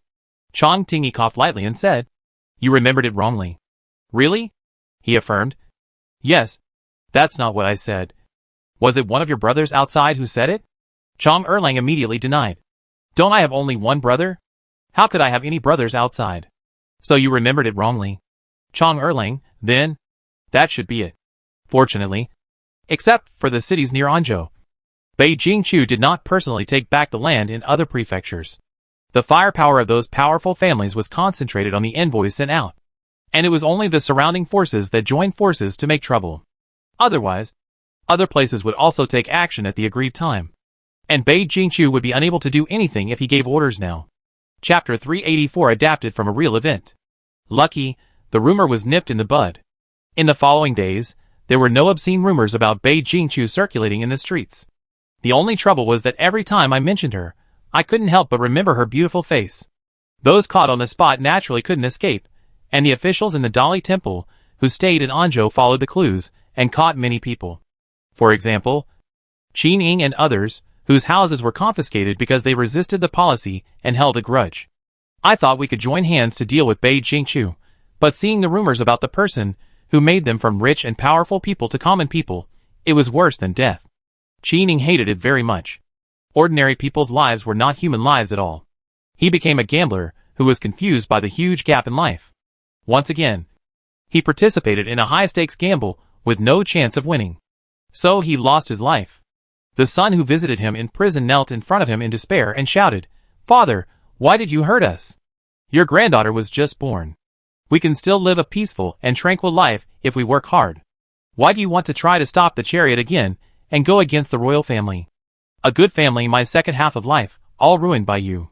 Qin Ying, even the people who were in prison with him, listened to these accusations and couldn't help shedding tears of regret. Their guilt is the same. One misstep will lead to eternal regret, and all future generations will be implicated. If it happens again, they will hand over the land to the prince as soon as he wants to take it back, retain their remaining property, and live the rest of their lives in peace and prosperity. But these people regret not because they have a change of heart, but simply because they have been punished. Those who were not caught are thankful for their good luck. The reason they escaped is mostly because the evidence was well hidden. The fish that escaped the net comforted themselves and their accomplices. It's okay, we have more people, and we are not the ones who took action directly. We just helped them by adding fuel to the fire. Even if it's the prince, without any evidence, you can't put so many of us in jail. As long as there is no evidence, we will be fine. As for Bei Jingqiu, she just started her backup plan. She wrote a lot of ink on the paper, all the explosive gossips she had heard in the system, and the intelligence collected by her own intelligence network. Of course, only those who were her enemies. What a serious scholar who slept with his daughter-in-law. What one of the 4 handsome men in Anzhou that many girls wanted to marry was actually impotent. The wife of so-and-so seemed gentle and virtuous, but in fact, she was the captain of an abortion team who would kill anyone who showed up. After Bei Jingqiu finished writing, she blew on the paper lightly, and the ink dried. She handed the booklet to Su Chengzhou and instructed, based on what's written here, let the folks write dramas and storytellings. The more vivid and exaggerated, the better. She gritted her teeth and laughed sinisterly. You're making up stories. Right? I'm adapting these based on real events. It's even harder to clarify when the truth and the false are mixed together. I'll see if the rumors will come back on them, and see if they can handle it. Su Chengzhou looked at the deeds in the booklet. Those people had no privacy in front of the prince. He swallowed his saliva in fear and asked in a trembling voice, Your Highness. Your Highness. So your ears and eyes. Even know how many times people wet their pants when they were young. He even broke his voice. Bei Jingqiu was silent. In fact, this was the credit of the system in the past. Chapter 385. Drink the water and remember the well digger. But her silence was a tacit agreement in Su Chengzhou's eyes. The boy instantly imagined many things. If her information had gone so deep, Su Chengzhou was suddenly filled with despair. The secret things he did Actually, the prince knew everything? He just pretended to be ignorant to maintain a calm appearance? Wow, when he was a child. His mother coaxed him into wearing women's clothes. And he competed with his friends to see who could pee farther. If His Highness knew all these embarrassing things, he really couldn't face people. Fortunately, although Su Chengzhou wanted to leave this beautiful world, his efficiency in doing things did not decrease at all. Soon, rumors were flying in the streets and alleys, and the ordinary lives of the people seemed to have been put into a bag of spices. The melons of the West family had not been eaten yet, and the melons of the East family came again. The storytelling tea house was bustling with people every day, and many times the streets were empty, and the price of the seats and boxes inside increased several times. Shadow play has changed from telling stories about beautiful women and talented men to telling gossip. Those love stories, and the stories of rich ladies madly wanting poor scholars, are all boring. There is nothing as interesting as the secrets in the deep houses of the rich families. The protagonist of the story, who is the most well-informed, was furious after hearing the news, and put pressure on the governor of Anzhou, demanding that tea houses and other places be closed down, and that rumors not be allowed to spread. The usually smooth-talking Anzhou prefect immediately rejected her request, and pointed upwards, reminding her, this matter has a cause and an effect. That person wants to vent his anger and seek revenge. How dare we, the minions, stop him? She even glanced at the woman who came to put pressure on her with a strange look, and said with a hint of sarcasm, as the saying goes, when you drink water, you should remember the well-digger. My lady can have the current glory in the family, and have room to display her skills. When did it start? And who did it come from? These? Do you still remember? The woman who came to question was stunned. No one dared to stop it, and the situation became more and more serious. In the past, when people talked about who was who, they were all nobles, wealthy and prestigious families, and noble blood. Now, when they talked about them, they talked about the dirty and ugly things that were not allowed to be told to outsiders. The image of the nobles and people's hearts plummeted. What frightened them even more was that all their private affairs behind closed doors were in the hands of the prince. It was enough to warn one or two families, but all the families who offended her were exposed to the public without exception. Everyone was amazed at the ability of the East Palace to control the trends of the court and the public. Those who hesitated and did not participate in the setup secretly rejoiced. A marquis named he was one of those who was publicly executed. In the past, when outsiders talked about their family, they all said that their family tradition was noble, and they valued rules. They taught the men and women to be self-disciplined and respectful, and they were sought after in the marriage market. As a result, their family favored concubines and neglected wives, and brothers and sisters fought with each other, just like raising poisonous insects. It's just that the whole family has movie stars, and they pretend to be good outside. Now Lord Yu has become the object of contempt and ridicule whenever he goes out. Over time, he even stops going out and becomes a waste at home. Bei Jingqiu kills all who stand in her way. She stops when the land that should be returned to the court is enough. All of a sudden, the wealthy families in the entire Yu dynasty who have not been liquidated are relieved. Even if they are lucky enough to escape the disaster, they will be hesitant for a long time in the future, and will not dare to be as greedy and arrogant as before. The atmosphere of the entire dynasty has been cleared up. The new capital has also been stabilized under the emperor's rectification. Bei Jingqiu no longer needs to stay in the old capital, and sets off for the capital to meet the emperor. Chapter 386 Panner wakes up. The officials' wives came one after another. Before Bei Jingqiu and his party set off, Lei Panner handed in a note, wanting to meet Lei Yin'er. The Lei family's wives had already set off halfway, and only the servants were left in the mansion. As soon as Lei Panner arrived, she knelt down in front of Lei Yin'er, grabbed her skirt and begged, eldest sister, please take me away. Please, take me to the capital. I can't continue to live in my husband's family. She apologized tearfully. Before, I was blinded by greed and didn't listen to my elder sister's teachings. I thought my elder sister had never been married, so her words were biased. Because our conflict got serious, and she went back to her parents' home, she was prejudiced against my husband. Now I think that my elder sister is very insightful, and has seen through him. When Lei Yin'er saw this situation, she knew that Lei Panner had been wronged again in her husband's family. But she had been stabbed in the back so deeply before that Lei Yin'er dared not agree outright. The girl kneeling on the ground raised her head, looking at her face and repenting. I know I was confused, since I was a child. My father has favored Lei Nanner. Later, my elder sister and younger brother were added. The rest of us sisters grew up being neglected. She pulled aside the broken hair on her forehead, revealing a conspicuous scar. My elder sister and I, have experienced a difficult time under Lei Nanner's hands, and we both have similar scars on our bodies. This was caused by Lei Nanner pushing her against the corner of the table. She cried, "Before I got married, no one ever loved me. My mother loved me, but she couldn't protect me. She couldn't even protect herself." She recalled the panic and sweetness of her wedding night.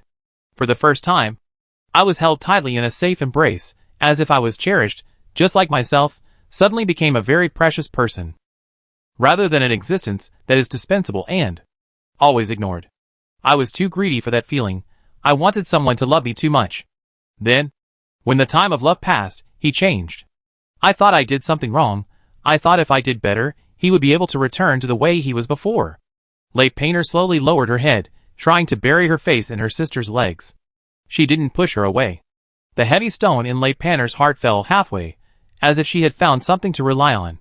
She continued to talk about her past confusion, whispered, "I didn't know how to make him love me again, so I naively thought of exchanging my sincerity for sincerity. As long as I treat him well, he will find my goodness, and love me like when we first got married. Love me like he loves the new aunt." After a pause, when talking about the concubine again this time, Lei Painter did not have any resentment, but instead showed pity. Not long after, the concubine who was held in his palm was also abandoned, and left to die in the desolate yard. She was such a pitiful beauty. I thought it was because I was not beautiful enough that I could not keep his heart. But even such a beauty could not be kept. Love is placed on the knees, and hatred is thrown into the abyss. He turned around, and held another woman in his heart. Lei Painter said with disgust, "He just loves the new and hates the old. He always loves the new beauty." Her pleading eyes suddenly came to her, and she said sadly, "Eldest sister, can you give me another chance?" Lei Nanner looked at her again. After all, she had been recuperating for a while, and she didn't look as pale as a female ghost when she had just had a miscarriage. Chapter 387, Preparing to choose a husband. But she was still so thin that her bones were showing, and her clothes were hanging on her body. In the hot summer, when she wanted to peel off a layer of skin to dissipate heat, Lei Painter was still wearing thick fabrics to keep warm. She reminded her thousands of times, but she couldn't teach her sister what she had learned. Reality taught her. Lei Nanner comforted her, "You think you are in the Lei family. No one cares about you, and you can be bullied by others, just because you are comparing yourself with the wrong person. You are the wife of the Lei family, my sister, and your retreat in life, this is already incomparable to others." Her gentle and tolerant eyes looked over, and hit Lei Painter's heart hard. "You always have the right to regret. As long as you are alive, as long as I am alive." Lei Painter was shocked, and another worry emerged. "If my father sees me, he will be angry. Will he vent his anger on my elder sister? I will be punished for not being a good wife." Lei Painter reminded, and told her the bad things. She didn't want her elder sister to know nothing, and be coaxed by her to take her away, and finally be rejected by her father. In the eyes of a woman who obeys her father at home and her husband after marriage, the rejection of her father is a very serious punishment. She observed Lei Nanner's expression, and thought desperately, her elder sister might not take her away. She had no chance. Lei Nanner lay back, sneered disdainfully. "He's angry. He will definitely be angry. Let him have it. It's his own fault if he dies of anger." "Lei Painter?" Lei Nanner picked his nails carelessly and blew them. "At most, I'll scold you when I'm angry. If I want to fight, you'd better run fast and hide behind me." Rebellious Nanner gave Lei Painter a little shock. "It just so happens that I have been practicing martial arts for more than 10 years, and I haven't fought with the old guy yet." She put her hands behind her head and said indifferently, "That's the most. How can I kill you? As long as you treat the old man's impotent rage as fart, he can't do anything to you." Lei Painter seemed to understand. Lei Ning, who was far away in the capital, felt a tightness in his back, and had a bad feeling. However, he had never expected that there would be another rebellious daughter in the family. Not long after Bei Jingqiu watched Lei Nanner's urging to get married, she experienced her own urging to get married. When they arrived at Shangyang Palace in Xindu, the first words the father and daughter said when they met were not a hypocritical longing, but the emperor's arrival was to urge marriage. "You are almost 16. It's time to choose a husband." Bei Jingqiu was not so resistant to this matter. After all, she could live without a man in her heart. But she could not live without a man in bed.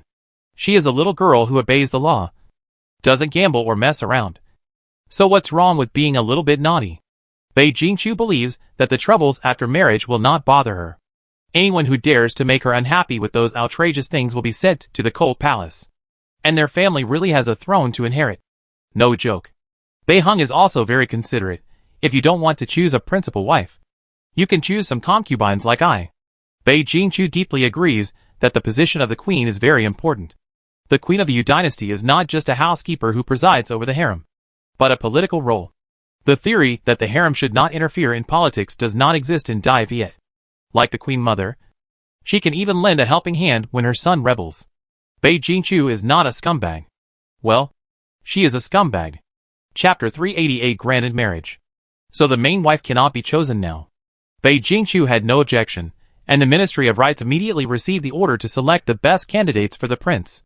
Like a stone thrown into the lake, it made the people who were watching the prince's backyard act quickly. In the past, the sons of the Yu dynasty nobles were trained by their families, and they were either civil or military, and at the very least, they were engaged in business. If you can't do anything, you can be a playboy who doesn't cause trouble. Since Bei Jingqiu entered the East Palace, the playboys have a new way. Those who are slightly better in appearance learn how to capture a woman's heart. Seduce the prince is also a road to wealth and honor. Su Lanqi, who was well prepared, quickly went to the emperor to fulfill his promise, reminding him, "Your Majesty, didn't you agree at the beginning to give my son the status of a legitimate wife? The boy's love for His Royal Highness the Prince is evident to all, and I often remind him to be sensible and not to be jealous. Let him be the husband of the prince. He will definitely help His Royal Highness relieve his worries and set an example." The words were said modestly, but he reminded him openly and secretly, "Didn't you say at the beginning to give my son the status of a legitimate wife of the prince? Don't deny it now." Bei Heng coughed lightly to hide his embarrassment. The prince has his own ideas and is unwilling to marry a wife. If Cheng Zhou is willing to wait until the prince has come to his senses, that's fine. But he will have to wait a few more years. He raised his sleeves and sighed. "It's my fault too. I haven't appointed a queen yet," which has set a bad example for the prince. This is to remind Su Lanqi that as long as the prince is willing to get married, I will arrange for your son. But you see, I have lived for almost 40 years and have not appointed a queen. I guess the prince will not do that either. If you insist on waiting for this position, you probably won't get it. Su Lanqi cursed the old thief inwardly. What could he do? He could only accept it. He took advantage of the situation and asked for a concubine's marriage. Because of his guilty conscience, Bei Heng wrote an imperial edict to show his respect for Su Chengzhou. Su Lanqi seemed to accept it reluctantly. When he left the house with the imperial edict, he could no longer hide the smile on his face. He went home to show off to his son. "Look how great your father is.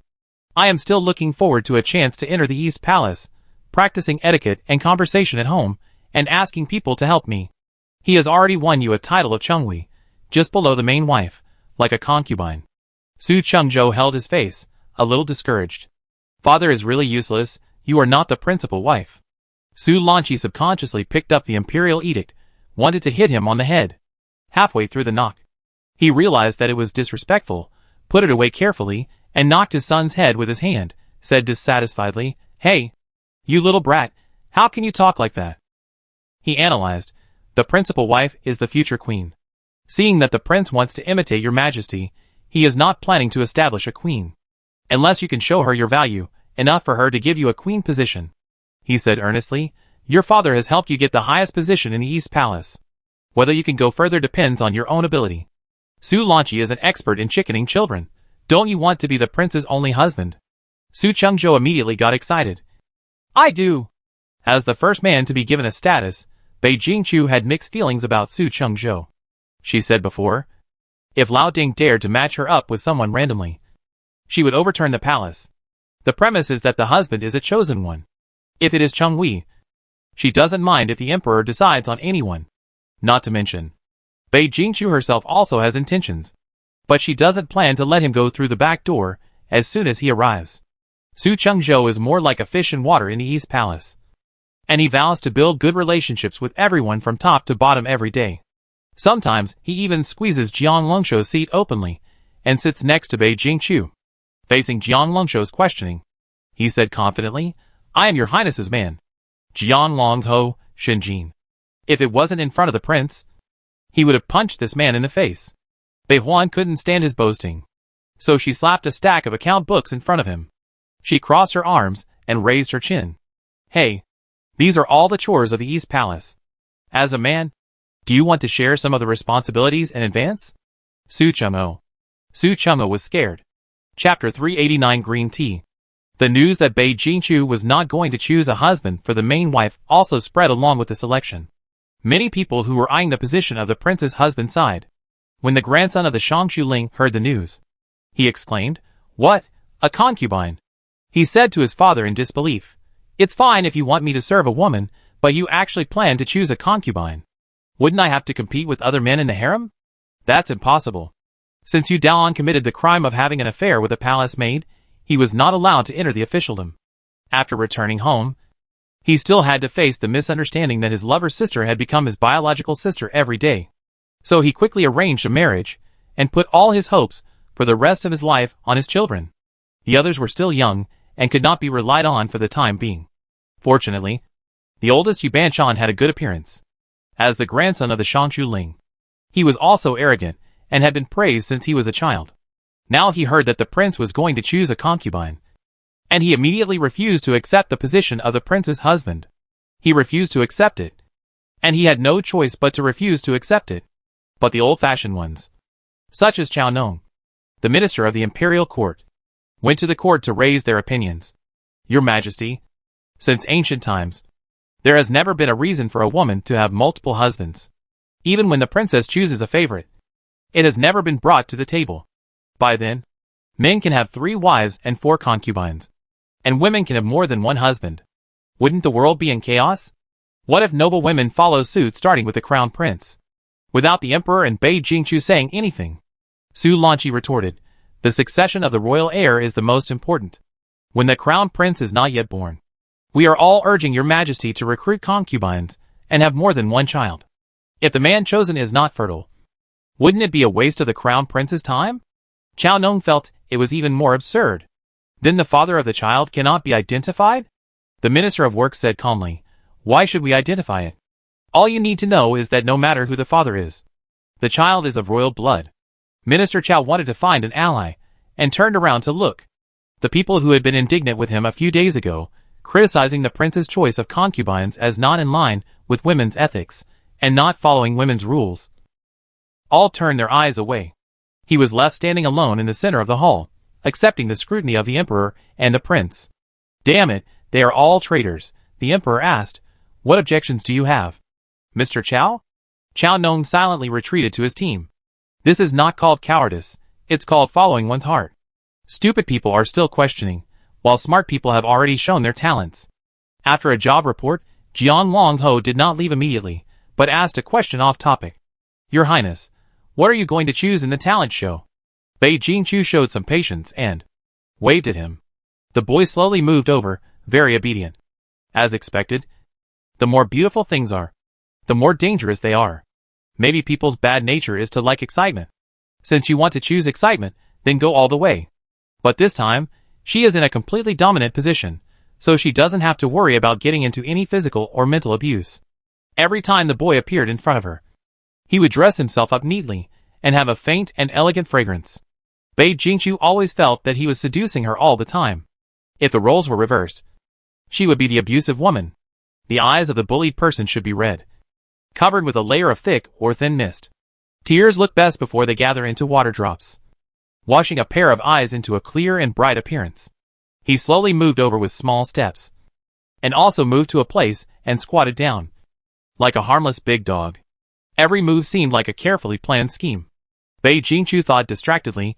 She didn't hate green tea, she just hated that the target of green tea was not her. If the target of green tea was her, how could she say that she was a tea? She was obviously a caring person. Bei Jingqiu smiled and replied, "Why are you asking about the talent show?" He tried to test her attitude. "I want to see your selection rules, and how many of them do I meet?" Bei Jingqiu has been less naughty recently, and her nature has been suppressed by the busy official duties. But this man always likes to test her willpower. Her fingers touched his chin. His clean-shaven chin had a little stubble. The touch was wonderful. It was Bei Jingchu's first time to tease a decent man, so she was a little unfamiliar. She retracted her fingertips as it burned, her fingers itched, and her heart itched too. No matter how rich her theoretical experience was, she was still a weakling in practice. She really couldn't play too much. Jiang Longzhou was trying hard to act, and her ears turned red, burning and painful. Her breathing was disrupted. Chapter 390. Fall in love with every girl I meet. Bei Jingchu retracted her hand, looked away, not knowing what to do. This is beyond the scope. She had already read the random reply to the previous question. If you want to participate in this election, go ahead. In the past, when women were selected as concubines, they did not hold official positions, they were all official wives, and the girls were taken to live in the palace. Nowadays, many young men have official positions, and it is inconvenient for them to live in the East Palace for a long time. Even if you participate in this election, it will not delay your work. However, the squatting man seemed inferior, but he pressed on step by step, and was not afraid that he would be angry and drive him out directly. He answered obediently, I want to know how likely I am to win. After all, the only judge of this event is you. He complained, after all, you love every man you meet. If I had seen so many dazzling young men, I might not be interested. Bei Jingchu spoke faster than his brain. No. You are the one I love most among all the men I meet. Longzhou. The ambiguous atmosphere disappeared in an instant. Bei Jingchu met Jiang Longzhou again, outside of official duties. Not because of this election, but because he injured a young man of Chao's family. He was detained and was going to ask the East Palace for an explanation. Bei Jingchu immediately thought that this was fake news. That boy was not an impulsive person. There must be something behind it. The person who was beaten was the eldest son of Chao Nong, the minister of the palace. Bei Jingchu, as the party in the wrong, was invited to the Chao family's house. It felt strange. A bit like a child calling his parents after a fight. Bei Jingchu shook off the strange thoughts and helped Chao, who was bowing, to stand up. Stand up? No need to be polite. The boy who was left behind saw her coming, like a big dog that found its owner, and stood beside her very consciously. Bei Jingchu laughed. Standing here blocks my light. Go sit somewhere. Jiang Longzhou was a little worried. Although he was not acting rashly, he also felt that Bei Jingchu would have a tacit understanding to seize the opportunity he gave. But he still felt uneasy. Seeing her warm attitude, he felt relieved. Minister Chao's face was not very good, but he didn't say anything, and motioned his son to explain the situation. Chao Daolong, who was beaten black and blue, began to complain, Your Highness, your commander Jiang sent a visiting card to the Chao family, and my family prepared a bed to welcome him and treat him well. Chao Daolong snorted coldly, pointing at Jiang Longzhou and said, In the end, Commander Jiang hit me in the face. There is no grudge between us, but he rushed up and beat me up. Your Highness, tell me, are the officials of the Eastern Palace so lawless? Although Bei Jingchu didn't know what happened, he couldn't lose his momentum. She asked leisurely, Jiang Qing and the Chao family have never had any contact. Why did you let him in when he came to your house so rashly? Chao Daolong was stuck for a moment, not knowing how to explain. Bei Jingchu didn't need to point out their intentions. She guessed that they just wanted to win over the officials of the Eastern Palace to be traitors. Chao Daolong explained dryly, because the Chao family is hospitable. They welcome guests and treat them with courtesy. In short, it was this person who came into my house and beat me up. He said solemnly, Today, I only hope that your highness will give an explanation. Otherwise, I will not dissuade the censor from impeaching me. This serious speech, coupled with the symmetrical blue-purple panda eyes and the swollen cheeks that looked like they were stung by a bee. Bei Jingchu had to hold back her laughter. She suppressed her laughter and said, Longzhou, tell me, why did you beat him? Jiang Longzhou was like a primary school student who had done something wrong and was waiting to be scolded. He kept his head down, with only his hair crown facing her. Now that she called him, he raised his head and cleared his throat. It seemed that he was going to start to exert force. Bei Jingchu was sure at once that there was something wrong here. Jiang Longzhou stared at Chao Daolong and said with a hint of meaning, There is a young lady in the Chao family who is quite interested in medicine. This young lady is the daughter of Chao Daolong. The Chao family is a famous family. Their daughter will naturally be taught by a famous teacher. The best doctor must be the imperial physician in the palace. At this point, Chao Daolong suddenly shouted, "Enough! You are talking about why Commander Jiang used force against me. Why are you talking about my daughter? Your Highness." Jiang Longho is obviously avoiding the point. "Please enforce the law impartially, and do not cover up for her just because she is your man." Bei Jingchu smiled and argued with Chao Nong. "Minister Chao, your son's attitude is too overbearing. Even if the case is tried by the Dali Temple, there should be room for the defendant to defend himself. Right? You are so rude in front of me. The family tradition of the Chao family, a family of scholars and officials, seems to be not strict." Chapter 391. The one who carries firewood for others. Chao Nong responded and scolded Chao Daolong. "Why interrupt Commander Jiang? In front of His Royal Highness the Crown Prince, how dare you be rude? You shut up." Chao Daolong was obviously a little anxious, but he didn't dare to say anything more. Bei Jingchu looked at the eyebrows and eyes of the father and son. It seemed that Minister Chao himself didn't know what his son had done. Although she didn't know what Chao Daolong had done, but Bei Jingchu knew that her Commander Jiang would never make a point without a purpose. Commander Jiang, who was sitting next to him, only played Chao Daolong's last words in his mind. "It's yours. It's yours. It's yours." When Bei Jingchu called him again, he came back to his senses stupidly. "Ah? Oh! Your Highness knows that not all imperial physicians are qualified to diagnose the pulse of nobles. Many less experienced imperial physicians can only diagnose palace ladies and low-ranking concubines. One day, the imperial physician who taught Miss Chao gave acupuncture to save his patient, who was in critical condition and was in danger of death. And he almost saved the patient from the hands of the devil. It turned out that he happened to be teaching Miss Chao, and was 2 cups of tea late. Miss Chao was very angry and complained to her father. After saying that, he looked directly at Chao Daolong and said slowly, "After that, the imperial physician was dismissed and demoted." What's even more ridiculous is that the reason given by the imperial hospital for the demotion was also because of being late to teach at Chao's house. I don't know. When did the daughter of Chao family become more important than the palace rules? Minister Chao almost immediately retorted, "Impossible. My son has always behaved well at home and respected his parents. How could he use power to oppress others?" He accused, "Commander Jiang, don't make false statements and slander others. This crime of bullying the weak and interfering with the palace rules, the Chao family must not be involved." Jiang Longzhou just said indifferently, "Whether it is slander or not, you can find out with a casual check. Everyone in the palace knows it, but no one has made a fuss in front of His Highness." Chao Daolong sarcastically said, "The commander of the guards of the East Palace is actually a warm-hearted person who cares about everything.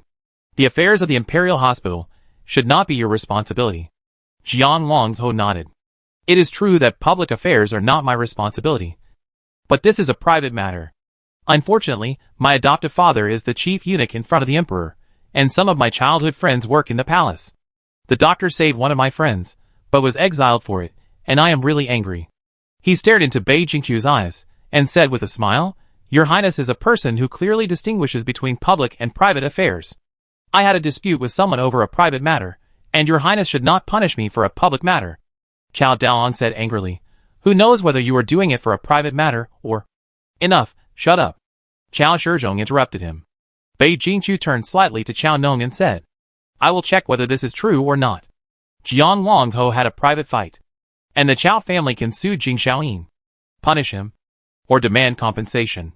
But the matter of the imperial physician," Chao Shizhong said quickly, "if it is true, I will bring my son to the imperial physician to apologize and give compensation.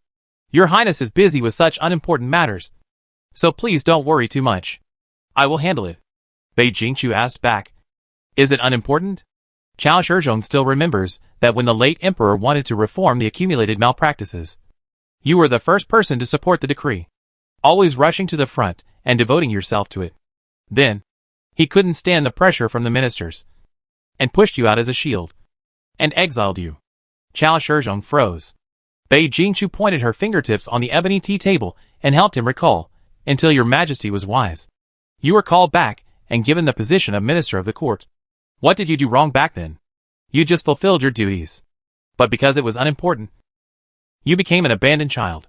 Bei Jingchu said word by word, "Those who carry firewood for the public should not be frozen to death in the wind and snow."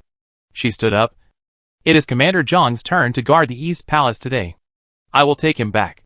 Minister Chow was sitting in the middle of the hall. And even Bei Jingchu forgot to salute when he left. She didn't care. Chow Nong felt sour in his heart. When he first entered the official career, he met Bei Jingchu as the king. Would he never lose his passion for entering the officialdom? But he had been heartbroken by the betrayal of the previous emperor, and used smoothness and forming cliques to protect himself. Chapter 392 Imperial Physician Yu. Bei Jingchu, who had returned to the East Palace, touched the corner of Long Shou's mouth. He grinned and hissed. How could he escape unscathed when he went to someone else's territory and beat up someone else's son? When he started, there must have been a bunch of servants and guards who surrounded him to stop him. However, the wounds on his face were much less than Chow Dalong's, only the corner of his mouth was broken. It's good to be handsome, and if you get injured, you're just a handsome guy. Bei Jingchu poked him again with evil intentions, and the victim covered his mouth in shock, and backed away again and again, avoiding someone's attack. She said with a smile, "Do you feel the pain now? If you want to stand up for your friend's benefactor, you can just come to me and complain. Why go to someone else's house and make trouble? You will hurt the enemy by 1,000 and hurt yourself by 800. Bei Jingchu was choked by himself, and he continued stiffly, In short, what you did this time is unreasonable." Jian Longho gave his reason. Finding out the unjust case and returning the innocence is not as satisfying as beating someone up directly. Facing Bei Jingchu's disapproving eyes, he decisively changed his words. This matter is not the responsibility of the Eastern Palace. If your Highness intervenes rashly, others will definitely think you are meddling too much. If it involves me, it's your business. Your Highness originally wanted to weaken the aristocratic families, our Eastern Palace lineage, and they have long been. It's a hostile relationship. It's better to make a big fuss. If I make a big fuss, wouldn't it just hand their handle to you? Bei Jingchu blinked, raised her eyebrows, and said, I actually believed it just now, thinking you are a righteous gentleman with a good family background. But you are still mean, your character is not broken at all. Jian Longho realized that his image in Bei Jingchu's eyes was actually a bad guy. He tried to save it. This is called being sensible, not causing trouble for his highness, learning to kill two birds with one stone. Bei Jingchu curved her eyebrows, perfunctorily said, Yes, you are the most sensible. I am really sensible. Yes. The Imperial Doctor Yu, who was at the center of this incident, was still sorting out medicinal materials in the medicine cabinet. This should have been the job of the medicine boy. But it fell on her head. She still doesn't understand what she did wrong. Saving lives is her job. And it is the meaning of being a doctor. Let alone teaching. Everything should be put after human life. This is the first thing that the master teaches them when they get started. That doctors have a kind heart. The job of teaching the young lady of the Chow family was not originally hers. Instead, Chow found the Imperial Hospital, and she was the best female doctor in Chinese medicine. So she was pointed there. Yu Tai was filled with grievances, and he didn't know how to appeal. Except for the night watchman. All the colleagues left at the appointed time. Imperial Physician Yu hurriedly packed up at the palace gate and hurried home. In front of her house, her friend was waiting for her. Imperial Physician Yu's eyes lit up. Why are you here? I thought. Her friend also distanced herself from her after she was demoted. She thought she was also a flatterer. But she didn't expect her to come. Her friend followed her into the house with a gift inside. Putting down the gift, in the joyful eyes of Imperial Physician Yu, she reluctantly said, In the future, we should keep our interaction secret. If there is anything missing, tell me. But in front of outsiders, let's not be too familiar with each other. Imperial Physician Yu's smile froze. But her friend said with regret, I told you a long time ago that it is not possible to get ahead in the Imperial Hospital just by having good medical skills. Chapter 393, Downfall. You are not experienced in socializing, you are honest, you are not willing to form a group, and you have to argue about right and wrong when encountering problems. Doctor, you couldn't help but refute. But if you change any of the herbs in the prescription, the efficacy will be greatly reduced. It concerns the life and death of the patient, how can you not argue? The friend helplessly held her forehead. Look, this is it. You don't know when you offended people. You think you are discussing with people enthusiastically. People will hate you if they are humiliated. How can they find such a ridiculous reason to punish you when they are in power? This is because they finally caught your mistake, and they are eager to teach you a lesson. Doctor, you put her hands in her pockets helplessly. She has been reminded by her friends several times. But the sincerity of the young always made her believe that as long as she was proficient in medicine, and stuck to her original intention, she would get good results. Until the reality gave her a heavy blow. And then her friend pointed it out again. She was eager to find evidence to prove that she did nothing wrong. She murmured, but Shen Yuanzheng? Isn't Shen Yuanzheng also devoted to medicine and not good at socializing? But he was appreciated by His Majesty, and became the director at a young age. The friend's eyes were desolate. And he said helplessly, I used to believe so. How many people have been deceived by Shen Yuanzheng's story? If I hadn't fallen, I would have thought it was not an exception. Now that I think about it, stories that can be boasted about must be rare. Because it is rare, it is widely circulated. Yu Tai's friend was a colleague who entered the Imperial Hospital earlier than her. This sight made her wonder what she had experienced. The friend's melancholy did not last long. She turned around and advised her, Director Shen is favored by His Majesty. And the situation has changed. Everyone has to please him. How many people in the entire Imperial Hospital can use their luck to be appreciated for their medical skills, and win the eyes of the noble? She said in embarrassment, now that you are targeted, I can only come to see you secretly. Otherwise I will be implicated. After a quiet gathering, the friend left. Because of her incompetence, even friends who came to accompany her could only come and go like thieves. After the next day's roll call, someone came to the medicine cabinet to get medicine. There were many people coming to get medicine every day. But she didn't notice it, and took the prescription. The person took the initiative to greet her. Hey, isn't this Dr. Yu? I haven't seen you for a few days. You've become so lazy? Dr. Yu was stunned and looked up. The female doctor who came was a colleague he worked with before. They had a good relationship in the past. This person always smiled, and was very friendly to her. She didn't understand why she was ridiculed by her when she fell into disgrace. The female doctor raised her chin and sneered. Why are you stupid? Get medicine. Why are you standing there? Are you trying to be lazy? Dr. Yu came to his senses and felt uncomfortable, but didn't know how to refute. She looked down at the prescription and found something wrong. So she suggested, Is the person you are treating the second princess? She was born with a cold syndrome, and I have always treated her in the past. The prescription you just prescribed is an ancient prescription from a medical book. But the second princess's constitution requires strong medicine to be effective. Otherwise, the disease will only recur, and it will relapse soon after stopping the medicine. And it cannot be cured. I have already adjusted her spleen and stomach before, and now is a good time to treat her. Before she finished her advice, the female doctor interrupted impatiently. Are you annoying? The second princess is no longer your patient now. Chapter 394, Disruption. Royal Princess, how dare you use strong medicine? What's wrong with the food? Can you afford to lose your head? Stop giving me advice. The imperial Dr. Yu was depressed. Yes, this person was no longer her responsibility to treat. She had no choice but to get the medicine. The female doctor saw her look, and she didn't know where the excitement came from. Perhaps some bad people just feel happy when they see others fall from a height. Idiots are just idiots. They offend people without knowing why. You really think that you and I have a good relationship. In fact, I have been fed up with you for a long time. Many people are like that. She crossed her arms and said in a very good mood, But you don't need to know what you did wrong. You just need to know that your life is over. As long as you are in the Imperial Hospital, even if you still hold the official position of the Imperial Physician, you can only be the lowest medicine boy, and you will never be able to climb up in your life. The Imperial Physician, you didn't even have the strength to refute. The facts have shown that. She is right. When she was the only one left in the medicine cabinet, she finally couldn't hold on any longer and squatted on the ground crying. Why should doctors focus on social skills, currying favor with superiors, and forming cliques with colleagues instead of medical skills? Footsteps were heard outside the door. Dr. Yu quickly tidied himself up and pretended that nothing had happened. Only the corners of his eyes were red from crying. A little medicine boy came in with the pulse record, and his eyes lit up when he saw her. Dr. Yu, can I ask you a question? Of course. As soon as he came over, someone called him from outside. Shen, Dr. Ren wants to see you. Shen apologized, sorry. Dr. Yu, I'm sorry to bother you. I'll go and do my work first. Dr. Yu nodded casually. It's okay, go ahead.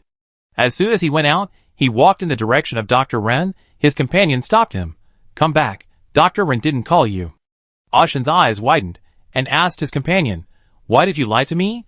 I was asking Dr. Yu a question. Same. His companion tapped his forehead and whispered, Go. Go. Go. now that you are involved with her? Aren't you afraid that you will not be able to make it in the Imperial Hospital? Ashen hesitated and said, but the Imperial doctors are busy on weekdays. Except for teaching. They rarely have time to answer our questions. It's not easy for Imperial Doctor Yu to have some free time. We should take this opportunity to learn more. His companion only asked him, do you just want skills? Not a future? If you want to be a pharmacist for life, go ahead. Ashen was silent for a while, lowered his head, and left with his companion. As soon as he went out, he saw a eunuch coming to him. He asked in front of the Imperial Hospital, where is Dr. Yu? His Royal Highness wants to see you. The people present looked at each other in bewilderment. A doctor came up with a brave face and asked, eunuch, is His Royal Highness feeling unwell? We have other doctors here who can treat you. The young eunuch was the one who had an emergency and was treated by Dr. Yu. He replied with a half smile, I am just a messenger. His Royal Highness didn't say anything, but he asked for Dr. Yu. No one dared to stop him now, and they took the young eunuch to the medicine cabinet. At this time, Dr. Yu was reflecting on herself again and again. Perhaps all people with flesh and blood must die once in this world, and be reborn as beasts who flatter their superiors and bully their subordinates. Perhaps she should not be so upright. The time of a noble lady is more important than the life of a palace maid. The happiness of the superiors is more important than the true nature of medicine. In the fall, someone called her, Dr. Yu. Someone from the East Palace has sent a message that the Crown Prince is calling you. She looked up and saw the palace maid she had rescued before, waiting for her with a smile. The living life that she had saved stood in front of her, and most of her dark thoughts just now disappeared. She thought, it is not meaningless. On the way to the East Palace, the eunuch thanked her excitedly, and Dr. Yu said modestly, it's just a little help. It's my duty. It's not just a little help. It's obviously caused you to be demoted. The eunuch reminded, Dr. Yu. This time the Crown Prince summoned you. It's your chance to overturn the case. You must seize it. Don't be stubborn. She didn't understand the meaning until she met the person. The prince was as approachable as the rumors in the palace said. He directed all his killings at the treacherous ministers, but was lenient to the people and those around him. The first time she saw her master's personal maid was when she was sitting next to him. After checking the prince's pulse, Dr. Yu asked, did your highness eat Susan today? Bei Jingchu touched her nose. No. Dr. Yu, no. At least 2 bowls. Jian Longho, who was sitting silently next to him, stared at him. Bei Jingchu stared back with full momentum. Brat, you dare to control her? You are getting too proud of yourself. Longho. Chapter 395 Too Cruel. Yu Tai was frantically trying to sabotage him. It's hot today, and it's common for people to want to cool down. But if you eat 2 bowls of Susan in one go, your highness won't be afraid of cooling down your stomach. Bei Jingchu smiled. Yu Tai is really good at medicine, and I don't have any secrets anymore. Yu Tai whispered, in fact, I have left you a secret. Bei Jingchu, with her permission, Yu Tai came over and whispered in her ear, your highness, if you don't relieve your desire, it's not good for girls. You are young, and it's not suitable for you to have sex. But you can think of a way. It's not good to hold it back for too long. Bei Jingchu. She finally knew why this imperial physician was excluded. Shut up. Is that okay? She knows that honest advice is unpleasant to the ear. But what you said is too unpleasant. Bei Jingchu tried to change the tone, and said seriously, I heard about the injustice you suffered. How can a noble family override palace rules and human life? I will seek justice for you. Dr. Yu was stunned, and then tears came to his eyes. After reacting, he knelt down and thanked her repeatedly. Thank you, your highness. Thank you, your highness. Thank you. She looked so straightforward, and it didn't seem like she could understand the hidden meaning. So Bei Jingchu just said, after you go back, someone will certainly try to stop you from testifying. If you turn against them, after your value is exhausted, you will be abandoned by them again, and I will not save you a second time. The imperial physician Yu replied firmly, your highness. Rest assured, I am not someone who will be threatened or bribed. Your highness, I will be grateful for your kindness to me. Bei Jingchu chuckled. Who said there are only 2 ways? Threats and bribes? Since you have a heart, when others give up their face and dignity and beg you to spare their lives, you really won't be soft-hearted. The imperial physician Yu was shocked, muttered, no. Can't it be? You have already framed me, and made the relationship so tense and still. Bei Jingqiu stopped talking. She only gave advice, and she would not teach people step by step. She gently waved her fingertips. And how you understood. And said with a smile, Your Highness is tired. And I, the imperial physician, will also return to the imperial hospital. I will take my leave. After she left, Bei Jingqiu went to Ganlu Palace to meet the emperor. If he wanted to use this as a handle to suppress the nobles, he had to make it known to as many people as possible. Bei Jingqiu asked the emperor to summon the imperial physician Shen. As the director of the imperial hospital, he should be the first to know. However, the imperial physician Shen was the emperor's personal physician, and Bei Jingqiu could not summon him alone, as it would be suspected that he was asking about the emperor's condition. A daughter can inquire about her father's physical condition, but the prince cannot inquire about the constitution of his father. Even the best family ties must be maintained, and she would not overstep her bounds in unnecessary matters. Although Bei Jingqiu always complained in her heart, and sometimes made a big fuss, but as the executive vice emperor for many years, he also had a very good grasp of the word measure. In front of her father, she made a bold attack, Shintai. This Yutai is in a situation very similar to yours. Now that you are the director of the court, don't you care about the injustices of your subordinates? The director of the court is not only good at medical skills, but also has to discipline his subordinates. If you don't know how to manage, you should find someone you can trust to replace you. Shintai bowed his head and explained, Your Highness, I really don't know the affairs of the court, and I also found someone to take over. But the result was in front of him, and the person he found messed up the job. Bei Jingqiu understood.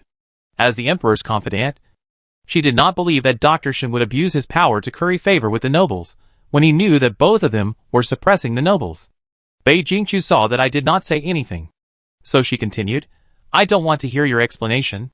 Since you have been helping His Majesty with his health for many years, I will let it go this time. Your subordinates are partial to each other, violate the palace rules, and curry favor with the nobles. You should handle it yourself. Dr. Shen, I will obey your order. The emperor's presence was only as a witness. Bei Jingqiu also used I and discarded him. She left without any regrets. Before she could successfully withdraw, she was called back. Chewer. Wait a minute. Bei Heng asked her.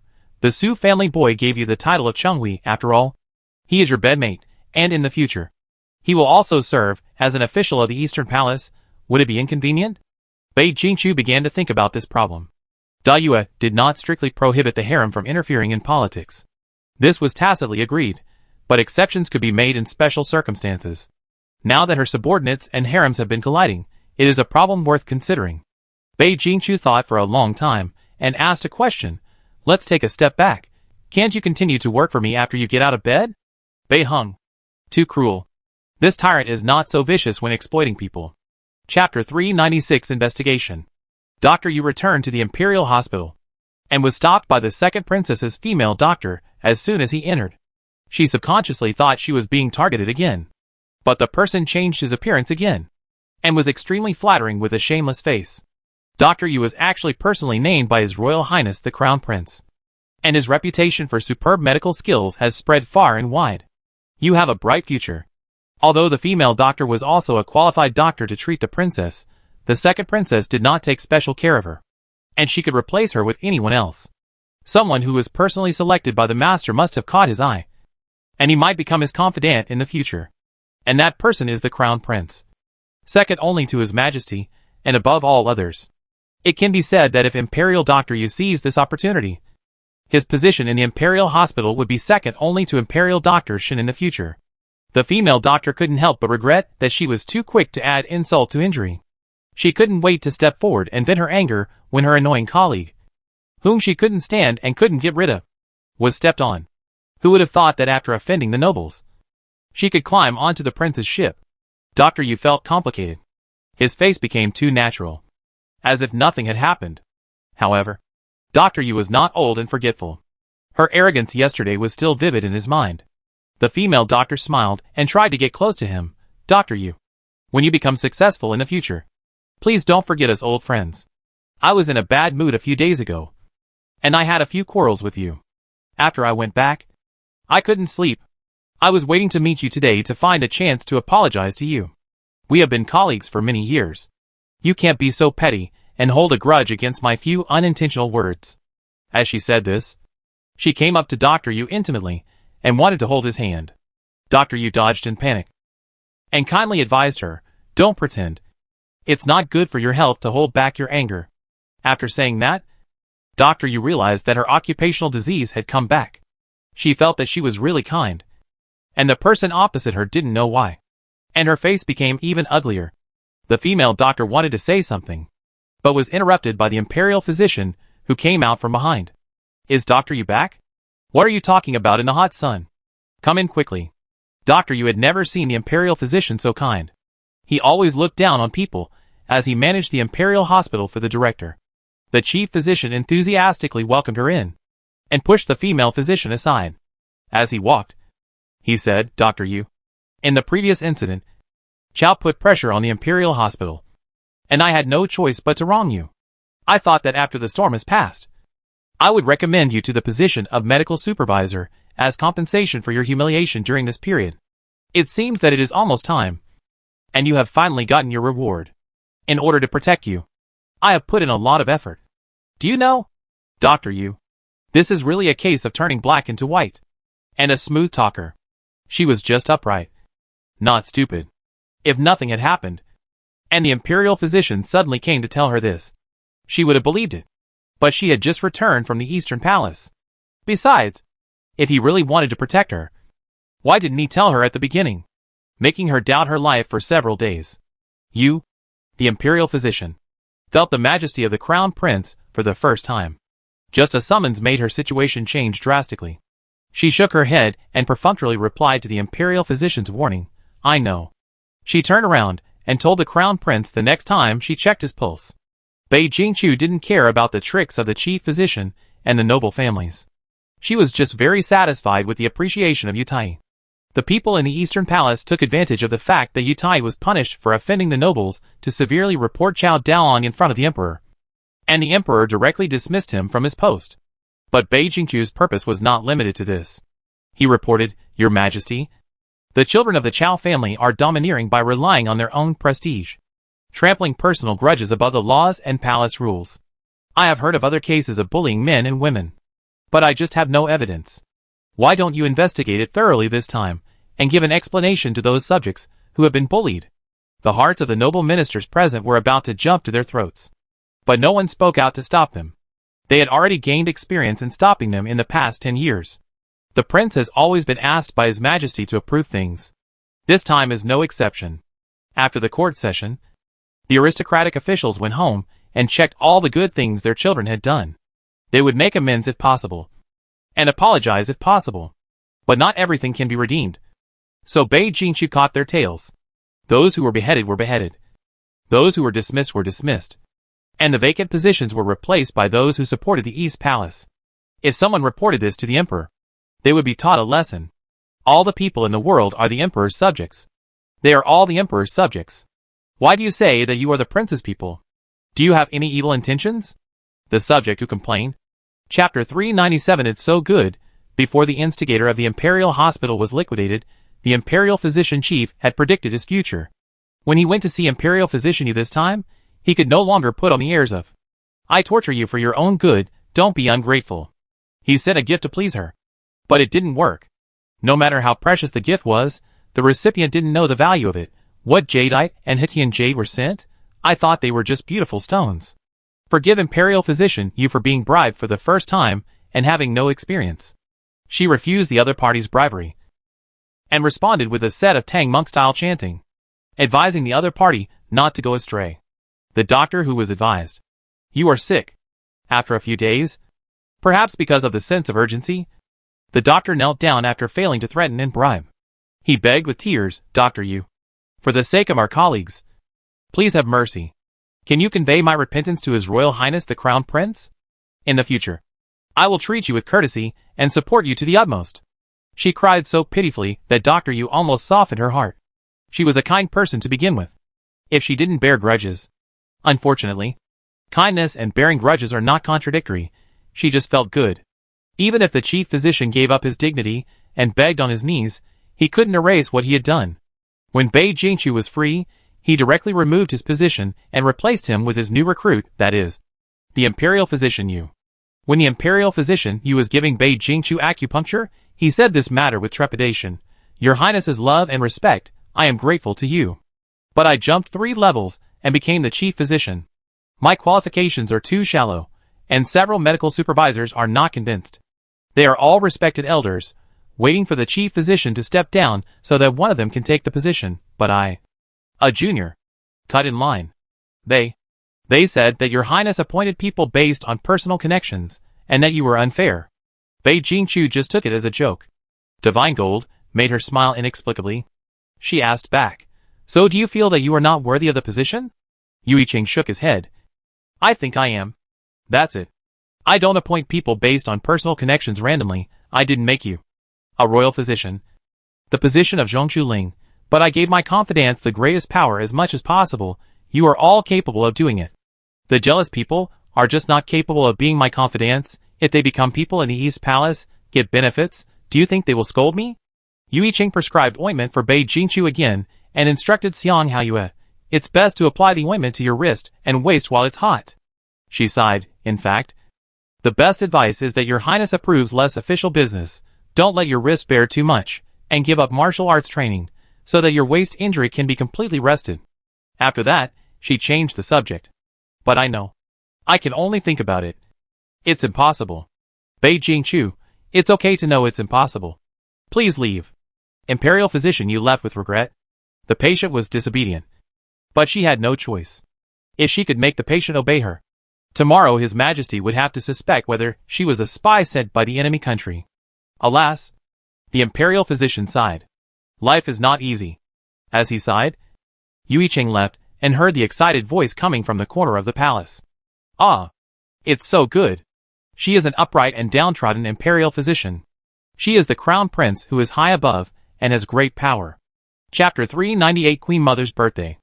In order to seek justice for herself, she sought her asylum, and exchanged her soul, body, everything. Fallen into dust, but brought back by that person. Wiped clean, and placed back on a higher branch. If this isn't love, then what is? Yu Yicheng, these girls, seem to be not so well-headed. She looked at the silver needle in her hand. I feel like pricking her.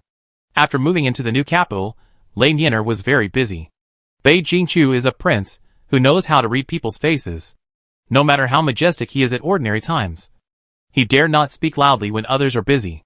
The layout of Xindu is different from that of Anzhou, and the defense points that need to be paid attention to in each place are very different. The guards of the East Palace are not used to the climate and terrain here.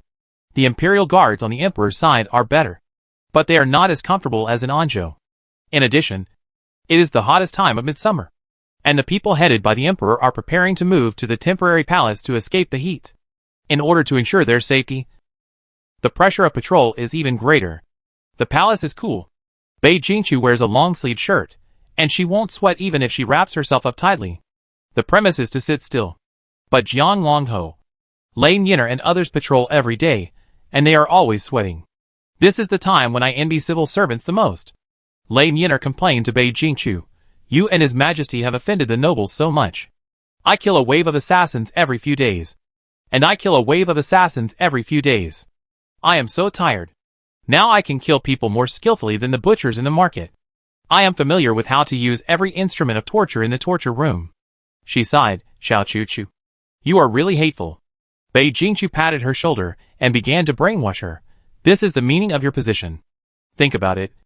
If no one wants to kill me, there will be no need for guards. Without guards, there will be no commander of the Imperial Guards. Then how can you maximize your abilities? Lane Yinner felt that something was wrong. But the habit of being brainwashed for many years made her unable to resist. It seems to be the case.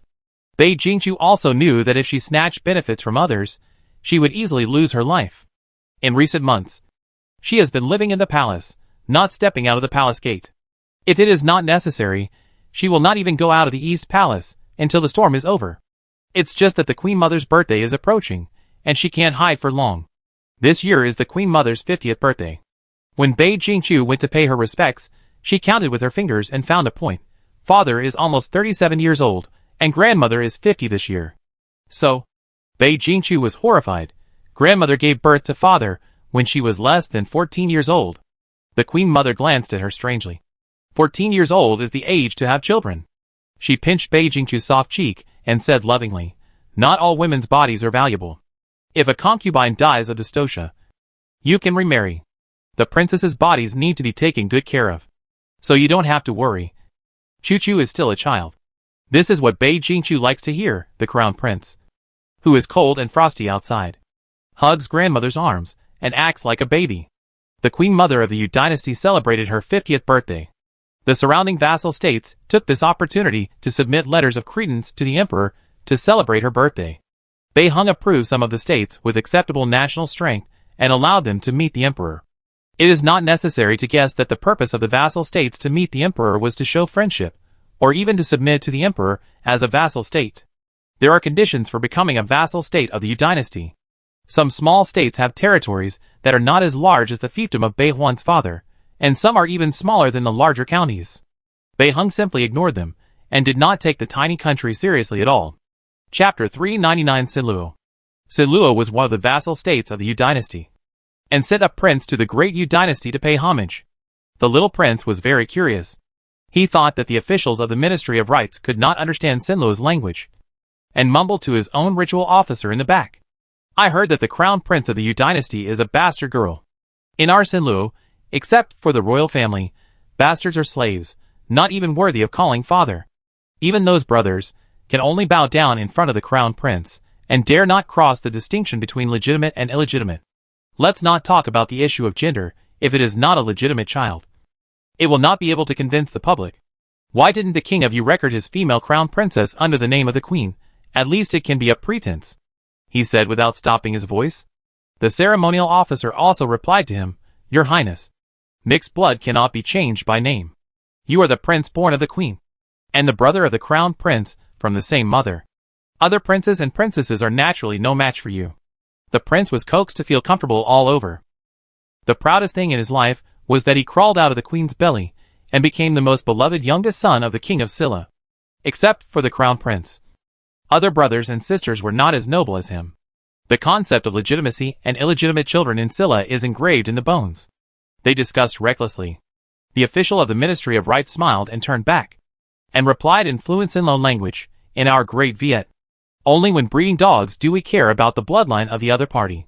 The Prince of Sinlo and the official of rituals, talking about the Crown Prince of Vietnam in the territory of Vietnam is like touching her cub in front of a tiger. The official of rituals ignored their fear and asked with a fake smile, "I have heard of Sinlos following the mother's law for a long time. The officials of the Ministry of Rites in the past may not know the languages of these small countries. But since Bei Jingchu implemented the professional selection of talents, these people who know multiple languages have priority in entering the court. The 6 ministries are full of hidden talents." The official from the Ministry of Rites stroked his chin and thought, in the past, Silla did not distinguish between legitimate and illegitimate children. It seems that the aristocracy was too rampant, and the national treasury could not afford to support them. The previous kings of Silla came up with a good idea to exclude children born to non-legal wives from the aristocracy, and made them follow their mothers, but not their fathers, and count them as slaves. The official from the Ministry of Rites sighed, "How cruel.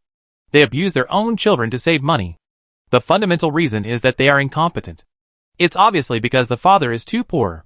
On the other hand, it's because the child is of low blood and is not worthy of being raised by him." The smart ones can hear that he said the father was incompetent, but he clearly meant the entire Silla country. The prince blushed and loudly retorted, "We are not poor."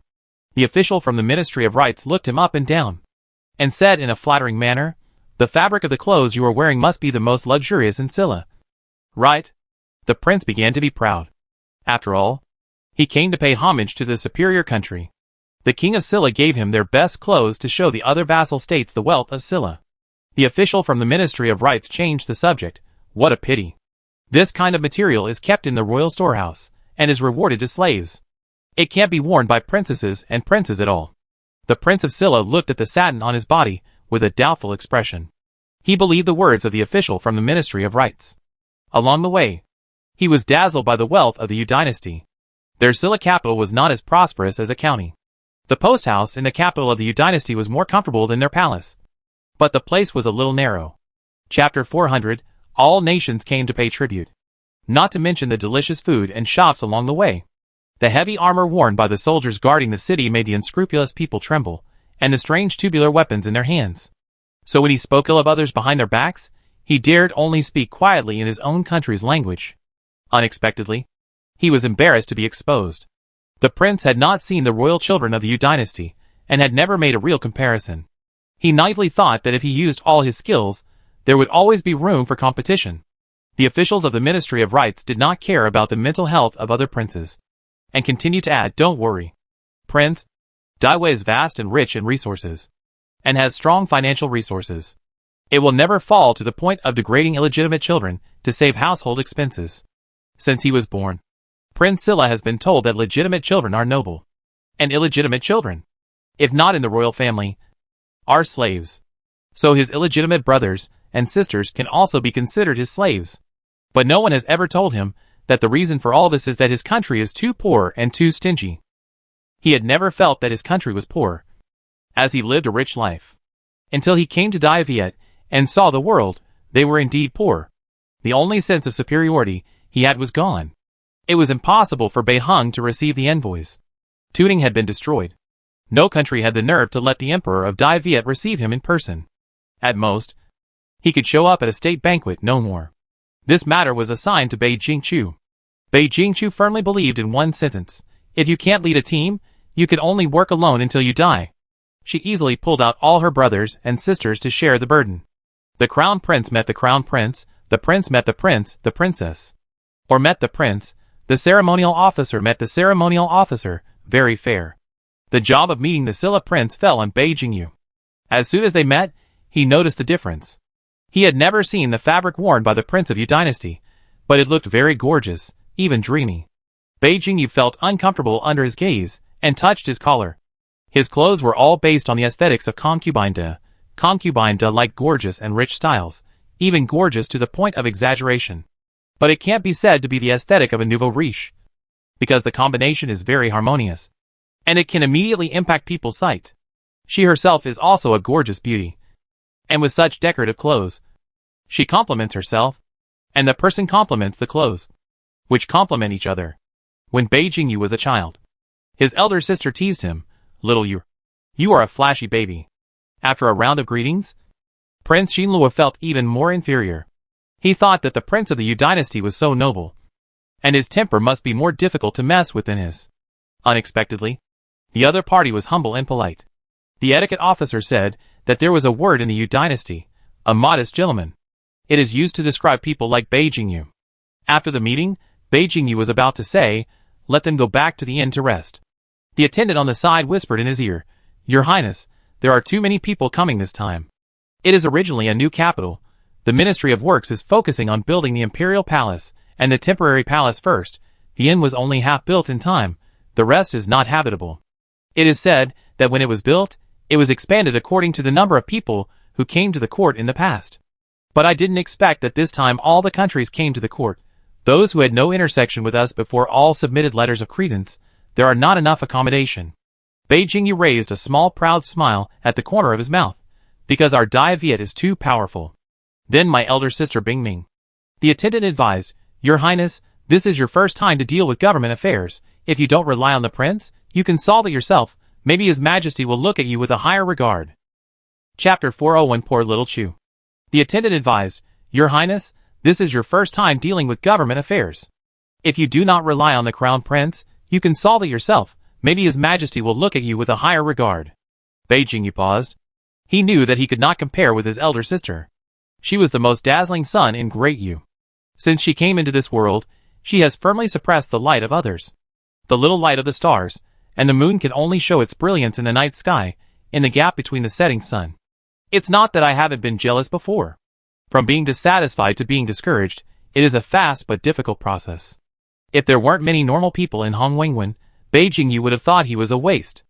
Unconsciously, he wrinkled the embroidery on the corner of his clothes. Even if he couldn't compare to his elder sister, or his younger brother, he wanted to prove that he was at least useful, and that he could get a compliment from his father, saying that he was worthy of being his child. Seeing him waver, the attendant struck while the iron was hot. The aristocratic families headed by the Chong family said that they were willing to share the worries of His Highness and use their private residences to entertain guests. Bei Jingyu nodded slowly. He thought, it should be fine if I just borrow the mansion. Prince Xinluo was arranged to live in Chang's mansion. She knew water town, carved beams and painted rafters, pavilions and towers. The terrifying foundation of the aristocratic family is that, even if it is weakened, the wealth and power are still huge. They only bowed down to the Yuebei clan. Prince Xinluo thought he had come to the legendary fairyland for a while. The Chang family servants saw their reactions and felt proud. Look, princes of other countries look ignorant when facing their Yu dynasty's mansion, but he lives here every day, in a sense. He is more noble than the prince.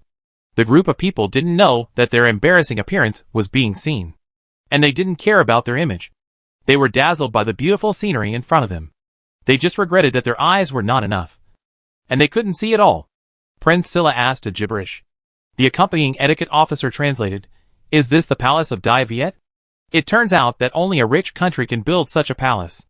The servant tried his best to restrain his smile, making it a polite smile, and replied, "Don't say that casually. It's just a minister's residence. How can it compare to the magnificence and solemnity of the palace? Didn't the prince enter the palace when he met the third prince? How can you ask such a question?" Prince Silla knew that he had left the palace. And the palace was as majestic as a temple.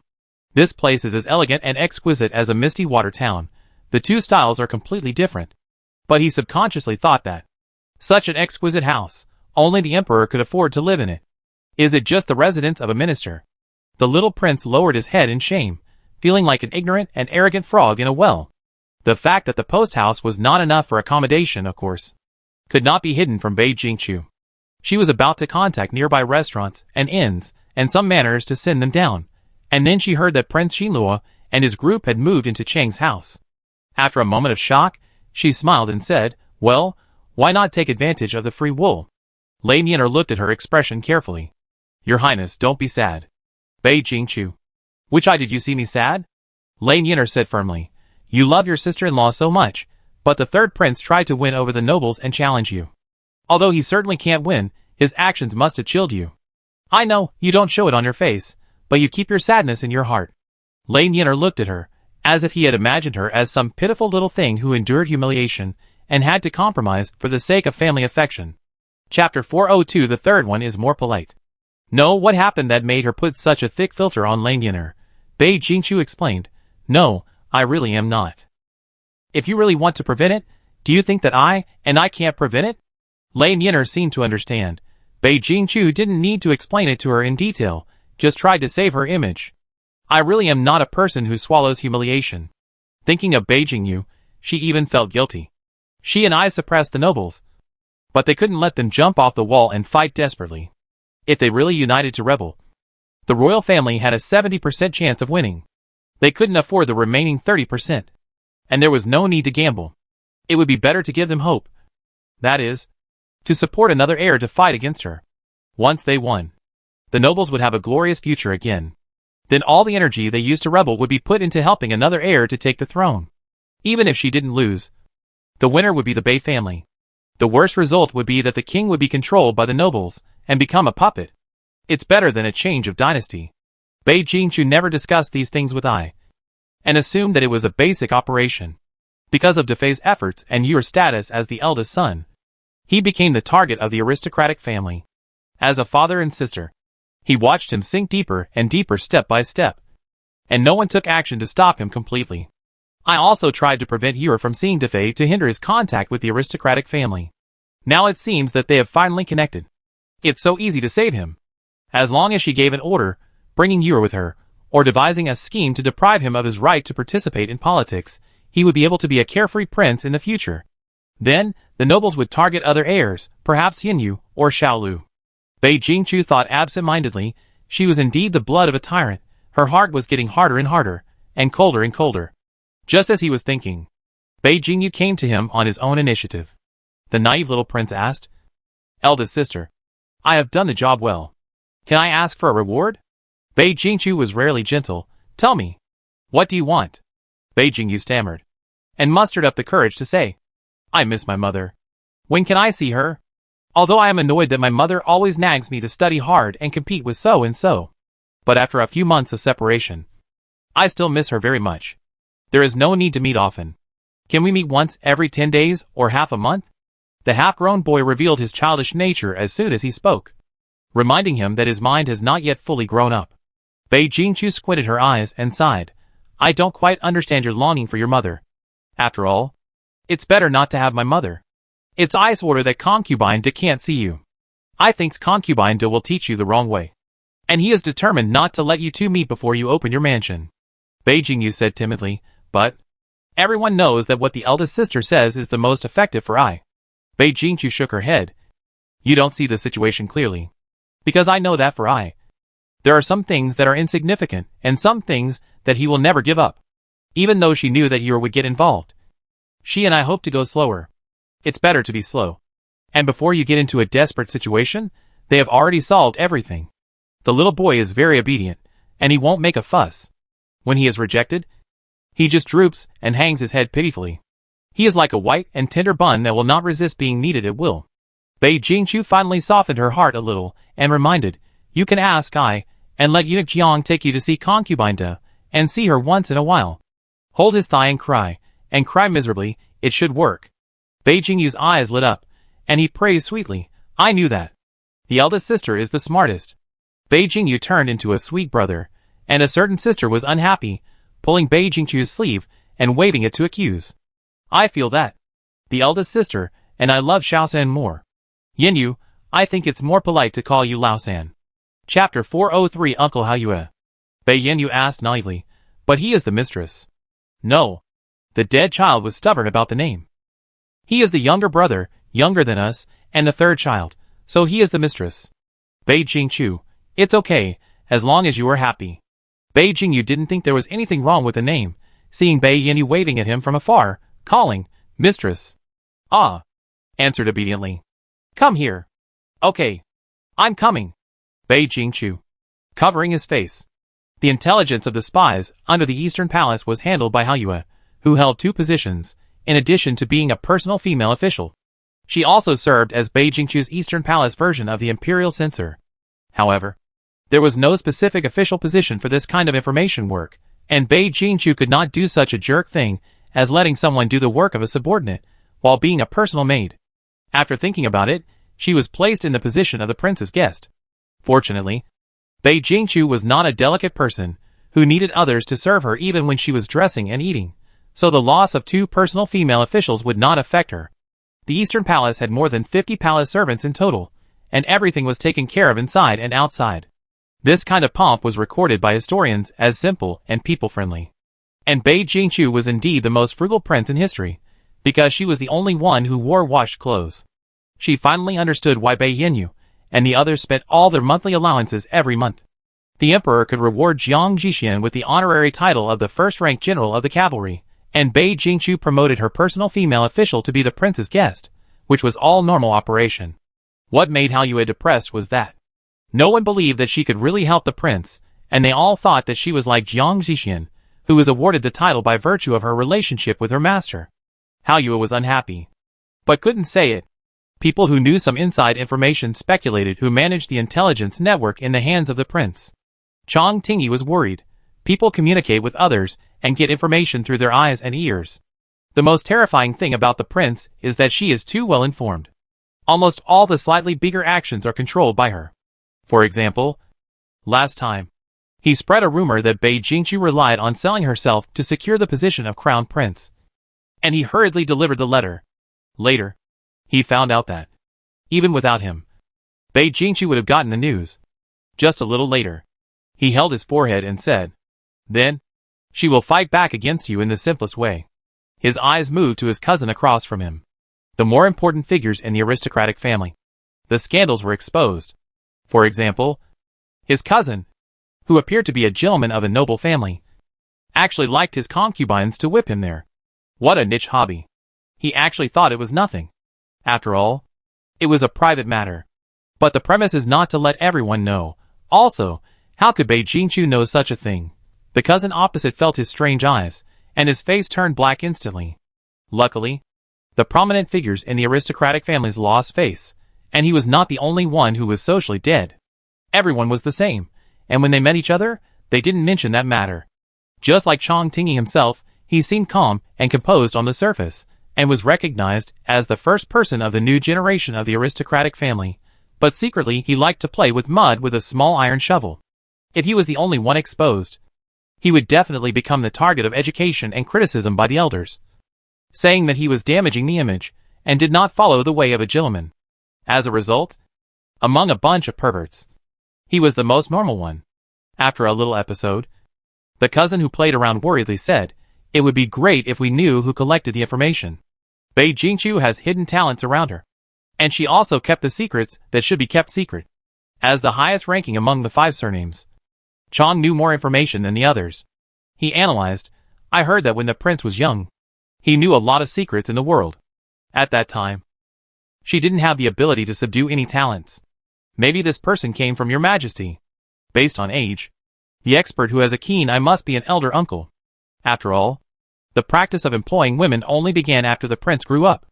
At this time, Uncle Hao Yu was sorting out the secret documents sent by the messenger, and selecting the useful ones to present to Bei Jingqiu.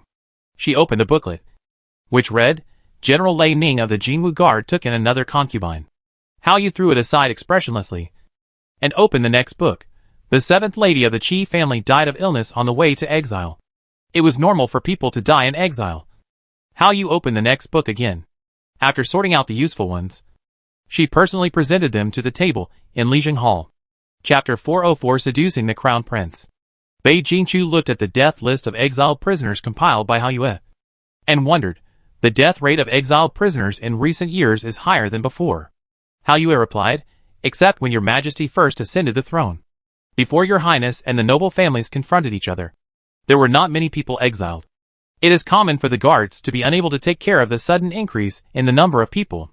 Bei Jingqiu had a trace of doubt, but this explanation was also reasonable. There were many abnormal things after the reform, and she didn't have the energy to check everything. So she put this matter aside like the others. The noble families cannot be eliminated. If this one is eliminated, the next one will appear. Bei Jingqiu only wanted to suppress their arrogance, to avoid the chaos of the noble families controlling the court, or even the emperor. As in the previous dynasty, it happened that all nations were coming to pay homage to the emperor, so she stopped while she was ahead. There was no big move between the two parties, and they tacitly faced the outside world in a united manner, creating an impression of a very united Great Yu to other countries. At most, they would do some harmless little things behind the scenes. For example, now, at the family banquet of the Chong family, they were drinking and chatting while holding the strong liquor distilled from Zhou Huan liquor. The position of the crown prince is already secure. Even if we put all our efforts together, it is impossible to dethrone her. It is better to hope that my dream will come true tonight than to hope that she will make a mistake. One person suggested, why not lure her into making a mistake? Everyone has weaknesses, and those with weaknesses will be tempted. She is almost 16. Isn't she in the selection? Let's send a few people to use the beauty trap. Just like Daji to Emperor Xian. She sure to King Fu Chai. Eating is nature. Isn't it? Isn't it a dizzy head? The two drunkards talked back and forth, and even selected the candidates. The top girl in the brothel before. She looked so delicate and attractive. And lovable. Even a man like me can't help but be moved. As long as she's a woman, I've already kept her. When the time comes, we'll find the place where Bei Jingqiu must pass by when she leaves the palace, let her save the hero with her beauty, and then do this and that, and that and that. If one doesn't work, just send a few more. He waved his hand, confidently, anyway. There will always be one that can work. The second drunk said dizzily, what if she doesn't like men? The drunk's brain froze for a moment, then he clapped his hands. Women too. The wine glass in his hand fell to the ground because of the clapping. The two of them were laughing and drinking, and they hit it off immediately. Chong Tingy, who was busy and going home to prepare for dinner, was speechless by the enjoyment of his two drunken brothers. No, she is very picky. She only likes talented and handsome men who hold important positions. What kind of young prostitutes are you talking about? It is impossible for them to get into the prince's bed. And the one she likes has already become an important official, and it is impossible for him to become our pawn. The drunkard turned around and looked at his brother, confusedly. No, why do you know this? Before Chong Tingy could explain, the drunkard's younger brother gave him a thumbs up. You are worthy of being my powerful brother. Brother is the best. Chong Tingy.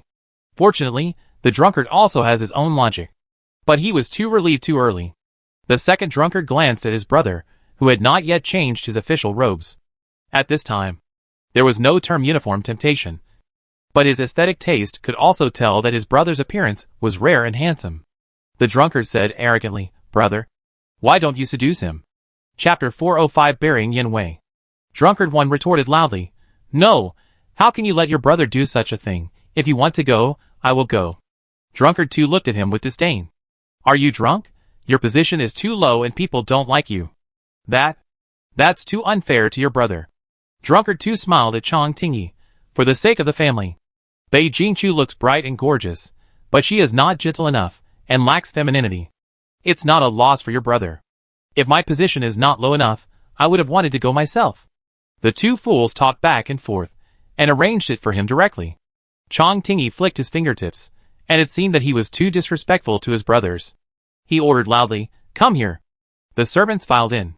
"Sober up the two gentlemen. In 1 cup of tea, I want to see them sober."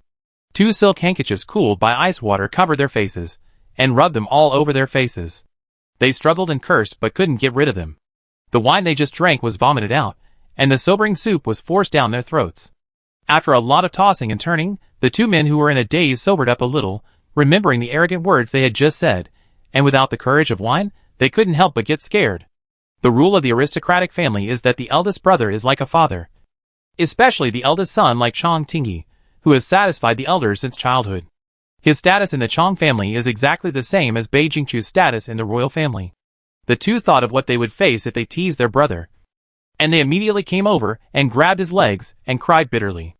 The two drunkards were just stupid, and some of them were poisoned. Otherwise, there would not be waves of assassins in the East Palace. Today, due to the arrival of envoys from other countries, there was a lot of calm, not as frequent as before, and Bei Jingqiu did not dare to let down his guard. The more people there are, the easier it is to cause chaos. The defense of the Xindu Palace is not as skilled as in Anzhou, and the pressure is on the imperial guards and secret guards. Bei Jingqiu thought, it's time to visit Yin Wei. She would visit him from time to time, an uncle who was a secret guard and whose injuries worsened because of protecting her. If she forgot him in a corner, the palace people would take care of him, and not take care of him attentively in order to avoid being lazy. What's more, he is almost paralyzed. He can move, but he has no strength to move. When the capital was moved, she was worried about his physical condition, and asked him if he wanted to stay in Anzhou, or go to the capital together. He survived the long journey, but his health was worse. He was still covered with a thick quilt in the dog days of summer. So today, before Bei Jingqiu arrived, "How you have reported, Your Highness. Yin Wei is gone." Bei Jingqiu had a premonition. After all, he was still covered with winter quilts in the hot summer. He didn't look like he would live long. His death was in 1 or 2 days. It was not the first time she collected a corpse. She buried the body in a very orderly manner. Because the Queen Mother's birthday banquet was approaching, she couldn't hold a grand funeral. Bei Jingqiu stuffed a lot of burial objects for the secret guard uncle. Yin Xiaodu, who had been silent, showed up and kowtowed in front of Yin Wei's tomb. Then he sighed, "It's really worth it to be a secret guard under the prince." After several people retired, they could get this treatment, investing countless rare medicinal materials to save the life of a useless person. Bei Jingqiu stood in front of the tomb and thought, this is indeed a bad thing. What she bought was a clear conscience. 1 or 2 is fine. But even for her, after this batch of secret guards fell one after another, she didn't have enough financial resources to support the consumption of a bunch of people. Bei Jingqiu felt that the secret guards were somewhat dangerous. Although the rulers of the Yu dynasty did not know what brainwashing was, they were skilled in it. Teach the ministers and the people that the king is the leader of the ministers, and the father is the leader of the sons. If the king wants the minister to die, the minister has to die. Teach the women that the husband is the leader of the wife, and she has only broken this point a little in recent years. Teach the slaves to be born lowly, and it is their blessing to be enslaved by their masters. The same is true for the secret guards. They have been instilled with loyalty since childhood, not to resist, to serve, and to protect their masters with everything. Yin Wei was the first one to be born, or to show reluctance. He did not want to be abandoned after giving everything, and to be sent away to live in old age, and wait for death after being given some food and money. Chapter 406 Damn. Except for Yin Wei, doesn't anyone else have selfish motives? Bei Jingqiu doesn't believe it. A fool like Yin Yu may think that slaves have no thoughts, let them be manipulated, and dare not resist. But Bei Jingqiu knows that people have thoughts. Even if they are suppressed by day-to-day discipline and brainwashing, they will be enlightened as long as there is an opportunity. The secret guards follow them closely every day, not leaving their side at all times, which is really too dangerous. After Bei Jingqiu thought about it, he went to discuss it with the emperor. In the palace, Bei Jingqiu made an impolite request. Father, since you dismissed the attendants this time, can you also withdraw the secret guards? After saying this, the room fell silent. The secret guards were the last layer of protection for the emperor. If there were only the two of them in the palace, if Bei Jingqiu suddenly attacked and killed the emperor would have no protection. This was a very sensitive topic. The crown prince, whose position was unstable, could be punished and deposed by the emperor. Bei Hong thought for a moment and said, "Okay." He made a gesture and ordered, "Wait outside." Two figures jumped down from the darkness and walked out. Bei Jingqiu saw them walking away. And then she said in a neither loud nor soft voice, We are surrounded by layers of protection. And the secret guards are almost useless. Even if it is just in case. We can recruit capable people from all over the world, using drugs to stimulate potential, at the cost of vitality and lifespan, is really too inhumane. Bei Hong frowned and asked, "Are you pitying them?" Bei Jingqiu knew that I thought she was soft-hearted again, and said helplessly, "I am afraid that if I don't explode in silence, I will become perverted in silence." Bei Hong? Bei Jingqiu broke her hands. Finger analysis, think about it. He was a good person, but he was drugged and forced to be trained as a secret guard. It was fine during the concentrated training. Everyone was the same. But after selecting people, the secret guards followed us, and saw the extravagance around them every day. It's easy to lose balance. They are obviously all our people. On one side are the princes and ministers, and on the other side are the secret guards, who are not allowed to see the light of day. Can you really guarantee that they don't feel unfair? Bei Hong was stunned, but he didn't agree, nor did he object, and motioned Bei Jingqiu to continue. Bei Jingqiu advised, "It is said that we are not worried about the lack of power, but the inequality of power. What's more, they have also shortened their lifespan. A master who can fight 1 against 100. With him close to us, once he has evil thoughts, we have no chance to react at all. The eunuchs of the previous dynasty were able to control the government. The emperor at that time foolishly believed that the eunuchs were his confidants and supported them to fight against the relatives of the emperor. But they were sidelined. The secret guards have not had any accidents yet. But the possibility of accidents in the future is very high." Bei Hong asked, "What do you think?" Bei Jingqiu lowered her eyes and replied, "Whether it is relatives and eunuchs, noble families and poor families, or secret guards, they should be 2 or even multiple forces that check and balance each other. We can't leave our backs entirely to the secret guards." Eyre suggested that the imperial examination should include a martial arts examination in the future. If there are people with excellent skills, but not good at military tactics, they will be very suitable to be the personal guards in front of the emperor. Secret guards, who exchange their lifespan for potential, can also be replaced. Bei Hong can say that he will listen to the advice, or he can say that he will not listen to the advice. As long as your reasoning can convince him. He is a person who listens to advice. He did not immediately agree to Bei Jingqiu, but only said, "I will consider it. Tomorrow is the Queen Mother's birthday banquet, and receiving foreigners is the most important thing." Bei Jingqiu blinked her eyes, and went out contentedly. "It's great that my father listened to advice." He was happy for only 2 seconds. And the dog tyrant's voice came from behind. "Write a detailed charter and submit it." Bei Jingqiu. "Damn!" Stepping out of the door. The 2 secret guards stood far away, seeing her coming out, and prepared to return to Ganlu Palace to continue protecting the emperor, when a person came over from the right. His breath and footsteps were slightly heavy. Bei Jingqiu looked at him from the side. It was Yen Bo. Not to mention the secret guards. Even Bei Jingqiu himself would restrain his breath. Only during the menstrual period, when he was weak, he could not restrain his breath. As the leader of the secret guards, how could Yen Bo make such a mistake? However, the slightly heavy footsteps only lasted for a moment, and the next moment he returned to normal. Yen Bo's face was tense, and the blue veins on his forehead also popped out. Bei Jingqiu stopped him. "Yen Bo, are you tired?" Yen Bo paused, and shook his head slowly. Your Highness. I was distracted for a moment. Really, if you are tired, you must tell me. After all, the safety of His Majesty cannot be lost. Yes. Bei Jingqiu wanted to leave, but failed to do so. She was stopped by Eunuch Jiang. He smiled with wrinkles all over his face, and asked carefully, Your Highness. Long Shou is working in the East Palace. Do you like him? If he makes you unhappy, you must tell me, and I will teach him a lesson. Chapter 407 Adoptive Father. These words sounded harsh, but in fact they were trying to excuse Jiang Longzhou. If his mistakes were not exposed, then let Jiang Zhixian, his adoptive father, punish him. He turned public affairs into family affairs. How could his adoptive father punish him? At most, he would give him a beating, which would not hurt his muscles or bones. Maybe it was an accidental result. The motherly love and sufficient fatherly love that Jiang Longzhou did not get when he was replaced as a prince, but he got it from Jiang Zhixian, who was both his father and mother. The emperor treats all his children well, but he will be partial. In the original work, the original male protagonist is more favored by the emperor.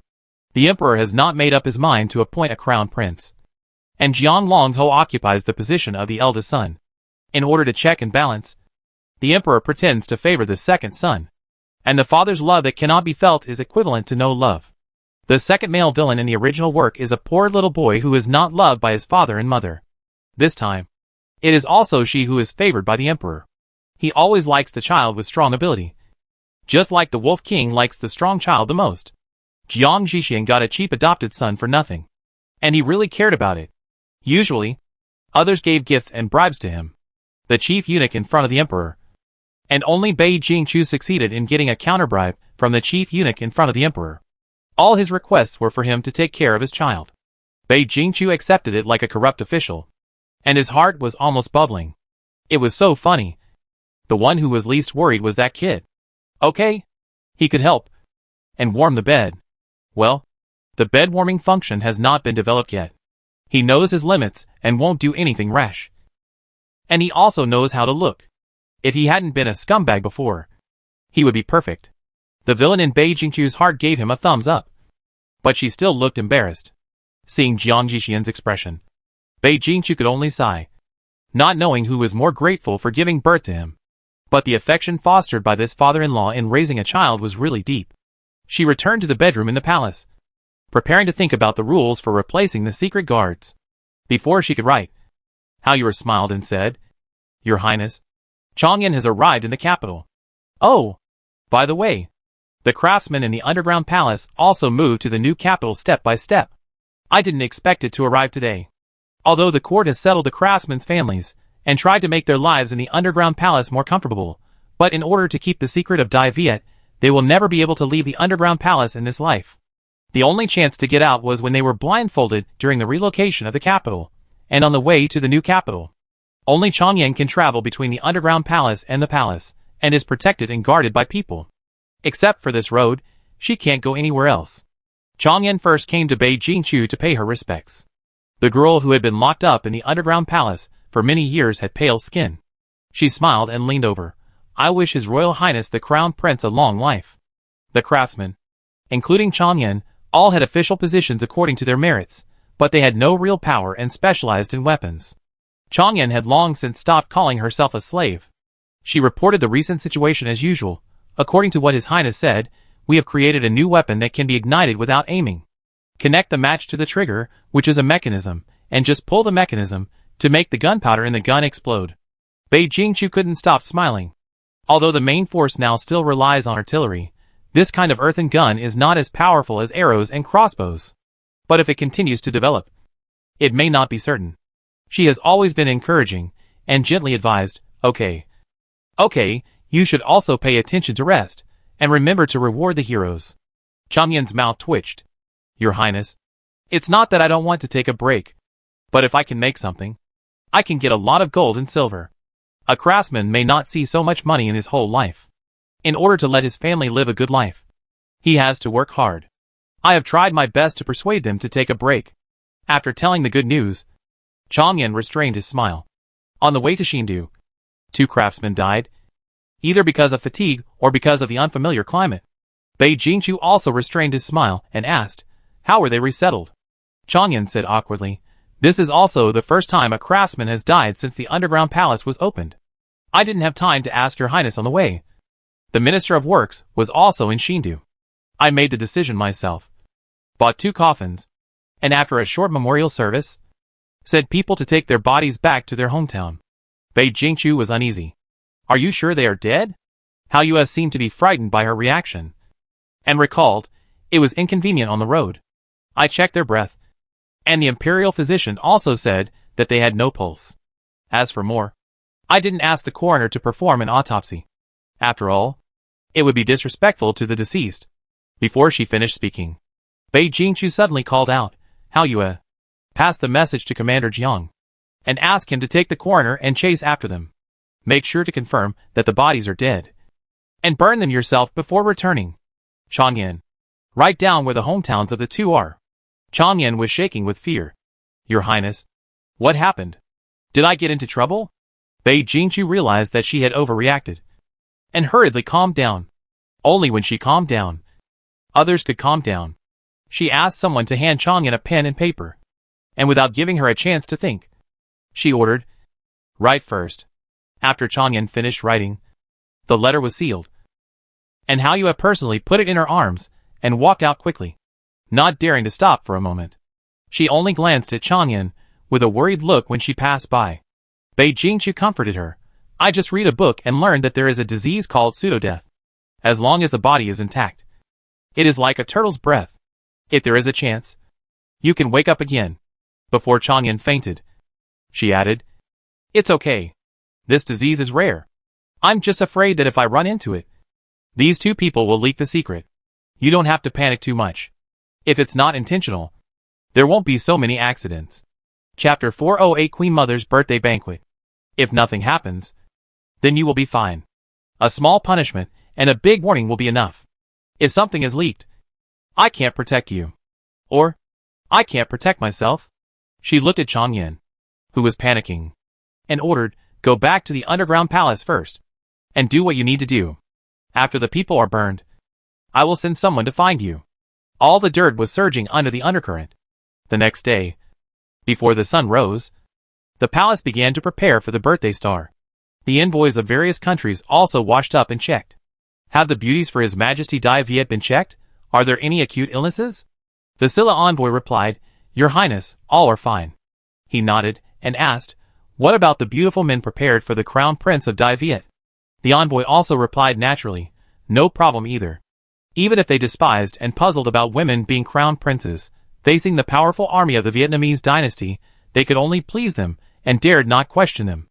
As for continuing to belittle women after returning home, I think that's not the same thing. Prince Silla glanced at the tribute slaves offered, pointed at a Silla maid, and asked in confusion, you seem a little unfamiliar. I haven't seen you before. Right? The Silla maid froze for a moment, opened her mouth but couldn't say a word, and there was even a bit of confusion in her eyes. An official beside her hurriedly covered up for her. This lowly maid didn't go out much before. She's not good looking, and she doesn't stand out among a crowd of people. How can she be remembered by His Highness? The prince thought about it, and it was true. He paid more attention to checking whether the handsome men were in the best condition, because before he came, his father said, if the crown prince or princess of Yu dynasty took a fancy to him, his father would not mind to kidnap him and marry him. After the Prince of Silla came, he inquired about the deeds of the princesses, and was so scared that he wanted to go back to Silla to find his mother on the spot. Wu too fierce. The crown prince and the second princess were both fierce. He did not believe that the fourth princess could be a sweet cake. Bei Jingqiu also got up early to prepare, and went to pay respects to the queen mother after washing up. The younger brothers and sisters all had sleepy eyes. Bei Jingqiu secretly complained in the queen mother's ear, why do you have to wake up the birthday boy to pay respects for a birthday party? You might as well sleep a little longer, anyway. You can go when it's time to attend. The queen mother covered the lower half of her face with a round fan in a dignified manner, yawning uncontrollably, and nodded to Bei Jingqiu's words to show her agreement. Fortunately, it's only for birthdays. If it was celebrated every year, I would have suspected that your father thought I lived too long. Bei Hung on the side interrupted, Mother, are you saying bad things about me? Bei Jingqiu and the queen mother shook their heads. No. How could you think so? That's right, if you talk like that, Chura and I will be sad. Bei Jingchu nodded, looking innocent and well-behaved. Bei hung. After the Queen Mother attended, the ministers and envoys of the Yu dynasty presented gifts and danced to celebrate the birthday. Every year is the same. Only envoys from other countries, because they do not come to the court every year, will have more new tricks. Bei Jingchu sat bored, and there was nothing she could do in such an occasion. So she was in a daze, thinking about what to eat for lunch tomorrow and the situation in the court, and thinking about what to eat for dinner tomorrow from the situation in the court. While singing and dancing, Bei Jingchu glanced casually, and her empty vision instantly focused and condensed. A black gun was quietly pointed at her. The surrounding hustle and bustle was silent in her ears, and her relaxed nerves were tensed in an instant, entering a state of preparation for war. The girl among the envoys had a crazy look in her eyes, with hatred that would spare no effort. Bei Jingchu looked familiar, and seemed to be one of the nobles she had exterminated. The moment before the girl's finger pulled the trigger, Bei Jingchu's body, which had been trained countless times, was faster than her mind, and she controlled her muscles to dodge. With the sound of gunpowder exploding in the chamber, a hole was chiseled in the back of the chair where she had just stopped. The scene immediately became chaotic, and screams continued. Fortunately, the musket could not fire continuously, and the girl was quickly taken down. Then, there was another gunshot, and arrows from the sleeves flew over. Some were blocked by the secret guards and the guards who came. Bei Jingchu stretched out her foot and kicked over the table, and the dishes on the table were smashed to the ground. She lifted the table board to block in front of her, and the arrows or stone bullets that were missed in the chaos were clamped on the table board. After the tail of the arrow was inserted into the table board, it trembled unwillingly. Chapter 409, Not Knowing Life or Death. The Imperial Guards first surrounded the Emperor, keeping him tight. The guards of the Eastern Palace were not allowed to enter the banquet. Bei Jingchu was surrounded by only the secret guards, and the two commanders Lei and Jiang. The Emperor shouted in panic, "Divide into two groups to protect the Empress Dowager and the Prince." As smart as Bei Yanyu and Bei Jingyu were, they had already rushed to Bei Jingchu's side, but Bei Jingchu wanted to scold the two idiots. Didn't they see that the assassination was aimed at her and the Emperor? Even her side was the hardest hit area. Do the two idiots think that the most dangerous place is the safest place? She didn't have time to scold them, and she roughly pressed the two children between herself and the table, and made them squat like mushrooms. The assassins' targets were not only the father and daughter, but also several ministers were shot by arrows. Upon observation, they were all people who had made great contributions in dealing with the nobles. Seeing that there were enough guards around the Emperor, the royalists, and the people in the Eastern Palace, whoever had some skills, went to protect the ministers who had dealt with the nobles and were powerless. The virtuous concubine pulled the noble concubine to avoid the stray arrows. The chaos was quickly stopped. The people who took action were all members of the noble families who had been exterminated. I don't know who planted them among the envoys, relying on sleeve arrows and muskets to catch them off guard. Few of them are good at fighting. Most of them are like Bei Yanyu, who grew up in pampered environment. When assassinating, it is the time when the secret guard is closest to the master. Bei Jingchu was just about to see how the Emperor would arrange the scene after the chaos, but his eyes suddenly widened. His pupils shrank fiercely, and the extremely fast movements were infinitely slowed down, but the distance was far away, and the body could not keep up with the movement of the brain. A long knife stabbed into his chest. "Aw yeah." Yen Bo smiled. "I'm going to die anyway, so I'll avenge my son." Then he swung the knife to kill himself, and slashed his throat fiercely. There was no way to save him. Another secret guard beside him wanted to stop him, but as the leader of the secret guards, his speed when he was not sick was not as fast as the people behind him. After the extreme silence, another sharper scream sounded. The Queen Mother's still young voice sounded old for the first time. She cried out in a sad voice, "Hunger!" Bei Jingchu waved away the crowd and rushed over. Bei Hung was already unconscious, and when he saw her coming, he held his breath and told the people around him, "If I die today, the prince will immediately succeed to the throne.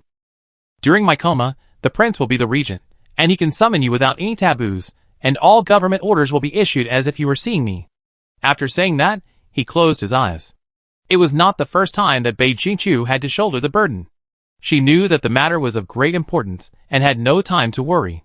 She quickly calmed down and summoned the imperial physician to carry the emperor down. The Queen Mother also went to see the people. Those who could walk had left, and Yin Bo's body was also taken down. She controlled the members of the delegation and did not allow anyone to leave the hall. She stood alone above and asked, "Today, the delegation came to pay tribute, and an assassin sneaked in.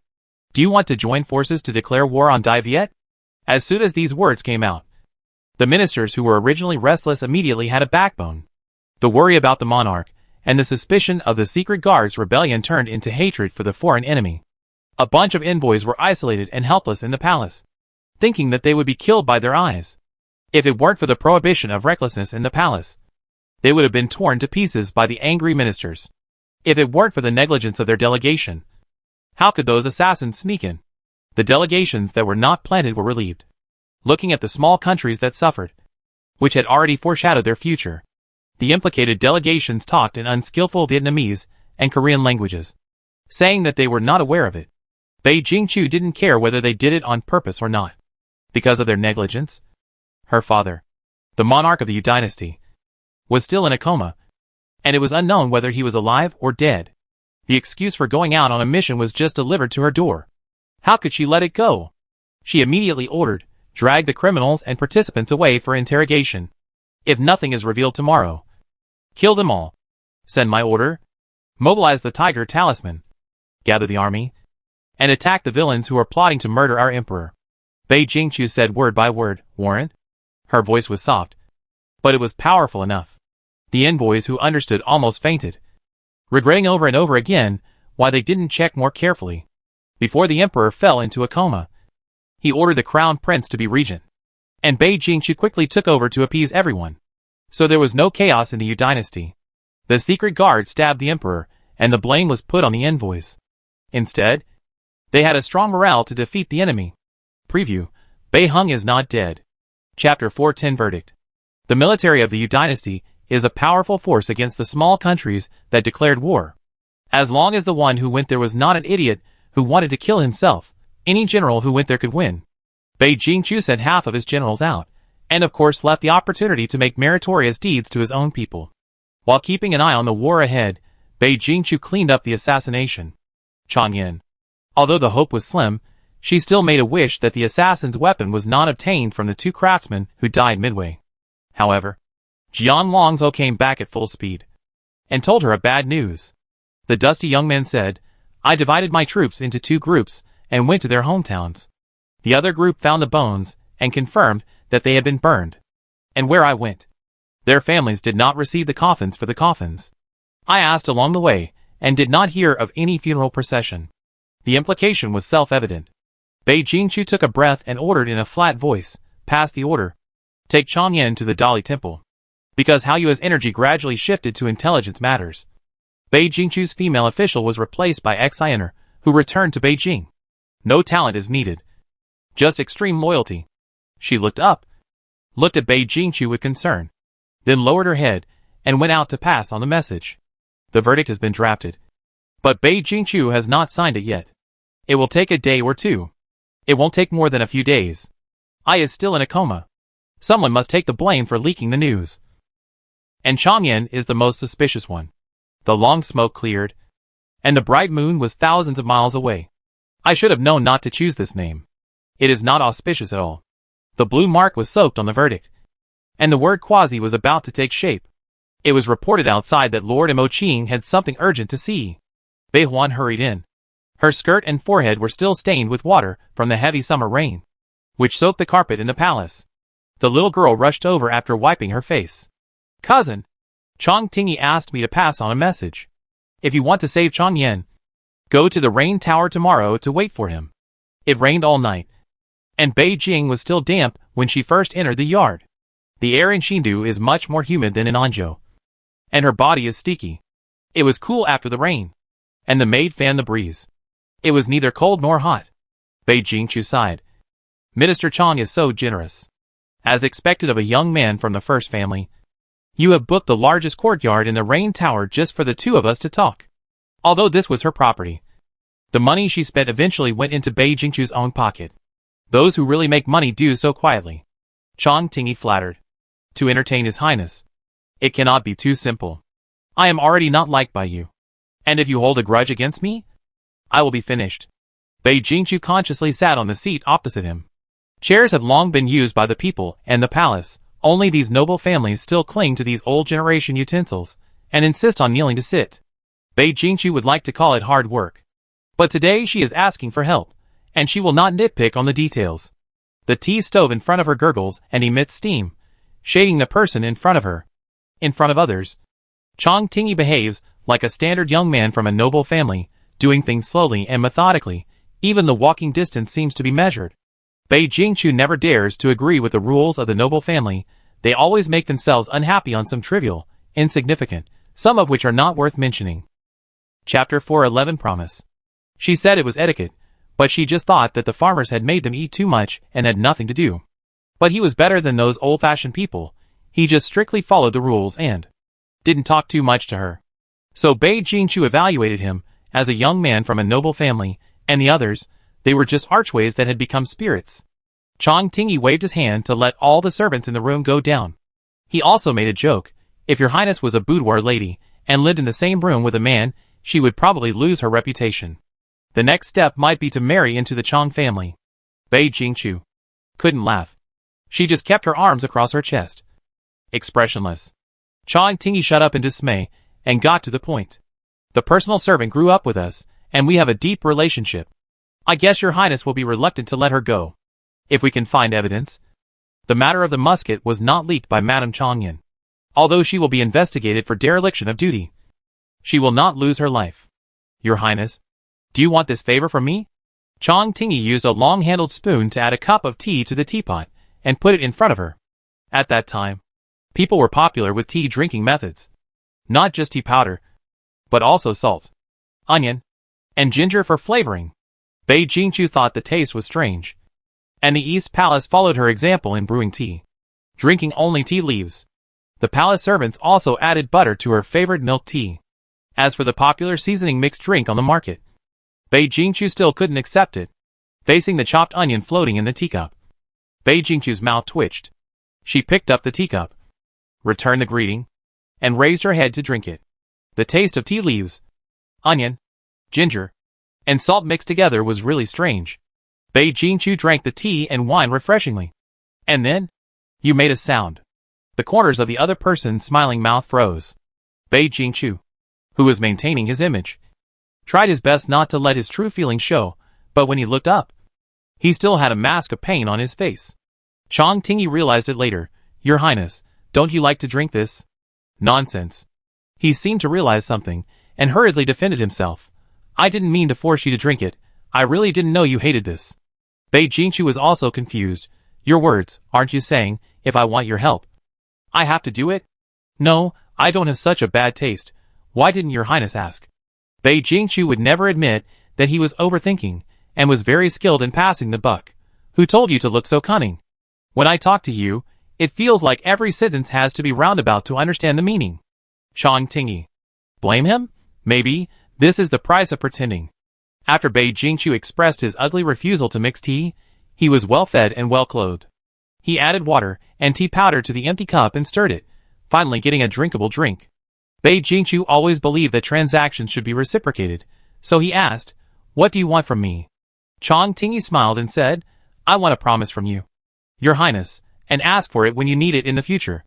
This deal was really a good deal. Bei Jingqiu couldn't help but look at him, as if he was a fool. Chang Tingyi seemed to understand her expression, and explained in a gentle voice, I understand. It is the most cost-effective to pay the money and deliver the goods at the same time. Now the evidence of saving people is in my hand. Even if my request is a little difficult, your highness will do his best.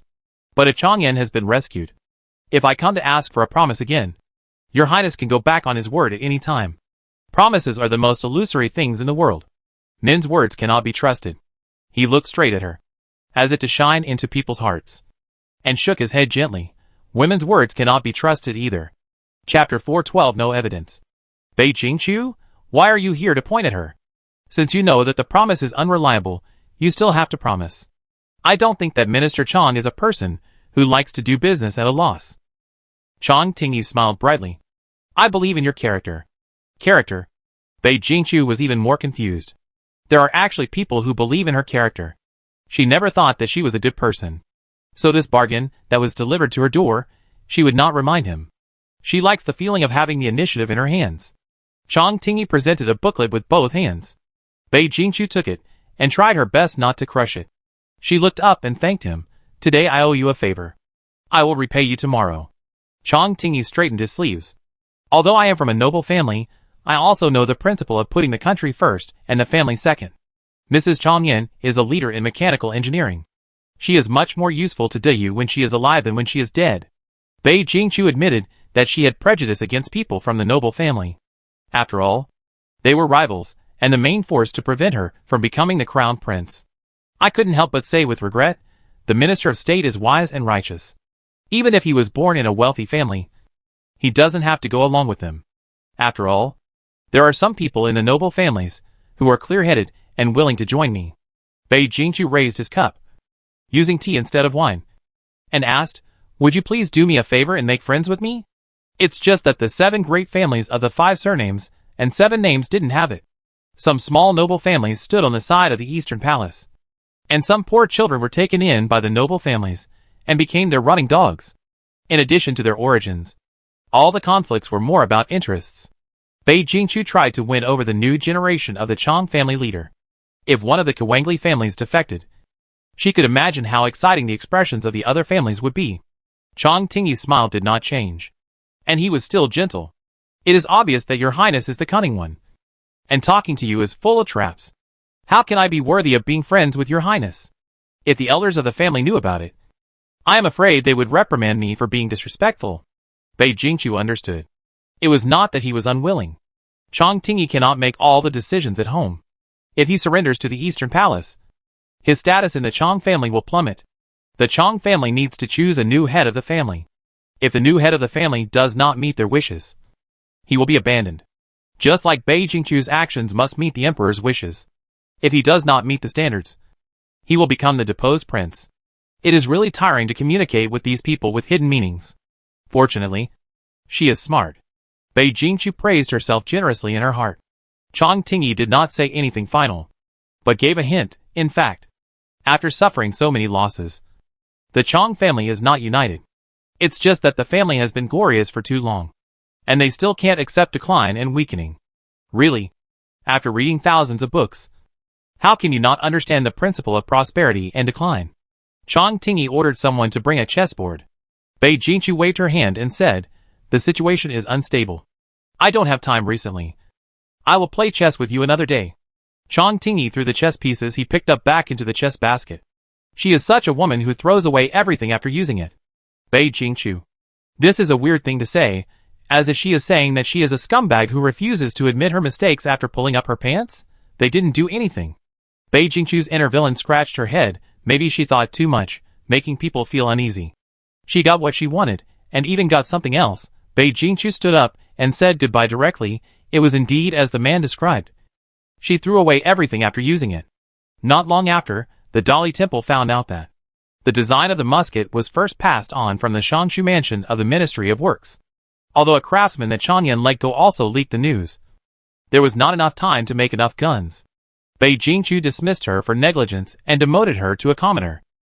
However, because she was involved in too many secrets, she could not be released and returned to the palace as a personal maid. The Minister of Works was sent to the Dali Temple to continue the trial and try to find out the mastermind. Everyone with a discerning eye knew that it was done by the aristocratic family. As long as evidence could be found, there would be another wave of cleansing. Bei Jingqiu and his men were almost skilled workers. Since the aristocratic family had the courage to assassinate at the banquet, the cleanup work was done well, and no tail was caught. When the people from the Dali Temple came to ask what to do, Bei Jingqiu sneered with anger. If there is no evidence, then make up evidence. Chapter 413, False Imperial Edict. As long as I say it's true, who dares to say it's false? The matter of Chongyang came to an end, and the prince's mood did not improve much. I was still in a coma. She was not ready to become the ruler of a country. Besides, as long as her parents were still alive, she was just a child. The palace was solemn, and the queen mother hadn't closed her eyes for several days. It wasn't that she wanted to stay awake, but she couldn't sleep. As a battle-hardened secret guard, Yin Bo should not miss the opportunity to give the target a chance to breathe unless he got sick. Bei Jingqiu asked another secret guard, who was present at the time, before he was executed for failing to protect the emperor. he said, when Yanbo attacked. I blocked it. But I couldn't block it completely. And I just missed his target. Maybe he was afraid that he would not have time to commit suicide after finishing off the enemy. So he just put away his knife and committed suicide. After all, the way a person who betrays his master dies is different from that of a subordinate. Now all the secret guards have been withdrawn. After such an incident, other secret guards will no longer be trusted. Bei Jingqiu arranged a place for them to live. The disease will come again. But at least there will be no training and swordplay in the healthy days. After the assassination, Bei Jingqiu still went to the emperor every morning and evening to pay respects, and asked the imperial physician about the situation. The imperial physician asked her to be prepared. Although it was not said that it was preparation for the ascension to the throne. It was still preparation for the national mourning. But this was equivalent to a critical illness notice. Bei Jingqiu was distracted and thought. Ordinary parents mourn for 3 years. But the new emperor is not. The emperor replaces the month with the day. And after more than a month, Dai Viet will forget the previous emperor and start celebrating the ascension of the new emperor. Bei Jingqiu felt that he was really a filial son. At least his desire for imperial power did not overwhelm his family affection. If Lao Ding can wake up, wouldn't we make him less angry in the future? No, we still have to be angry. Bei Jingqiu ordered the emperor to post a reward. When the emperor is critically ill, it is necessary to conceal it, so as to avoid chaos in the court. Especially now when we are fighting against foreign enemies. But Bei Jingqiu's position is too stable, and he has been the regent several times. Among the nobles who used to hope to help Bei Jingqiu ascend to the throne, many have already bribed the East Palace. Even Chong Tingyi has received news that the Chong family may turn against him. The day after the imperial edict was posted, it was taken down. Bei Jingqiu felt that the old man who took down the edict looked familiar, but she couldn't remember where he was. However, Dr. Shen recognized him at a glance and said in surprise, "Old Yuanzheng. It's you." Old Yuanzheng was energetic and looked very happy. He was very different from the busy appearance before leaving the palace. Even his face had changed. Like a respected old immortal, Bei Jingqiu had an inappropriate thought in his mind. It turns out that not working means not having the feeling of working. Old Yuanzheng has been traveling for more than 10 years, and has more experience than the imperial doctors in the palace. Sure enough, while handling affairs, she heard the news that the emperor had woken up safely. The haze in the entire palace was gone, and Bei Jingqiu went to pay her respects as soon as possible, but was stopped. Eunuch Jiang looked embarrassed. "Your Highness, His Majesty has ordered that you will not be seen." Bei Jingqiu certainly did not believe it, especially at this critical moment. She said that the person had woken up, but she had not even seen him. It was hard for her not to suspect some conspiracy, and she wondered if it was a conspiracy by the eunuchs. And they kept the death a secret. Jiang Jixian became the imperial carriage commander who falsely conveyed the imperial edict. And the next edict he took out was to let her commit suicide and pass the throne to the third prince. She stared at Jiang Jixian as if she was looking at a dead person. "Are you guys plotting rebellion, falsely conveying the imperial edict, actually holding the emperor hostage?" Eunuch Jiang said anxiously, "How dare I, Your Highness? Don't joke. Maybe His Majesty just woke up and doesn't want to see anyone. Why don't you wait a few days before coming back?" Wait a few days before coming back? If it's really as she guessed, her body will be cold in a few days. Bei Jingqiu stopped talking nonsense, and waved Jiang Yixian's arm away and walked in. The guards at the door wanted to stop her, but let her dodge sideways, breaking the door open and entering. The emperor was indeed awake, sitting upright, glaring at her who had come uninvited. Bei Jingqiu was stunned. What was going on? The emperor had already said, "Asshole. Unfilial and unfraternal thing. You dare to disobey the imperial edict. Are you going to rebel? Go back to your East Palace." According to historical records, Prince Su committed suicide out of hatred because of an imperial edict, thinking that his father wanted to kill him. Bei Jingqiu had thought, if he could rush over and ask a question, see clearly that his father had become a corpse, and see clearly that everything was set up against him, would the result be completely different? But if it was, what if the order was given by the living emperor? Bei Jingqiu faced this problem, although it was far from that serious. Since she was born, even when her father was the most angry, he never spoke harshly to her. Why did he lose his kindness to her after waking up from a coma? Chapter 414 From the Heart. Bei Jingqiu thought, after a serious illness, It is understandable that a person has a strange temper after waking up. But she wanted to bring Lao Yuanzheng, who was treating the emperor, over to interrogate him and ask if he was sent by someone to give the emperor drugs. As a result, no one knows a daughter better than her father. Lao Yuanzheng was directly protected by people sent by the emperor. Except for the emperor. He would not listen to anyone's summons. Bei Jingqiu had no choice but to return to the East Palace. The hottest summer had not yet passed, and they had not returned from the summer palace. It is said that since the emperor woke up, he has taken a fancy to the third prince. He is treated like the young prince, and is always brought with him to meetings, as if he intends to replace the crown prince. All these signs are too strange. Since birth, he has always been given high hopes. Bei Jingqiu knows that she is treated like a patriarch in front of the emperor. She was only sad at the beginning, and then she began to find problems. She has heard that some people have changed their temperament after waking up from a serious illness. But she has other experiences and has other guesses. So Zhaixing Tower had one more regular visitor. The imperial master sighed for the umpteenth time. He was cornered by her. The cold and desolate man's voice revealed a hint of collapse. Even if you hang me up and beat me for 3 days and 3 nights, the fact is still the fact. Your Majesty was not bewitched, nor was he possessed. Bei Jingqiu, I don't believe it. Imperial Master. Why ask him if you don't believe it? He was lazy, no, casual. He went on strike, pointed outside the door and said, Your Highness wants to get the answer you want. Just pick up a charlatan on the street.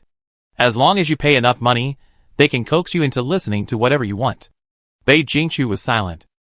She really wanted the Imperial Master to answer yes. As long as the cause is found, it will be easy to solve. The Imperial Master saw that she was taciturn, and his temper softened. I can only say that Your Majesty did everything from the bottom of his heart. Your Highness. Don't worry. Bei Jingqiu, I am even more worried. Thank you. She tried to recall the current situation, excluding the interference of strange powers. There were only 2 possibilities left. That the Emperor suddenly had a brain problem, and that he had other plans.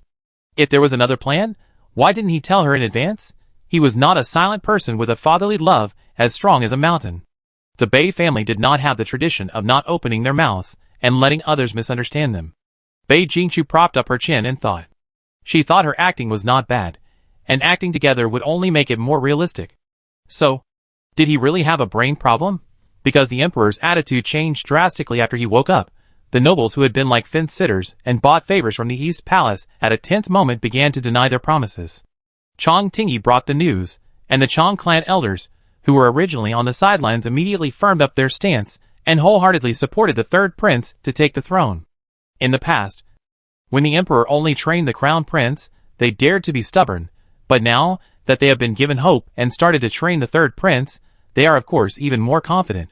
Fortunately, Bei Jingqiu was very stable, and didn't care much about the sudden fading prosperity. She just wanted to find out what happened. So she waited and watched, and waited for the emperor and his entourage to return from the palace. After finishing the official business at hand, without the emperor assigning her work from time to time, Bei Jingqiu had a rare free time, and could take a breath.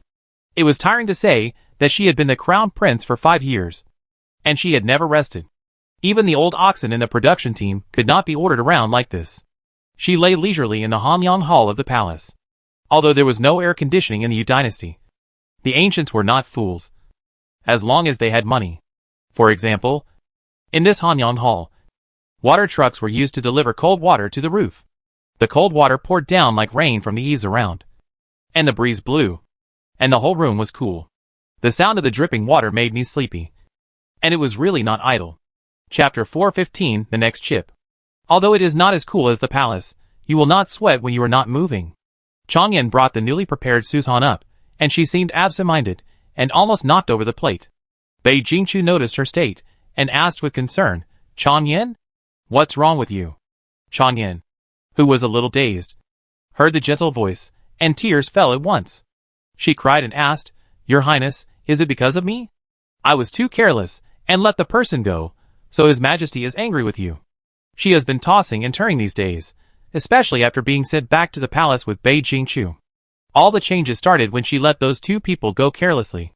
Changyan has been devoted to mechanical arts these years, and she doesn't understand the situation in the court, and the open and secret struggles. She only knows that she was careless, And then the emperor was assassinated, and his highness was blamed. The little girl was tormented for a long time before she dared to ask. Bei Jingqiu didn't know whether to laugh or cry. She fanned herself leisurely, and with her other hand, she called Changyan over and touched her head. I was thinking, would you feel resentful when you became a palace maid again? But it turns out that my Changyan is still as silly as ever. Changyan, are you polite? Bei Jingqiu added. It's okay, I just like silly girls. Changyan. Are you praising her? But what's weird about it? Bei Jingqiu comforted her little maid. Don't worry. Since I can save your life, it proves that you are not the main responsible. I has his own plans. Don't panic. And don't think too much. If the sky falls, I will bear it first. You just need to be your little maid happily. When you are in the mood, you can study some mechanical techniques. Changyan leaned on the edge of her recliner, and found that the short-legged child who asked her to be a chair at that time had grown up. Gentle and powerful. I thought it was a flower of wealth. But it grew into a tree with luxuriant branches and leaves, sheltering from the wind and rain, and providing shade. As night fell, the heat subsided. Su Chengzhou grabbed his good father, asking him in a posture that wanted to shake his old father's brains out.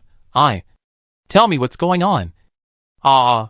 Su Lanqi stretched out his hand, as if he saw his grandmother smiling at him. The filial son finally let go of his father, who was still breathing. Su Lanqi kicked him away and said with a headache, Hiss! Don't make noise. I'm thinking. Think. You've been thinking for several days. Don't say you're old. Your brain can't work anymore. The elegant man was so angry with his son that he exploded. Hey, you little bastard. You're itching for trouble, right? Su Chengzhou skillfully avoided his father's little mouth. Lu. You can't hit me. He was punished after showing off for a few times. Su Lanqi could only scratch his head at the situation in front of him. He also couldn't understand what the emperor was doing. Su Chengzhou didn't believe it.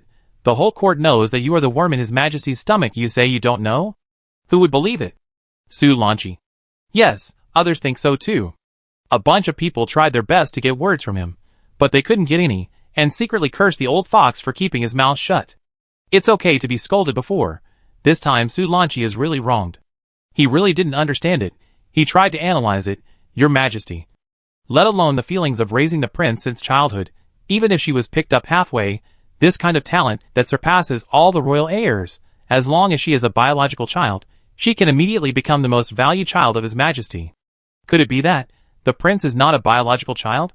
Su Lanqi thought it was absurd, but he really couldn't think of any other reasonable explanation. So he advised his son, don't act rashly. Do the things that should be done in the East Palace. And try not to have private dealings with the prince. Wait until I see the situation clearly before making a decision.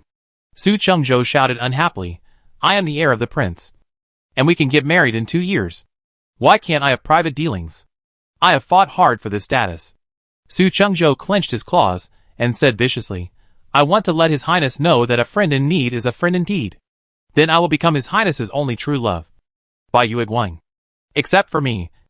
Everyone else is a slutty bitch who uses her beauty to serve others and curry favor with the powerful. Su Lanqi, it's up to you. Su Lanqi was really troubled now. He shouldn't have let the brat really fall in love with Bei Jingqiu. He knew the cleverness of the crown prince. If the idiot boy was just pretending, he couldn't hide it from her. Now, he couldn't pull it back. It was really frustrating. He could only ask, have you shown your sincerity in the past few days?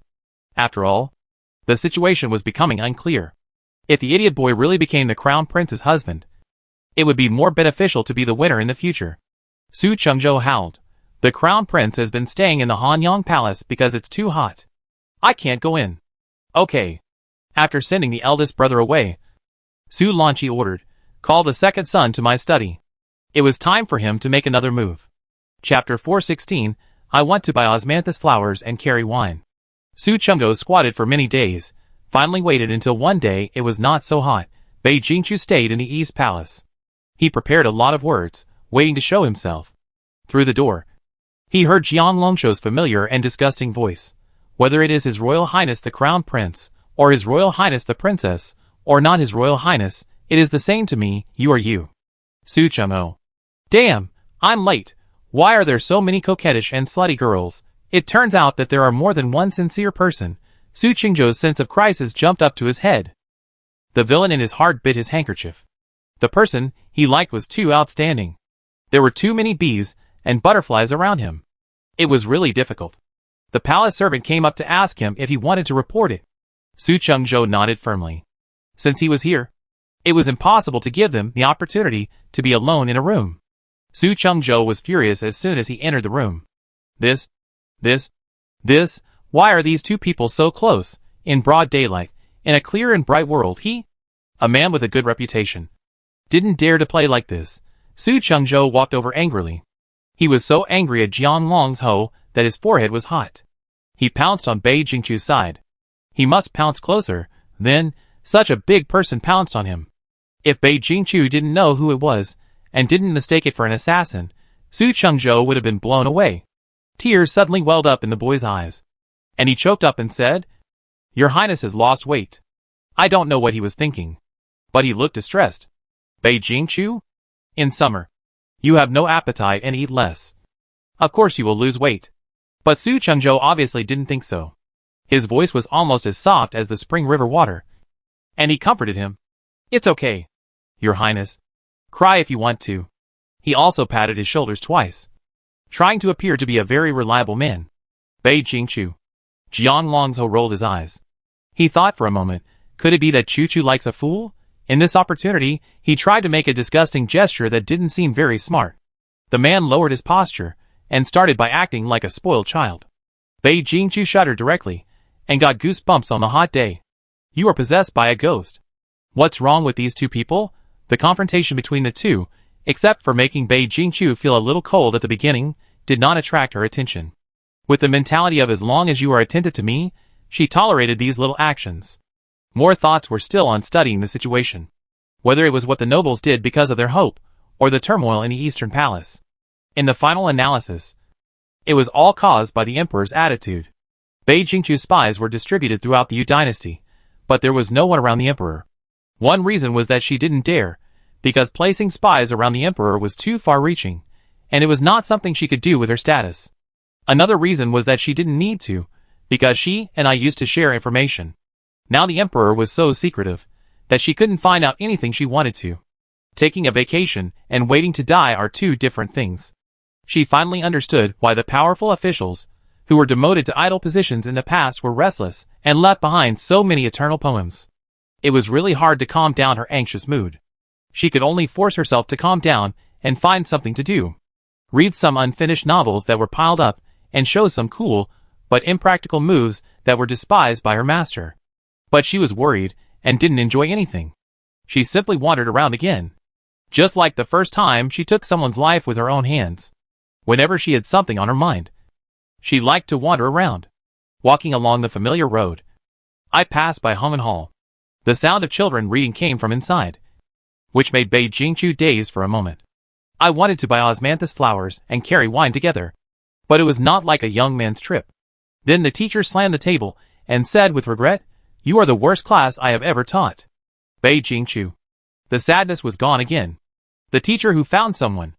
After a cup of tea, Master Yu smiled awkwardly in front of Bei Jingchu. Your Highness, I am not like this on weekdays. Think about how kind I was when I taught you before. Bei Jingchu added, so why did you learn bad things from other teachers? Master Yu. Can he say that it was because he found that his colleagues' words were really useful? Chapter 417. Bei Jingchu with a green face and fangs. Master Yu was very happy about Bei Jingchu's arrival. The old man even brought out the good wine he had hidden. When he opened the jar, a burst of wine aroma came out. He wanted to pour her a glass, but suddenly he remembered something and said with a smile, I don't have any tools to test poison here. Your Highness, just watch me drink. Bei Jingchu, do you think this is human language? Master Yu didn't care about the psychological shadow he had caused her. He poured himself a drink and said, in the past, you could only see your Highness at the Grand Court meeting and the New Year's visit. The children will have their own world when they go out. As for us teachers, we will welcome the next batch of little ones. He was very proud when he said this, but none of them can compare to your Highness in the past. When I go out and talk about my proud students, I will say that your Highness was taught by me. It's enough to make me proud. Even though Bei Jingchu had been praised since she was a child, she was still in a better mood. After all, this is a teacher. Master Yu calmly began to recall the past. I am only a few years older than your majesty. I was selected to teach the heir to the throne in the Hongwen Academy. I have also witnessed the twists and turns of the previous generation's struggle. The princes of the previous generation each had their own strengths. Before the dust settles, no one knows what the outcome will be. He changed the subject and said, but you are different.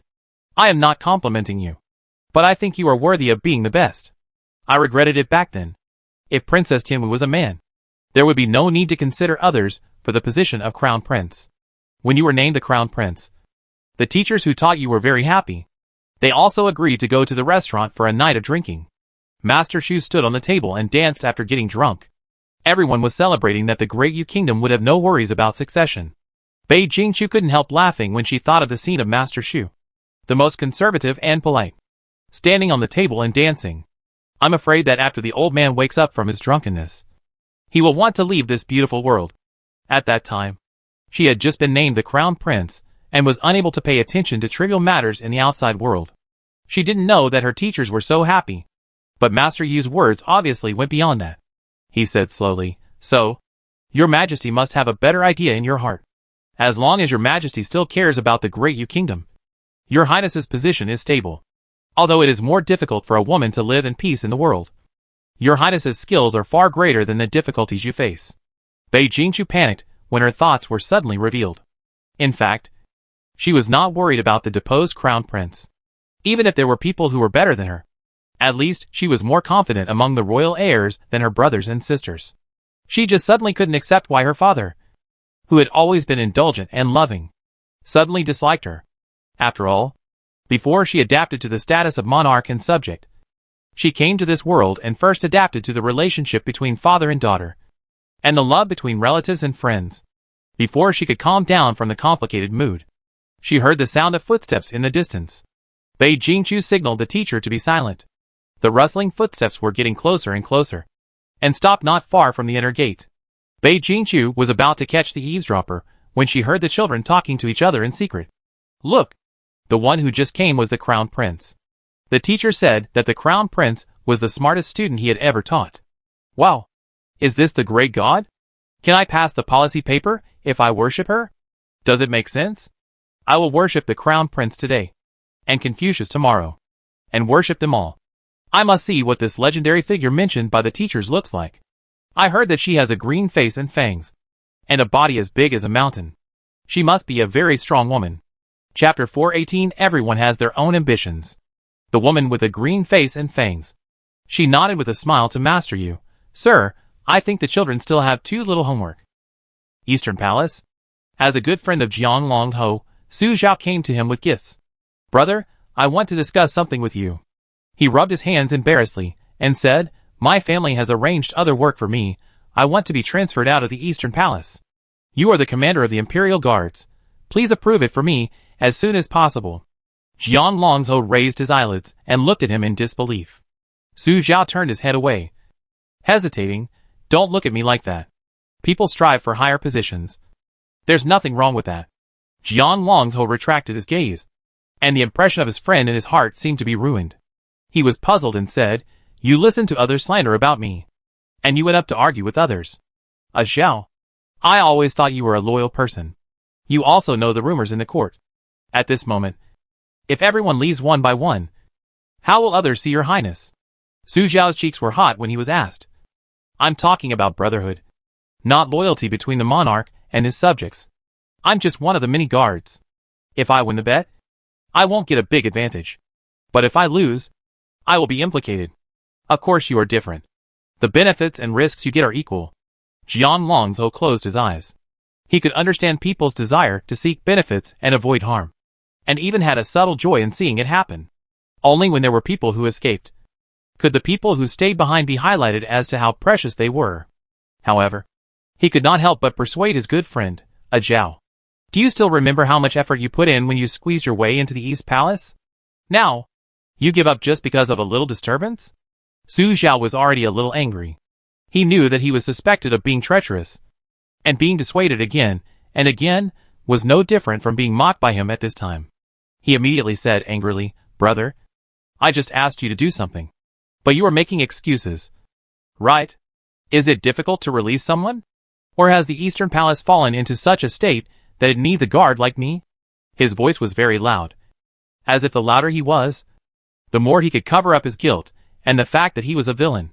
You like to show your loyalty. But if you like gambling, don't drag me in. I have a lot of people in my family. Unlike you who only have a eunuch adoptive father. I can't be like you. Free from worries and concerns. He shouted in one breath. And then he found that Long Shou's expression was not right. The son of a eunuch has always been a breakthrough for others to attack Jiang Long's Ho. No matter how worthy Jiang Jixian is to be his father. They will not understand, and will only say it with contempt and ridicule. It is a fact. But it is also malicious. Today, it was said by his good friend, who he has always regarded as a brother. Which is tantamount to being stabbed in the soft spot by someone he trusts. Okay. Everyone has their own ambitions, he said expressionlessly. Once a decision is made, there is no room for regret. People who break their promises will not be reused even if they go to other places. Su Zhao said firmly, don't talk nonsense. The current situation. You can't keep me. Jian Longho. Who wants to keep you? Not only the Imperial Guards.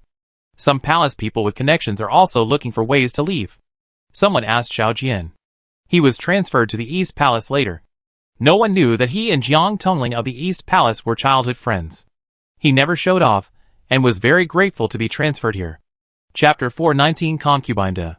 He was very puzzled about the fact that someone wanted to leave.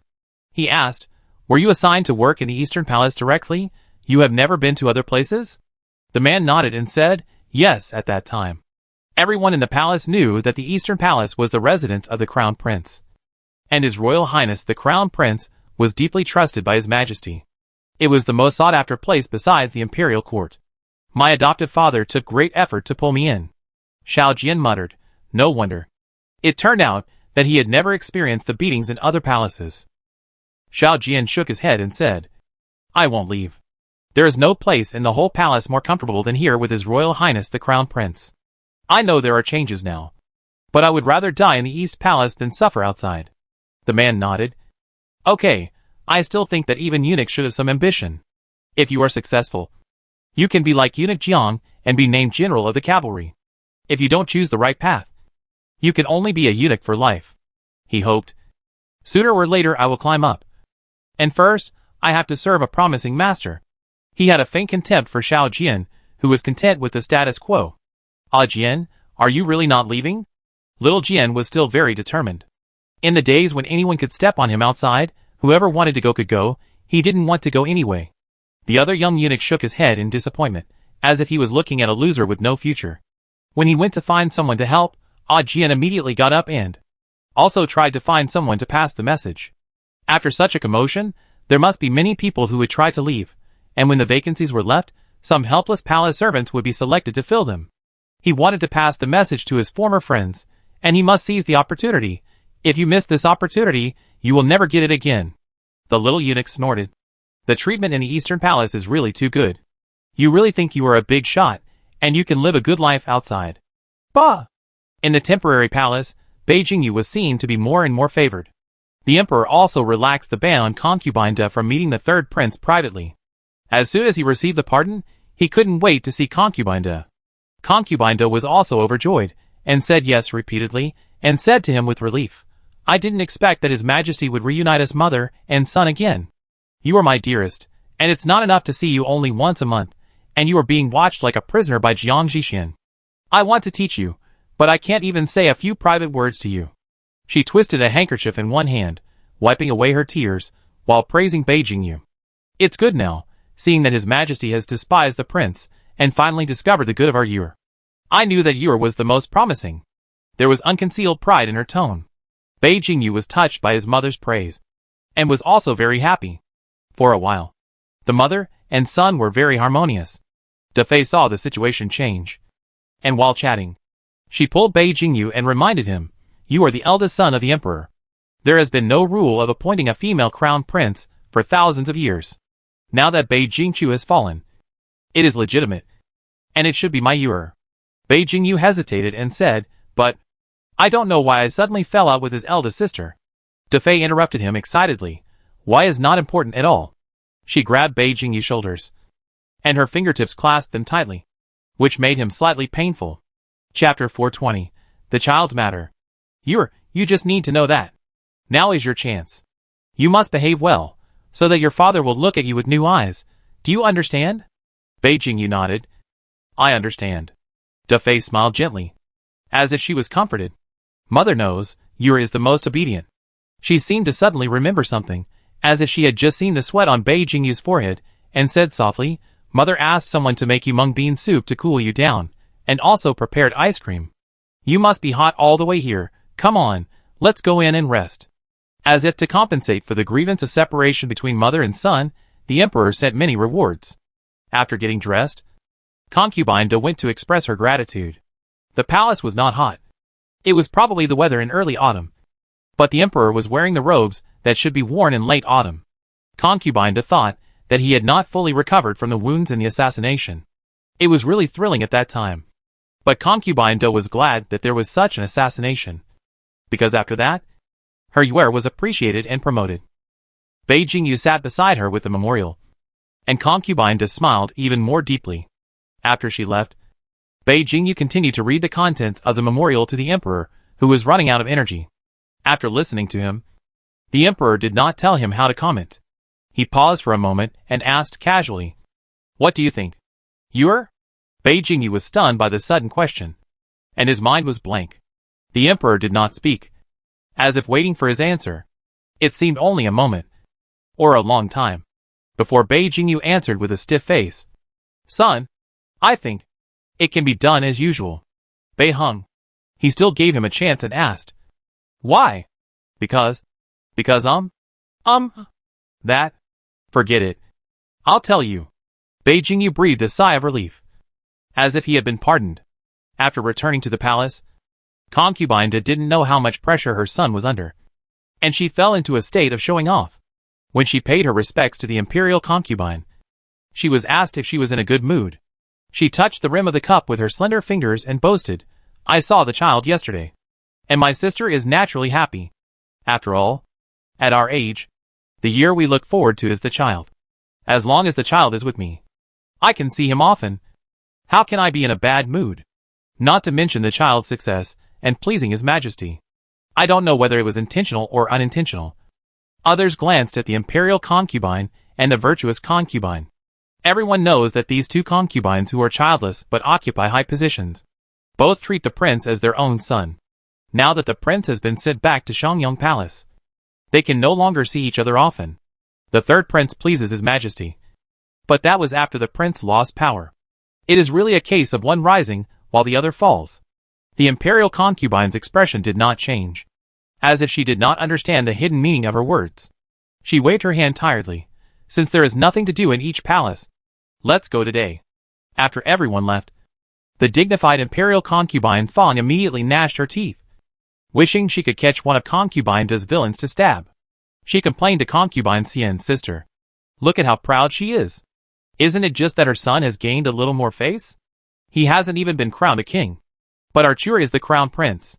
How can they compare? Concubine Xian was surprised. Did you really get angry? Last month, you didn't even get angry when your majesty's new favorite was defeated. Imperial concubine Gui was speechless. How can a new favorite be the same? After so many years in the palace, who would still care about that bastard? This time it's about the child. Chapter 421. You know nothing. These little moves were all included in Bei Jingchu's intelligence. She opened another book, which read, Prince Haishu sent a letter to Lady Maching Bei Huan, asking her to pretend to be sick and temporarily leave the Eastern Palace. Bei Jingchu turned to the next page. Bei Huan replied, You know nothing. Bei Jingchu. The mental state of the accountant is stable. The weather was slightly cooler, and the hottest summer had passed. The emperor and his entourage moved back to Shangyong Palace from the summer palace, and Bei Jingyu's carriage followed the emperor, which should have been the position of the crown prince. Bei Jingchu greeted her at the palace gate. When Bei Jingyu got off the carriage and saw her, he put his hands in his pockets guiltily and hid behind the emperor in small steps. If she didn't know that this was his true nature, she looked like a scheming little green tea, and was hinting at others openly or secretly Bei Jingchu would bully him. Bei Jingchu had no choice but to smile back at him, to comfort him. However, It was useless. The little third brother was still like a trembling quail. She was a little worried that the quail was scared to death. After entering the palace, the emperor said, "Yor has been helping me handle official affairs these days, and it's also hard work. I have decided to give your third brother a throne." Bei Jingqiu naturally had no objection, turned around and said, "Congratulations, Yor, won't you thank me?" Bei Jingyu was stunned, and only reacted after being reminded, and hurriedly thanked him. The emperor looked very satisfied. "There is no need to ask the Ministry of Rights to draft a title. I have decided to confer you the title of King of Qin." Bei Jingqiu's eyelids jumped. This title is loud enough. When they arrived at the gate of Ganlu Palace, the emperor stopped and ordered, "Prince, go back. You're. Just follow me in." Bei Jingyu glanced at the two of them in embarrassment, then lowered his head, and followed the emperor in. Bei Jingqiu returned to the East Palace in a trance, with a question circling in her mind. "You say, is His Majesty's sudden change of attitude a show, or does he want to use him to check and balance me? Or does he really want to support the third prince to take the throne, to replace me?" She kept thinking, and kept struggling. Her brain was about to explode, and until now there was no result. She finally asked. Jian Longzhou was stunned when he was pulled. He had never thought that she would ask him about such a thing. He thought that even if Lei Nianer was at the border, the person she would help her with would be Hao Yue. Or rather, was it him? He was flattered. Jian Longzhou followed the force, lifted his robe, and sat directly on the ground. He actually saw it, but he didn't dare to say it. Some words, if not said by someone she trusted, would be presumptuous, provocative, and ill-intentioned.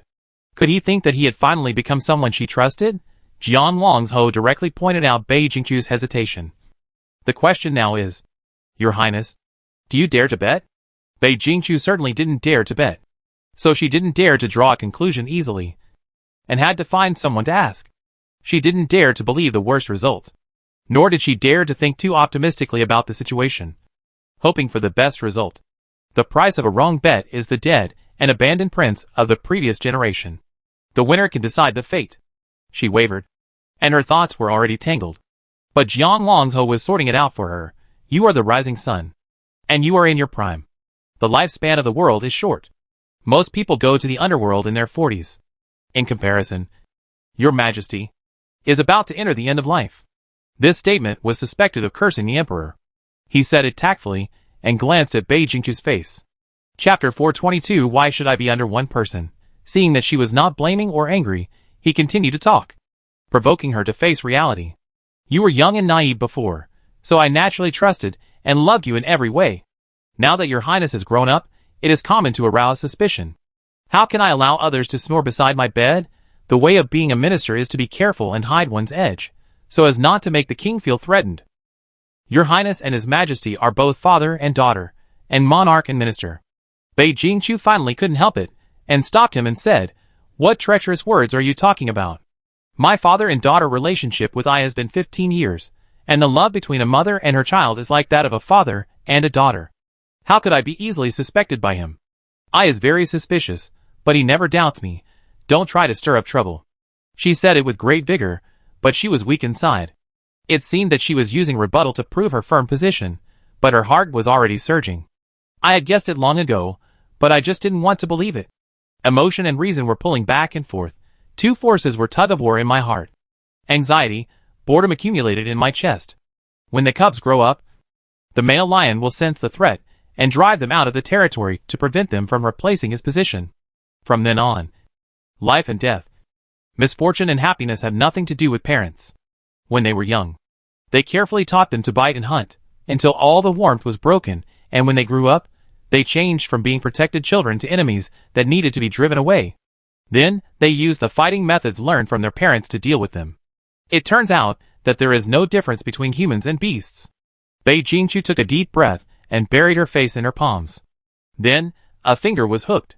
The fingers pressed against her eyes were pulled apart, and a head with a strong sense of stealing stretched over to see her expression. Bei Jingqiu. Jian Longzhou carefully peeled off someone's tortoise shell, not giving her the opportunity to waste time and hesitation. If she didn't speak, it would be fine. Since she spoke, it means that she needs someone to help her figure it out. If he doesn't help her today, how can he deserve her trust? As for the consequences, the worst is death. The head full of stealing spoke, and the smile that Bei Jingqiu had finally raised slowly fell again. Your Highness, since the founding of Dai Viet, there has not been a crown prince who has ascended to the throne smoothly. Why do you think that? You are an exception? When the previous crown princes were appointed as crown princes, didn't their kings and fathers favor and trust them? Didn't there ever be a deep father-son relationship between them? She didn't know what to say. Of course there was. If the emperor hadn't chosen her, how could she have entered the East Palace? And in the end, she couldn't escape the fate of brothers killing each other and fathers and sons suspecting each other. Bei Jingqiu asked him, "Has anyone ever said that you are really annoying?" He replied, "No. People say that I am polite and loyal. And they praise me endlessly. Only your Highness hates me."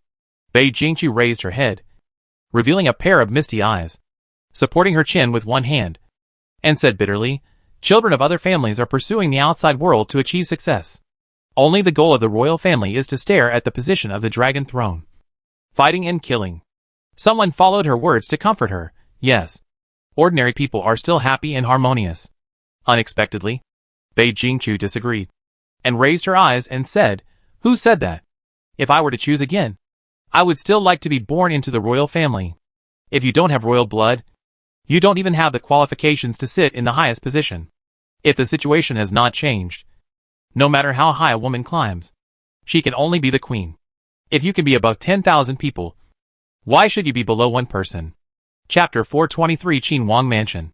She seems to have always been like this, never hiding her ambition. People praise indifference to fame and fortune, and require women not to fight or compete. She was born to pursue power, and she also likes ambitious people. Rather than living a carefree but ignorant life, I would rather suffer the pain brought by imperial power. I just want power, I want influence, I want the country. It was said, as if it was natural, and her undisguised ambition gave her thousands of brilliance, and deeply attracted his attention. From the first sight, he knew that they were the same people. No matter how hard it was, they had to climb higher. As he thought about it, his focus was a little off. Suddenly his eyes lit up, and he said in surprise, "Your Highness, do you treat me as your own?" Bei Jingqiu? He was so slow to react. It was like a lecture that was repeated 100 times. But the students finally grasped the knowledge. Because of the order of seniority, Bei Jingyu's throne and Bei Yinyu's princess title were decided at the same time. Bei Yinyu was given the title of Princess Xianru. This title made Bei Jingqiu want to laugh. I wonder if the emperor hoped that the title could moderate Bei Yinyu's temper when he chose her. Look at her bear-like appearance, she can't be gentle at all. But Bei Yinyu has no self-awareness.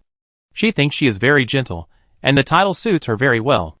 The palace and the princess's palace were planned when the capital was moved, and they can move out after they are built. Every time Bei Yinyu meets Bei Jingqiu, she can't help but imagine her life outside the palace. The carefree child chattered, "When the time comes, I will imitate the Hanyang Palace and build a big pavilion to escape the summer heat." Bei Yinyu stretched out her arms and gestured, as if she thought her arms were not long enough and could not gesture out how big she was talking about. "Keep several guest rooms in the mansion and invite my little sisters to play with me." Bei Jingqiu tapped her head with a fan and reminded her, "Then you won't be able to see your elder sister often. It is still very troublesome to go to the palace." This question is not difficult for this clever little ghost. Bei Yinyu raised her head, as if she was impressed by her own intelligence. She said her solution, "So before leaving the palace, I often come to see my eldest sister. I also often go to see my eldest mother, my mother, and my father. I am tired of you, so I can see you less often in the future." Bei Jingqiu, "Thank you, I am already tired of you." She is still planning. There is no need to look for my younger brothers and sisters, since they will set up their own residences sooner or later. The residences of the heirs are all in the same neighborhood, so we can visit them often.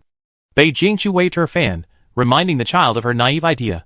If everyone sets up their own residences, then visiting each other will just be a greeting. It is different from playing now. You should go to play with them more now. Bei Yinyu didn't understand. Why is it different? Aren't we all playing together? The two sisters, one scheming and the other innocent, are so different that you can't tell that they are only 7 months apart. It was only at this moment that Bei Jingqiu would feel a little envious of her. She asked the innocent little princess, "Have you seen I playing with the ants?" Bei Yinyu opened her mouth blankly. No. I thought I didn't like to play with others. After all, I was the emperor." In her memory, he was a man who buried his head in his desk all day, dealing with a lot of things that gave her a headache. The most common activity was to practice archery in the Forbidden Garden, which was also for the purpose of strengthening the body. How could I like to play? Bei Jingqiu sighed. Before I became I, he was also someone else's younger brother or elder brother. Bei Yinyu then realized that I was not born as I, he was also a child. Maybe he was like Xiaosan. Xiaolu? Or maybe like the eldest sister? Bei Yinyu suddenly became melancholy. The child already had troubles. Holding her cheeks, she said worriedly, "So? The eldest sister means that when we grow up and have our own houses, the brothers and sisters will no longer play together." Bei Jingqiu smiled and said, "Not necessarily. If you always act like a little fool, everyone will still come to play with you." Oh.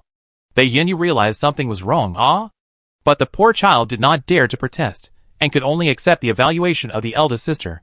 She didn't worry for too long, and said positively, "Anyway, I don't know if we will become strangers in the future. So let's cherish the present."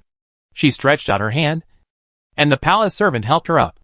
The little princess waved goodbye, "Eldest sister, I'm going to find Xiaosan and the others." Bei Jingqiu, can't I really call him Lao San? As a result, Bei Yinyu's good mood did not last for a few days, and she came to Bei Jingqiu with an angry face to complain. "Why? I was born before him, and I am his elder sister. I should live in the renovated mansion first. Why should my father give it to him first?" Bei Jingqiu had received the news a long time ago. A mansion was built under the day and night repair of the Ministry of Works. The emperor gave it to Lao San as a prince's mansion, and it will be opened soon. Chapter 424, Opening a Banquet. Bei Jingqiu was fine. Bei Yinyu was not happy first. She was amused and fanned the angry little girl. The little princess, who was fanned by the crown prince himself, despised this honor, ran away on tiptoe, wrapped herself tightly in her coat. "What are you doing, elder sister? I'm afraid of the cold." "Ah, achoo." She sneezed after saying that. She had a hot temper, but fell down with a push. Bei Jingqiu felt that she had found the wrong person to vent her grievances to, and pointed in the direction of Ganlu Palace. "You should go find I, and get some benefits from him." Bei Yinyu snorted. "I went to find him. I gave me a lot of jewelry. But she still refused to accept. I can't wear all the jewelry anyway. I just want to go out for a stroll. Now I can't go to Hongwengwen, and my companions can't enter the palace. They miss me so much outside the palace. It's so troublesome to go out of the palace. I don't want to go out." Bei Jingqiu laughed. You are just lazy." Bei Yinyu refused to accept. The imperial physician said that I am suffering from qi and blood deficiency, which is a disease, not laziness. Qin Wangfu held a banquet. As the eldest sister, Bei Jingqiu naturally had to attend. After she arrived, she ordered her attendants to present the gift. Bei Jingyu, who received the news, hurried out to greet her in person. "Eldest sister is finally here. I've been waiting for you for a long time. Come with me." She was taken to the seat of honor. Bei Jingyu opened her mouth and tried to explain something in embarrassment.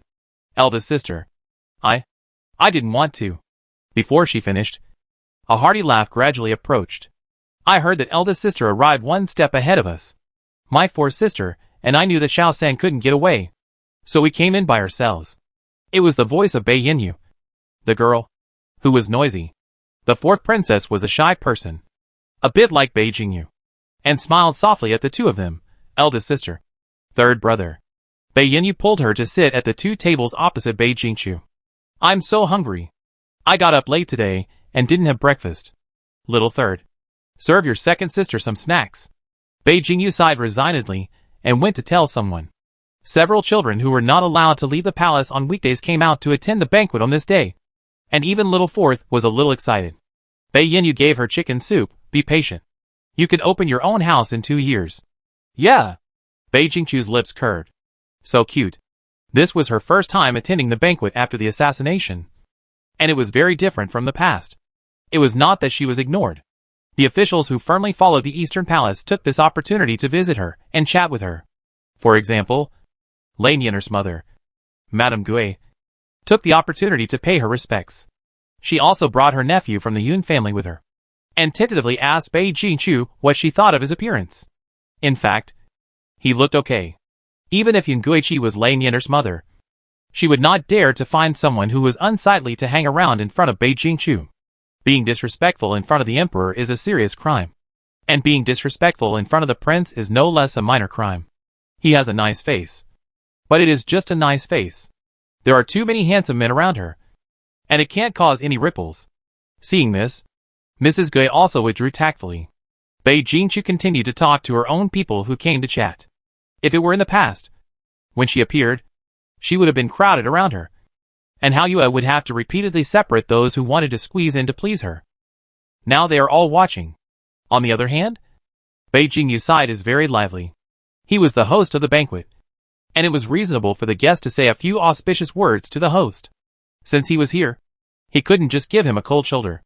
If he came up to greet Bei Jingqiu directly, it would be seen as flattery.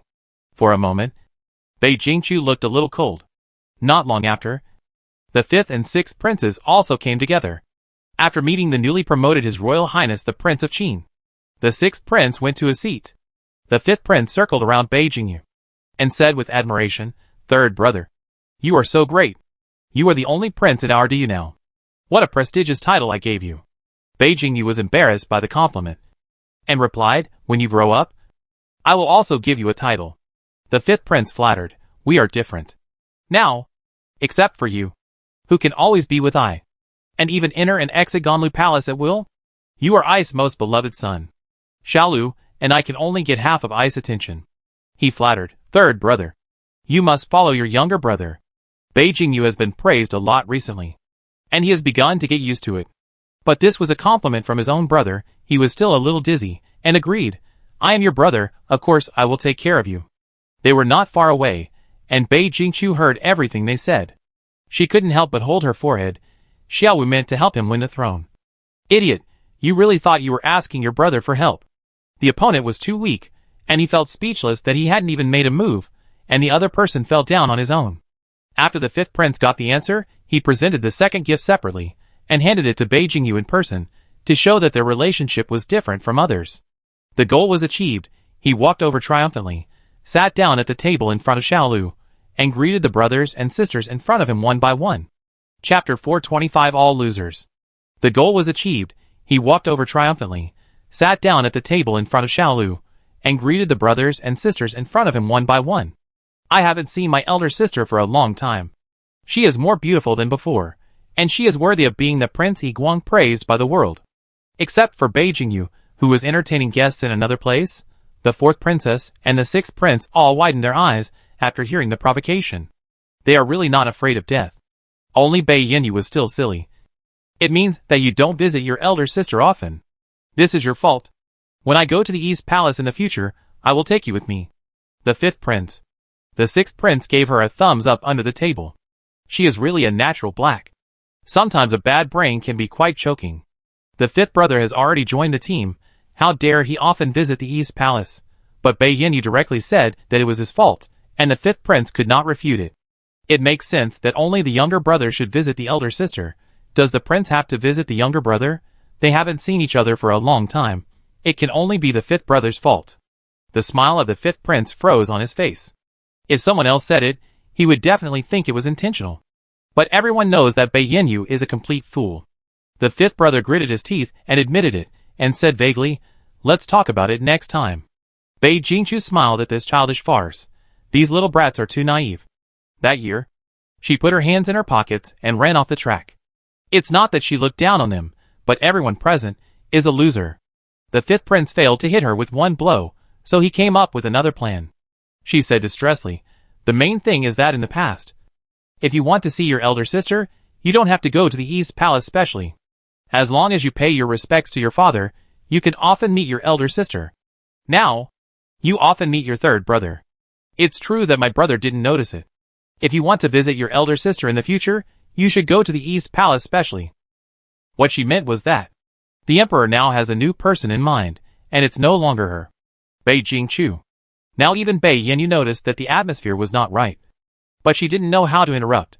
The 6th prince laughed and replied, "That only proves that 5th brother and elder sister have not met each other by chance recently. I can even run into elder sister when I visit the Imperial Garden. Since we don't see each other often, it's a bit strange that our relationship is not good. We really need to visit more often." A group of little brats were making witty remarks. But Bei Yinyu didn't understand them anymore and felt bored. She went to find her study partner with great interest. The fourth princess looked at the fifth prince, who was always trying to make trouble, and sighed, and temporarily avoided him. But the little sixth stayed, trying to resist the old five's suicidal behavior. The sixth prince retorted, while holding back the cold sweat dripping down his forehead. The eldest sister was so calm. The calmer the eldest sister was, the more afraid he was. This brainless fifth brother thought that if he really annoyed her, she wouldn't do anything to him in public. Finally, Bei Jingchu stood up. The sixth prince's heart was alarmed. It's over. It's over. The fifth brother won't be killed today. The fifth prince, who had been chattering, also shut up. When Bei Jingchu was watching the show in silence, he dared to show off a bit. When this person stood up, his heart immediately lifted up. Bei Jingchu walked in front of the fifth prince, and was just walking normally. However, the fifth prince seemed to see He Wuchang walking towards him step by step. If I had known earlier, I would have restrained myself. Help! Bei Jingchu reached out to the frightened fifth prince, and he immediately shrank his neck and closed his eyes, and even held his hands above his head. People who didn't know the situation thought that Bei Jingchu was bullying the weak. Chapter 426. A gentle, respectful, frugal and modest younger brother. See, she said, none of them can fight. Bei Jingchu stretched out her hand and patted the fifth prince on the shoulder, with an ambiguous meaning, like encouragement, but also like a warning. Then she passed him and walked away. After waiting for a long time, the fifth prince did not dare to open his eyes, until the sixth prince reminded him, Fifth brother, the eldest sister has gone far away.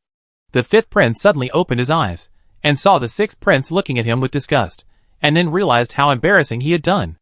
As expected, even if he wanted to resist, his fear of his elder sister was like engraved in his bones, and could not be erased. He could not help but feel angry. Damn Bei Jingchu. She embarrassed him again. The fifth prince had always disliked this elder sister, who was admired by his brothers and sisters. His parents doted on him and spoiled him. But this elder sister always acted like an annoying elder. He just dissected a cat for fun. But she ordered him to copy Buddhist scriptures 100 times, saying that it would temper his murderous nature. She also scolded him in front of the servants, which made him lose face. He stayed up all night to finish copying, and he had to go to Hong Wangwen during the day. After school, in addition to completing the teacher's homework, he also had to copy her Buddhist scriptures. His hands were sore from copying. No matter how much he cried, begged, or made a fuss, he could not get Bei Jingchu to exempt him from punishment. The fifth prince began to hate this elder sister, who always rejected him, saying that he would not allow this. He found that he was the only one who was dissatisfied with this, and was controlled like Bei Yinyu, even chasing her to Renshou Palace with a feather duster. He thought Bei Yinyu would hate him, but she still did not learn her lesson, and liked to get close to the East Palace.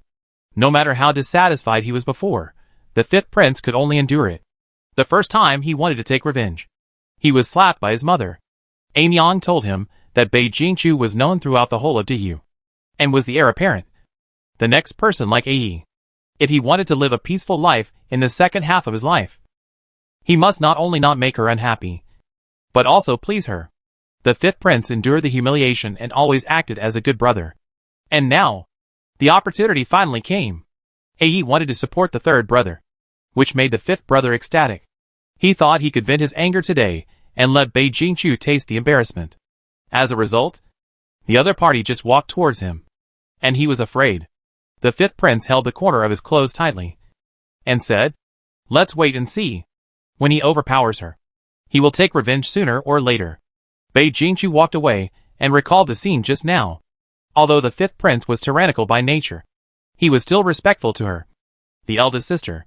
Bei Jingchu naively thought that she could teach him well. His tyranny was different from Bei Yinyu's, and it was even worse.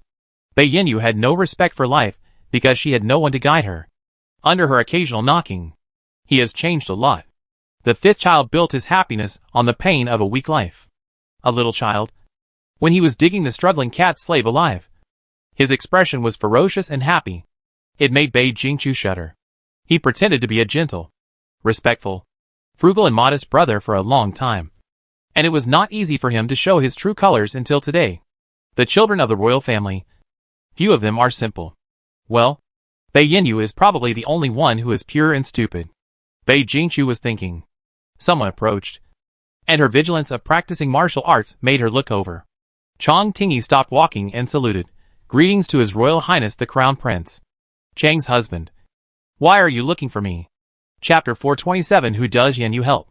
When a minister meets the Crown Prince, how can I not bow? That's the truth, but that's not what she asked. What kind of word game are you playing here? Bei Jingchu shut up speechlessly, too lazy to talk. He was frustrated, and explained obediently. We said a few words openly at the banquet. Even if the elder saw it, no one would think that the minister and His Highness have a personal relationship. If you sneak around and get caught, it will arouse suspicion. Bei Jingchu? Who has a personal relationship with you? He said distressfully. It's true that you just throw it away after use. Bei Jingchu. Well, she is in the wrong. Let's just call it a private relationship. Chang Tingy caught a falling green leaf and asked, Your Highness, do you know the reason for His Majesty's sudden change of attitude? Why, you know? Chang Tingy sighed. It seems that Your Highness doesn't know. I thought you and His Majesty had colluded. Bei Jingchu rolled her eyes. She also hoped so. Although what you get from Your Highness may not be true, I think you are not lying. Many things can't find the root cause. They only know that their hope has come. The fish that bites the hook can only see the bait. How can they find the attached hanging rod? Bei Jingchu had a faint hope in her heart. You mean, what Your Majesty did was to lure the fish to the hook? Not entirely. Chang Tingy tilted his head. After all, fish can't see the hook. What if there is no? It is really pure bait.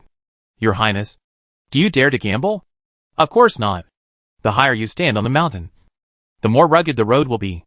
There are steep cliffs below, and you will be crushed to pieces if you make a mistake. Bei Jingchu sometimes hates herself for reading too much, and her reason suppresses her emotions.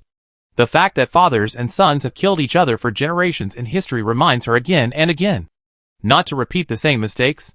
Why does she think she is special? Why does she think that those deposed princes did not have the warmth between father and son? But everything is not worth mentioning under the oppression of power. I can't stay with Your Highness for too long. Your Highness, even if you lose your reputation, you will still have many flirts. I won't be able to marry a wife if I lose my reputation. I'll take my leave first. Bei Jingchu. No, wait a minute, explain. Why do you really say that she is like a scumbag? Chang Tingy returned to his elders and bowed respectfully. Uncle, what did you talk about with the prince just now? I bumped into him, just a visit. Uncle Chang nodded, without much doubt. After all, their aristocratic family is the most polite, and they can't just turn around and leave when they run into the prince. Of course, it's impossible to pay a special visit. The serious old man smiled when Bei Jingyu came over, and the wrinkles on his face could kill a mosquito. The opening banquet of the Qin Palace ended in a lively atmosphere. Bei Jingyu, the host, was drunk and carried back. On the carriage back to the palace, Bei Yanyu crawled up, like a little mouse stealing oil. Bei Jingchu's arm sank, and there was a little princess hanging on it as a pendant. Bei Yanyu was depressed. Sister, do you have a conflict with Xiao San? Bei Jingchu touched her head and explained, It's not a conflict, but a dispute. The most slow-witted and optimistic Princess Xiangru also noticed that something was wrong between the siblings. Bei Jingchu asked her, If we fight, who will Yanyu support? Bei Yanyu frowned, as if she was in pain. Choosing a sister or a brother, for her, is as difficult as whether she likes her father more or her mother more. She rested her chin on Bei Jingchu's arm, raised her head and asked, Can't we solve it properly? Do we have to fight? Chapter 428. The Fourth Princess. Bei Jingchu smiled helplessly. I don't know. I don't want to fight. I mean, what if? Bei Yanyu pulled her arm and shook it. I don't want you to fight. Bei Jingchu sighed. I don't want us to fight either. But that person wants to. She still couldn't figure out what he wanted to do. Why did he mess up a good and harmonious situation? If Yura was really killed by her, would he be happy? Whether it was against Bei Jingyu or any of her brothers and sisters, Bei Jingchu didn't think she would lose. She was only worried about the other party's safety and future, because he was not only her opponent, but also her brother. After returning to the palace, Bei Yanyu called the fourth princess back to Wandai Palace. After moving to the new capital, the princess's residence, under Bei Jingchu's suggestion, was changed from Princess Palace to Wandai Palace. Qianqiu Wandai corresponds to the Princess Qianqiu Palace. The fourth princess smiled and refused. Second sister has been pestering the eldest sister for a long time, and it's time for the younger sister to talk to the eldest sister alone in private. Bei Yanyu pouted and was unhappy. Can't you tell me any private things? The fourth princess replied, When you talked with my elder sister, I didn't interrupt or eavesdrop. Seeing that she was still reluctant, the fourth princess said helplessly, Don't worry. I won't say bad things about you. After finally sending Bai Yinyu away, the two sisters were left after returning to the East Palace. The fourth princess has been a well-behaved and quiet person since she was a child. Not as noisy as Bai Yinyu. Bai Jingqiu noticed it, and was worried that her sister would be bullied because of her good temper. After finding out that she was simple and quiet, and not submissive, she felt relieved. After dismissing the servants, the fourth princess came straight to the point. Although I don't know why I suddenly lost his mind. But if my elder sister has any instructions for me to do, I will go through fire and water for you. Bai Jingqiu was stunned for a moment. She didn't expect that the fourth sister, who was always obedient and cute, would say that Ice mind was broken right away. After being stunned for a while, she asked curiously, Since you can understand the situation in front of you, you should know that it is right to protect yourself. As long as you don't interfere. No matter who wins or loses. You are a noble princess. The fourth princess said disdainfully. The difference between princesses is greater than that between princesses and dogs. The soft little ball showed a hint of arrogance belonging to a royal princess. Because I hope my eldest sister wins. My elder sister's good deeds for the country and the people, I don't really feel anything. But apart from other things, I know that it was from my elder sister that the princess's salary became equal to that of the prince, and I was able to enjoy the same treatment as my brothers. She frowned her tender eyebrows, and stretched out her hand to indicate a number. I don't understand. We are all born of the same father. Why does the princess have only 300 households, but the prince has 800 households? She turned her eyes back to Bai Jingqiu's face. If the eldest sister wins, the sisters will open their houses and surrender in the future. I believe that. The princess will not be worse than the prince, right? Bai Jingqiu seemed to have never known her quiet and gentle sister. She nodded with a smile. Of course. The fourth princess raised her chin slightly. I dare not think that if the eldest sister really loses, the princess's status will return to the past overnight, and the prince consorts will abuse the princesses. I might as well be liquidated with the eldest sister. There is no point in living anyway. Bai Jingqiu was very surprised by her revealed nature. In the past, you would hide in your own palace whenever you had time, not caring about worldly affairs. Sister, you don't know you have such ambitions. Speaking of this, the fourth princess got angry. In the past, my elder sister had a stable position, I was useless, and I was happy to be idle, waiting to grow up and start a family. Since father has lost his mind, as a child, we should help him share his worries. Chapter 429, Sedan Chair. Bai Jingqiu said seriously, Sister will not disappoint you. Because Bai Jingqiu moved his residence outside the palace, he did not have to pay respects to the Queen Mother every day. When he came to the palace to pay respects, the Queen Mother seemed to be in better spirits. Being the eldest sister and the crown prince, Bai Jingqiu's seat was undoubtedly in front of all the heirs. Today, the Queen Mother spoke softly, Sure, please make way. Bai Jingqiu showed a puzzled look, having a subtle premonition. Sure enough, she heard the Queen Mother explain, I haven't seen you for a long time, let him sit closer. Bai Jingqiu's heart sank, and she turned to look at Bai Jingyu. The third prince stretched out his hands slightly, as if he wanted to wave his hands. But he didn't dare. He was so confused that he didn't know what to do. The fourth princess spoke up, Grandmother. Bai Jingqiu nodded directly to Aunt Hui. Aunt, please add a chair next to Grandmother. I'm still far away from Grandmother. I can't see her enough. She turned to the third prince and ordered, If you don't have anything important to do, stay in Renshou Hall with Grandmother and chat with her after the court is dismissed. Yes, elder sister. After leaving, Changyan, who had witnessed everything at the door of the hall, was very upset. The Queen Mother used to love your highness the most. Forget about others, but is your own grandmother going to take advantage of your misfortune? Bai Jingqiu was also surprised by what happened today. She used to think so too. She looked calm, but she had already thought a lot in her heart. Looking back on the little things they had known since childhood, when she left, she had figured it out. She didn't know whether she was answering Changyan or herself. What's wrong with your own grandmother? Granddaughter to her is just her son's daughter. For a mother, children are definitely more important than grandchildren. Whoever her father likes, she will also like. Bai Jingqiu walked in front with her hands folded, and Hao Yu had heard her voice coming. It's not that my mother doesn't love me anymore, but she values me and you equally. The morning light was dim, and it was time for her to go to court. She was holding her breath today, and her pace was faster than usual, and she came across a sedan chair on the road. She was surprised. Except the emperor, no one else was allowed to ride a sedan chair when attending court, and the emperor's sedan chair was also different in specifications. She looked up, and Bei Jingyu was looking down at her, but he greeted her awkwardly, eldest sister. He suddenly became restless, as if there were nails growing on his butt. Bei Jingyu reminded, sit tight. Be careful not to fall. Bei Jingyu did not move, and sat down obediently. He stretched out his hand and said, eldest sister. Go first. Bei Jingyu said nothing more, and continued to walk towards the gate of Liangyi Hall. After walking a distance, Bei Jingyu ordered the sedan chair to continue moving forward. The court meeting ended early today.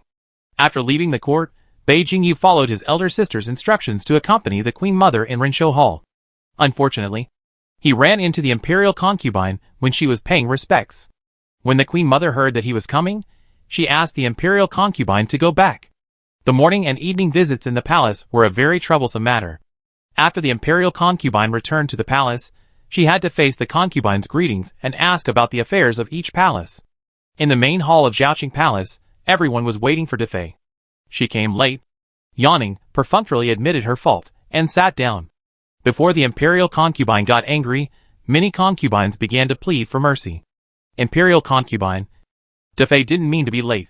We haven't left yet, so it's not too late for her to come. Let's forget about it today. The imperial concubine glared at her. The palace rules cannot be violated.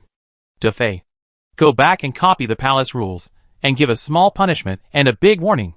Chapter 430. A poor man plotting his way out. Defei lazily bowed. Yes. After the crowd dispersed, Gongsun Jiaoyi came to Defei and smiled flatteringly. Your Highness is too fussy. You asked my sister to copy books for such a small matter. Let me share the burden of copying palace rules for my sister. Your delicate hands are really a waste of talent to copy books. She looked at Defei's short and thick fingers, and said this without blushing or beating her heart. Defei didn't know anything about her hands, and proudly raised the armor on her little finger. She glanced at Gongsun Jiaoyi and nodded proudly. Okay. Thank you. Gongsun Jiaoyi took the opportunity to talk to Defei for a long time, and coaxed her to be comfortable before leaving, and then went back to the palace to copy the palace rules for her. In Zhaoqing Palace, Xianfei was not in a hurry to leave after the party was over. She ate and drank every day before returning to her palace. She rubbed her shoulders that were sore after practicing sword with one hand, and advised, every time you punish Defei, the handwriting you hand in is different. You see, she still does her own thing.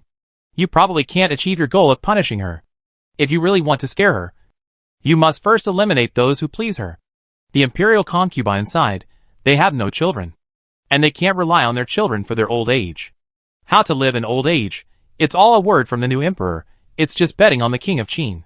Alas, they are all poor people who are just playing their own way out. If Defei makes a mistake, I will punish her. This is the palace rule. She rubbed her temple and said, as for the rest, as long as they don't hinder my management of palace affairs, let them do it. The virtuous concubine looked at her steadily, and the corners of the serious beauty's mouth curled up slightly, and said inexplicably, no wonder Chuer gets along with you. They are all people who can sympathize with others' difficulties. In the East Palace, Bei Jingqiu encountered another urgent matter after leaving the court. Changyan reported, Your Highness. In Wanyuan, the military equipment supervisor Zhou Huanjiu wants to ask the imperial physician for treatment, and urgently needs your transfer order. Important officials, like Zhou Huanjiu, can pass a sign to ask the imperial physician in the palace to see him. However, only ordinary imperial physicians can be invited. Higher-level imperial physicians, such as Bei Jingqiu or the imperial concubine, can be transferred. Zhou Huanjiu came to her for help, so he must have a serious illness. Bei Jingqiu became nervous. Jiujiu is sick? Changyan shook her head and said, It's Zhou Jianqing's mother. Bei Jingqiu relaxed. Although Lin Yangzi was in trouble, Jiujiu felt bad. But for Bei Jingqiu, the closeness of the relationship was more acceptable than Jiujiu's own accident. She ordered 2 imperial doctors to go to Wanyuan for treatment, and packed up and went. The emperor didn't assign her any work, and she didn't have to help him review memorials. Bei Jingqiu didn't have any urgent matters on hand. When she arrived at Wanyuan, Zhou Huanjiu came out to greet her. Her face was very haggard. She apologized. How did I alarm you? It's enough to ask the imperial doctor to come. Bei Jingqiu followed her in and said casually, I'm free. I heard that you were in trouble. So of course I came to see you. Zhou Huanjiu took her to the guest room. And when he talked about Lin Yang's illness this time, he said worriedly, the imperial doctor who came before said that there was no way to save her. Otherwise I wouldn't have bothered you. She couldn't help but redden her eyes. People are so fragile. Some minor illnesses or disasters can take away their lives. If my mother dies, I will be the only one left in the whole Wanyuan. Bei Jingqiu could only comfort her. The chief imperial physician's medical skills are much deeper than those of ordinary imperial physicians. Maybe it's not that serious. Chapter 431. No mourning clothes for mother. After the imperial physician made the diagnosis, he came to report to Bei Jingqiu. They bowed and pleaded guilty, Your Highness. Please forgive us. We are powerless. Soon, the mourning garden was covered with mourning clothes. Zhou Huanjiu put on mourning clothes to hold a funeral for his mother. It was a heavy time. Zhou Yu, who had not been seen for a long time, appeared again like an invisible man. Zhou Huanjiu did not want to see him. But she was the only one left in the huge mourning garden. The mother who had been dependent on each other passed away. The loneliness in her heart reached its peak. She felt like a broken piece was missing, and could not fill the huge void. If it weren't for the friends and colleagues who came to pay their respects to comfort her, Zhou Huanjiu didn't know if she would collapse. When Zhou Yu came, she felt the few remaining feelings of father and daughter. She wanted to see a relative. So she let Zhou Yu in. She thought, no matter how vicious a person was, facing the bones of the deceased, he should have some kindness. Maybe he also came to mourn his wife, who had slept in the same bed with him. As a result, the first thing he said when he came in was to accuse in front of all the guests, Chiu. According to the rules, you can't mourn for your mother. Zhou Huanjiu looked at the man in front of him angrily. It is true that good people don't live long, and evil will last for thousands of years. How come it was her mother who met with an accident, and not this disgusting biological father? Zhou Yu turned a blind eye to the white banner in front of him, and was even complacent, as if he had finally got a handle on Zhou Huanjiu. This sounded so absurd. But Zhou Yu produced his evidence. The Book of Rites says in the chapter on mourning, the father's descendants do not need to mourn for the mother who is divorced. Children shall not mourn for their mothers who have been divorced by their fathers. Of course, you call it a divorce. But it is not important. You are still studying at the Hongan Academy. You didn't return everything to the teacher. Did you? Zhou Huanjiu's voice was hoarse. And he didn't know how to refute.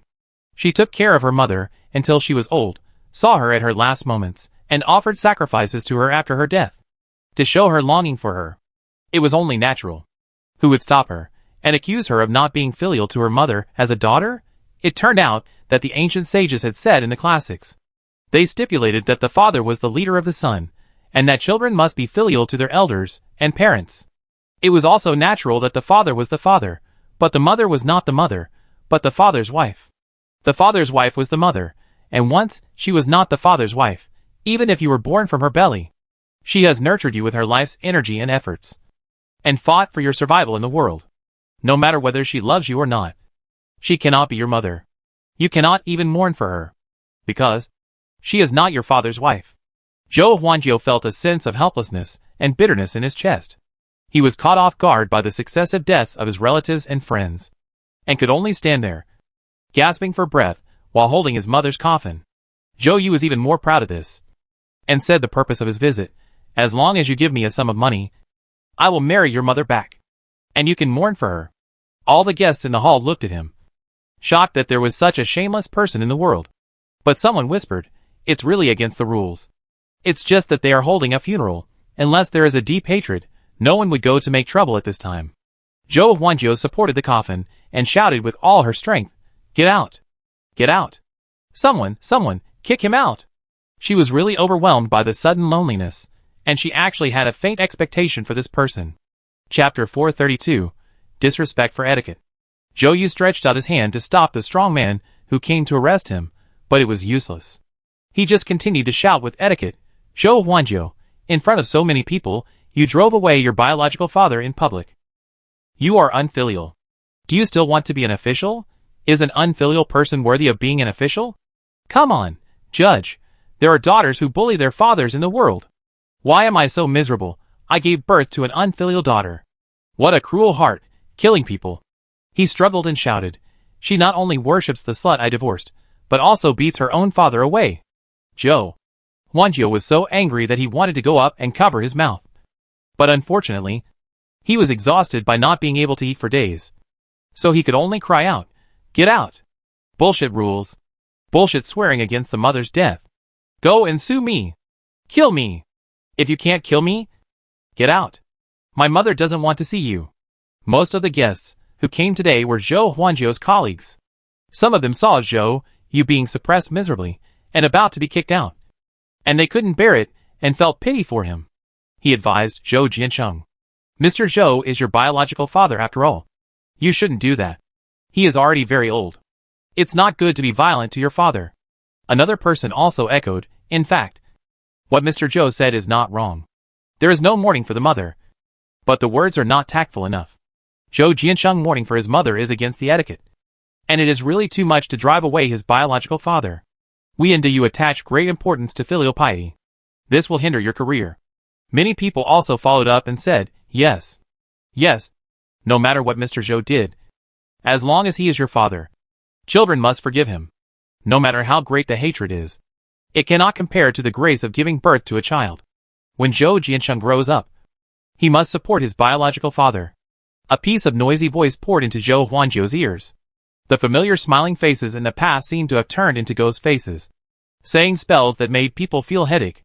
In the past, when Zhou Yu came to Wan Yuan to make trouble, only she and her mother were there, and they easily threw him out. This was the first time he successfully made trouble in public, and it was successful in one fell swoop. Zhou Huanjiu's mind was in a mess. Why? These people were her colleagues, and her acquaintances. Why did an unfamiliar old man appear in front of them, saying to be her father? Then, no matter what he did that angered the heavens and the people, they would help him blame her. She was unfilial, disrespectful of etiquette and law, disrespectful of elders, and worshipping her mother. She seemed to have committed a heinous crime. Why? Someone stood beside her. It was Yin Chu. The ignorant boy who used to like to bully her looked at her with worried eyes. He said, "Just pretend first, and get through this. It won't be too late to deal with him after everyone leaves." He finally matured, learned to be patient, and advised her to be patient. He said, "Don't go against etiquette and law. You still have a bright career ahead of you." Amid the noise of everyone talking, she heard, "His Royal Highness the Crown Prince has arrived." The pointing and talking suddenly became quiet, and turned into a unison of salutes. There was a chaos in front of him. The strong man who was holding Zhou Yu was unable to use force because of the ceremony, so he broke free. But after breaking free, Zhou Yu also leaned down like the others. Seeing him, Bei Jingchu knew that today's funeral was not peaceful. No one can be loved by everyone, but some people can be hated by everyone. Chapter 433 Lead by Example. Why entertain noisy guests in the mourning hall? Get them out. Don't disturb the peace of the deceased. Bei Jingchu pinched her eyebrows impatiently. Zhou Yu, who was shouting just now, didn't even dare to fart. Although Bei Jingchu can be regarded as his niece and granddaughter, she is a junior. Zhou Yu didn't dare to really treat her as a junior now, just like he didn't dare to act like an uncle in front of the emperor, as if he was afraid that he would not die quickly enough. And the guests around didn't dare to complain about her orders. All the disturbances disappeared without a trace the moment she arrived. Although there were rumors that the emperor was dissatisfied with the prince. The prince had been in the court for many years, and was already very powerful. The prince's party was everywhere in the court. There were not many people who could shout at her when she was in trouble. At least none of you present. Even if they discussed the trends in the court and favored the king of Qin or the noble families, they only dared to make small moves behind the scenes. As long as they were in front of Bei Jingchu, no one dared to spit out a word of no. Even the emperor, if he was really dissatisfied with Bei Jingchu, would not dare to easily depose the prince. Zhou Yu was dragged away quietly, and the mourning hall returned to its solemn appearance. Bei Jingchu saw Zhou Huanjiu's red eyes, and thought that she was just heartbroken for her mother's death. So she went over to pat her shoulder, and did not comfort her in vain. If she were the emperor lying in the coffin, who would persuade him to mourn? Bei Jingchu would think that the other party would be easy to talk without any pain. Bei Huan, who came to pay tribute, also imitated her and patted her. Although Zhou Huanjiu tried her best to endure, a hint of tears leaked out of her voice. "Thank you. Thank you. Thank you. Your Highness. What happened just now?" She asked Yin Chu, who was not far away. Yin Chu told everything in detail, without exaggerating, and just the retelling of the facts made people's blood pressure soar. Bei Jingchu sneered and comforted Zhou Huanjiu. Don't listen to his nonsense. You should bow when you should bow. And you should guard when you should guard. As soon as she spoke, the guests dared not say a word. Some even changed their words and praised, Zhou Jiancheng is pure and filial. And he will definitely move the heavens. The old lady will be very pleased if she is in heaven. They seemed to be awakened.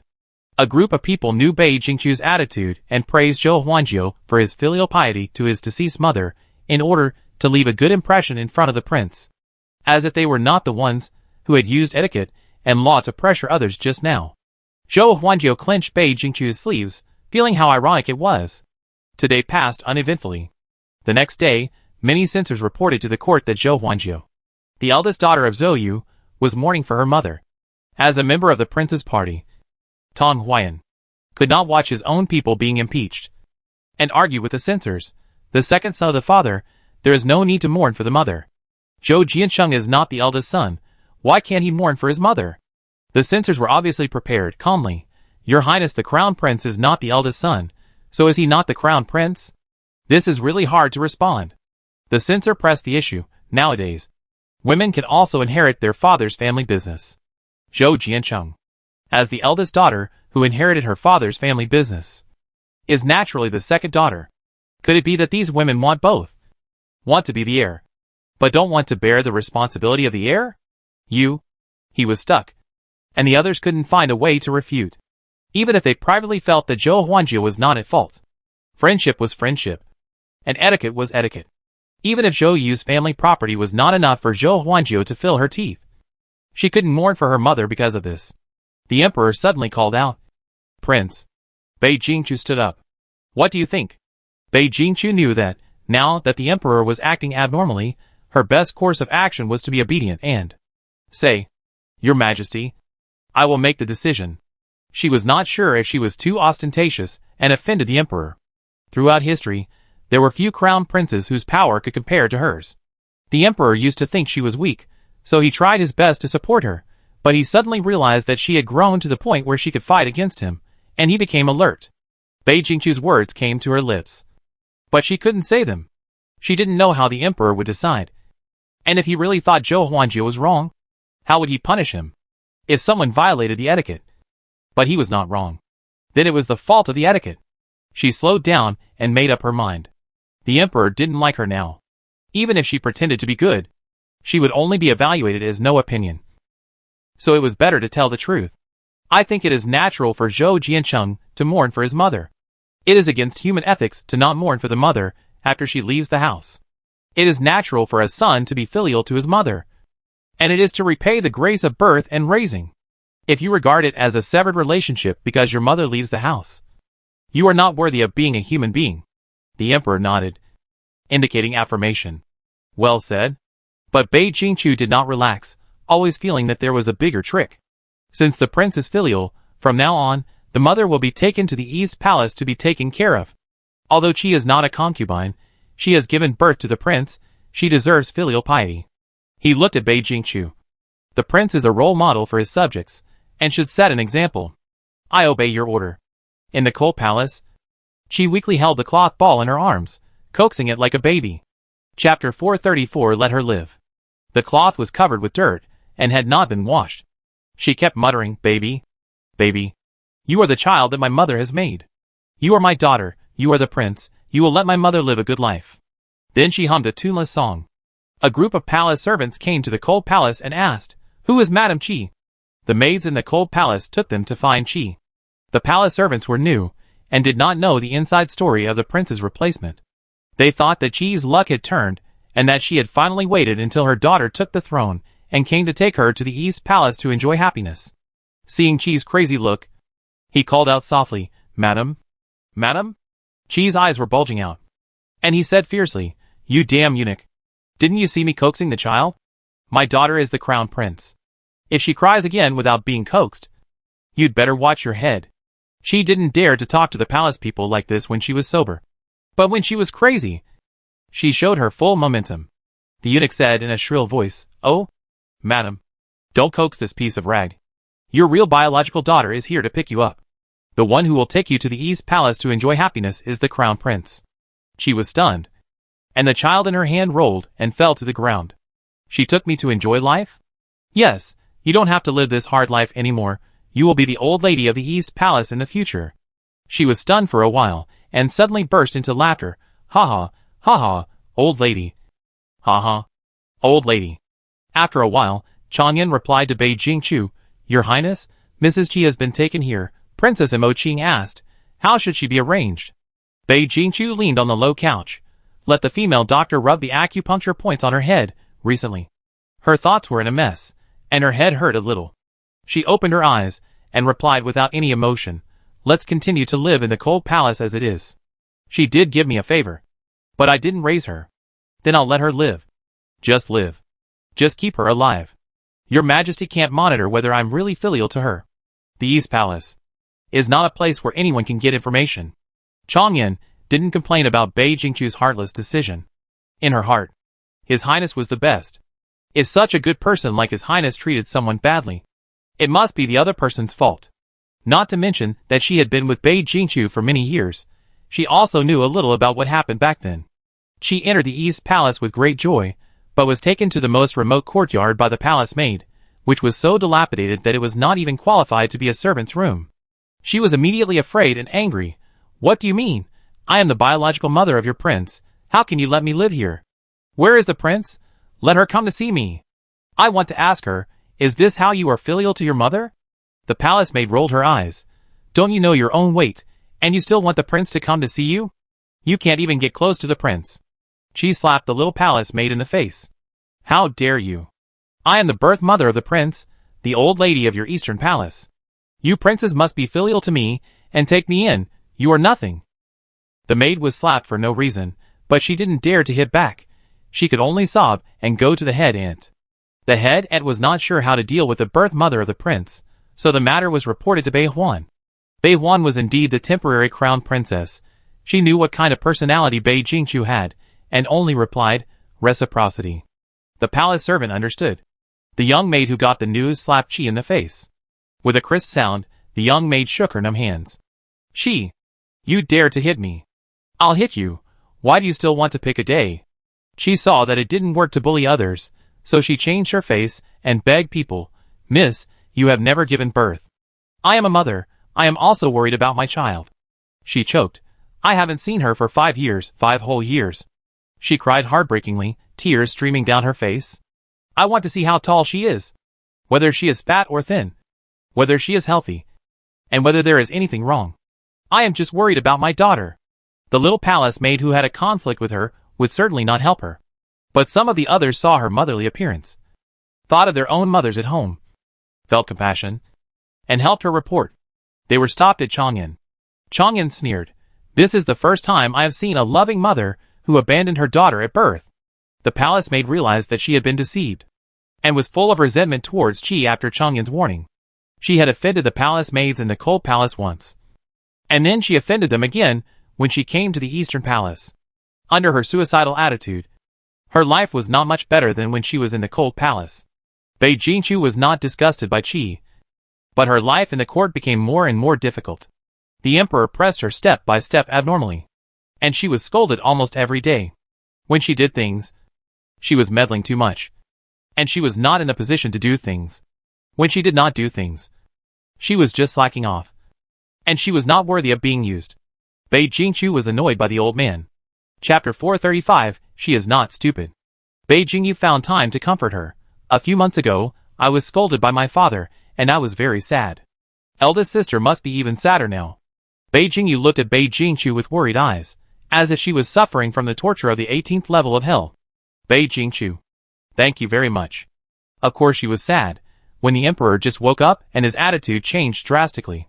Now she is numb, and all that is left is annoyance. The emperor's attitude was clear. She was not allowed to interfere too much in government affairs. She could only do the duties of the crown prince. However, the crown prince was a king in reserve. His duties were to gain experience and assist the emperor in handling state affairs. The emperor did not allow her to interfere, which was obviously to hollow out her power step by step. Recently, Another imperial decree was issued to grant marriage, bypassing the eldest daughter, who was not yet engaged, and granting Chang's daughter to be the princess of Qin. Defei was ecstatic when she received the news of the marriage. Now, Chang would definitely help her year to ascend the throne with all her strength, so that their daughter could sit on the position of queen. She immediately ordered a good meal to celebrate, as if she saw the throne of the queen mother waiting to her. In addition to concubine De, another person in the palace, who was happy to see the king of Qin ascend to the throne, was Yang Kaine. The Yang family was destroyed because of the poisoning of Bai Jingqiu more than 10 years ago. She herself saved her life by relying on Bai Yanyu, and the prince, who died young. Seeing the enemy grow stronger and stronger, she could only endure. After enduring for more than 10 years, she could either let it go or suppress it in her heart and explode in one day. Unfortunately, Yang Kaine was neither of them. Her only support was Bai Yanyu's mother. All she could do was to chirp in Bai Yanyu's ear like she did back then. When she was little, Bai Yanyu was a child who believed everything she heard. When someone instigated her, she would go to her elder sister and the emperor to make trouble, and then get beaten. Now Bai Yanyu is grown up, but Yang Kaine still tells her the truth of the past, just like she did more than 10 years ago. Yanyu, do you know that your elder sister is the enemy who killed your maternal grandfather's family? Your maternal grandfather's family is watching you in heaven. Since Bai Jingqiu is no longer the crown prince that your father wants, you should not get too close to her. If necessary, go with the flow and help your maternal grandfather's family and your mother to get revenge. Bai Yanyu stared at her with her big eyes, feeling puzzled. She didn't understand where her mother got so much resentment from. She suddenly started talking about it recently. To her, she had never seen her maternal grandparents. Although she didn't know the truth, she had no feelings for them. Bai Jingqiu was her elder sister who had grown up with her. She just felt that her mother had gone crazy. She asked, "Mom, are you possessed? I'll go find a master to exorcise the evil spirit for you." Yang Kaine. She held back her anger and explained. The prince was very powerful in the past, and your father was devoted to training her. There was no place for others to stand out. Mom was also afraid that you would offend her. She didn't want you to bear the grievances of the previous generation. She wanted you to grow up happily, so she didn't tell you that you were carrying a blood feud alone. Although Bai Yanyu was not smart, she had been brainwashed by her elder sister since she was a child, and she was determined to become her elder sister's toy. She has become immune to other people's not-so-clever brainwashing, and automatically awakens the anti-guilt education skills. She scratched her hands and asked in confusion, "Why doesn't mother let me grow up happily now? A person has been carrying a blood feud for more than 10 years. Why don't you continue to carry it? Is it because you are unhappy to see me too happy?" Yang Kaine. She still didn't give up, and tried to continue to persuade her. There was no chance of revenge before, and mother could only hide it from you. Now your father is more interested in the king of Qin. If Bai Jingqiu becomes the deposed prince, we will have a chance to take revenge. Yanyu, when mother and your grandmother attacked Bai Jingqiu, it was also to pave the way for you. You can't be without conscience. She spoke harshly, trying to wake her daughter up. But Bai Yanyu caught the key point. So the grandparents were destroyed because they attacked the eldest sister? Yang Kaine, are you focusing on the wrong thing? Bai Yanyu was very angry. So, the grandparents are not innocent at all. Who can survive if they attack the princess? If the maternal family of Defei attacked me, would mother be willing to watch their family continue to prosper and be rich? Yang Kaine's mouth was dry from talking, but her own daughter's train of thought just didn't match hers. She was furious. How could I give birth to such a heartless thing like you? You can't even tell the difference between relatives and strangers. Bai Yanyu was very confident. In terms of relatives and strangers, sisters are closer. She felt that her mother was unreasonable. Why would she deal with her own sister for a group of strangers she had never met? She was not a fool. Chapter 436 You Can Sleep In. Bai Yanyu was also impatient. Mother, eldest sister never said anything bad about you. Why do you always say bad things about her? If you keep doing this, I'm really going to get angry. Yang Kaine. She was going to get so angry. The dead kid didn't listen to anyone at all. The engagement of the king of Qin made him more closely connected with the nobles, which was undoubtedly a great help to him. Originally, the imperial court should have known the emperor best, but now even Jiang Jixian couldn't figure out his attitude. Since the emperor woke up, his temperament has changed drastically. He was also anxious about the suppression of the prince. After all, his adopted son was an important official of the Eastern Palace. When the prince ascended the throne in the future, he would be able to enjoy his old age in peace. If the prince was purged, his adopted son would be the first to escape. Jiang Zixian was also observing the emperor with concern, hoping that the emperor was just temporarily confused.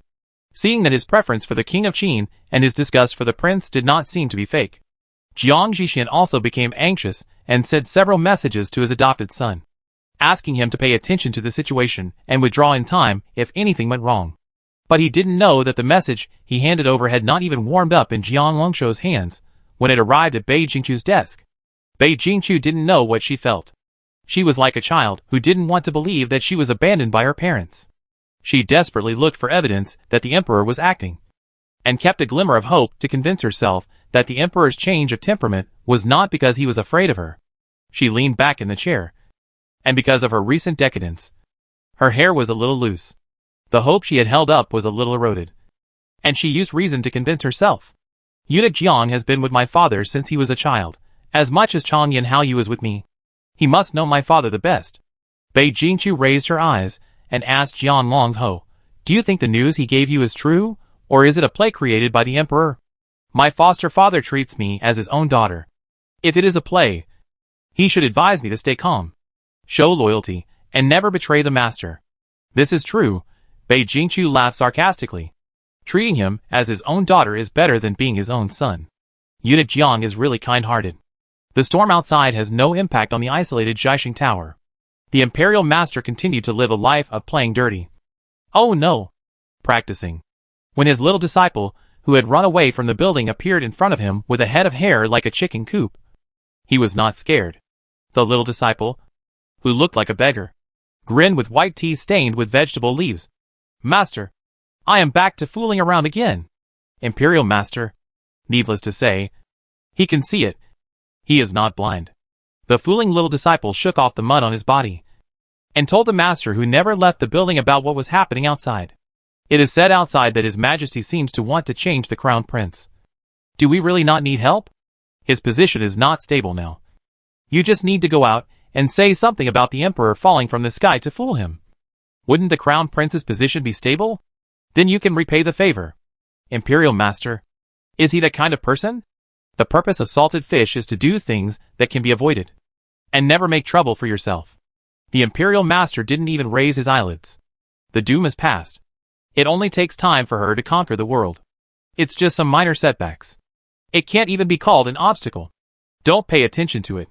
The little disciple felt that his master was too lazy. He wouldn't fight for what he wanted. He emphasized, "But you can repay the favor."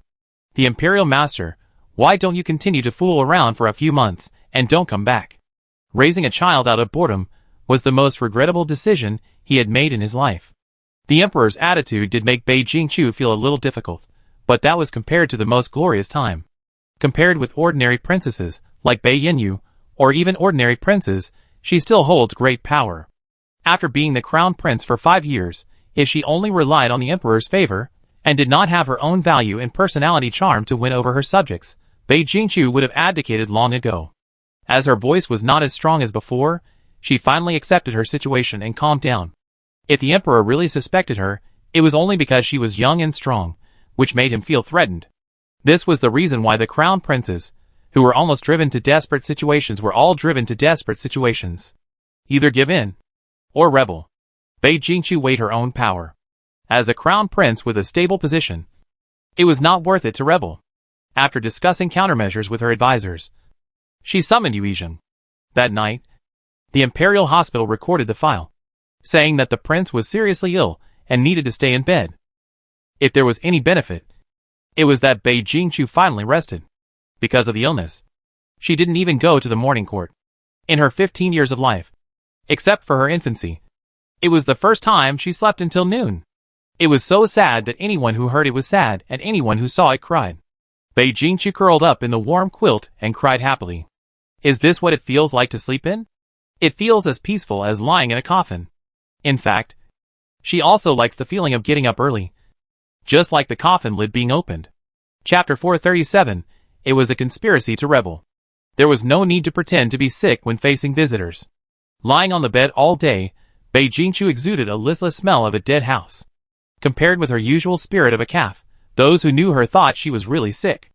After sending away the people sent by the emperor to visit, Bei Jingqiu closed the door and refused visitors on the grounds of rest. Gifts can come in, but people cannot come in. Bei Jingqiu avoided Changyin, combed her hair in the room by herself, and wrote down names one by one. She imprinted the ink on the paper in her heart, wrote it all down, and then threw it into the flame on the candlestick beside her, burning it to ashes with the wind. A few days later, Bei Huan rushed to her with a cold sweat, and asked sternly, "Chu Chu, what do you want to do? Privately make a dragon robe. Are you crazy?" Bei Jingqiu stared into her eyes and smiled. "Isn't it clear what I want to do?" The calm mark at the corner of her mouth frightened Bei Huan. What kind of lunatic did she follow? Bei Huan's little heart beat fast. She was just an accountant. It was too explosive for a little girl like her to play such a big game. Bei Huan's mind was in a mess. Suddenly she knew Bei Jingqiu's idea. And there were too many things in her mind. You, this is a matter of life and death. You are already the crown prince. Even if his majesty is dissatisfied with you now, what can he do to you? Bei Jingqiu still looked weak, leaning on the couch, and said indifferently, "What can I do? Just because I can't do anything for one day, doesn't mean I can't do anything for the rest of my life. It took him 10 years to support me as the crown prince. And it won't take him 10 years to pull me down. The existence of the crown prince is a treason for the emperor. A person who is legitimate, strong, and eyeing his position covetously." Bei Jingqiu pulled the small blanket that slipped off her body, and said indifferently, "Who knows if I will be deposed by him first? Or if he will abdicate first? Have I done so much for Da Yue just to pave the way for others?" Bei Huan also thought about the situation of the Eastern Palace. But everyone preferred a conservative approach, delaying it for a while, and then talking about it when it was really too late. Who knew she would choose to do something directly? Bei Huan's head was about to explode. But, this kind of thing must be kept secret before it is completed. I accidentally found out that you made the dragon robe privately, so let's. Bei Jingqiu stretched out her hand and asked her, "Where is the dragon robe?" Bei Huan, didn't you say that I made the dragon robe privately? Where is the evidence? There is no evidence. It's just a false accusation, cousin. Bei Huan was stunned for a long time, and her back was covered with goosebumps, and she shuddered. You are testing me," Bei Jingqiu said with a smile and a gentle voice. "My cousin also said that we must keep the secret and make sure it is foolproof. I am not testing my cousin alone, but all the allies I have chosen." She stood up and patted Bei Huan's shoulder. "Everyone must be fine in order to save our lives. Right? I am also thinking about my cousin's life and property." Bei Huan's sadness due to not being trusted was wiped out by a few words. Yes, she set this level because she was responsible for everyone's life. If something went wrong among them, everyone would die. Bei Huan didn't know whether she should follow her to do business. If they failed, not only she would die, but also her family far away in Haishu.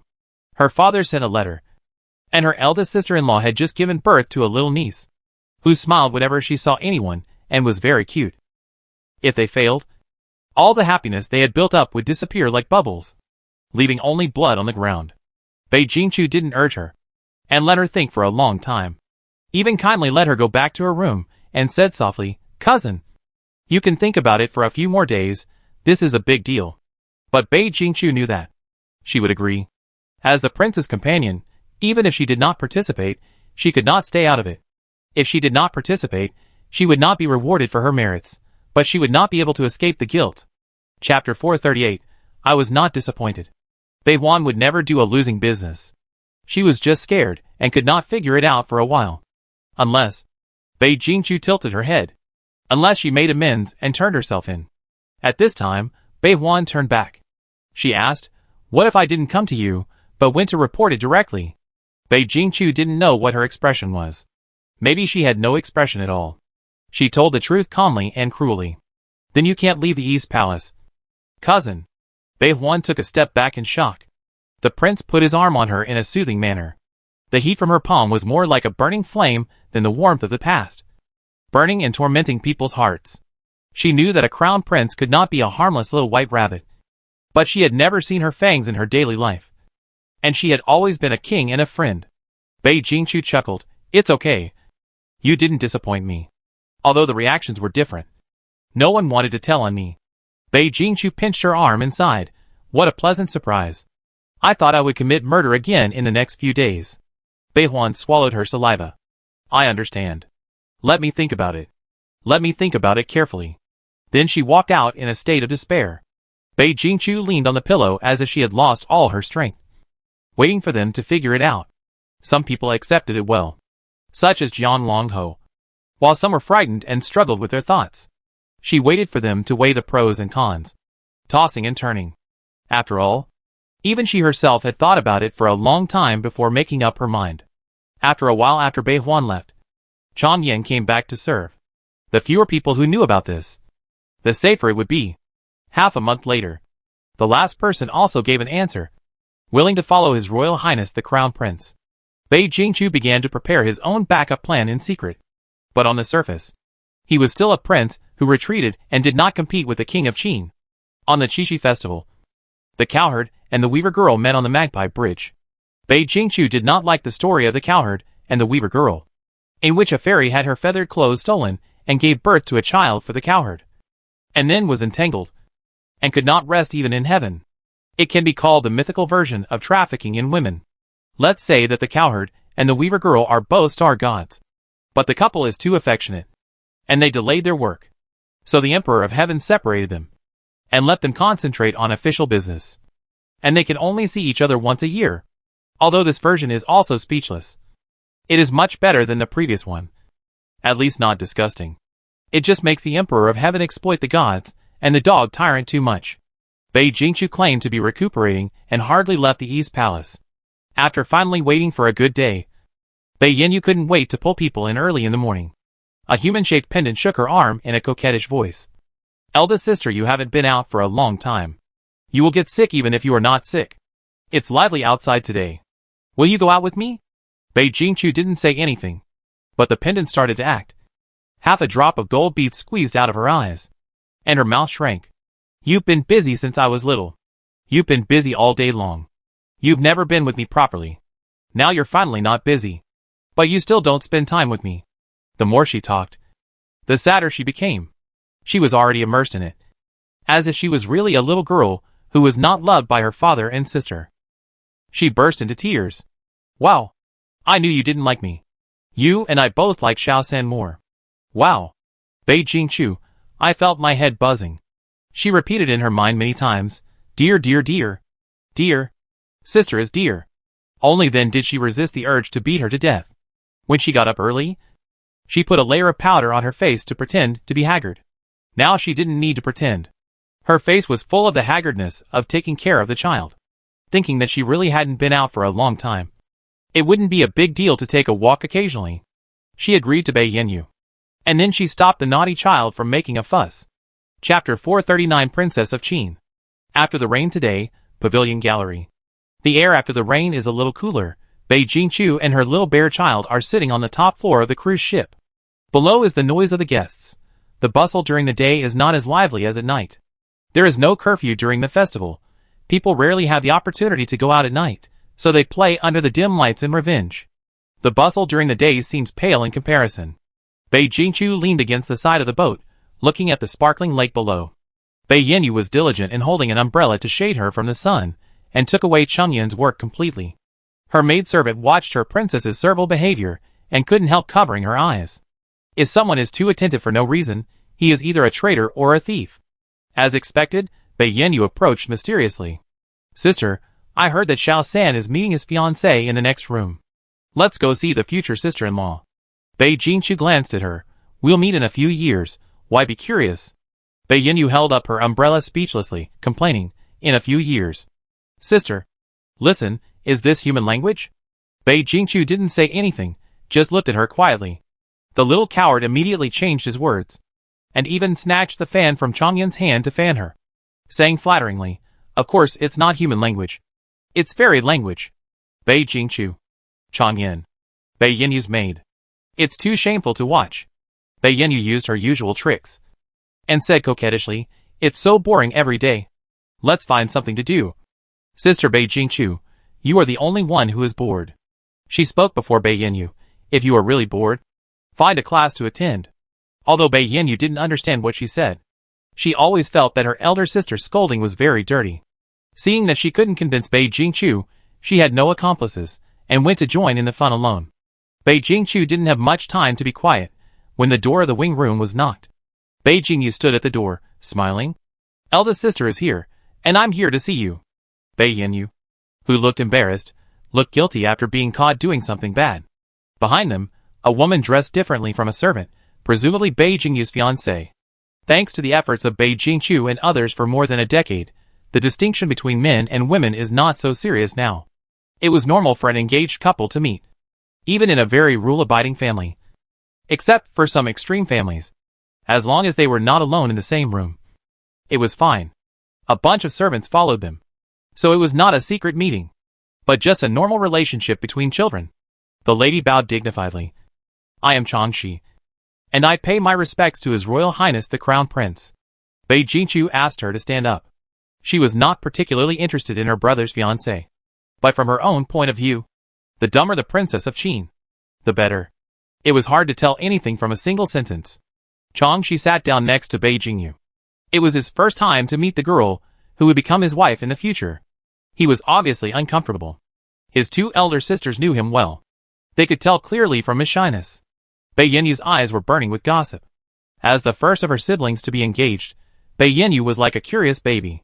She was very fresh about things she had never experienced.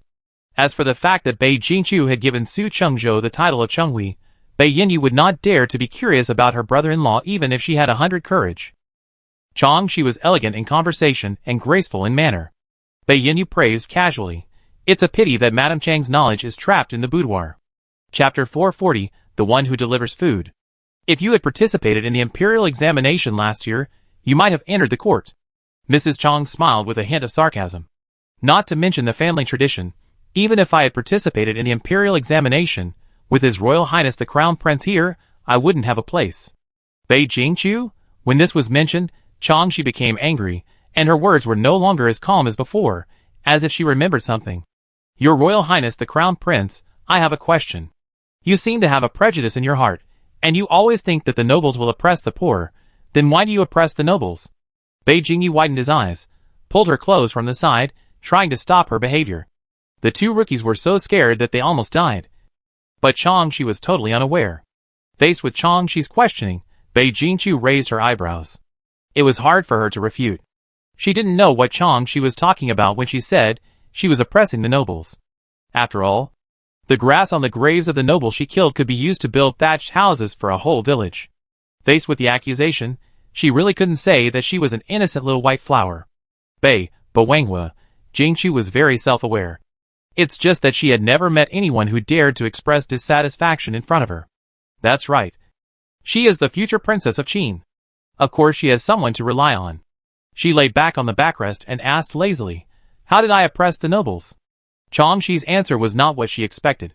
She said, "Your Highness is close to the poor. So he excludes the students from the nobles. Everyone's talents are about the same.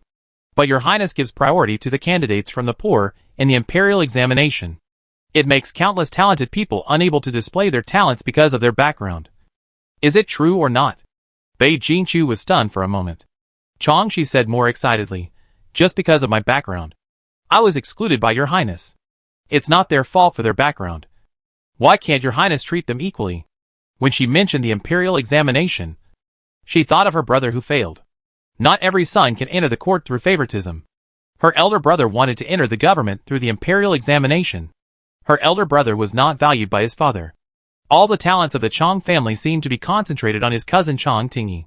He was the object of hatred and jealousy of all the children in the family.